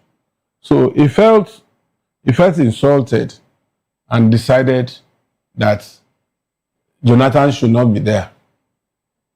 And he made some comments that suggested that it was one of the reasons why he ensured the blockage of arms to Nigeria, that Nigerian government had to enlist support of middlemen that could give them those arms and ammunition. And that was why a cleric's private jet was used to take money to South Africa, and it was impounded. Of course, the CIA has a strong network to monitor such deals, and the rest, they say, is history. So if Jonathan is coming out to say what he has said, I don't think it could be wrong. Don't forget that as President and Commander-in-Chief of the Armed Forces, he has unrestricted access to intel. And I'm sure that part of the intel is what is just revealing now at that time. Okay, sir. So let's now go into this situation of CPC, getting set to sanction some northern governors, 12 to be precise, 12 northern governors, and of course, they'll be looking into even to judges, other government officials, as regards to those of them that they said, that they're practicing blaspheming laws, and that of Sharia. What can you say as regards to that particular statement? And if Ted Cruz successfully, get through with this particular bill, how would this particular one look? And what would be the repercussion? As regards to this particular I think I've answered the last question partially, but I'm going to expand the scope. But the one you're talking about, listing some 12 governors. Yes. You see, there's no way they will not list some of these governors. America will probably take stock of when Sharia was introduced under Obasanjo. Some state governors embraced Sharia to the extent that they were showcasing, you know, this Jangeji that was amputated for stealing cow. In I think it was in Zamfara. You know, his right arm was amputated, and he was so happy that they caught him, they amputated his hand, and to an average Western nation leader, he would rather see it as bestial, you know. And since then, some of these governors had espoused the Sharia law, which is very strict. And anyway, they have the right to religious inclination. But then, the extent to which these laws apply, American government would not like it. And because of these idiosyncrasies, some of these governors have been alleged to be aiding and abetting these non-state actors, especially in their domain. So there's no way America will not just come up to say some of these things without some elements of truth and research, you know. So they didn't name any governor in the South. Those 12 governors were northern governors. And I am sure if the names come out, there will be governors from Northwest and Northeast. Okay. You know. All right, please, I'd like you to hold your thoughts. We have a caller. Hello. Hello. Good afternoon. This is Aina on the line. All right, good afternoon. Please go ahead. Please, before I start, I would like to remind you, I want to appreciate my analyst. He has been a wonderful analyst. And I said, I also told you that, remember that I told you about the list that my president was the list of pardons, and I told my president was not aware. Yeah, I remember. Yeah, you said so. Yes, fine. So that shows that whatever I say always be. But I want to talk about the genocide. Let's start with the prime fascist. Hello, Ina. Before you also move from there, you talked about it that the president was not aware about the list, but you would agree with me that it was not meant to be that way, that a president just go on and pardon some people without the presidency reviewing it. So they were meant to do their due diligence before that particular pardon. So coming back to say they are reviewing it, that was not appropriate, right? But of course, just for clarity. So let's move on. Thank you. That's perfectly correct. Right. Now, I want to talk about the genocide. The first question I want to ask is there really a genocide in Nigeria, a Christian genocide in Nigeria? The answer is obviously yes. Because if you look at the way they have been killing in Plateau State, it calls for question. Now, then the next question is, did Nigeria properly handle the issue with Trump? And I would say no. When the allegation was led against Nigeria, Nigerian government would have come to say, okay, please help us out to fight this, to show sincerity in fighting this. But rather, Bayo Ananuga was busy ranting, throwing tantrums, and it escalated things. I don't know why my president has been surrounded with such low-minded people. Bayo Ananuga would have admitted and then called for help to show sincerity, a good faith that yes, there might be, but we did not support it, and we want to fight this head on. That we need American support. It wouldn't have gotten to this, but now it has gotten to this. I will still advise my president to please humble himself, eat the humble pie, and ask for support. Ask for support from the American government so that this thing will be nipped in the bud, because a face-to-face war with America, I assure you, will be a no-brainer. He will not come out of it. That's a no-brainer. Thank you very much. All right, thank you so much, Ina. All right, sir, before... Yes, Ina has spoken, and he has spoken well.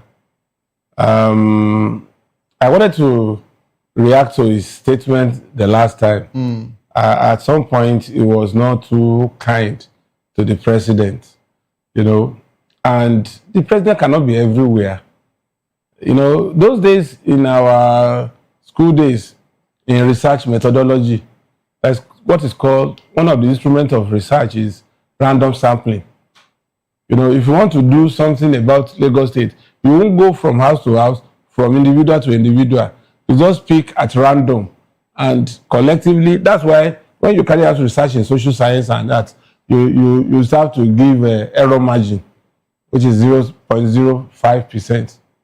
You know, so technically the president wouldn't have, if not for the fact that he believed, as at the time they were submitting those lists, that they would have done a thorough job. Unfortunately, what they should have done before that list came out is what they are now doing. Now, moving that office from Ministry of Special Duties to Ministry of Justice, where legal experts would have called for the files of those to be pardoned and then assess them on their merits and then propose to the president. I'm sure lists such like this will not repeat itself with the Ministry of Justice taking charge. Okay, sir. I'm just been told by my team that Professor Emmanuel Adio Sowore, the head of Department of Religion and Cultural Studies, Benue State University, Makurdi, Nigeria, just join us also in the conversation. Good afternoon, Professor.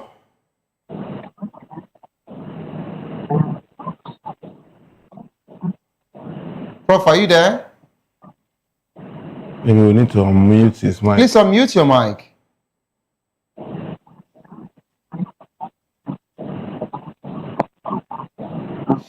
I think we have a network glitch there, but of course, hopefully, we'll get to hear your submission as regards to this conversation as soon as possible. But till then, I'll still have to come back to the studio. Okay, so, Mr. Dele, a question was asked today, okay? And I don't know why we choose to dance around this conversation called genocide. Is there a genocide in Nigeria? Is there a Christian genocide in Nigeria?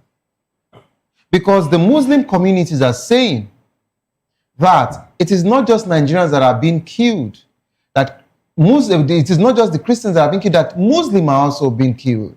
In short, Sheikh Gumi was on the show this morning and he talked about it. He gave different statistics. But when it comes to Plateau State, just like Ainaya mentioned, the Benue, we know what we are talking about here. But why is it looking like we don't even want to welcome that particular word? Is there a genocide, a Christian genocide in Nigeria? It's a genocide as defined is an international crime involving the intent to destroy a national, ethnic, racial, or religious group, in whole or in part. The definition includes specific acts like killing members of group, causing serious bodily or mental harm. You see, for me, genocide by this definition, it was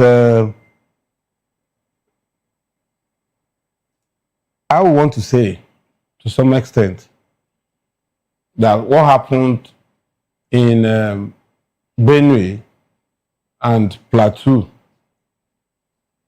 and it has been a recurring issue around those two states, and then to some extent, part of Kogi State that borders Benue, would rather qualify as genocide. Because predominantly, people living around that area are Christians. But why it is difficult to categorize it as genocide is the fact that was there an intent by these marauders to annihilate Christians? Was there an intent and purpose for them just because they want to obliterate Christianity and Christian that they went for that attack? Or they went for that attack to chase away indigenous people and take over their land for pastoring. So the intent, purpose would help us arrive at that conclusion if it was genocide or not. And as of today, these same marauders also kill in predominantly Muslim communities in Zamfara, in Sokoto, in Borno. So it is difficult to call it Christian genocide against Christian. But that does not mean that the optics from Benue, which is like a killing field, and Plateau will suggest that it's genocide. So, but generally, it's not something you can put your finger on, categorically say that it's genocide. Okay, Professor Emmanuel, are you there? Good afternoon. Yes, I am. Hello, Professor, can you hear me? Yes, I can hear you very well. All right, welcome on board. I don't know if you've been following the program before now. No, because the network was very bad, so I couldn't follow up. Okay, so let me quickly bring you up to speed as regards to the conversation. The U.S. Sanctions loom over Nigerian officials amid religious persecution concerns. The United States Congress is considering a bill that could impose sanctions on 12 Nigerian governors, prominent traditional rulers, and senior judges over alleged complicity in Christian genocide and systemic persecution under Nigerians' Sharia and blaspheming laws. Okay, and of course, the bill sponsored by Republican Senator Ted Cruz designates Nigeria as a country of particular concern for religious persecution. So, what would be your take on this particular one?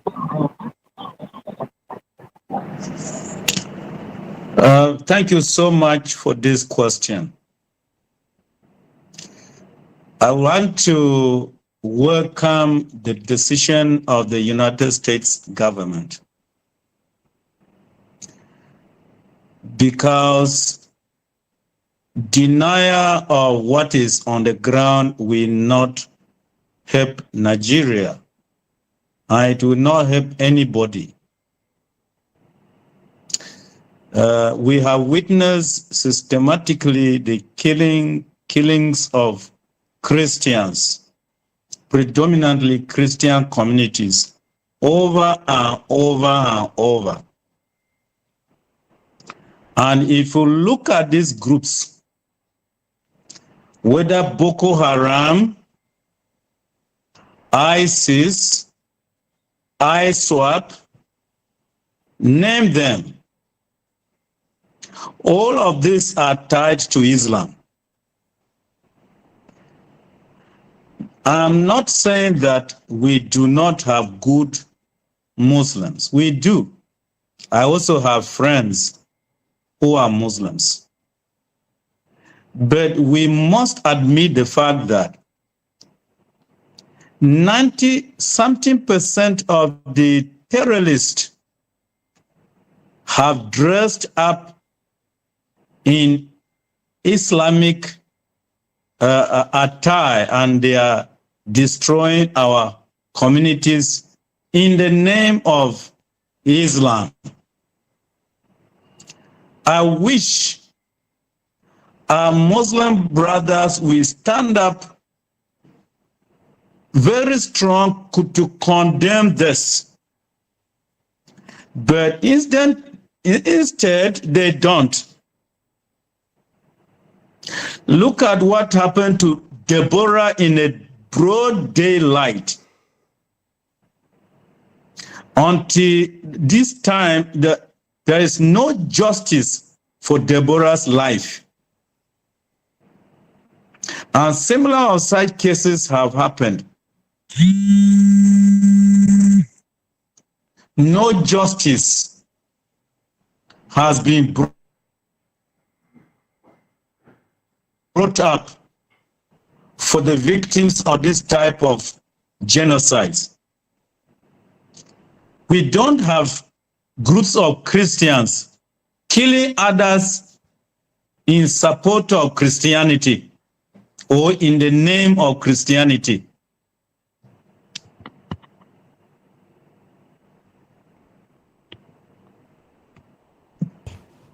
But then we have groups of terrorists, no matter the name they call themselves, they kill in the name of Islam. So these are jihadist radicals. They are arrowheads for Islam. And this is why we cannot shy away from admitting the fact that Christianity and Christians are the target of these terrorist groups. Apart from that, they may have additional motives, but definitely Christianity is a main target to wipe out Christianity and establish an Islamic state. Why would Muslims allow the establishment of 12 states as Sharia states? Why would they allow this to have happened? Okay, Prof. When they know very well that there are Christians in these states and a large population of Christians are in these states, but why would they designate 12 states as Islamic states? Do we have 2 constitutions in Nigeria? One constitution of the Federal Republic of Nigeria and the other constitution, a Sharia constitution. So where is the Nigeria that was constitutionally recognized as a free state, a secular state, where everybody has the right of religious affiliation? Okay, hello, Prof. So what I am trying to say is this. Okay. That I welcome personally the decision of the United States government. I welcome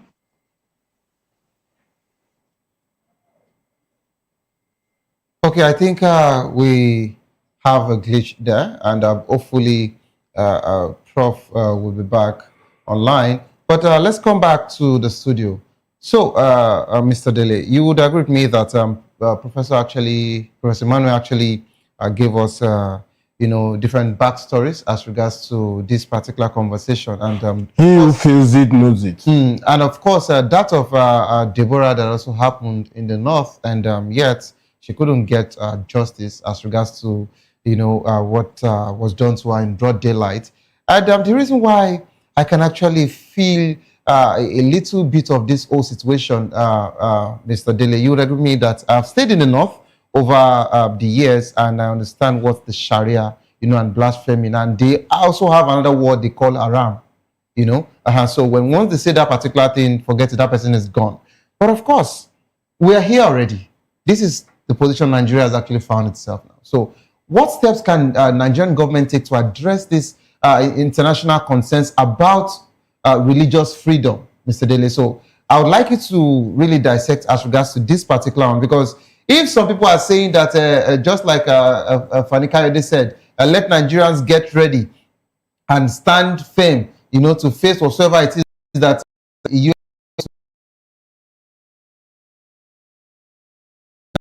Nigerian government can take to.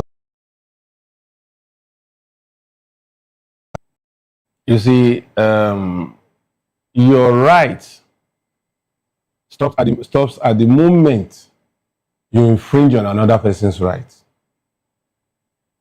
Now, those who made the Sharia code, it was explicitly stated in that code that it will only be applicable to Muslims, not Christians. But today you find out that they now apply it to Muslims and Christians in some part of the country. One, I think we should go back to that so that it would only be applicable to Muslims wherever they find themselves. Two, government should develop this political will. A criminal is a criminal regardless of his religion. I love that particular one. Criminality has no soft landing in religion, ethnicity, or groupings. So once anybody declares war against the state, and that person is not a state actor, that person has committed treason, and we should go all out to say enough is enough. The seeming pampering of bandits, who are also called terrorists, and the Boko Haram sect, ISWAP, Lakurawa, and all that, we should know that they cannot be friends of the country. And the only way to stop them from proliferating is to take them out as quickly as possible. In fact, like yesterday. And government should show enough political will, except there are certain things that are preventing them from attacking this from the roots. And if there is anything ailing them and debarring them from showing that political will, they should tell us rather than keeping us in suspense. Because how can a ragtag, untrained and maybe ill-trained group of people begin to assault, maim, and kill innocent civilians and even military? As at the last count, the former CDS said 2,700 soldiers had been killed. You know what that means? You know, Mr. Dele, I saw something on X, formerly known as Twitter. I saw something on X, allegedly to be precise. Okay, a particular man was interviewed, and he said he was a former infantry, okay, and one of Nigeria's best sniper. I don't know if you came across that particular video. And he said that whenever he targets, he doesn't miss, okay, and he was shot from behind because he killed more than the numbers of Boko Haram. He was killing too much, and the superior officer shot him just to use in cautioning him. That was how he left the military. Okay, and this revelation was made, okay, under a particular portal on X, and I saw that video. In as much as it is allegedly, we can't confirm the source and all of that, but we also heard where someone says that there is a particular place we can get to, and we'll be called to fall back and not push them anymore and all of that. But let's leave all of these particular speculations and what is being said. Let me mention what I have witnessed. So, in as much as I love flights as well, but I've driven the shores of this country as regards to doing interstate driving between Abuja to Lagos. And I've also done Kaduna to Jos, Plateau State, okay, where you get to pass the southern Kaduna to go through that particular eye, you know, and we have Kafanchan to the right, and we continue left to Jos. There is a particular place, and I beg to whoever that actually needs to come and talk about it should, you know, should actually debate this, okay, as regards to my submission now. There's a particular place, Mr. Dele, on that road, that when once it is 6 p.m., you'll be told that you cannot drive that road, otherwise you can be kidnapped. Because there is no checkpoint on that particular place. It's just in between two communities, and you will be told that you cannot drive that road from 6 p.m. upward. So it is either you drive there, you know, in the morning and afternoon earlier, or you forget about that trip. If you go further, that's a risk on your own. And we know that particular community has been ransacked, dominated by these guys. Yet, nothing has been done. That is one. Between Kogi State going to Abuja, we also have a place, to be precise, on that road where they tell you anything from 8 o'clock. We love late night driving in Nigeria, okay? Back then, traveling was really nice, you know, doing your road trip and driving yourself. But when we have situations, Mr. Dele, that there are some places you cannot even drive through anymore because of this particular situation. And yet, we still feel that things are going on well. How do we even tackle this situation? We have someone who is going in and out to negotiate with these people and coming out to tell the government what they should do. A terrorist is coming out in a broad daylight to come and talk to the people in the community, talk to government, and they allow him drive back into the bush. And they say, don't annoy him. How did we get here, Mr. Dele? And how can we actually save ourselves from this particular one? Now, I want to ask you this, okay, that aside, and of course, let's talk about these particular consequences as regards to the sanctioning. What are the potential consequences of CPC designation for Nigerian citizens? You see, I said this earlier here, that if going by the CPC concern, the potential for Nigerians is not favorable. If American government had to pass that bill and label us, because we are still tottering, we are still struggling with our economy. Anything that would destabilize the economy is not something that we can welcome. It's not something that we can absorb. So it will be too grave for us if America now begins to sanction us on trade, on military and all that. Because our military setup has been one thing through the years that even the young ones are not even encouraged. Nobody wants his child to join the military anymore. And so, if we are depleting our ranks, and then we still have low level of manpower and equipment to fight this war, then it will be a serious of serious concern, and it should be a sort of serious concern to an average Nigerian, and I don't think we want to accommodate it further. So the best bet is to begin high-level diplomatic shuttle to America to forestall this and ensure that it doesn't happen. Okay, thank you so much, Mr. Dele, for that particular final submission of yours. And sincerely, I would just have to apologize to Professor Emmanuel Odio, Sowore, Head Department of Religion and Cultural Study, Benue State University, Makurdi, Nigeria. We're pressed for time, and sincerely, sir, I won't be able to take more of submissions now. But I promise you, I'll bring you up on the show again very, very soon, okay, so that you would have more time, okay, to actually dissect some conversations with us. And thank you so much, Mr. Dele, for joining the program. It's my pleasure. Okay, this is how far we can actually go on the show this wonderful evening. And please do not forget that the views and opinion expressed by our analysts are solely theirs and do not reflect that of VOP Media. Don't give up because it is not over.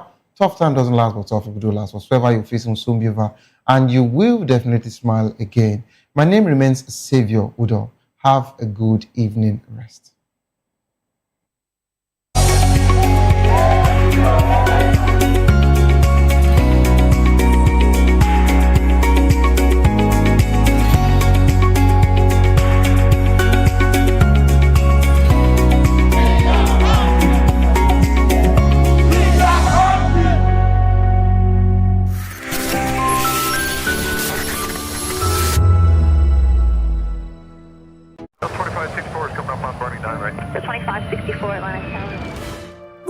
happens in the hush behind hangar doors? Who signs the papers that gamble with lives? Which truths were grounded before they even ever had wings? If you've ever buckled a seatbelt at 30,000 feet, if you've ever stared out of that tiny window and wondered who's really in control of the skies, it isn't just flight, it's power, it's politics, it's pressure sealed in steel. We're peeling back the clouds from runway risks to sky-high secrets. We're diving deep where most dare not to look. Aviation Scope, every Sunday at 7 p.m. only on Voice of the People TV. We don't just report, we reveal. We don't just ask, we uncover. Because when it comes to the skies, ignorance is turbulence. Aviation Scope, the sky isn't the limit, it's just the beginning. 3 years ago, we lit the spark. Today, we are blazing the trail for others to follow. VOP Media is 3 years of breaking boundaries. 3 years of being that bold voice that echoes the thoughts of the people. 3 years of telling stories that matter. We have experienced complete breakdown in democratic governance. We are not just a brand. We are a movement, giving voice to the voiceless. We go to bed empty hunger. To every viewer, every voice, and everyone that has made us who we are, we say thank you. VOP Media, 3 years and still counting. VOP TV. Now you have more than a voice.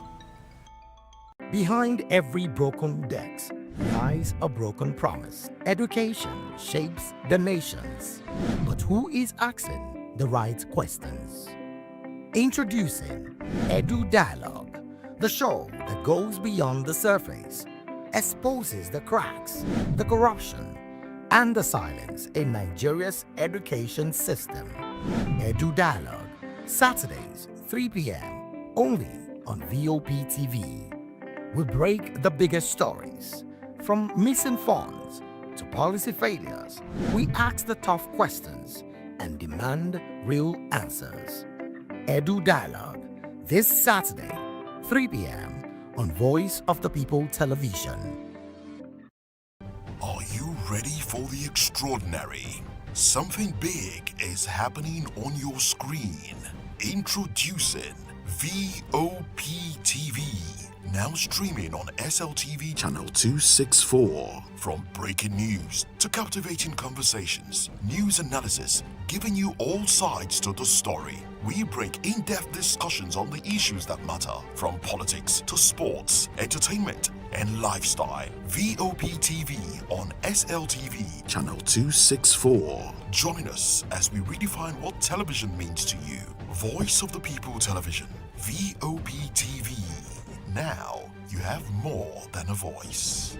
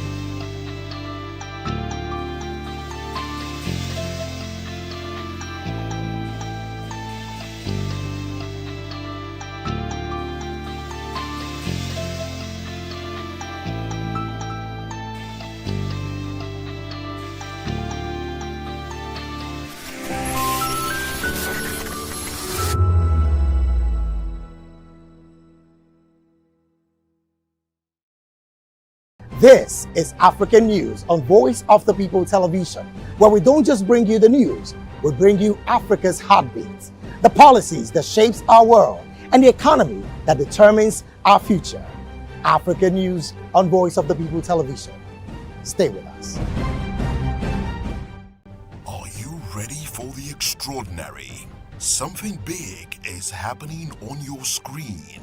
Introducing VOP TV. Now streaming on SLTV channel 264. From breaking news to captivating conversations, news analysis, giving you all sides to the story. We break in-depth discussions on the issues that matter, from politics to sports, entertainment, and lifestyle. VOP TV on SLTV channel 264. Join us as we redefine what television means to you. Voice of the People Television, VOP TV. Now you have more than a voice.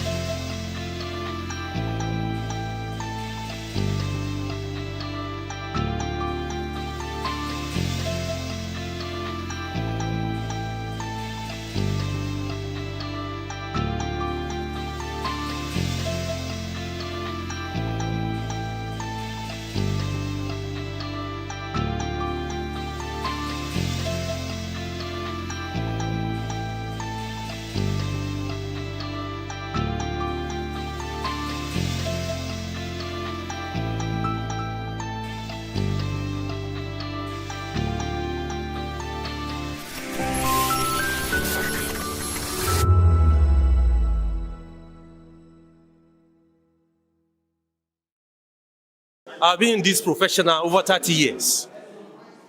And I must confess to you, VOP is just too welcoming. You can't do without VOP on a daily basis. The moment you join VOP on a daily basis, you are all in all. I must confess to you. VOP TV. Now you have more than a voice.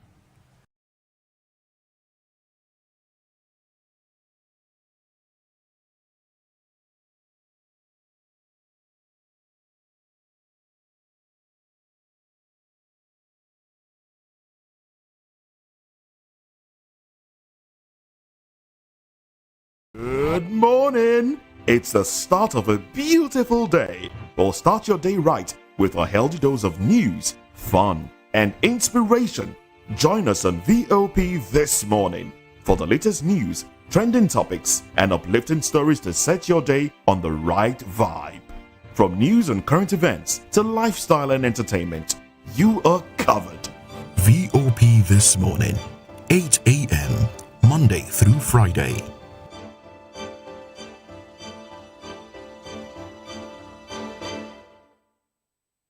Join us on People's Voice, where we amplify the voice of those that matters the most. Join the conversation. Share your thoughts with me. I am Sowore Udo. Weekdays, Monday through Friday, from 4 p.m. to 5. Don't forget, our voice matters the most. Let us come together and share our concerns. Thank you. 2564 is coming up on Barney 9, right? 2564 Atlantic County. What happens in the hush behind hangar doors? Who signs the papers that gamble with lives? Which truths were grounded before they even ever had wings? If you've ever buckled a seatbelt at 30,000 feet, if you've ever stared out of that tiny window and wondered who's really in control of the skies, it isn't just flight, it's power, it's politics, it's pressure sealed in steel. We're peeling back the clouds from runway risks to sky-high secrets.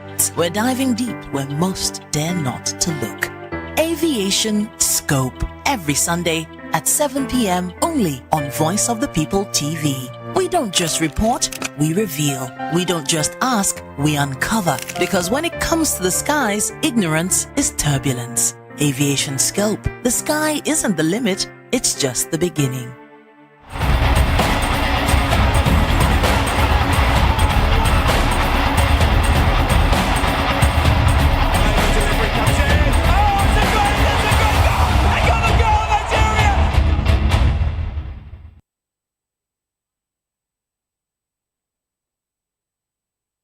Hello and welcome to another beautiful edition of the Locker Room on Voice of the People Television. So much to talk about the exciting world of football. I am Jerry Alpeliohai, reporting for football duties. So much to talk about. And of course, it's a full house. Ikechukwu gets to join us once again. And definitely we'll be having Maiwa joining us virtually. And they're ready to break down all the action and share their hot takes on what's going down in the football world. So don't forget to stay tuned, subscribe, and turn on that notification bell so you never get to miss an episode of The Locker Room. Also, don't forget to call us via the WhatsApp number showing on your screen to join the conversation. Of course, you can hit us up on Facebook as well, on X, and not to forget TikTok, and most especially YouTube, and definitely on LCL TV channel 264. Those are the platforms you get to see us talking about the Voice of the People Television. Of course, I can't wait for Maiwa to join us. And of course, Ikechukwu is excited to have you here. I know last Friday you guys said Wasi Lyrica, but anyway, unfortunately, I'm spoiling Madrid, the Madrid official jersey, but it is what it is. I don't know. Finally, something to smile about. Yeah. In the faces of all the enemies of those who are successful. But it's all good. It's all good. How was your weekend? Well, good, Jerry. Good evening and good evening to our viewers. It's a good day to be here to talk football. When I saw because I didn't follow up on that Liverpool game, when I saw the result 2-0, I just screamed, giants fall and small men rise. Liverpool is back.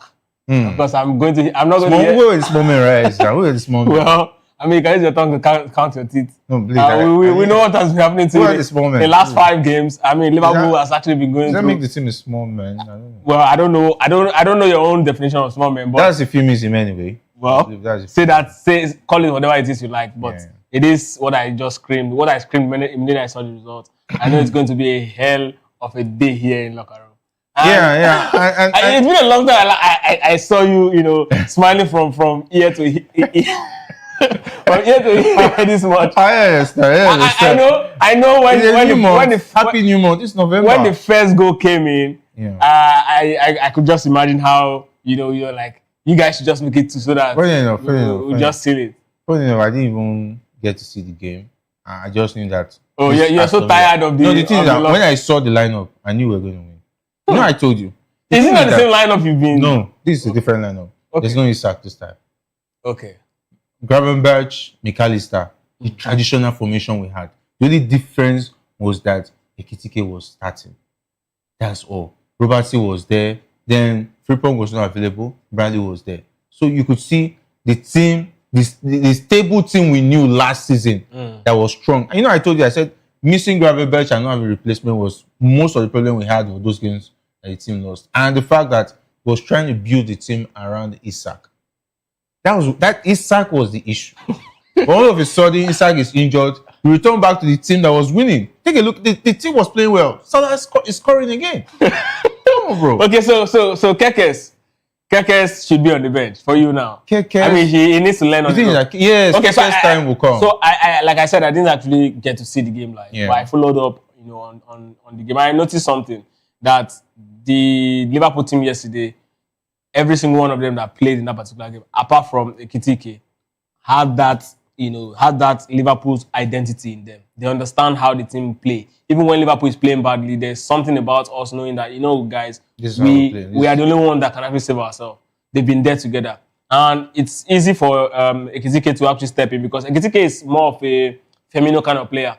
He can get the goals, but he's more of, want to be part of the build-up play more than, Isak. Who is always waiting on the ball. And Liverpool, over the years, has actually built a team around the number 9 being someone who rather play with, the wingers, and that's exactly how but now having a traditional number 9 in Isak actually really, upset the balance in the final third. And that's exactly where Liverpool's actually missing. I hope he comes back quick and then come back to the lineup. Isak should wait for his time. I don't care about the amount. Jerry, I don't care about the amount he was bought. Wait for his time for who? Please, he should come back. He should gradually integrate himself into Liverpool's pattern. Not the thing is that I think for Arne Slot, I don't blame him.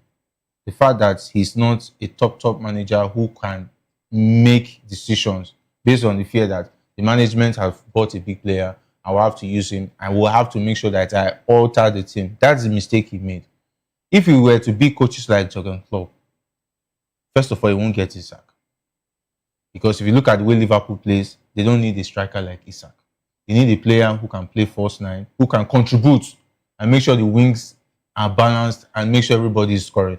Where I understand Maiwa is in, unfortunately, when the big boys decide to shine, the small teams decide to falter when they were 2-0 up. But they are welcome anyway. They are welcome. Instead of 4 losses, you are still occupying your own below position. But it's all good. It's great to have you join. Well, I mean, I know you'll be able to eat very well now. Since as you can see, I've added weight just within 2 days.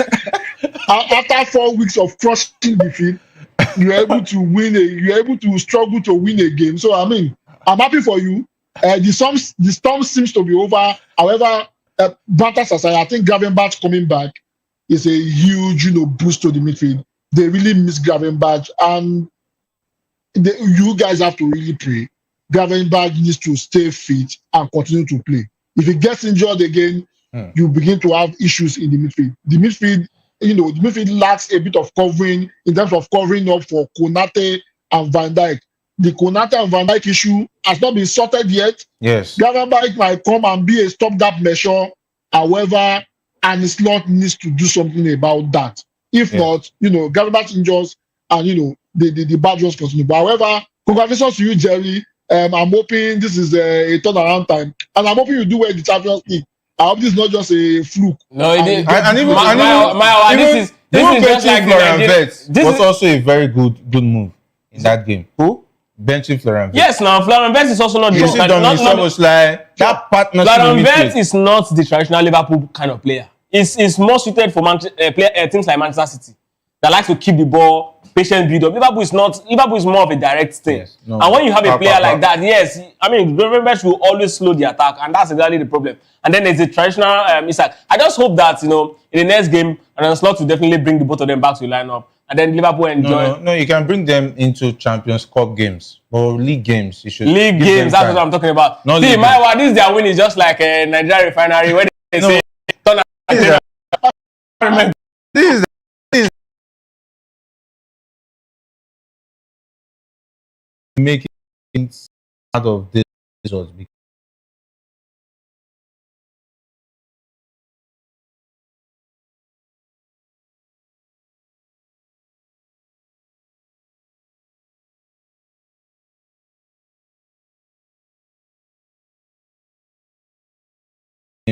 I think it's something, but I'm worried about Madrid's game anyway. But let's wait for that one. But let's talk about anyway. I'll get to I'll get to how Nottingham Forest got back with a new manager, Sean Dyche. Anyway, I will not come to that yet. Let's reserve that one in the cooler so that we'll explain how the 17th 4 win, 1 draw. 1 draw. Okay, 1 draw to 1 loss. That guy now that is keeping his hair. His grandchildren will see that hair when he's white and rolling on the floor. 4 loss, 1 win. No problem now. I'm talking about your Man United fan who promised, who vowed, who made a bet that he will not cut his hair until you have 5 straight wins. That means you're going to start again. Start counting wins. United will definitely get that 5 straight. When? United will get when that guy is 80. Maya, why 80 years old? Maya, why you don't have hope? Hope and life, please. It's what happened this season. Why you can never go 5 straight wins? Why you can never go 5 straight wins? It's going to be 4 games. Maya, start counting it from next week. Next week, start counting it. What did you just end? What just end now? 4, Abi? 3. 3 wins. Yes, 3 wins. 3 wins ended. The 4th one, 9. 3 win, 1 draw. Okay. 3 win, 1 draw. Don't worry. The next one is going to be 2 win, 1 loss. No, 1 loss, 2 win, 1 loss, 1 draw. You are your refinery team. Because coming from a refinery team, turnaround maintenance. Don't worry now.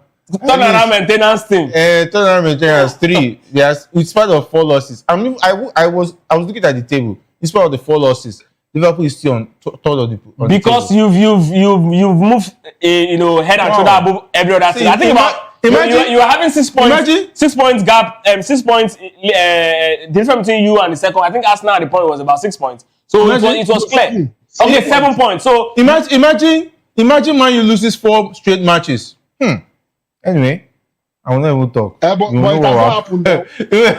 Let that go. Well, we're going to be here now. They did it last season now. They can still do it again. Jerry, you have to be humble. People that did it before, they can do it again. Because at some point I was feeling sad for you when I saw you on Friday. You win one game now. You don't go allow us rest. I saw you on Friday. I was feeling sad for you, Jerry. One day that you were looking for me up and down, you went on map. You started looking for me with GPS locator. Today now you see me like. Anyway, let me not even go there. Let's talk about the NFF, where the Nigerian Football Federation has received a list of players selected to represent the Super Eagles in the upcoming World Cup qualifiers playoff in Morocco. Nigeria will kick off its campaign for one of the available spots at the Intercontinental Playoff on November 13, facing Gabon in their opening match. And while the list has been submitted by head coach Eric Chell, it has not yet been made public. An official in the NFL mentioned that Chell is awaiting fitness updates on some players before finalizing the squad. There is also consideration for an expanded squad of 25 players, exceeding the usual 22 or 23. And as soon as Chell gives the green light, the finalized list will be announced. Definitely will know the names that will pop up. But say for I know, it's still like he's not yet back. Then Shami Ajayi is on suspension, but he should be looking because after the game against DR Congo, if we make it to the final, we need his quality in defense. If we make it to the final, either against DR Congo or Cameroon. Then for the attack, Victor Osimhen can stay fit this week. I don't know why he should not be on the list. Definitely we know the usual names, but I don't want to hear some names anyway. It is what I've been hearing those names. That's one year striker that was I think by now, Eric Chell would have heard my mind and said that, okay, Jerry said, my wife said, this name should not be on that list. Please, redo that list before you release it. But unfortunately, other countries have already started releasing their list. DR Congo released their list last week. And I think Cameroon should be unveiling theirs anytime soon. So, I don't know. Even Gabon has unveiled their list.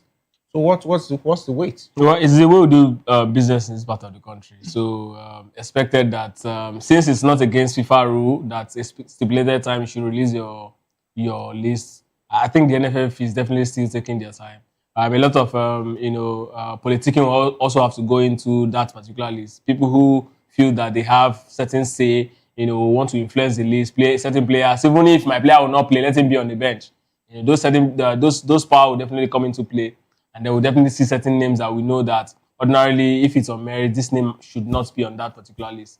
Like you said, yes, Victor Osimhen is definitely going to be up for grab if he's fit. Olaino and Bright Osayi-Samuel is where I have issues. I don't know if they'll be fit. And if Olaino is even fit to come back to play league football, I don't think it's going to be wise for Nigeria to actually throw him into the ring immediately. I think at this point he should be experiencing some level of match rustiness. I don't think he should be good for a game like that. Maybe coming to the game pretty late, when Nigeria is very much comfortable in the lead, and then use that to actually put himself up for the final game should Nigeria actually make it to the next round. I think that's the only thing. But then I think so far so good. The teams actually did the job, to take us this far. A good number of them is still very fit, and I want to believe that with those set of players, we should be able to have a strong team or a competitive team that will be going into this particular rounds of qualifiers. All right, the Mayowa, are there names you expect to be on that list when it's unveiled eventually? Well, I don't want to, and no offense to Onachu, his team did very well over the weekend. They held Galatasaray, it ended 0-0. Even some people even threw shot at him, asking who is better between him and Osimhen. And I'm glad with the response. He said Osimhen is better than him. I mean, the stats are there for everybody to see. So that is humility. I think I praise him for that. No, that's why he should be in the team. I said consistently, I don't think Onachu should be in the team. Also, Olaina should not be part of the team. The reason for that is very simple. He's just coming back from an injury and he has not even played consistently for Nottingham Forest. So, if he's coming back to play for the Super League, it might probably be his second game. If he gets to play, during this midweek in Europe or probably maybe over the weekend. So if he gets to play, that'll probably be his second game, and we don't need that kind of player. Player coming back from injury is very risky, featuring them. So a Paul Onachu and Ola, However, my concern is this: anytime our list is being eaten like this, and it's released maybe 2, 3, or 4 days to that particular game, we find names that are not supposed to be there. Let me take your mind back to when they were inviting Tanimu and Paul Onachu during Finidi George. The list did not come out until about 3 or 4 days to that particular match. I'm hoping this is not what they want to do this time around, because I don't understand the reason why you cannot release the list for all of us to see. Yes, in as much as they're not breaking any rule, I think if they bring out the list and people have their opinion, that might sway that might sway the powers that be. However, in typical Nigerian fashion, we might end up seeing names that are not supposed to be. I don't want to say an Onachu, a Shemia, an Ola not sure a part of that list. Let's wait and see what other surprises they have for us. All right, and of course, even update has it that Felix Agu is out injured, meaning that they might also be looking for players to replace such kind of situation where there's, because league games are still on, Champions League games are still on. Ngenge is available. Who's Ngenge? Who's that? Is that my footballer? The Chinese center back. Which of the Chinese? I know you're just trying to whine yourself. I think over the weekend I was listening to a radio program where they were reviewing the NPFL. I think they were reviewing the quality of the league. Okay, generally. Late. And I understand that if you take a look at the team at the top, Nasarawa United, they have scored only 9 goals. And they've considered 9 goals, yeah. I think they've considered 5 goals. 9 goals. No, they've considered 9 goals and scored about 11 or 14 goals. And that is the top team in the league. And all the teams have lost home, away, home, away, home, away. The form is just terrible. And they were talking about the quality of play. And now, had it been I was able to call in to that program, I would have made them understand that those who are left in our NPFL are the ones who did not make it abroad, who have not seen a club side to sign in Malta, in Turkey, because their agents have not been able to secure them a club side. The ones that are left, look at Remo Stars. Yes, they even made mention of Remo Stars, referring to Remo Stars that they lost about close to 13 players. That's the same thing that lost to Mamelodi Sundowns. That's not the Remo Stars of last season. That team you are seeing, they are trying to rebuild another team to play CAF Champions League. That's why you will never have the best playing in the NPFL. It's just the ones that didn't make it. That's what those are left. And those are the ones you want us to carry into Super Eagles. Okay? Calm down. Cool down. But let's talk about Rivers United, who is facing the challenge of the CAF Champions League group stage. They've been drawn into Group A with defending champions Pyramid FC from Egypt, Morocco's RS Berkane, and Zambia club Power Dynamos. I think I saw the replay of the draws this morning and one of the sports stations. When I saw the draw, I just I shook my head. I said, RS Berkane. Anyway, RS Berkane, they're a very, very difficult side, mostly playing them at home.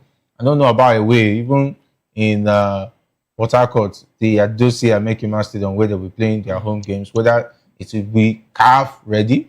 Is it CAF ready? That's another question. Whether they will not be pushing them to Yo. It should be. I mean, it should be by that time, because I want to believe that the governor of Rivers State will understand what it means to actually play continental football. The governor has become a gentleman. Well, basically, I mean, at this point, whether the governor has any political influence or not, when it comes to sport, I think this seems more like a no-go area for governors, because they understand what is. I think he has been going through a lot. Yes, I understand, but then I think it should be ready for that particular game. But this group is going to be a very difficult group for Rivers United. I don't know. This is me just saying, but I don't think they'll scale through it. These are traditional Champions League sides. Maybe Power Dynamos. They might give them. No, I'm just saying maybe. Jerry. No, I'm just saying maybe. No. See, don't quote me. In fact, I will put my money more on Power Dynamos than RSS Bikani. Away from home. Then Power Dynamos can actually come to River State to get the result. Yes. I'm just saying if something happens. Pyramid of Egypt, that one they should forget. Pyramid home and away is aside. They should forget that one. Is miracle. But Power Dynamos, they're a very difficult side. Jerry, you see that Power Dynamos, God. Zimbabwe might not have any other thing, but you see that particular club in CAF Champions League, they are that thing you always look at and say, okay, this is what. And I'm just wondering, what is the level of football in Nigeria compared to Zimbabwe? That we look at, Zambia. Zambia rather. That we look at teams in Zambian league, and then we'll be afraid of them. It's worrisome. It's just simple. The thing is that in all these leagues, why they are doing well, they are retaining their best. Their best are staying at home. Their best are not hungry to go to one obscure league because of $1,000 per month that they will pay them, and they will still do other menial things just to survive and send at least the balance back home, where they can easily build one small mansion in their village and take care of their parents at home, who mostly don't have anything, who they can fall back on nothing. The thing is that the way your economy is, that's how your sport, your every other sector will be affected. That is why right now we can't challenge the best on the continent. That's just the honest truth. But and that's an unfortunate situation we find ourselves, except maybe you have a contrary opinion. Well, I mean, that's very true. You made mention of, when we're talking about the league the other time, you made mention of something that's very, very important. Red Monster, they are 18th at the moment. And the reason why they are 18th, you highlighted it, 13 of their players gone abroad. And the reason for that is very simple. Red Monster is a privately owned club. They need this money to run the football. So definitely when the offers come, definitely you see people, when the offers come, definitely they want to sell and they want to rebuild again. And that's the reason. All these teams that are, in the group with Rivers United, all of them, they have majority of their players playing at home. How many Zambians do you see playing abroad? How many South Africans do you see play abroad? How many Algerians do you see play in all this top league? How many, Egyptians do you see play outside Egypt? And that's the reason why, they have all this quality in their league. You've said it constantly. It will shock you that if you go to Tajikistan, there's a country called Tajikistan, it borders Uzbekistan. We have Nigerians playing in that particular league, and the average pay is about $750. We have Nigeria playing in that particular league. That is how bad it is. And that's the reason why the remaining players in the league cannot compete favorably. And that's the reason why I think Rivers United will be dumped out again. Yeah, I told you of a story when I went to cover an event at the stadium where a 16-year-old upcoming footballer, it was not up to 16, I think it was around 14 years old boy. He brought a invite sent to him by an agent. He went to print it out at the cafe and he brought it to me. He asked for my advice. He saw me as a journalist and said, I think you know much about what's the football world. I said, it was from Azerbaijani, one Azerbaijani second league team, and they wrote him that he should come.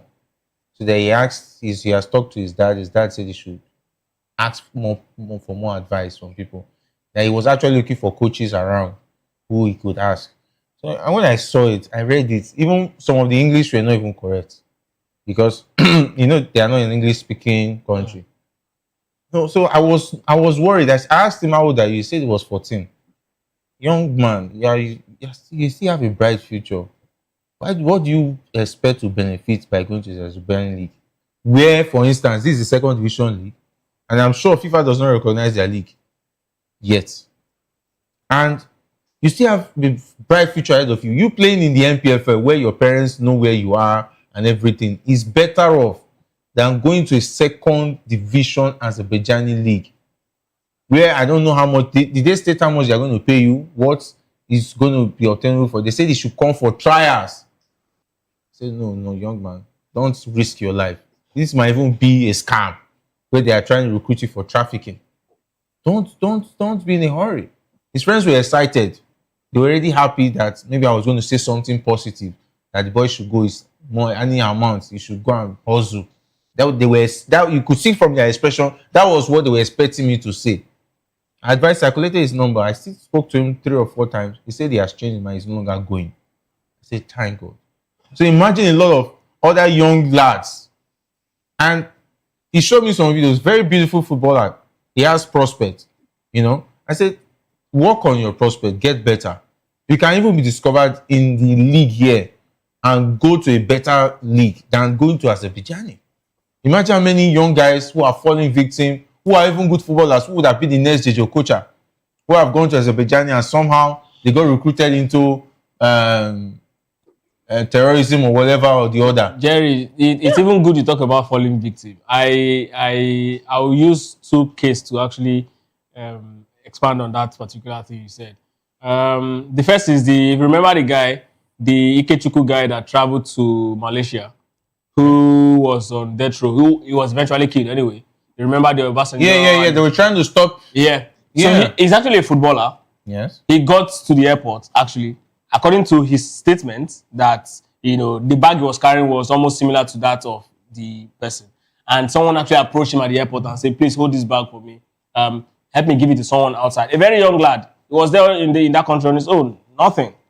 Right? And he decided to help. He just took the bag.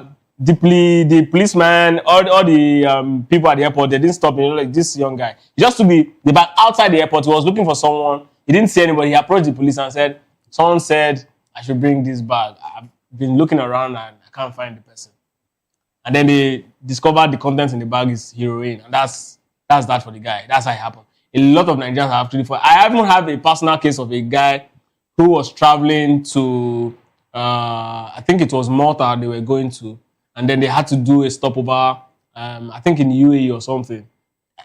One of those countries, though. Mostly UAE, Doha, and all those stuff. He said that, in fact, they traveled on the 24th of December. So they were supposed to, you know, it was a December trip, so they were trials and all of that. It was an invite. And they got to the country because we were surprised. We saw him, they returned back on 26th. And there were 3 that actually left the country. And one of them was actually carrying, they are Christians now. One of them was actually carrying this normal Bible, you know, in his bag. And when they started searching, when they got to the country, they accused them of being missionaries. As funny as it was, they were deported. Just because they believe they were missionaries who came to preach instead of playing football. So Jerry, now the funny thing is, that case is just a case of, nothing happened to them. But we don't know exactly how many have gone like that and never came back.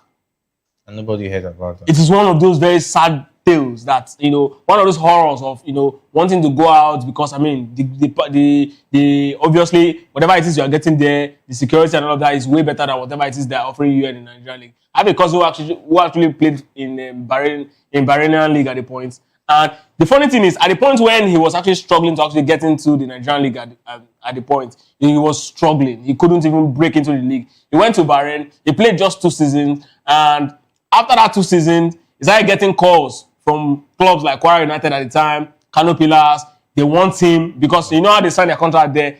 They don't sign long contract. You come back every season to renew. They want him to sign. And I was like, okay, you couldn't break it here. And then you went to Bahrain. Bahrain that is not even nowhere when it comes to football compared to Nigeria. You started getting offer to come play the league. And then the disparity is just so much for him to, you know. Bahrain currency is far way better. So it's funny and it's sad. I don't know. This whole thing actually started when we started prioritizing players who play abroad.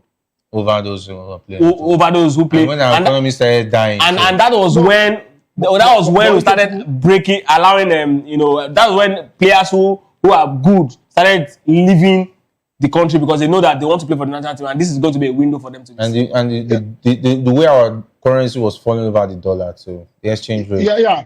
But the thing is it's very simple. If a Nigerian club offers you 1 million naira, a lot of people will stay and play. Let me tell you, 1 million naira is less than $1,000. That's about $900, $750. Yeah. And in Nigeria, is good money. Now imagine you go to Vietnam, they are giving you $750 every week. You are way richer than the person that is playing here and collecting 1 million and is risking his life. And that's the reason why, you know, people continue to travel and risk their life for this. You need to watch all this bizarre league. Vietnam, Cambodia, Burma, India. We have Nigerians playing there. I didn't know that Nigerians were playing in Tajikistan. I didn't know what I was looking for. I was like, Mayowa, you are talking about Tajikistan. I don't understand. Bolivia with their very, very, very high humidity. Nigerians play in that league. Where you play, in fact, there was a guy I know. He came back from Bolivia and was talking about the league. Said his first season in Bolivia, when they were training, he started bleeding from the nose because it was difficult for him to actually, settle in. After a while, but he didn't leave. And they were like, guy, why you no leave? Make I come back on here, cornrows. If I make I die, make him say now. So it's that bad. Like when they go like that, when they finally sign a contract, even in a drug torn country, they decide to stay put. Even in Sudan, Jerry. Sudan of all country. True. You know, there was a time Sudan was even dominating in CAF Champions League, and some of the key players in that Sudan in Emirate at the point were Nigerians. True. And these are Nigerians who could not even break into the likes of AIM by that point. As well. Anyway, I wish all the best, and those who are promoting the NPFL. I've left that show so long ago, you know. But we have to promote it. We cannot see. The thing is this: all of them cannot leave. That's number one. Number two, in as much as a lot of them are disappointing, and I'll be honest with you, there are some that are still better. They don't have opportunity yet, and that's the reason why we are not seeing them. If you have a child,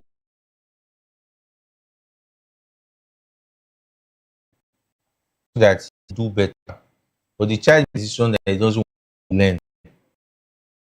This is your child said you make effort because it's your blood. This one is not even your blood.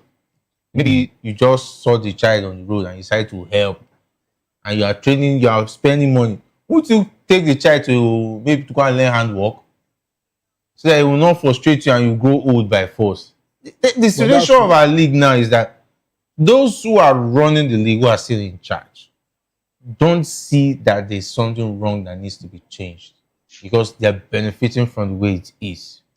And our economy, the way our country is, it's not even helping matters. Even if you are earning, if our currency has good value, at least let's say 20 years ago, it was not this bad.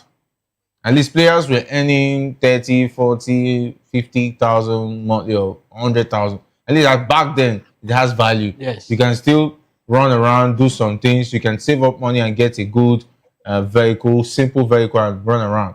Bro, they are paying you 1 million. Even if they are not even made, they are paying 1 million. How many games are you going to play before you save up money to even buy a car? Let's even address. Or even start planning to build a house. Jerry, let's even address the 1 million issue.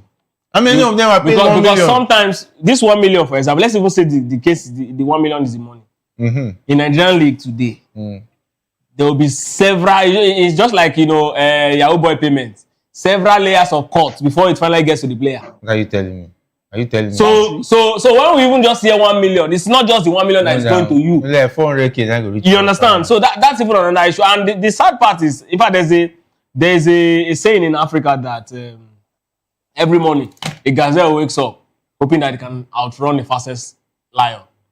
So that so that it doesn't get eaten. And the lion also wakes up every morning hoping it can outrun the fastest gazelle, hoping that it doesn't starve, right? Sure. And the world that we live in, the truth is, you have to be the fastest animal to actually stay on top. It's a jungle out there. And Nigeria, as a country in football, we're not even willing to run. Talk more of being the fastest animal. It's the jungle out there. Dog eats dog. That's what they are doing. They are not ready. But let's go over to where things are done properly. Robert Sanchez has praised Chelsea's Moses Caicedo as the best midfielder in the world, calling him an animal, following the team's debut victory over Tottenham. Caicedo played a crucial role in the match, making 7 recoveries, 4 interceptions, and providing a decisive assist for Joao Pedro's goal.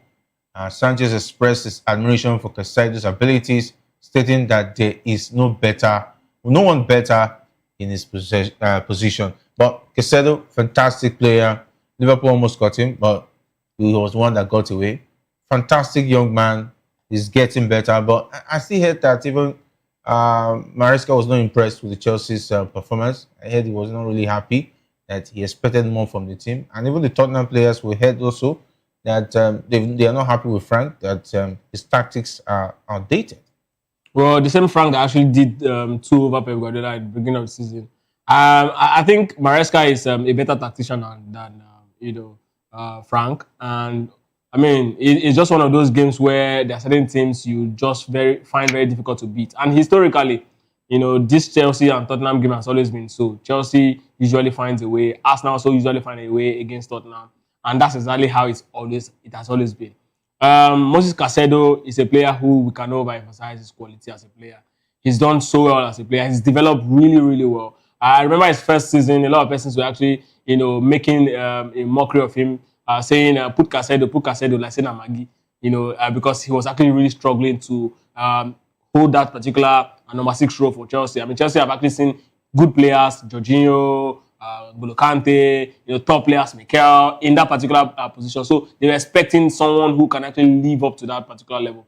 But yes, it has really, really, really come up, to be one of the very best in the world at this point. I'm not saying that particular role. There are few players who can actually come head to head with him, and then come out, maybe perhaps the likes of, apart from Rodri, who is arguably the best if he's fit, the likes of Frank de Jong, Camavinga. These are actually also top players, that can actually, make a very good, argument for that particular. Declan Rice also can also do a very good. Zubimendi, these are also top players. But yes, I think he deserves all of the shouts he's getting at this point. And I mean, for Tottenham, I don't know how long, Thomas Frank is actually going to stay there, because you know how Tottenham manager actually behaves. And with the quality of players that they've actually acquired this particular season, it's quite very certain that they most likely struggle. When a team actually bring in this huge number of players, I think they brought about 5 or 6 players this particular season that are first team players. They need time to actually blood in, yes, and that's also one of the problems they're actually facing. And for Maresca, it says a lot about who he is, a man who has actually worked with Pep Guardiola. It shows that these guys are insatiable perfectionists. They want the results. They want all of the details to actually be given in every single game. So it's expected for him to actually put that, and that is definitely going to spur the players to actually keep giving more. Basically, I think Chelsea will definitely have a very good season at the end of the season. I see them making a top 4, at the end of the season. All right. So, Marwa, you've heard about Moses Caicedo, the best in the world in his position. Getting there, but I mean, he has really, really improved. His days in there, Brighton got him that particular deal. But when he got to Chelsea, he struggled a whole lot. He struggled to fit in, and a whole lot of people, wrote him off. And that's the hallmark of a good player. Instead of quitting, he played his way back into the team. And kudos to him. He has been very, very fantastic for Chelsea. He's one of the guys you always look forward to, in the midfield to see what he can do. And he's always, bringing his best to, whatever Chelsea has to offer. However, I think generally Chelsea has not been playing so well generally. And I understand the anger of, Enzo Maresca. I mean, if with the kind of quality that team possesses, a lot of people might say, they are young, they still have room to grow and the rest of that. With the kind of quality they have, I mean, they should be doing way better than what they are doing at the moment.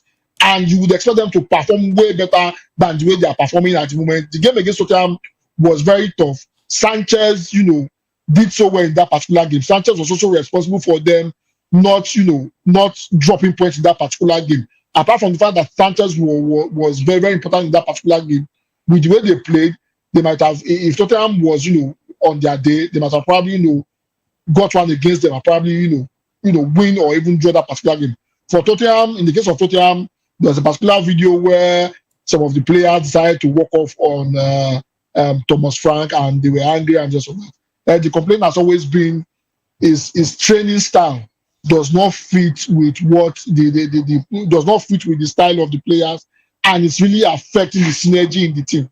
However, if you are bringing in five players that play first team football, it takes a bit of time. Remember when Nottingham Forest did it? I think about 2-3 seasons ago, before they brought in Nuno Espirito Santos, they barely escaped relegation. It takes time before people gel, and when they gelled, the same Nottingham Forest, has done so well in the last 2-3 years because they've been able to gel and acclimatize. So it's going to take a bit of time. I think I hope Danny Levy will not fire Thomas Frank before the end of November. If it gives him time, I think he should be able to come out, come out victorious at the end of the day. Well, by giving him time is one question. Another question we should be asking is, are the players willing to also submit to his tactics? Because some of these players would definitely still complain, and it means that if he cannot work with them, he's definitely going to be forcing the hand of the board to actually bring in other players. Remember, they are not his player. They fired Ange and they brought him in. So, when they brought him in, Danny Levy, one of the problems Danny Levy has is he will not go and start spending money again when they've already acquired these players. He would expect, Thomas Frank to work with the players. And it's very difficult if you are working with players that are not your first choice. Majority of those players, he will need to manage them to probably January. I can assure you, majority of those guys will probably go on loan in January. That is, if Daniel Levy is ready to spend money. You know how Daniel Levy is. Antonio Conte left angrily because he will not spend money. The same thing might be to Thomas Frank, and he has to. Right, there's also talk about over reliance on discussions about the dependency may pose for manager Pep Guardiola, with 13 of the team's 20 goals this season coming from Haaland. Concerns have emerged regarding the squad's ability to maintain success if he were to be sidelined. Imagine Haaland not in that Man City side. We will not be talking about Man City today. I mean, it's terrible. 13 goals in the last 20 Premier League games to Man City, and Man City's 20 goals. That's over 70% of the goals scored so far for Manchester City, and it's a very big problem. And the last time we saw a Pep Guardiola side, facing problem like this is I think the Lionel Messi era with Barcelona. Even that era, they also had people who can actually find the back of the net. But this one seems to be like Alan Hefsey completely, and it's quite dangerous. There are certain teams that will definitely come at you and then ensure that last man doesn't get the ball. And if they are able to do that, then of course you definitely will not get to go. Aston Villa actually did a very good job closing Manchester City in the midfield, going physical against them. It was difficult for them to actually let that final ball to Erling Haaland. That's exactly how they were able to get that deserved 3 points. So if every other team take a cue from that, it's going to be difficult for them. But on the other side, I think the advantage Man City is actually enjoying this season is the fact that they've also changed the style of play. They don't do the patient build-up play again. They hit on the fast break. They are more of a direct side, and many of the players they have now are not as slick as the ones they used to have. So what they do is just 1-2 touches and then splitting, and they come all in defense to actually soak pressure and then hit on the fast break. Alan is also a very quick player. I think that's the upside of it. But the problem here is if Alan gets injured, I mean, a good number of time Mamouche coming after Alan, and we've seen that there's a there's a disparity in the level of quality in the players, and of course it changes the team dynamic. It's a very big problem for them to actually deal with if Alan actually got injured. All right, so of course, Maiwa was going to ask you, what's happening to Man United? Are they back to the doldrums, or this is just a blip? Well, I think it's just a glitch. We played after that particular goal. We stopped playing, and we saw what happened. However, the resilience of the guys in the second half, in the tail end of second half, shows that they are not letting down. Diego Dalot had their below average game, not until Dogu came in before we saw the spark flying. So I think it's just a glitch in the performance. It doesn't take anything away. I mean, they didn't lose. Kudos to Amorim and the boys for not losing. I mean, 4 straight games, no loss. that is, that's a sign of good things to come. So definitely, I think the team is moving in the right direction. And I've said it again, I'll repeat it again. Manchester United wins the league at the end of the day. Anyway, if not for Diallo, if not for Diallo, you would have been singing Diallo to this morning. Because Man United got complacent somehow, and the fact that it was already done, and all they just need to do is to just wait it out. But of course, Sean Dyche showed them that he still has the stuff of a hard fighting manager, and of course, he brought the team. They fought like a beast. We're leading by 2-1 from 1-0 down situation, and of course, that's 81 minutes goal was a really disappointing one because they really fought. Talking about Nottingham Forest, they really fought hard for that result, but it didn't happen for them. But it looks like Arsenal is on the run, and they beat him Burnley by 2-0, and can we say Arsenal are runaway champions already? I mean, we talked about this in the beginning of the season. Arsenal has, the best of Amory. They have the best of squad now in terms of depth. I think every department of Arsenal in this particular season is quite strong. Every player that is going out, the one that's replacing him is actually almost at the level of that player, and that is what makes a team tick. And that's exactly where season is quite long. It's not just a cup games that you just have to rely on certain players to actually get the desired result. So when it's in a league format like that, you need a large squad that are quite competitive and actually with good quality. And Arsenal, I think they have that. And if they have 6 points at this point, I mean, yes, we know November is actually a banana peel for them as well as February. But then if they can actually scale through November and then win the league in December, you have the summer champions. If they can actually get that one, I mean, the winter champions, then it means that Arsenal might just be their season. I think Arteta has done a good job. I think he deserves a feather on his cap. All right. So who says that? Let's wait and see. It's just how many points between them and the top? Just 6 points. 6 points. Yes, they can win 2 games. Arsenal drops 2 games. So Man United are on top of the table. Anything can happen. Very things will happen. Wait till that day. I see how it happens. Of course, Sunderland and Everton will trade tackles today. Sunderland is at home. They're 7th on the log, and Everton, they're struggling. It's going to be a very big game for both sides as far as that one is concerned. Maiwa will have to go. Big thanks for being a part of the locker room. It's always amazing to be here. However, I wanted to correct something Kechuku said. If you spend 240 days on top of the league and still lost by 8 points, I won't trust you. Honorable off your mic. Honorable off your mic. Are you talking about who? Arsenal. He's talking about Arsenal. Honorable off your mic. Arsenal.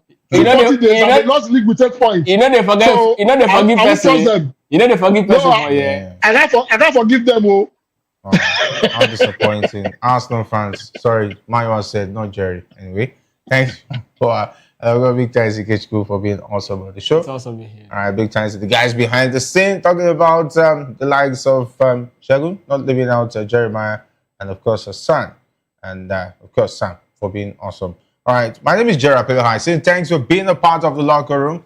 We'll meet again. Until next time, join Chukwuma Okoro on Political Lens, and I would advise that you stay tuned.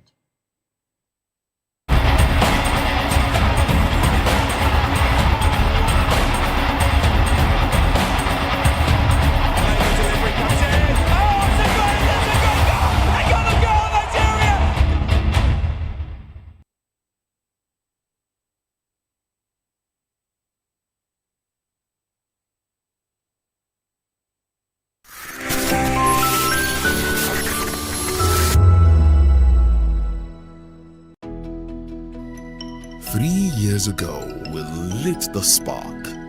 Today, we are blazing the trail for others to follow. VOP Media is 3. 3 years of breaking boundaries. 3 years of being that bold voice that echoes the thoughts of the people. 3 years of telling stories that matter. We have experienced complete breakdown in democratic governance. We are not just a brand. We are a movement, giving voice to the voiceless. We go to bed empty hunger. To every viewer, every voice, and everyone that has made us who we are.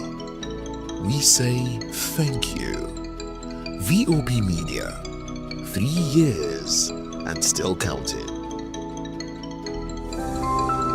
VOP TV. Now you have more than a voice. 2564 is coming up on Barney 9 right. 2564 Atlantic Tower. What happens in the hush behind hangar doors? Who signs the papers that gamble with lives? Which truths were grounded before they even ever had wings? If you've ever buckled a seatbelt at 30,000 feet, if you've ever stared out of that tiny window and wondered who's really in control of the skies, it isn't just flight, it's power, it's politics, it's pressure sealed in steel. We're peeling back the clouds from runway risks to sky-high secrets. We're diving deep where most dare not to look.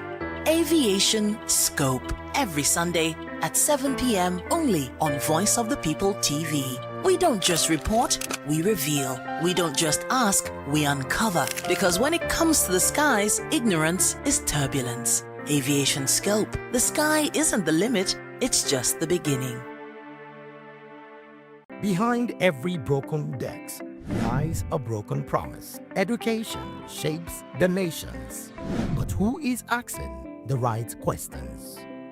Introducing Edu Dialogue, the show that goes beyond the surface, exposes the cracks, the corruption, and the silence in Nigeria's education system. Edu Dialogue, Saturdays, 3 p.m., only on VOP TV. We break the biggest stories, from missing funds to policy failures. We ask the tough questions and demand real answers. Edu Dialogue, this Saturday, 3 p.m. on Voice of the People Television. Are you ready for the extraordinary? Something big is happening on your screen. Introducing VOP TV.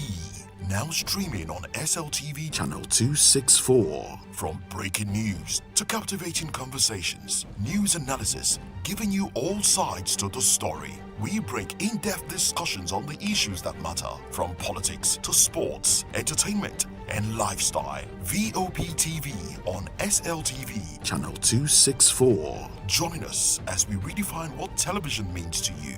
Voice of the People Television, VOP TV. Now you have more than a voice.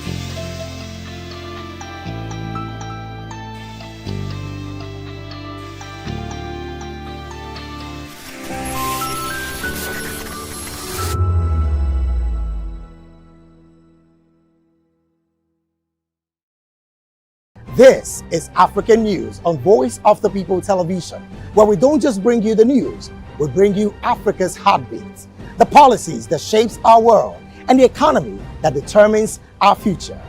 African News on Voice of the People Television. Stay with us. Are you ready for the extraordinary? Something big is happening on your screen. Introducing VOP TV. Now streaming on SLTV channel 264. From breaking news to captivating conversations, news analysis, giving you all sides to the story. We bring in-depth discussions on the issues that matter, from politics to sports, entertainment, and lifestyle. VOP TV on SLTV, channel 264. Join us as we redefine what television means to you. Voice of the People Television, VOP TV. Now you have more than a voice.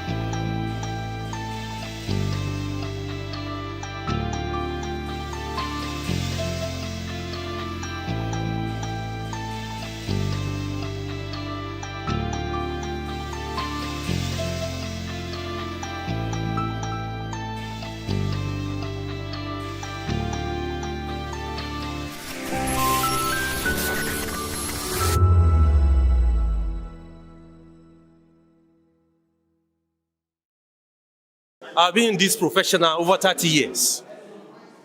And I must confess to you, VOP is just too welcoming. You can't do without VOP on a daily basis. The moment you join VOP on a daily basis, you are all in all. I must confess to you. Join us as we drive into the world of politics through insightful interviews with prominent political figures, both serving and former governors, ministers, senators, legislators, party chieftains, activists, and analysts. Get first-hand information into the decision-making processes that affect our daily lives. Highly engaging one-hour program that brings political discourse into focus. I am Chukwuma Okoro. Political Lens, Monday through Friday, 6 to 7 p.m. Join us.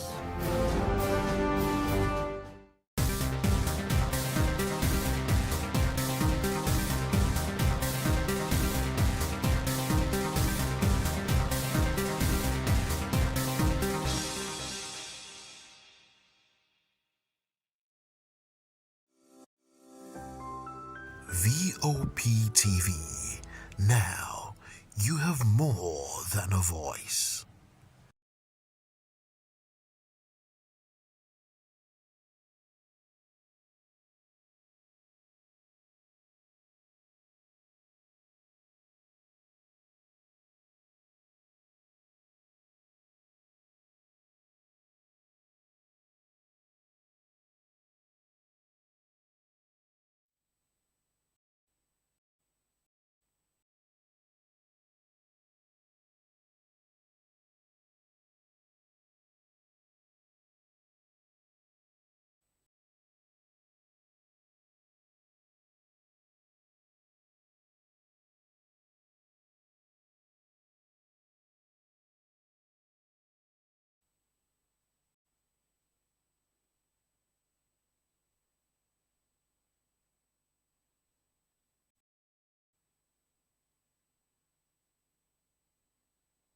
That matters the I am Sowore Udo. Weekdays, Monday through Friday, from 4 p.m. to 5. Don't forget, our voice matters the most. Let us come together and share our concerns. Thank you.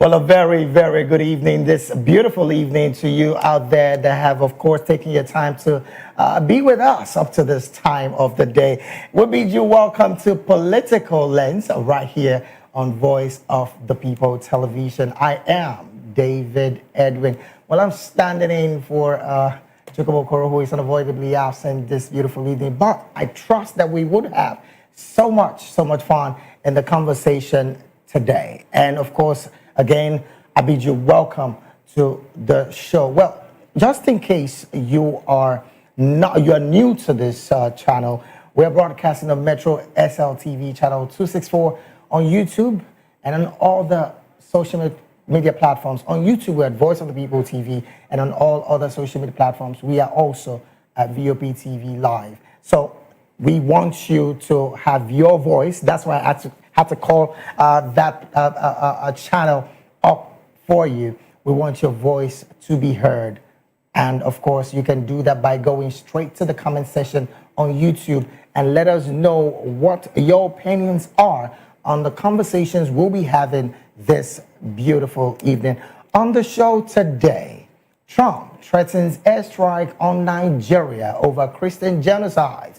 And of course, claims presidency and senators and of course clerics have fired back, including Sheikh Ahmed Gumi. Well, that is one of our major talking points. And of course, PDP in turmoil, factional takeover, suspension and security lockdown rocks opposition party. You would recall that today it was a major show of an interesting move of political elites in Abuja. All of this we'll be talking about on Political Lens. And of course, we'll be talking about the fact that billionaire Otedola is back in the move. I'm talking about the 15% tariff on fuel imports that the president, of course, did say would be happening pretty soon in Nigeria. And again, some have said, look, Nigerians should brace up for price hike in pump price of petrol and of course diesel. But these are the talking points this beautiful evening, and I would only urge you to be a part of this conversation. Like I said earlier, go straight to our comment section and of course let your voice be heard. Let's get right into it without wasting any other time. Well, in a dramatic escalation of diplomatic tension, U.S. President Donald Trump has warned that the United States may deploy troops or launch airstrikes in Nigeria to halt what he describes as the mass killings of Christians. Speaking aboard Air Force One, Trump declared that Nigeria is now a disgraced country and hinted at a swift and vicious military response if the Nigerian government fails to act. Now, the explosive remarks follow Nigeria's redesignation on the U.S. Religious Freedom Watch list and have sparked global concerns. Trump's post on Truth Social claimed he had instructed the Pentagon to prepare for possible action, citing an essential threat to Christianity in Africa and Nigeria, precisely the most populous black nation on earth. But back home, the Nigerian presidency swiftly dismissed reports of a planned meeting with President Bola Tinubu and the U.S. Vice President, I'm talking about J.D. Vance, calling them extremely false and blaming misinformation for fueling panic. Interestingly, former Senator Shehu Sani condemned Trump's rhetorics, insisting Nigeria will never be a disgraced country and warning citizens against supporting foreign aggression. Meanwhile, Shupo Ayokunle, former president, I'm talking about former president of the Christian Association of Nigeria, has urged President Bola Tinubu to diplomatically engage Donald Trump, stressing that Nigeria must not wait for external intervention, but instead request help directly if needed. As tension rises and all eyes are on Abuja and Washington, with hopes that dialogue will prevail over conflict. Interestingly as well, this morning on our flagship program, VOP This Morning, Sheikh Ahmed Gumi, the cleric, and of course, one that Nigeria has known is most likely going to call the negotiator, did say that President Donald Trump is an extremist. And of course, he had so much to say. We will be bringing you that particular footage just as we go on. All right, let's get to it almost immediately. I'm not doing this alone. I have with me virtually Dr. Moshood Wasiu Abiola. Dr. Moshood is a public and political analyst, commentator, and also a businessman. Dr. Moshood, a very, very good evening to you. Good evening. Good evening for having me. Thank you for having me. Thank you I'm pleased to be here. Thank you so very much for being a part of the conversation. All right, then, joining us also from our Benin studio, we have with us Honorable Comrade Destiny Enabulele. Comrade Enabulele is a political and public affairs analyst and commentator, a former executive chairman of the Southwest Local Government Council, former member of Edo State House of Assembly, former president of Conference of Non-Governmental Organizations, Congos, member of the Civil Society Organization Advocates of Nigeria. Comrade Enabulele, thank you so very much for joining this conversation, and a very good evening to you as well. And a very good evening to you. Yeah, my brother, I appreciate you for having me this evening. Thank you so very much for being here. All right, let's start off with you, comrade. Interestingly, I know it's no more news about the redesignation of Nigeria as a country of concern by the Donald Trump administration. I want to first start off from that particular move by Washington. I'm talking about Donald Trump now. But before we go any further, I would want you gentlemen to stay with us where I will play excerpts from the flagship program this morning. I'm talking about VOP this morning, where we had Sheikh Ahmed Gumi and the things he said about that redesignation of Nigeria, plus some security issues, and of course, calling Trump an extremist. Let's take a listen to this particular video, and we'll come back clearly to talk more on this topic. Please let's take a listen. Imperialist supreme. The language of Trump is very contemptible and disrespecting the integrity and sovereignty of Nigeria. But you see, you are dealing with this Western colonist, imperialist, supremacist mind. They know how to divide brothers and make them fight. I don't think their interference in Nigerian internal affairs should be rejected by all meaningful nationalist, patriotic Nigerian. Yes, we have problem. And yes, in fact, even to accuse the government, of being complicit in this, it's even obnoxious. I don't know how somebody in that position should ever even suggest that Nigerian government is complicit or that Nigerian government is not doing anything to curb them. In fact, what Nigerian government did was it was able to contain. We are able to contain these terrorists more than Mali is doing. Prophecies. We have a prophecy in the books of the Hadith. Is there written? The Prophet sallallahu alaihi wasallam, peace be upon him, said, "In the end of times, there will be youthful children coming out in the name of Islam, killing people." This is exactly mentioned in the Hadith.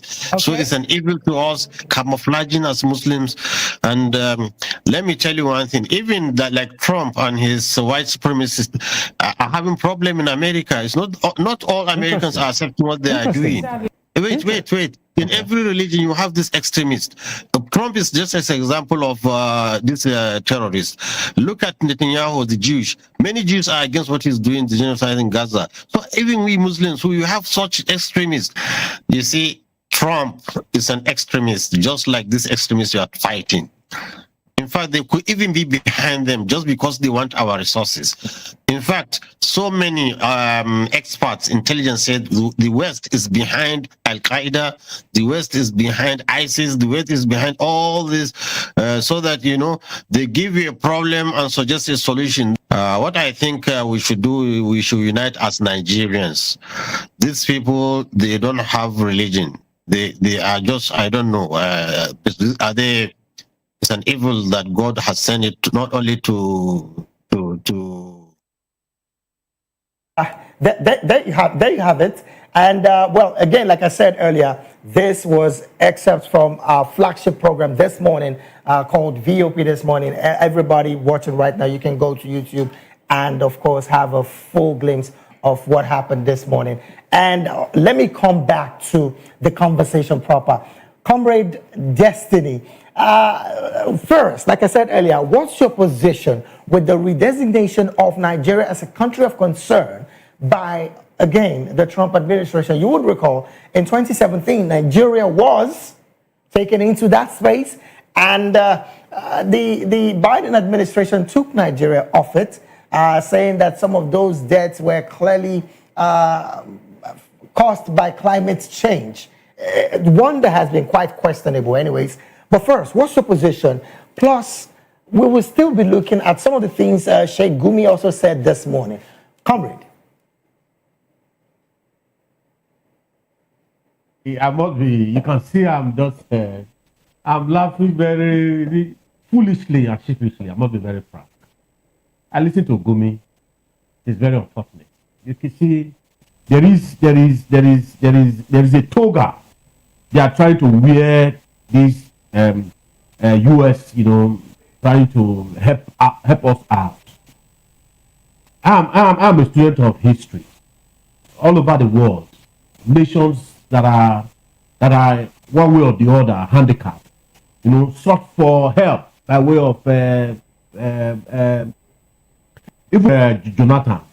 Right. They sought for help from France at a time in Borno and the likes. Okay. Before they started, playing politics with the lives of Nigeria. You see, that. Well, let me go to the first question. I think the designating Nigeria as a country of particular concern is long overdue. I must be very frank.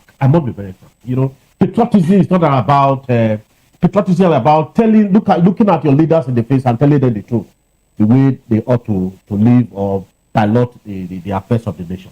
You agree with me that as we speak, as a nation, that this country, Nigeria, with utmost humility, in all sense of it, right, in all facets of human endeavor, in all ramifications, this country is a failed state. I say it boldly, with full chest. It's a failed state. I studied international affairs and diplomacy in my first degree, a master's in history. So in all ramifications, as we speak, we can no longer, I am from Edo State, we can no longer travel from here to Warri of less than 30 minutes or 45 minutes drive. Why the end of kidnapper. The roads are not up. The roads are dead trap, are not motorable. Even from here, I love cruising. I love driving. Flying has never been my thing. Right from time. You can ask my friend. My friend will tell Destiny. It's never my thing. I love driving. Exploring the beauty, the nature. But today, I have to go and sort for from Benin to Abuja. I have to go and sort for close to 200,000 to buy a one-way ticket. Some persons are there saying that the US is coming for our resources. When the government of the day are now coming for citizens' pockets, for citizens' resources. With all this, bedeviling us, no access roads, kidnappers ravaging us. The government has not given me free to say, okay, come an alliance with airliners to see how they can reduce or reduce the airfare. But still, at every minute, at every second, at every month, at every year, they have increased. There's a surge in airfare. And when we have roads and roads are dead trap, they cannot fix our roads. And the level of insecurity. Just last week here, some passengers, about 10 or thereabout, were being kidnapped. And the kidnappers were demanding for 20 million naira. And some persons are here because of their own. They've allowed whether that, and please, I beg to differ. It's not their religion, because from what we have gathered in the north, there are gold mines in the north. It is not for Nigeria government, but it's for selected fews. Go to Dubai. We have Nigeria gold market in Dubai, but in Nigeria there are no Nigeria gold market in Nigeria. Because there's some selected few that at a time it was alleged by some of the senators that some of the retired generals, they are the one mining the goats, cross Zamfara and the likes, and they have weaponized by way of militarizing the zone so that it cannot be accessible or I don't know how to put it. But Nigeria know better. Comrade. So for me, yeah. But declaring Nigeria as a CPC, the country of particular concern, is a record. It has long overdue because all the indices they are out there killing, entering. You know, in my local government about a few months ago, the whole community was being ravaged by these bandits. They have been ravaged by bandits in the south. Don't talk about in the north. So persons are not yet their turn. There's a saying that until death knock in your door, you will not know that gasket of yesterday, it was human being that was inside the gasket. So this is as bad as that. So as a country, we see patriotism is all about concealing or trying to encourage evil or try to seek praises of government when the praises is actually it's not for them. Let me ask a question. Since the section of this government, with utmost humility, we must be front to ourselves. What are we as a people, the average Nigerian, what have we achieved? What have we, or rather, there are more money for subnational government. There are more money for subnational government that doesn't trickle down to the average Nigerian. But then there are increasing tax every now and then. Although he said it, that he's going to increase the tax net and reduce the purchasing power of the average Nigerian. Some persons will want to argue with you there because the state governments and the local governments are now having more funds. Isn't that something that is worth being credible from this government? Shouldn't we give credit to this government for that level of inclusion? My brother, I must be very frank. The money that they are giving these governments, these subnational governments, it is for them to remain perpetually subservient to the government at the center. Because he is aware that these persons that are mining, you permit me, that are ruining, according to one of my federal subnational governments, they lack the impetus to trickle what is coming at the central to the strategy. But he is aware. He was a former governor. He was a former governor, this present president in Lagos State. At the time, the then president stopped his subversion because as a result of creation of FCDAs. But he succeeded. He was able to meander within. But today, those that are managing this subnational government, with utmost humility, they don't have the ability to think within the box, to create something out within the box. Accepting with utmost humility, the ex-wife governor of Edo State, and some other about 5 or 6 of them, that we will be able to say, okay, these are government anytime, any day. But we will not be frank. The issue of declaring Nigeria as a country of particular concerns, for me, is long overdue. They must come to our aid because Nigerians, whether Christian, Islam, call it whatever, not Christian, not Islam, we are dying in thousands. Thank you so very much. And because we have not yet affected our family, we are saying that it is what the US or the Trump has said is they are coming for our resources. All right, then. At any rate, thank you so very much. Resources for whose benefit? Is it benefiting Nigerians? Well, the Nigerian resources is it benefiting Nigerians? The average Nigerians. Thank you so very much. The question we need to ask ourselves as a people. All right, then let's take this conversation to Dr. Moshood. And I know, Dr. Moshood, you've been part of this conversation for a while. And right now, one of the questions I want to ask you majorly is, from your perspective as well, the Washington right now is saying that if this continues, of course, some military intervention from Washington would be given to Nigeria. But some have said that why should the U.S. government at this point talk about coming into our nation? That, again, from their perspective, will be interfering with the sovereignty of Nigeria. What's your position on this? And of course, maybe you just react as well to the statement of Sheikh Gumi, who said that Trump is also an extremist. In fact, he said several things in that particular conversation, but let's take your view on that as well.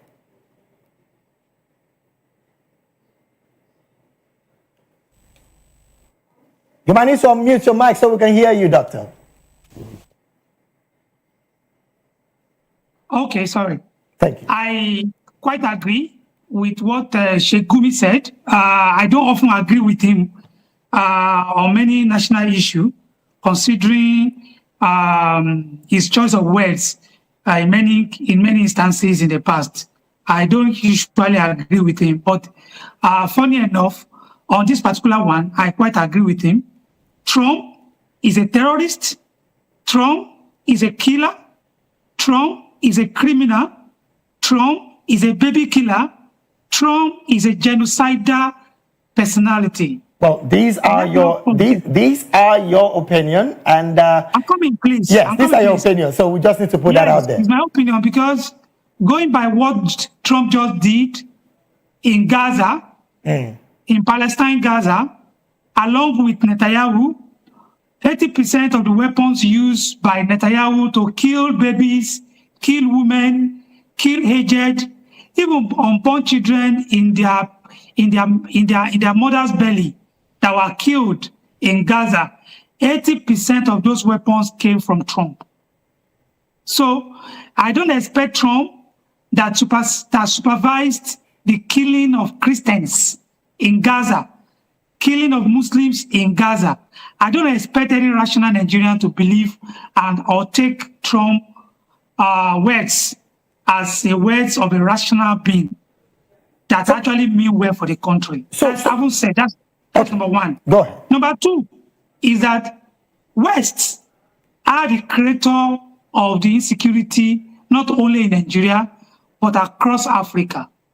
It's on record that in the recent, a congressman called Scott Perry, is a congressman, House of Congress, United States House, that can be likened to our own House of Representatives. Yes. During cross-examination, when the CIA directors was testifying before the Congress committee, and it was said in the open that the intelligence report has it that CIA was actually the creator, the one that initiate and create some of these terrorist groups in the Sahel, including in the West Africa here. So these are problems that they create for us. And they are the same person coming to say they want to solve the problem for us. That's number two. Number three is that United States of America, as currently being governed, lacks the temerity, lacks the moral compass to designate Nigeria as country of particular concern. We have never got to that point. It is very laughable. Sorry, Doctor, you did say we've not gotten to that point. Are you saying that there's not been that enough killing to have gotten to that level of redesignation of Nigeria? We have not. So how many more Nigerians should die in the cold hands of bandits and of course I'm coming. There are different. I hope we are letters. We are literate people. We are not illiterate. Right. I hope you understand what is called genocide. Do you understand what they call genocide? Definitely. Do you know the meaning of genocide? Why are you liking? Why all of a sudden majority of us become hypocrites? Why are we liking killings? Why are we liking killings? Pocket of killings. When you say pocket of killings, we know there are pocket of killings. When you say pocket of killings, Doctor, I dare say that at this point, maybe you are not aware of several killings in Jos, in Plateau State, and of course in Benue State, even the recent in Ondo State. Is that pockets of killings? When you say you have genocide, genocide is a deliberate, systematic destruction of a national, ethnic and racial, or talking about religious group, or a country as a whole, just like what we have in Gaza. That is what they call genocide. Where you have a blanket killing, a general killing across the country in a magnitude that depicts a cleansing of a whole group of people or a whole country as it is. Is that what we have in the country? Doctor, are you also aware that some Nigerians have fled their ancestral homes as a result of these levels of killings? Then if that is the case, then Trump should also be talking about the situation we have in the Southeast, where the IPOB has sacked several communities. Why is he not talking about that? Let me understand you. Let me understand you, Doctor. Let me understand you. Are you saying... Sorry, I'm coming, please. I'm coming. Land on your thoughts. The issue we are having here is that we are having selective focus on a particular section of the country. And that portends danger for the country.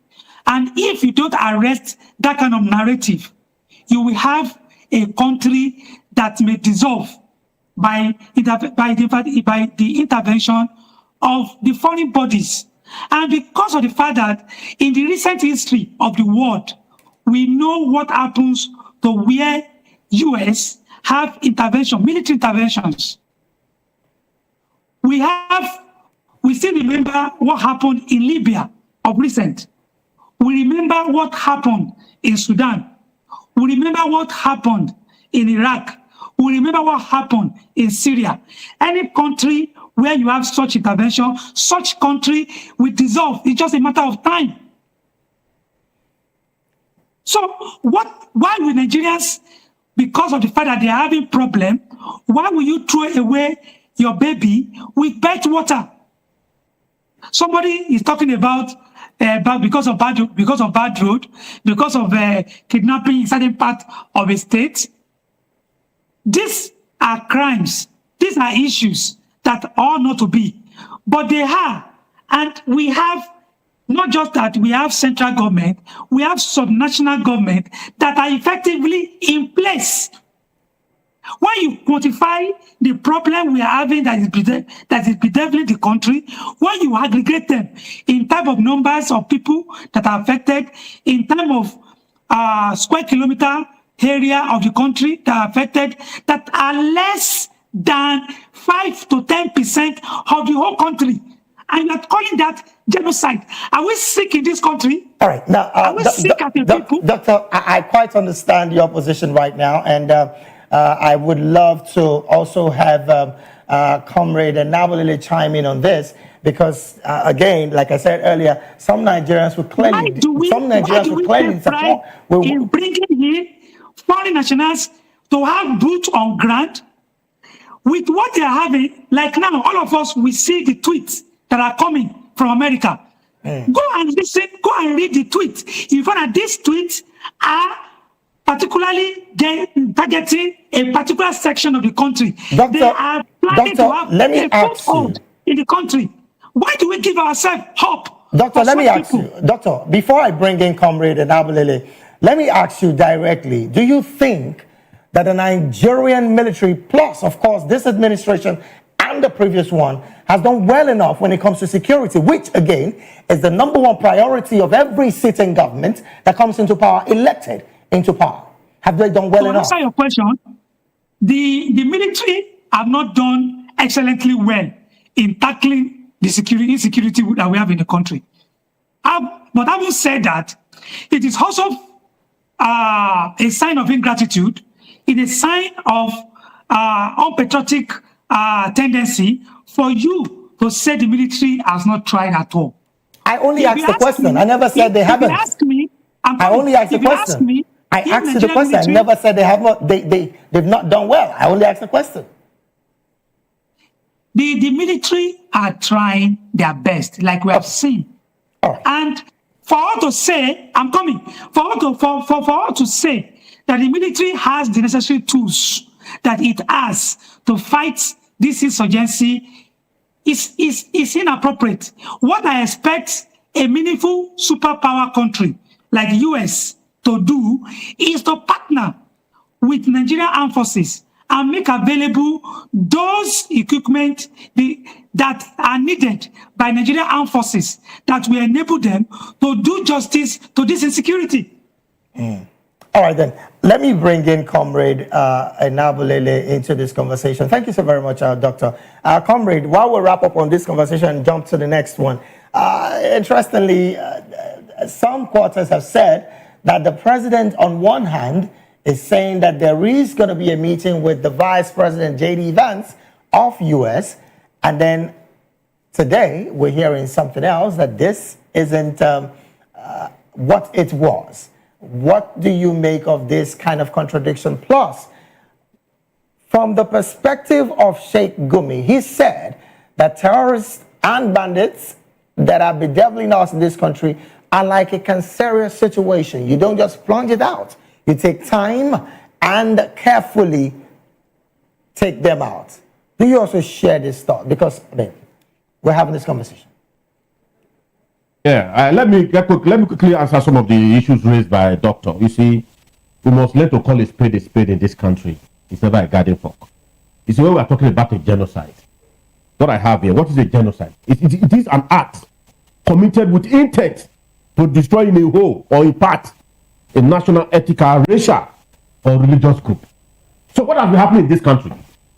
I sympathize with Doc with utmost humility. I'm trying to bring me in just now that I talked about the issue of kidnapping. What has, and you use the word, it is cancerous. Because of, as a result of what is happening in the north, it has spread to the south, to all parts of the south. You can even Mondo at a time, they invaded a Catholic church. So what I want to see, at times, you see, I see, this country belongs to all of us. We shouldn't because of our inclination. We want to talk or praise. See, when anything is going wrong, we must endeavor to say that this is not right, so that those in shadow of leadership can nip into the body immediately. But a situation where we decide to condole it, we decide to seek praises of it, they think all is well. You and I know that all is not well. I brought in the issue of deplorable. It is because our roads are deplorable. It's not becoming a den of kidnappers. Do you know how many people are being kidnapped every day? Do you know what has happened? As a result of what it has. If you look at the Sahel region, which we as a people are not benefiting. You permit me to use that word. Benefiting from in the negative side, as a result of the insecurity in the Sahel. It's what has happened. So what has happened in the north, in the northern part of this country, has invariably spread to the south, to the southeast, and part of the southwest. Take it or leave it. So that's the point I'm talking about. So for me, what is good for the goose is equally good for the gander. They say when an oil enter a finger, if not immediately cleaned, it will spread to the other finger. That's what because over time we have indulged what is happening in the north. That it's only happening in the north. But today it is affecting all of us. We can no longer sleep with our two eyes closed. You saw what happened in Benin, few in the heart of Benin, few days ago. It's as a result of what is happening. So for me, I want to plead. I'm not saying Trump is not my elder brother. I don't have a US passport. Don't call Trump series of names just now. But here you are in this country, you cannot call your own president names. But here you are calling the Trump names as this, as that. I will not try to repeat what he has said. So you can see how I wouldn't want to use any derogatory language. You can see how we have become as a people. All right. We are living our own here, pampering our own and demonizing someone that says, okay, look at fly in your mouth, try to help you, drive away the fly. You're not saying that person is a demon. That person is this, that person is that. It is unbecoming of us. We must sit up as a people and call a spade by guiding for. That of Gumi, I understand is where he's talking from. I've been issued from the very beginning. He has been. We know him too well. So for me, as a person, I cannot take Gumi seriously. And the issue of that, our military are doing. They are excellently well, or their best is not good enough. You see, that is the problem. Why will you give a military? Why will you give them a rank of a general when they cannot defeat internal insecurity? When they cannot defeat internal war? Why? What cannot to be given a military person a general? These are persons that cannot even fight around. You are giving them general. All right. For me, they don't deserve. They don't. The word excellent is not supposed to be there. Even the word good is not supposed to be there. Their best is not good enough as far as I am concerned. And majority of Nigerians are saying their best is not good enough. They need to be fired at every month. All right. If you bring in one CDS today, if it's not doing well within 2 months, it's fired. Bring in another one. Not that their job is on the line. Well, if we are truly sincere with ourselves, as a people, that again is it's a major conversation that we need to consistently have.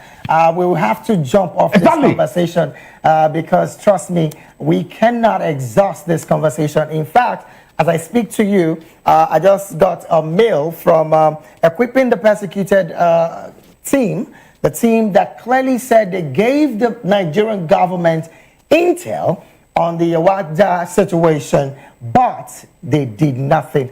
The mail I just got is the fact that they are saying they will be ready to talk about the situation live on air with us. So I'm going to urge Nigerians and the rest of the world to also hopefully stay glued with Voice of the People, because we will be giving Nigerians clear indications and of course stories as concerning this situation to do better even with our country, because Nigeria is for all of us. Let's jump to the next conversation because of our time, really. The People's Democratic Party, we're going to politics right now, party politics, I must say.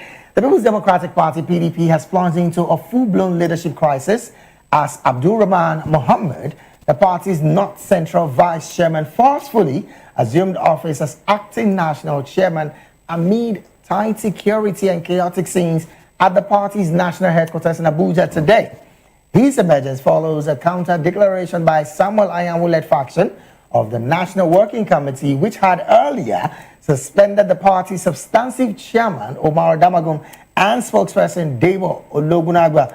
Mohammed, flanked by loyalists, addressed supporters at the PDP's FCT office before storming Wadata Plaza, declaring his takeover as a move to restore order and unity in the party ahead of the 2027 elections. This dramatic twist comes just days after the Damagum-led NWC suspended Samuel Anyanwu, a known ally of Nyesom Wike, alongside Kamaldeen Ajibade, National Legal Advisor, Okechukwu Osoha, Deputy Legal Advisor, and Umaru Bature, National Organizing Secretary, citing anti-party activities. Well, the tit-for-tat suspension have triggered a power tussle that now threatens to fracture the PDP's national structure. Eyewitnesses reported heavy police presence and verbal confrontations as rival factions clash over control of the secretariat. Well, with the party's top brass divided and 2027 fast approaching, Nigerians are watching closely to see whether the PDP can survive this internal implosion or spiral into irrelevance. Well, gentlemen, let's get to party politics, and we're going to do this in less than 10 minutes so that we get our views out there. Doctor, I want to start off with you, Dr. Moshood. PDP is in the news again, and at this point, someone just stormed into the secretariat. I'm talking about the person of the acting, Abdurrahman Mohammed of the North Central Vice Chair, carefully saying right now he's going to be in the acting capacity of the national chairman. First off, some quarters have said that PDP right now is a party working against itself come 2027 general elections. You would also recall that the Federal High Court has suspended the national convention of the PDP that is supposed to be like next week precisely. What's your position with this, Doctor? Let's have it. Surprised that the PDP has descended into chaos. The problem, I foresee this problem. I was not surprised that they're having this problem because PDP have been more emotional in tackling their problem rather than being proactive and being pragmatic in approaching their problem. PDP is a house that is divided against itself, and such a house cannot stand. The recent problem is caused by Anyanwu, the secretary of the party, claiming that the party forged his signature. And he got the court, to uphold his side of the argument, and by issuing that the suspension, that the Congress, the convention that to be held in Ibadan, will be suspended. Instead of PDP to quickly find a way to solve their problem, by devising a political solution to their problem, they responded with emotion by suspending the secretary, the legal officer, the deputy legal officer, and some other key officials of the party. And now they responded. They responded now by Kukuma go and divide the whole party straight off. Now, let me say this. PDP may not recover from this. The time limit for them to find solution to their problem is very short. And I doubt if they have the sagacity to come out of this without having bruises all over their body. And if care is not taken, all the remaining governors they have may abandon the party. Because what this means is that as we approach 2027 election, don't forget that the process that will lead to election of 2027 will commence as early as February, March 2026. That is next year. Between now and then, what time do they have? So invariably, PDP may become a ghost town, whereby everybody will abandon the sinking ship by leaving them. Because who will sign your form? Who will sign your form? Who is the secretary that will sign your form? Who is the chairman that will sign your form? And let us forget that the Damagu tenure will expire in 2 months or so. Time. So the PDP is like a gunner party. It's gone. It's so bad that the man on whom they commit this suicide, that is Atiku Abubakar. Atiku Abubakar got the ticket of PDP 2023 against the party tradition of zoning their presidential ticket. Honorably, that ticket ought to have been zoned to the south. But because of Atiku influence, they throw it open and Atiku got the ticket. That same Atiku has abandoned the party. He has gone to ADC, and I can't. And the situation is still is there. Pity the party because Atiku has shown that he's not a loyal person. Atiku is one that's why he has wrecked the party and he has abandoned the party. All right, then. Thank you so much, Doctor. Go straight to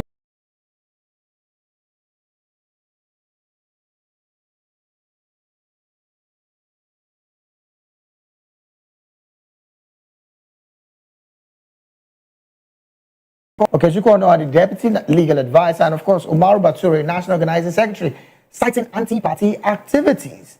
But, interestingly, there's still a Nyesom Wike who is still working with the APC. What do you make of this, comrade? I think we all know where this whole thing is emanated from. So I said maybe we are trying to be economical with the truth. This whole thing started way back when, permit me, the then governors, some of the governors, abandoned the party for Wike. At a point, Wike was the sole financier of the party. So the head of the sway of the party and the soul of the party was with Wike. And at the time they realized, trying to wrestle the soul of the party, it was too late. And now, the reason Wike was made minister, my friend, my elder brother, was to destabilize. You can take it or leave it. It was to destabilize the PDP and any other political party, As you can see from the drumming from the from the drama, you understand the reading very soon. And we see 2027 starts from convention. 2027 starts from convention. So as the last speaker said, you see, we already have a problem with PDP. I don't see PDP, close humility, surviving this onslaught, done on them by the Minister of FCT. All right then. Now. But you might accept it or you might not accept it.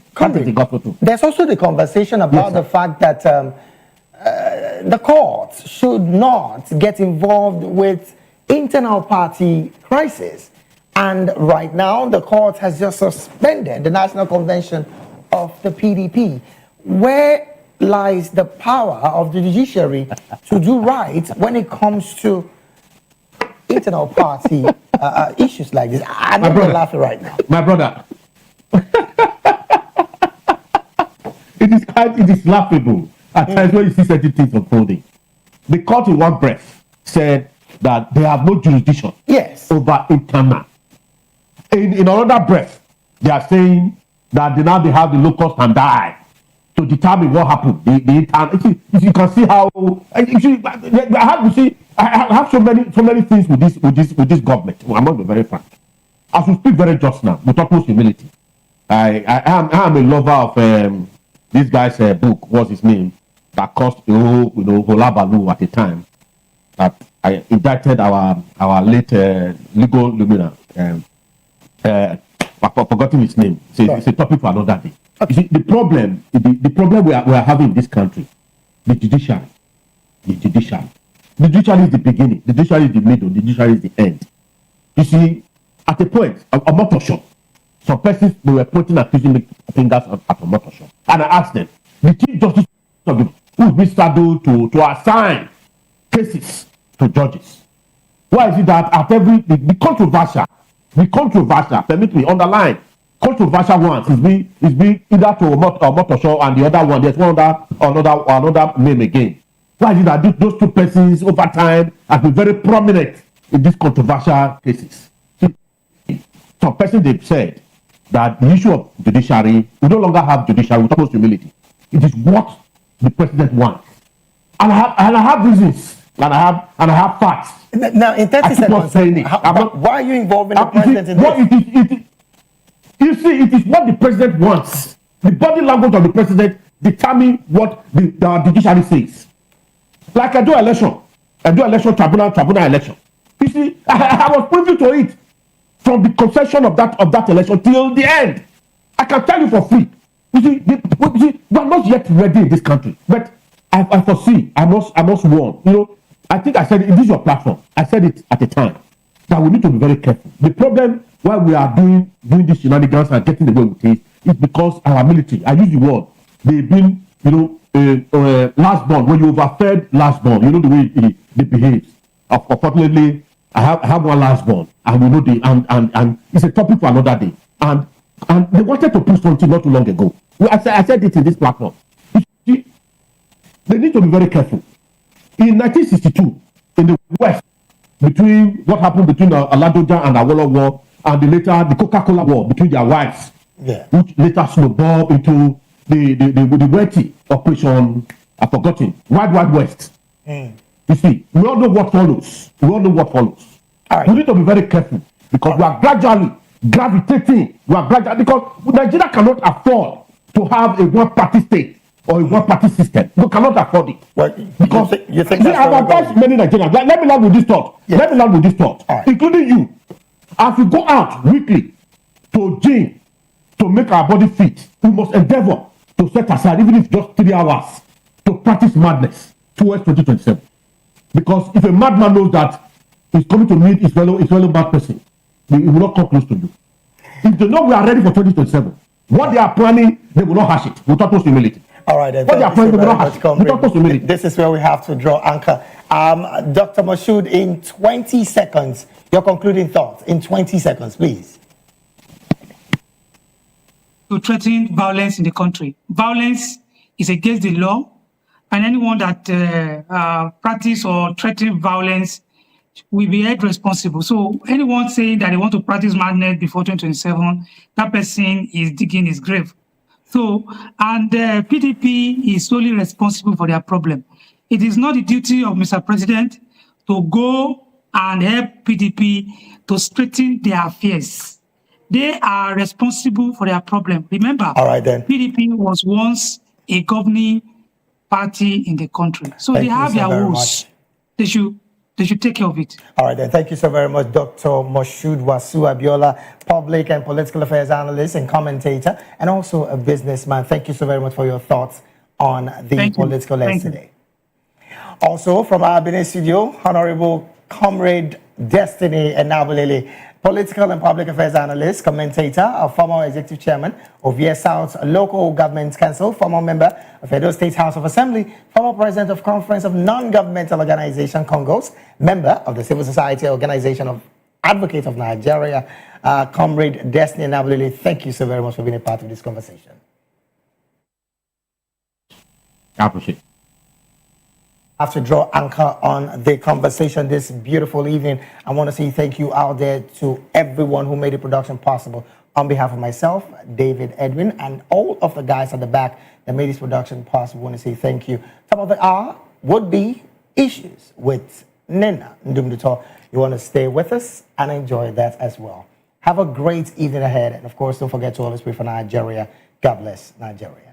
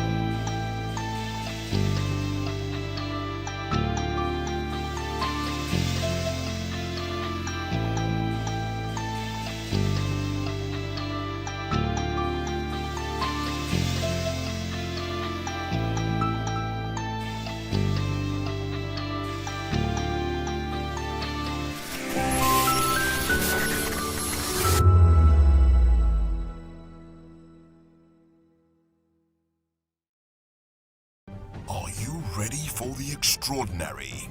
Something big is happening on your screen.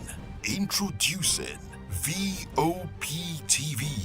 Now streaming on SLTV channel 264. From breaking news to captivating conversations, news analysis, giving you all sides to the story. We break in-depth discussions on the issues that matter, from politics to sports, entertainment, and lifestyle. VOPTV on SLTV channel 264. Join us as we redefine what television means to you. Voice of the People Television, VOPTV. Now you have more than a voice.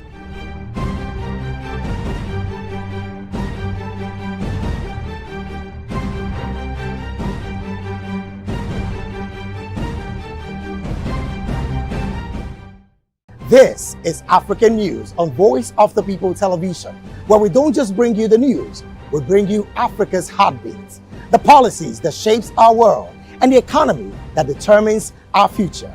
African News on Voice of the People Television. Stay with us. Are you ready for the extraordinary?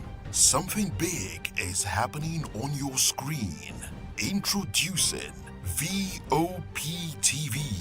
Now streaming on SLTV channel 264. From breaking news to captivating conversations, news analysis, giving you all sides to the story. We bring in-depth discussions on the issues that matter, from politics to sports, entertainment, and lifestyle. VOP TV on SLTV channel 264. Join us as we redefine what television means to you. Voice of the People Television, VOP TV. Now you have more than a voice.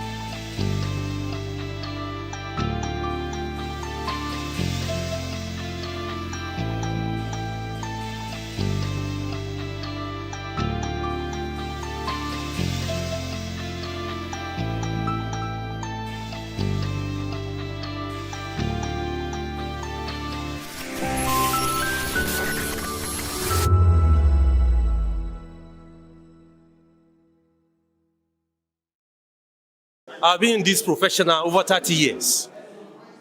And I must confess to you, VOP is just too welcoming. You can't do without VOP on a daily basis. The moment you join VOP on a daily basis, you are all in all. I must confess to you. Join us as we drive into the world of politics through insightful interviews with prominent political figures, both serving and former governors, ministers, senators, legislators, party chieftains, activists, and analysts. Get first-hand information into the decision-making processes that affect our daily lives. Highly engaging one-hour program that brings political discourse into focus. I am Chukwuma Okoro. Political Lens, Monday through Friday, 6 to 7 p.m. Join us.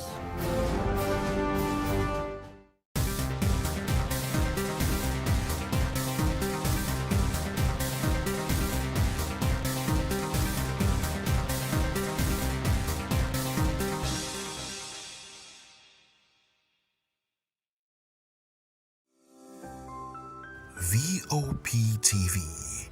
Now you have more than a voice.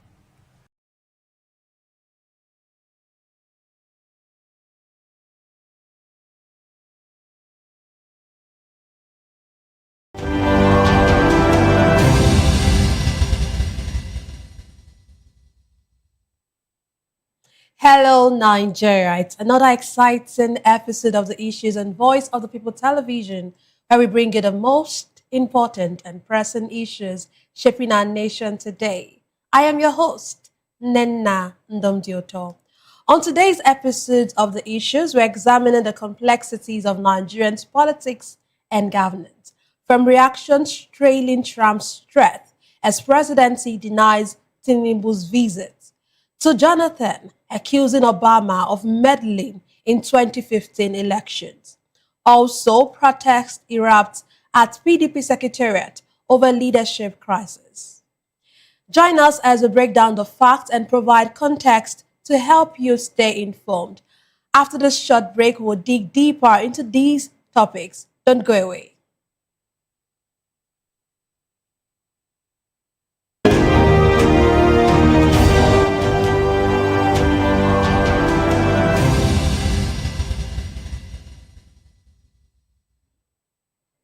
Glad to have you back. Let's go straight into today's discussion. United States President Donald Trump has announced that he has asked the Pentagon to map out a potential plan of attack in Nigeria, saying the operation could include a ground force and airstrikes. He warned that if the killings of Christians are not stopped, the U.S. will act swiftly. He said, and I quote, It will be fast, vicious, and sweet, just like the terrorist thugs attack our cherished Christians, end of quote. However, his remarks have sparked a wave of outrage across Nigeria, with former Senator Shehu Sani, former Minister Buala, former Kano Governor Rabiu Kwankwaso, and Anambra State Governor Charles Soludo all condemning the comment. Each stressed Nigeria's sovereignty, the hypocrisy of U.S. interventionism, and the need for diplomatic restraint. Meanwhile, Nigeria's presidential spokesman stressed that Nigeria welcomes U.S. support in the fight against terrorism only if its territorial integrity is respected, adding that the social media post by Trump should not be taken literally, but rather seen as a push for a meeting between the two leaders. Today, I'm delighted to be joined by two esteemed guests. Here in the studio, we have Dr. Peter Nosike. Dr. Nosike is a philosopher, development economist, and best-selling author. He's also an erudite commentator on economy, finance, politics, and power. He's also the author of the most talked about book titled Abuse of Power, How Democracy Turned into Tyranny of the Few. Thank you very much for joining us. It's always a pleasure to have you. And we have joining us virtually later on in the show, Barrister Ejiofor Umegbogu, who is a lawyer, a writer, an activist, and public affairs analyst. Let's start with you, Doctor. First, what do you make of this comment by President Trump? Do you think it's a disrespect to our nation, or do you think Nigeria, in quote, or our president or our leaders brought this upon ourselves, or if we brought it upon ourselves? How can it be a disrespect? We are one world, one people, created by one God. So you cannot be happy that some people are being murdered in another country. You begin to talk of sovereignty. Understand? Then why are the world condemning Israel? Are they not interfering in the sovereignty of Israel? Why are the world condemning Russia over the invasion of Ukraine?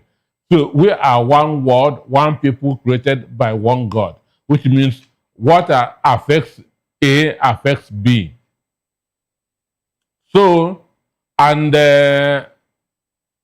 one, US don't talk based on propaganda.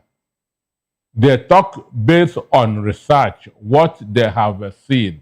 And we all know that there have been a lot of killings in Christian-dominated areas in the country, like southern Borno, southern Kaduna, Benue, and Plateau. Understand? So even though I can say that government may not be directly sponsoring this killing, on the other hand, I can accuse them of negligence or inaction. Understand? Because there have been information that security agencies were alerted of an attack and they did not do anything about it. That's number one. Number two, why should government allow herdsmen to be walking about with AK-47? Why should government allow non-state actors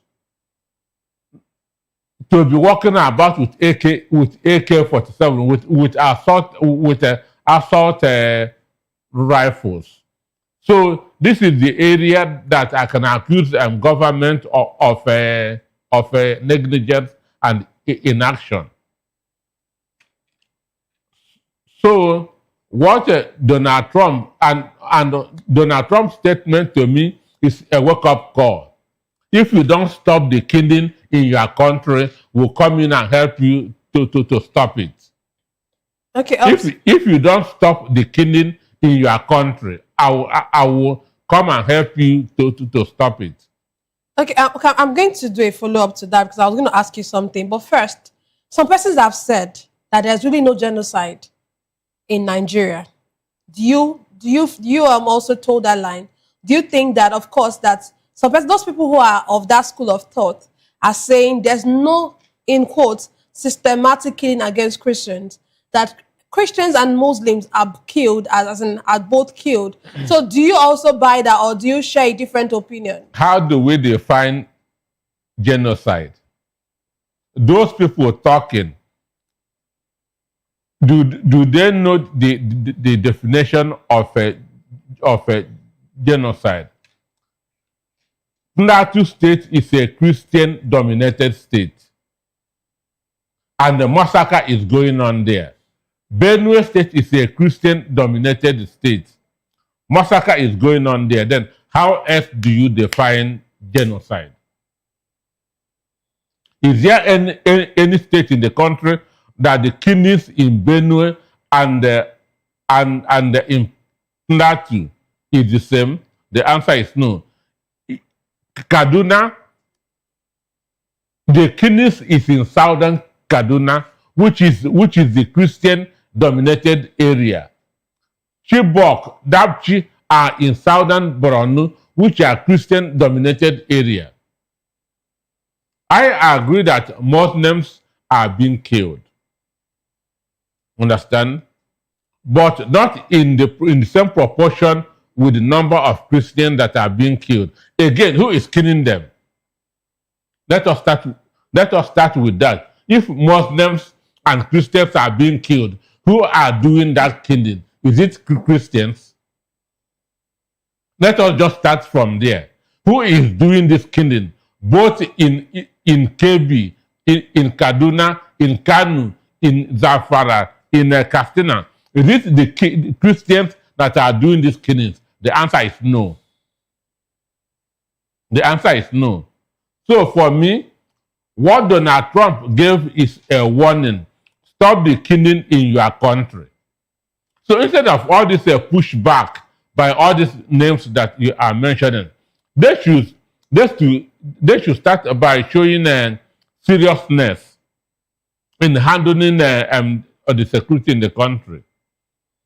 An instance, if the presidency can make an announcement today, from today, no non-state actor should be allowed that to carry arms.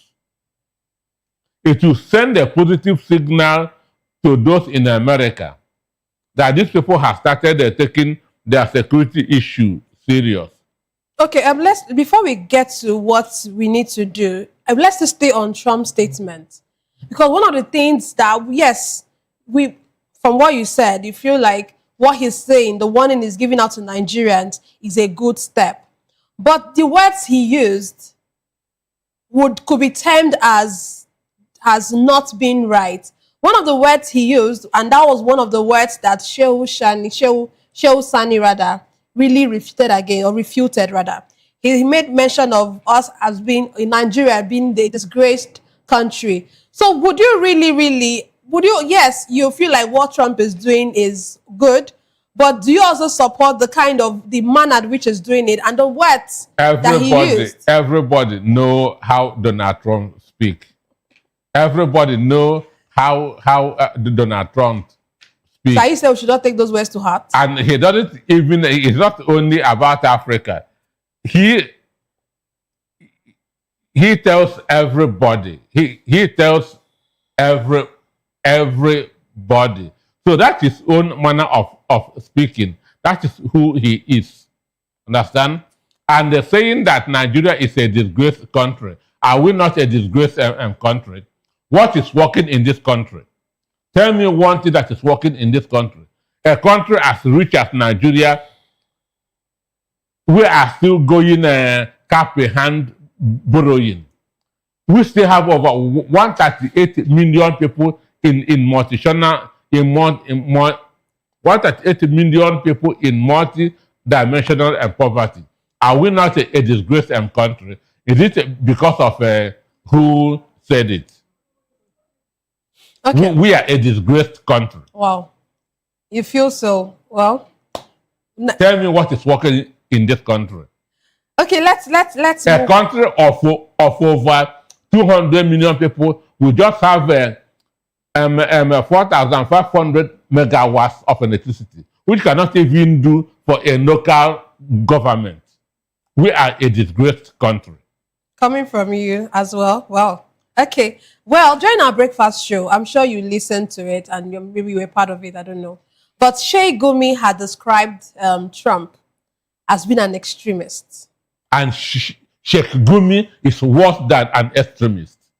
So I was going to ask you, what do you think about that statement? Himself is worse than an extremist. So you feel he has no right to call Trump an extremist? So what do you think Trump's an extremist actually? Because he made mention of so many things that, okay, this is what, and then, you know, do you think that Trump is an extremist in any way? One, Trump has a soul. Trump has conscience. And that's why he's talking about killing of people. That's why he's going everywhere trying to make sure that there's peace in the world. This is not what an extremist do. This is not what an extremist do. Understand me? That's why he is going everywhere trying to ensure that there's peace in the world. Okay, let's look at if Trump has, of course, given the warning, he has given the threat that he's coming to Nigeria, or the US, they're going to strike Nigeria and all of that. But don't you think... Wait, he gave a condition. If you don't stop this killing... If you don't stop this killing. So is it good that Nigerians are being killed? Is it good? Okay. Then somebody is trying to tell you, stop the killing in your country. Okay, I will come back to you, Dr. Peter. Before, let me get to our virtual guest. Our virtual guest is Barrister Ejiofor, who is a lawyer, writer, activist, and public affairs analyst. Thank you very much for joining us, Barrister. Very much. Thank you very much. I'm quite delighted to be in your studio this evening.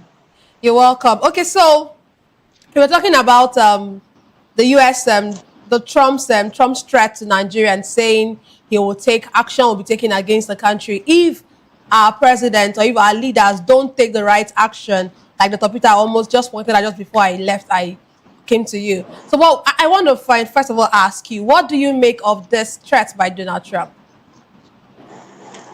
I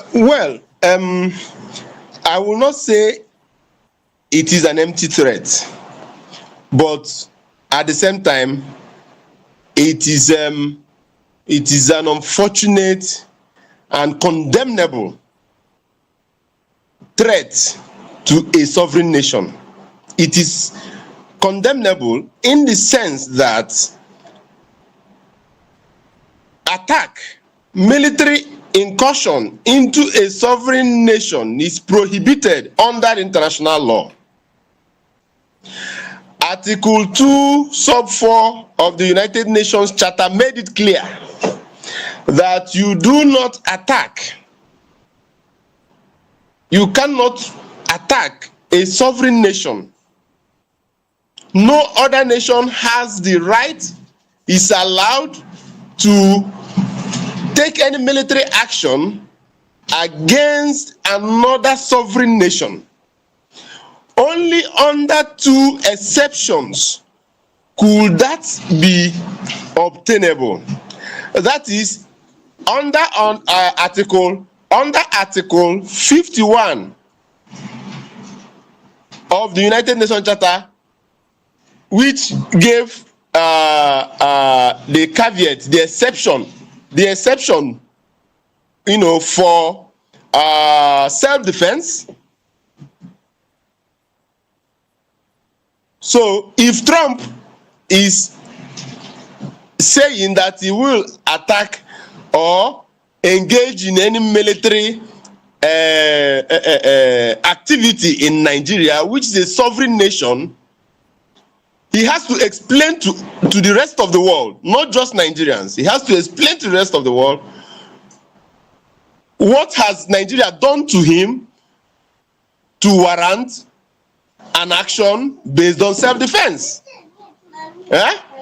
Now, another exception to the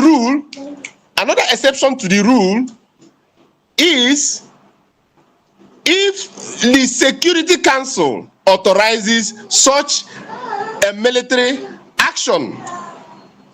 Now, under these two exceptions to the rule, I have not seen where Mr. Trump derived his powers to threaten a military action in Nigeria. I have not seen. So that is why I described it as an empty threat. Be that as it may, a certain commentator, or a certain social media commentator has alluded to the opinion, and I seem to align with him that Mr. Trump is only seeking for recognition. For he is a self-serving president of America. He is simply looking for recognition. This was the same threat, the same similar threats he issued to South African President Ramaphosa, which prompted or propelled Ramaphosa to quickly rush to White House, only for him to be talked to derogatorily, to be disgraced by this same Mr. Trump. So the same way, Mr. Trump has just issued this threat, expecting that Nigerian government will react by President of Nigeria rushing to White House, and then that is where he will now begin to talk down or bully the President of Nigeria. That is just what he's looking for. Okay, okay, let me come in there. Okay, you said you feel like the threat is an empty threat. So I'm going to ask you two questions. One, if you feel like the threat is an empty threat, so you feel like Nigeria or the president should just overlook it and just move on, that's one question. And secondly, are you saying that there's no need for Nigeria, or when I mean Nigeria, I mean the government, there's no need for the government to engage in any kind of diplomatic talk with the United States president over this issue? Yes, I mean that Nigeria can engage in some diplomatic talks with America on this issue. I quite agree with that. On the diplomatic level, send the best of our diplomats to go to America and engage the U.S. Secretary of State. That one is okay. It's okay, but I will not advise the president of Nigeria to go to White House cap in hand with like a houseboy going to a master to ask for forgiveness of sins that you don't even know of. That is actually what Mr. Trump wants, and that is what I don't want our president to do. Okay. Our president should not go to America to meet him for anything.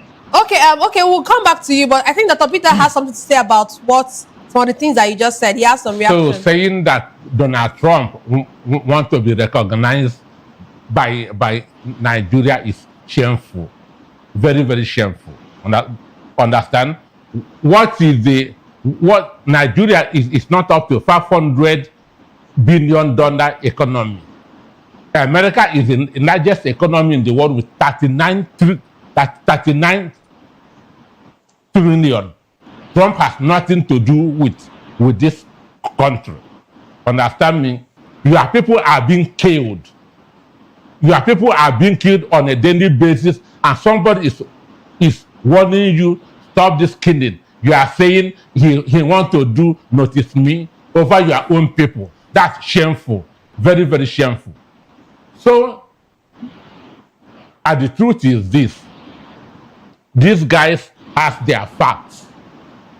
They are not propagandists. That's as we do here. Understand? They have their facts. People are being massacred in North Central. Videos are going everywhere. And somebody is trying to stop the killing in your country. And somebody is now telling me it is an empty threat. Donald Trump wants to be recognized by Nigeria. Understand me? Okay, land on your thoughts, sir. So, all right. No, you come in. Hold on, please. You come in. Let him land on his thoughts. The issue is this. That's where we'll keep on going round and round in circle. People are being killed in Nigeria on a daily basis. And most of these killings are happening in Christian-dominated areas. Okay, before you come in, Barrister, I need to ask Doctor something. Okay, one of the things he said while he was talking was that, and it was also one of the questions I was going to ask, that what are he mentioned that under international law, because Nigeria is a sovereign country, the United States... Because Nigeria is a sovereign country, does not have... Then you murder your own people. No, and others will not ask questions. No, when I started this thing, I told you we are one world, one people, created by the same God. We are one God, we are one people, one world created by the same God. So are you saying because of the killing, Donald Trump would overlook the international or the provisions? Forget about theory. There are difference between how things are and the way it should be. Understand me? Okay. There are those laws. There are those laws before Russia invaded Ukraine. So this guy is telling you people, do the right thing, stop the killing in your country. Are you happy that people are dying in this country, that the person who swore to protect life and property in this country is not doing it? Okay, let's come to you, Barrister Jaffor. You have something to say. Yes, you see, when people talk out of emotion and sentiments, I choose not to reply them. You see, the greatest problem with Nigerians, especially those of us from the South, and particularly from the Southeast, I keep on saying it. That is why people from the Southeast, including my friend seated at that studio, keep on talking or making their calculations, airing their opinions based on emotion and sentiments, leaving out the substance. We always chase shadows, leaving the substance. Listen. That people are being killed. I know that people are being killed. Now, you have to get to the root of the matter. You have to find a way of solving the problem. Saying or accepting that America or any other country for that matter should now assume the position of the policeman of the world, of the supreme authority over every other nation is quite regrettable. You don't do that. Okay, well, I'm coming. Let me land on this. Now, let us stop talking or speaking out of emotion. The fact is that before Russia, he mentioned Russia. Let me clear you if you don't know. Before Russia invaded Ukraine, Russia made a submission to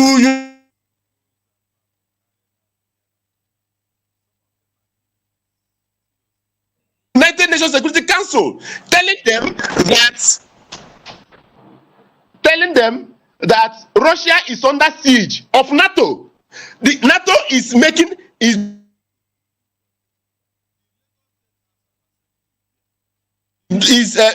in sorry, some call. Are you hearing me? We can hear you. Can go ahead. You can go ahead. We can hear you. Okay. He would get back to that.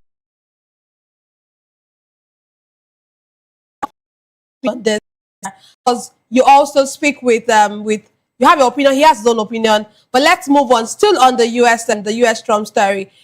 How would this affect US Nigeria relations, especially even security cooperation? How do you think this entire affects our relations? The issue, who needs each other more? That's the question. Who needs each other more? Does Nigeria need United States more, or does United States need Nigeria more? As I tell you, Nigeria. Can I be allowed to talk? Nigeria. Please hold on. Let him. When he's done with this. Nigeria economy is less than $1 trillion. Understand? So the question: who needs each other more? Understand? So for me, Donald Trump want to put pressure on these guys to do the right thing. He wants to put pressure on these guys to stop the killing that is going on in their country.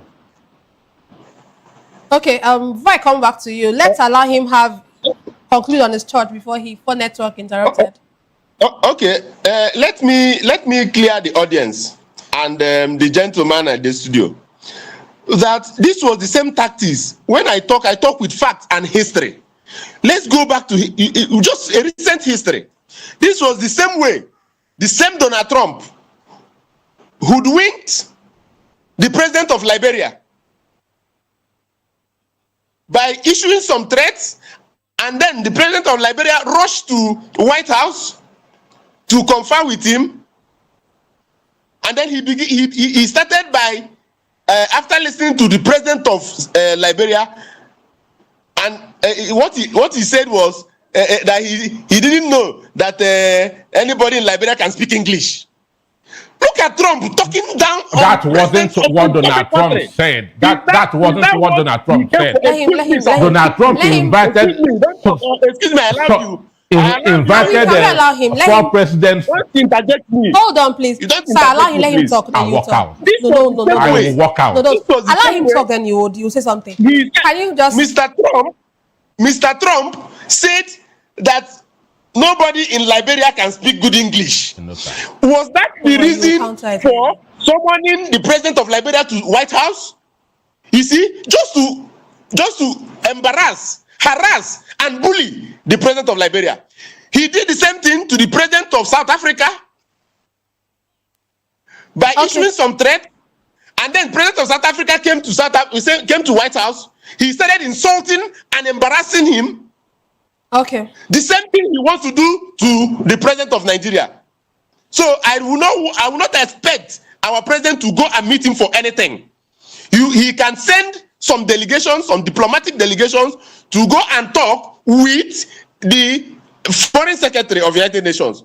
Okay. Then they can iron out whatever thing they want to iron out on that diplomatic level. Okay. Be that as it may, I agree that there are killings in Nigeria. The killing is not restricted only to Christians. There are killings in the north, everywhere, northeast, everywhere. Now, let me get to the root of the matter. Forget about sentiments. The real issue is the natural resources of Nigeria. Look at. The real issue is the natural resources of Nigeria. If you think that America coming into Nigeria will not affect you because out of emotion, you think they will, if U.S. military comes, that the military action will be in the north. You are mistaken. This was the same way. The same America went to what's it called? Muammar Gaddafi's Libya. Said they wanted to uproot only Muammar Gaddafi. Now, after uprooting Muammar Gaddafi, what has happened to Libya up to today? When the game starts, even you that is in that studio will not be alive to tell your children the stories of what happened. What is happening in Liberia today? The same way, what is happening in Sudan? Okay. In 1964, I am coming. In 1964. Uranium was discovered in Katanga, Congo. The rest of Congo, the Zaire, the Brazzaville, and the rest of them felt nonchalant about it. It doesn't concern us. It's all about Katanga. When the West invaded Katanga, took away Patrice Lumumba, since that 1964 up to today, has Congo recovered from it? Congo has been in turmoil since 1964 to today. I am telling you that the killings in the north, there is nothing like Boko Haram. There is nothing like banditry. What we have is people who are mining solid minerals, gold, lithium, lead, and the rest of them in collaboration with some foreign agents. Now, US, through their intelligence, have seen that they are not participating in the illegal solid mineral deals. Most of the illegal mining they are doing in the north, which they call banditry, sometimes they rename it Boko Haram. All those things are struggle for the natural resources in the north, gold and the rest of them. The killings in Jos today is because of the discovery of lead. Okay. Lead is used to manufacture batteries, motor batteries, and the American companies need these raw materials for their manufacturing industry. America wants to make an incursion, get a foothold in the natural resources of Nigeria. That is just that. Okay. That is the fact. Okay, thank you. Thank you for your submission. Let's have your thoughts on this. That's before, the propaganda. Let's have your thoughts on before we move on to what I'm hearing is what Ojo Omadekwe said the other time, and what Omahi is saying now. Understand? And with this mindset, Igbos are in serious trouble. Ask your question. You are being tribalistic. Oga, you are a tribalist. Ask your question. You are a okay, so it's fine. Can we move on? You are not being sensitive and reasonable. Okay, that's okay. Let's move on. Let's move away from this issue. Former President Goodluck Jonathan has accused former U.S. President Barack Obama of engineering his 2015 electoral loss. In his new memo, Jonathan claims that Obama intervened in Nigeria's political landscape by releasing a video urging Nigerians to open the next chapter, which Jonathan says was tantamount to indirect support for the opposition. He argues that this kind of condescending external pressure undermined his re-election bid and contributed materially to the outcome. Jonathan further claims that internal betrayals also played a pivotal role in his defeat, pointing fingers at key governors who defected from his party and northern political blocs who resisted his second-term bid. Despite having evidence to challenge election results, he says he opted not to pursue legal action for the sake of preserving national peace and preventing bloodshed. Let's come to you first, Barrister. Of course, what do you think this Jonathan's claim, what does it suggest about foreign influence in our electoral process? And what do you even think about the claim generally? Yes, that is a fact. President Jonathan was a former president of this country. He was at the receiving end of all security information and intel as at that time. So if he has made this exposition, who else can fault it? Now, for a fact, I can tell you that we all were here during that election, that on Thursday preceding the election of 2014, preceding the Saturday of the election of that 2014, on Thursday, American submarine warships battered in our territorial waters. It is a fact. We all know.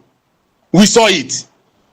American submarines were seen at the Atlantic Ocean within the Nigerian territorial waters. That is a direct affront on a sovereign nation. That is a direct attack on a sovereign nation.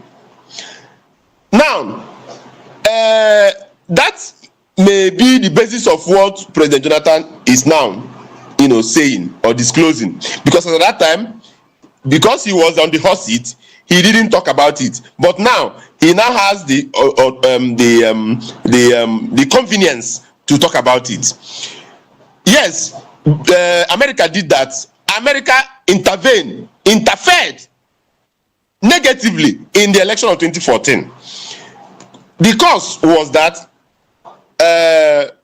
they want to remove Jonathan, and they succeeded in removing Jonathan because during the COVID-19, Jonathan's government, Nigerian government, let me not personalize it to Jonathan. Nigerian government solicited for the COVID vaccines. American government refused and gave a very strict and stringent condition, which lends credence to what I told you earlier, that all America wants is to have a foothold on our natural resources. That's all. As at that time, I remember one of the conditions American government gave for them to release COVID-19 vaccines to Nigeria is that Nigeria will not pay with money, but will pay with barrels of crude oil in exchange for COVID vaccines, which Jonathan government refused. The then Minister of Health, Onyebuchi, assembled some scientists and pharmacologists, and they went into action. They went into the lab and came up with some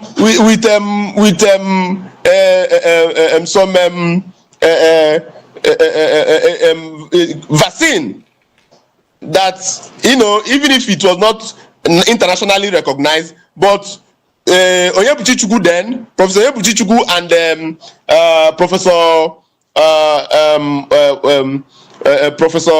the former INEC chairman, if I can't remember his name now, all of them, they went into, he was a professor of pharmacology.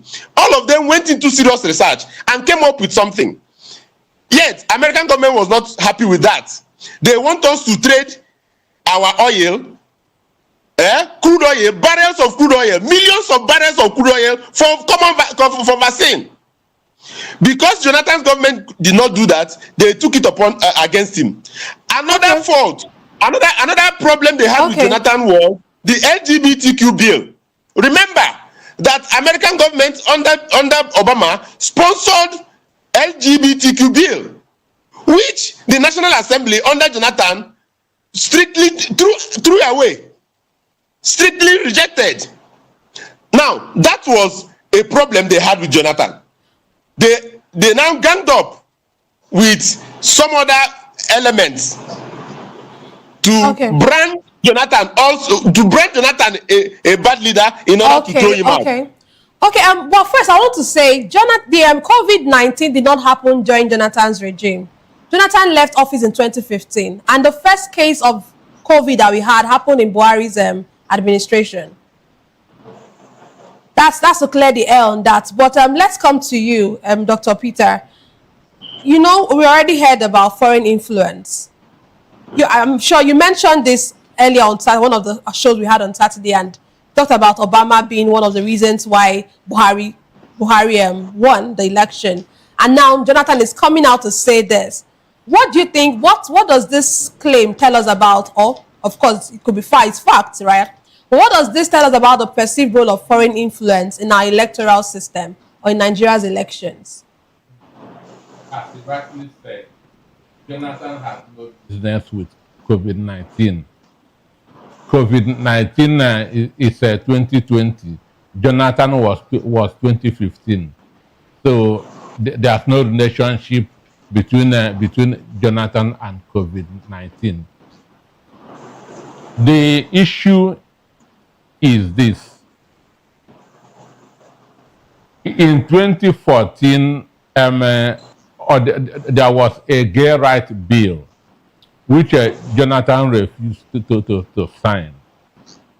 So, and that was one of the reasons why he fell out with Barack Obama, because Obama was interested in that bill. He had introduced it in Kenya, where he came from, which failed. And because of the population of Nigeria, he wanted that to test it in Nigeria, but Jonathan refused to sign it. So because of that, he began to back the APC government at that point in time.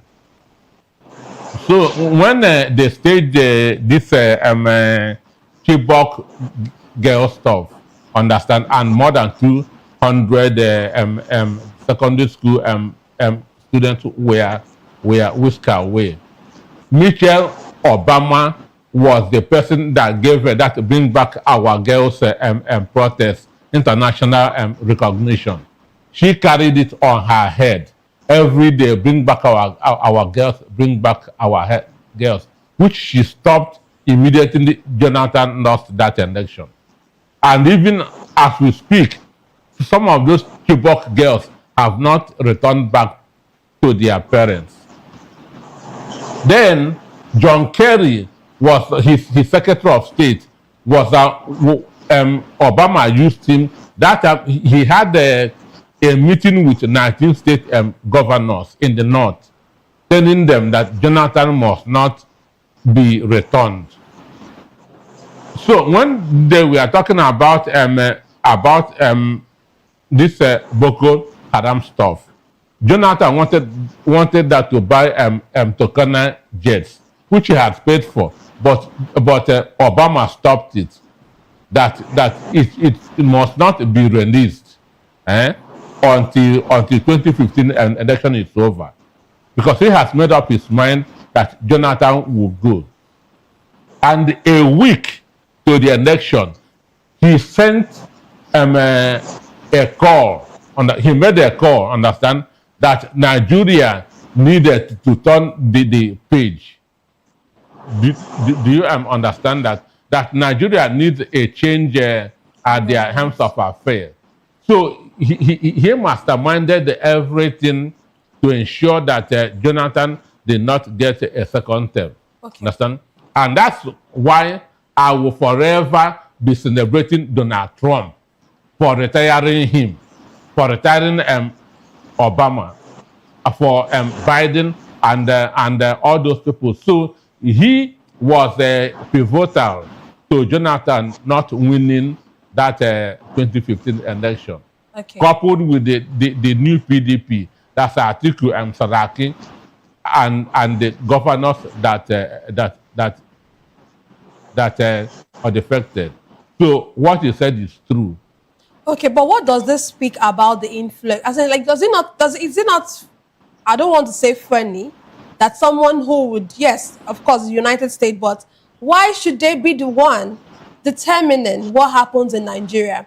How does that not affect our electoral system in one way or the other? And how can Nigeria begin to how can we strengthen our electoral system so as to safeguard our electoral system from interference of such? All these things starts with you are a you are a presidential candidate in Nigeria.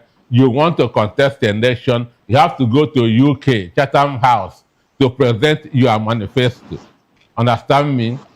Does UK aspirants come to Nigeria? The answer is no. Does United States and presidential candidates come to Nigeria? Or the answer is no. So they start by showing how weak, understand, they are. And that's where it starts. When you go there and present, they will say, okay, this is good, this is not good, and you'll be given a condition. That's number one.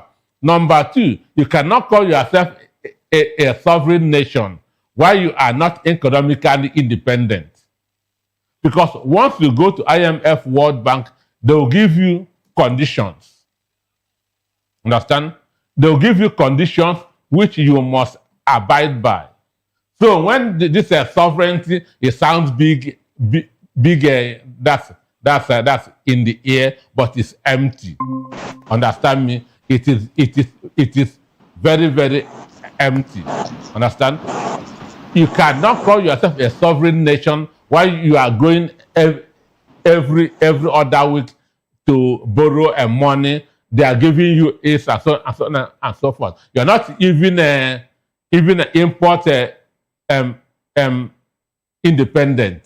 You are calling yourself a sovereign nation. It doesn't make sense. Okay, let's come to you, Barrister. One of the things that Jonathan talked about while he was in his speech, he made mention of internal party dynamics And so I want to ask you, so to what extent do you think this issue of internal party dynamics, now we are seeing this play out even now, even currently, of course, we see what's happening in PDP, we see how the chairman, all the happenings in PDP and what has happened today as well. But you know, what extent does this issue of internal party dynamics play? Does it play a more decisive role than external intervention in our electoral outcomes?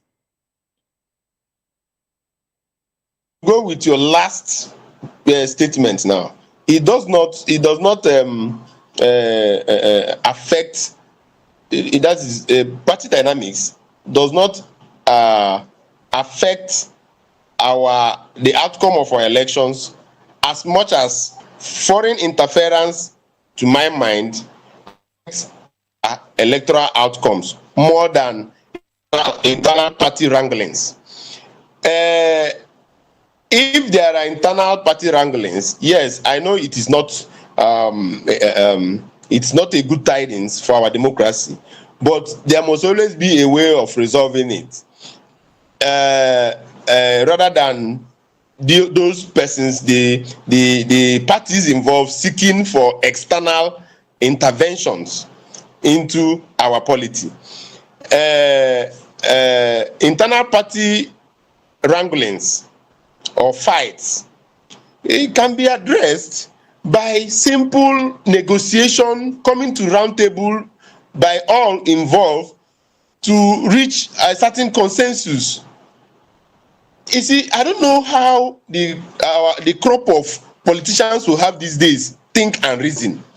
I remember in the 60s and 70s, during the 1979 elections, Nnamdi Azikiwe, the great Nnamdi Azikiwe, and his party went into serious negotiations with the party of Shehu Shagari, that's MPP, MPN Accord. They came to, and that saved our democracy. As at that time. Okay. In 1960s, Can you quickly round off your thoughts so that we can just because we're out of time. All right. The point I'm making is that our politicians are not being reasonable these days.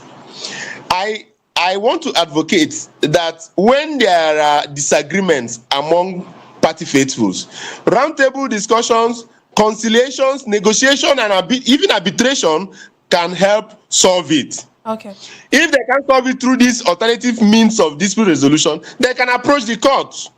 Okay. Okay. Thank you. Thank you for that. But external interference is a no-no. Okay. It's a no-no. Okay. Thank you. Thank you very much. Thank you, Dr. Peter, for being on the show, and thank you also, Barrister Ijo, for joining us all the way from Oka. That's all for today's episode of The Issues. We explore the challenges facing Nigeria's politics and electoral governance. Thank you for joining us.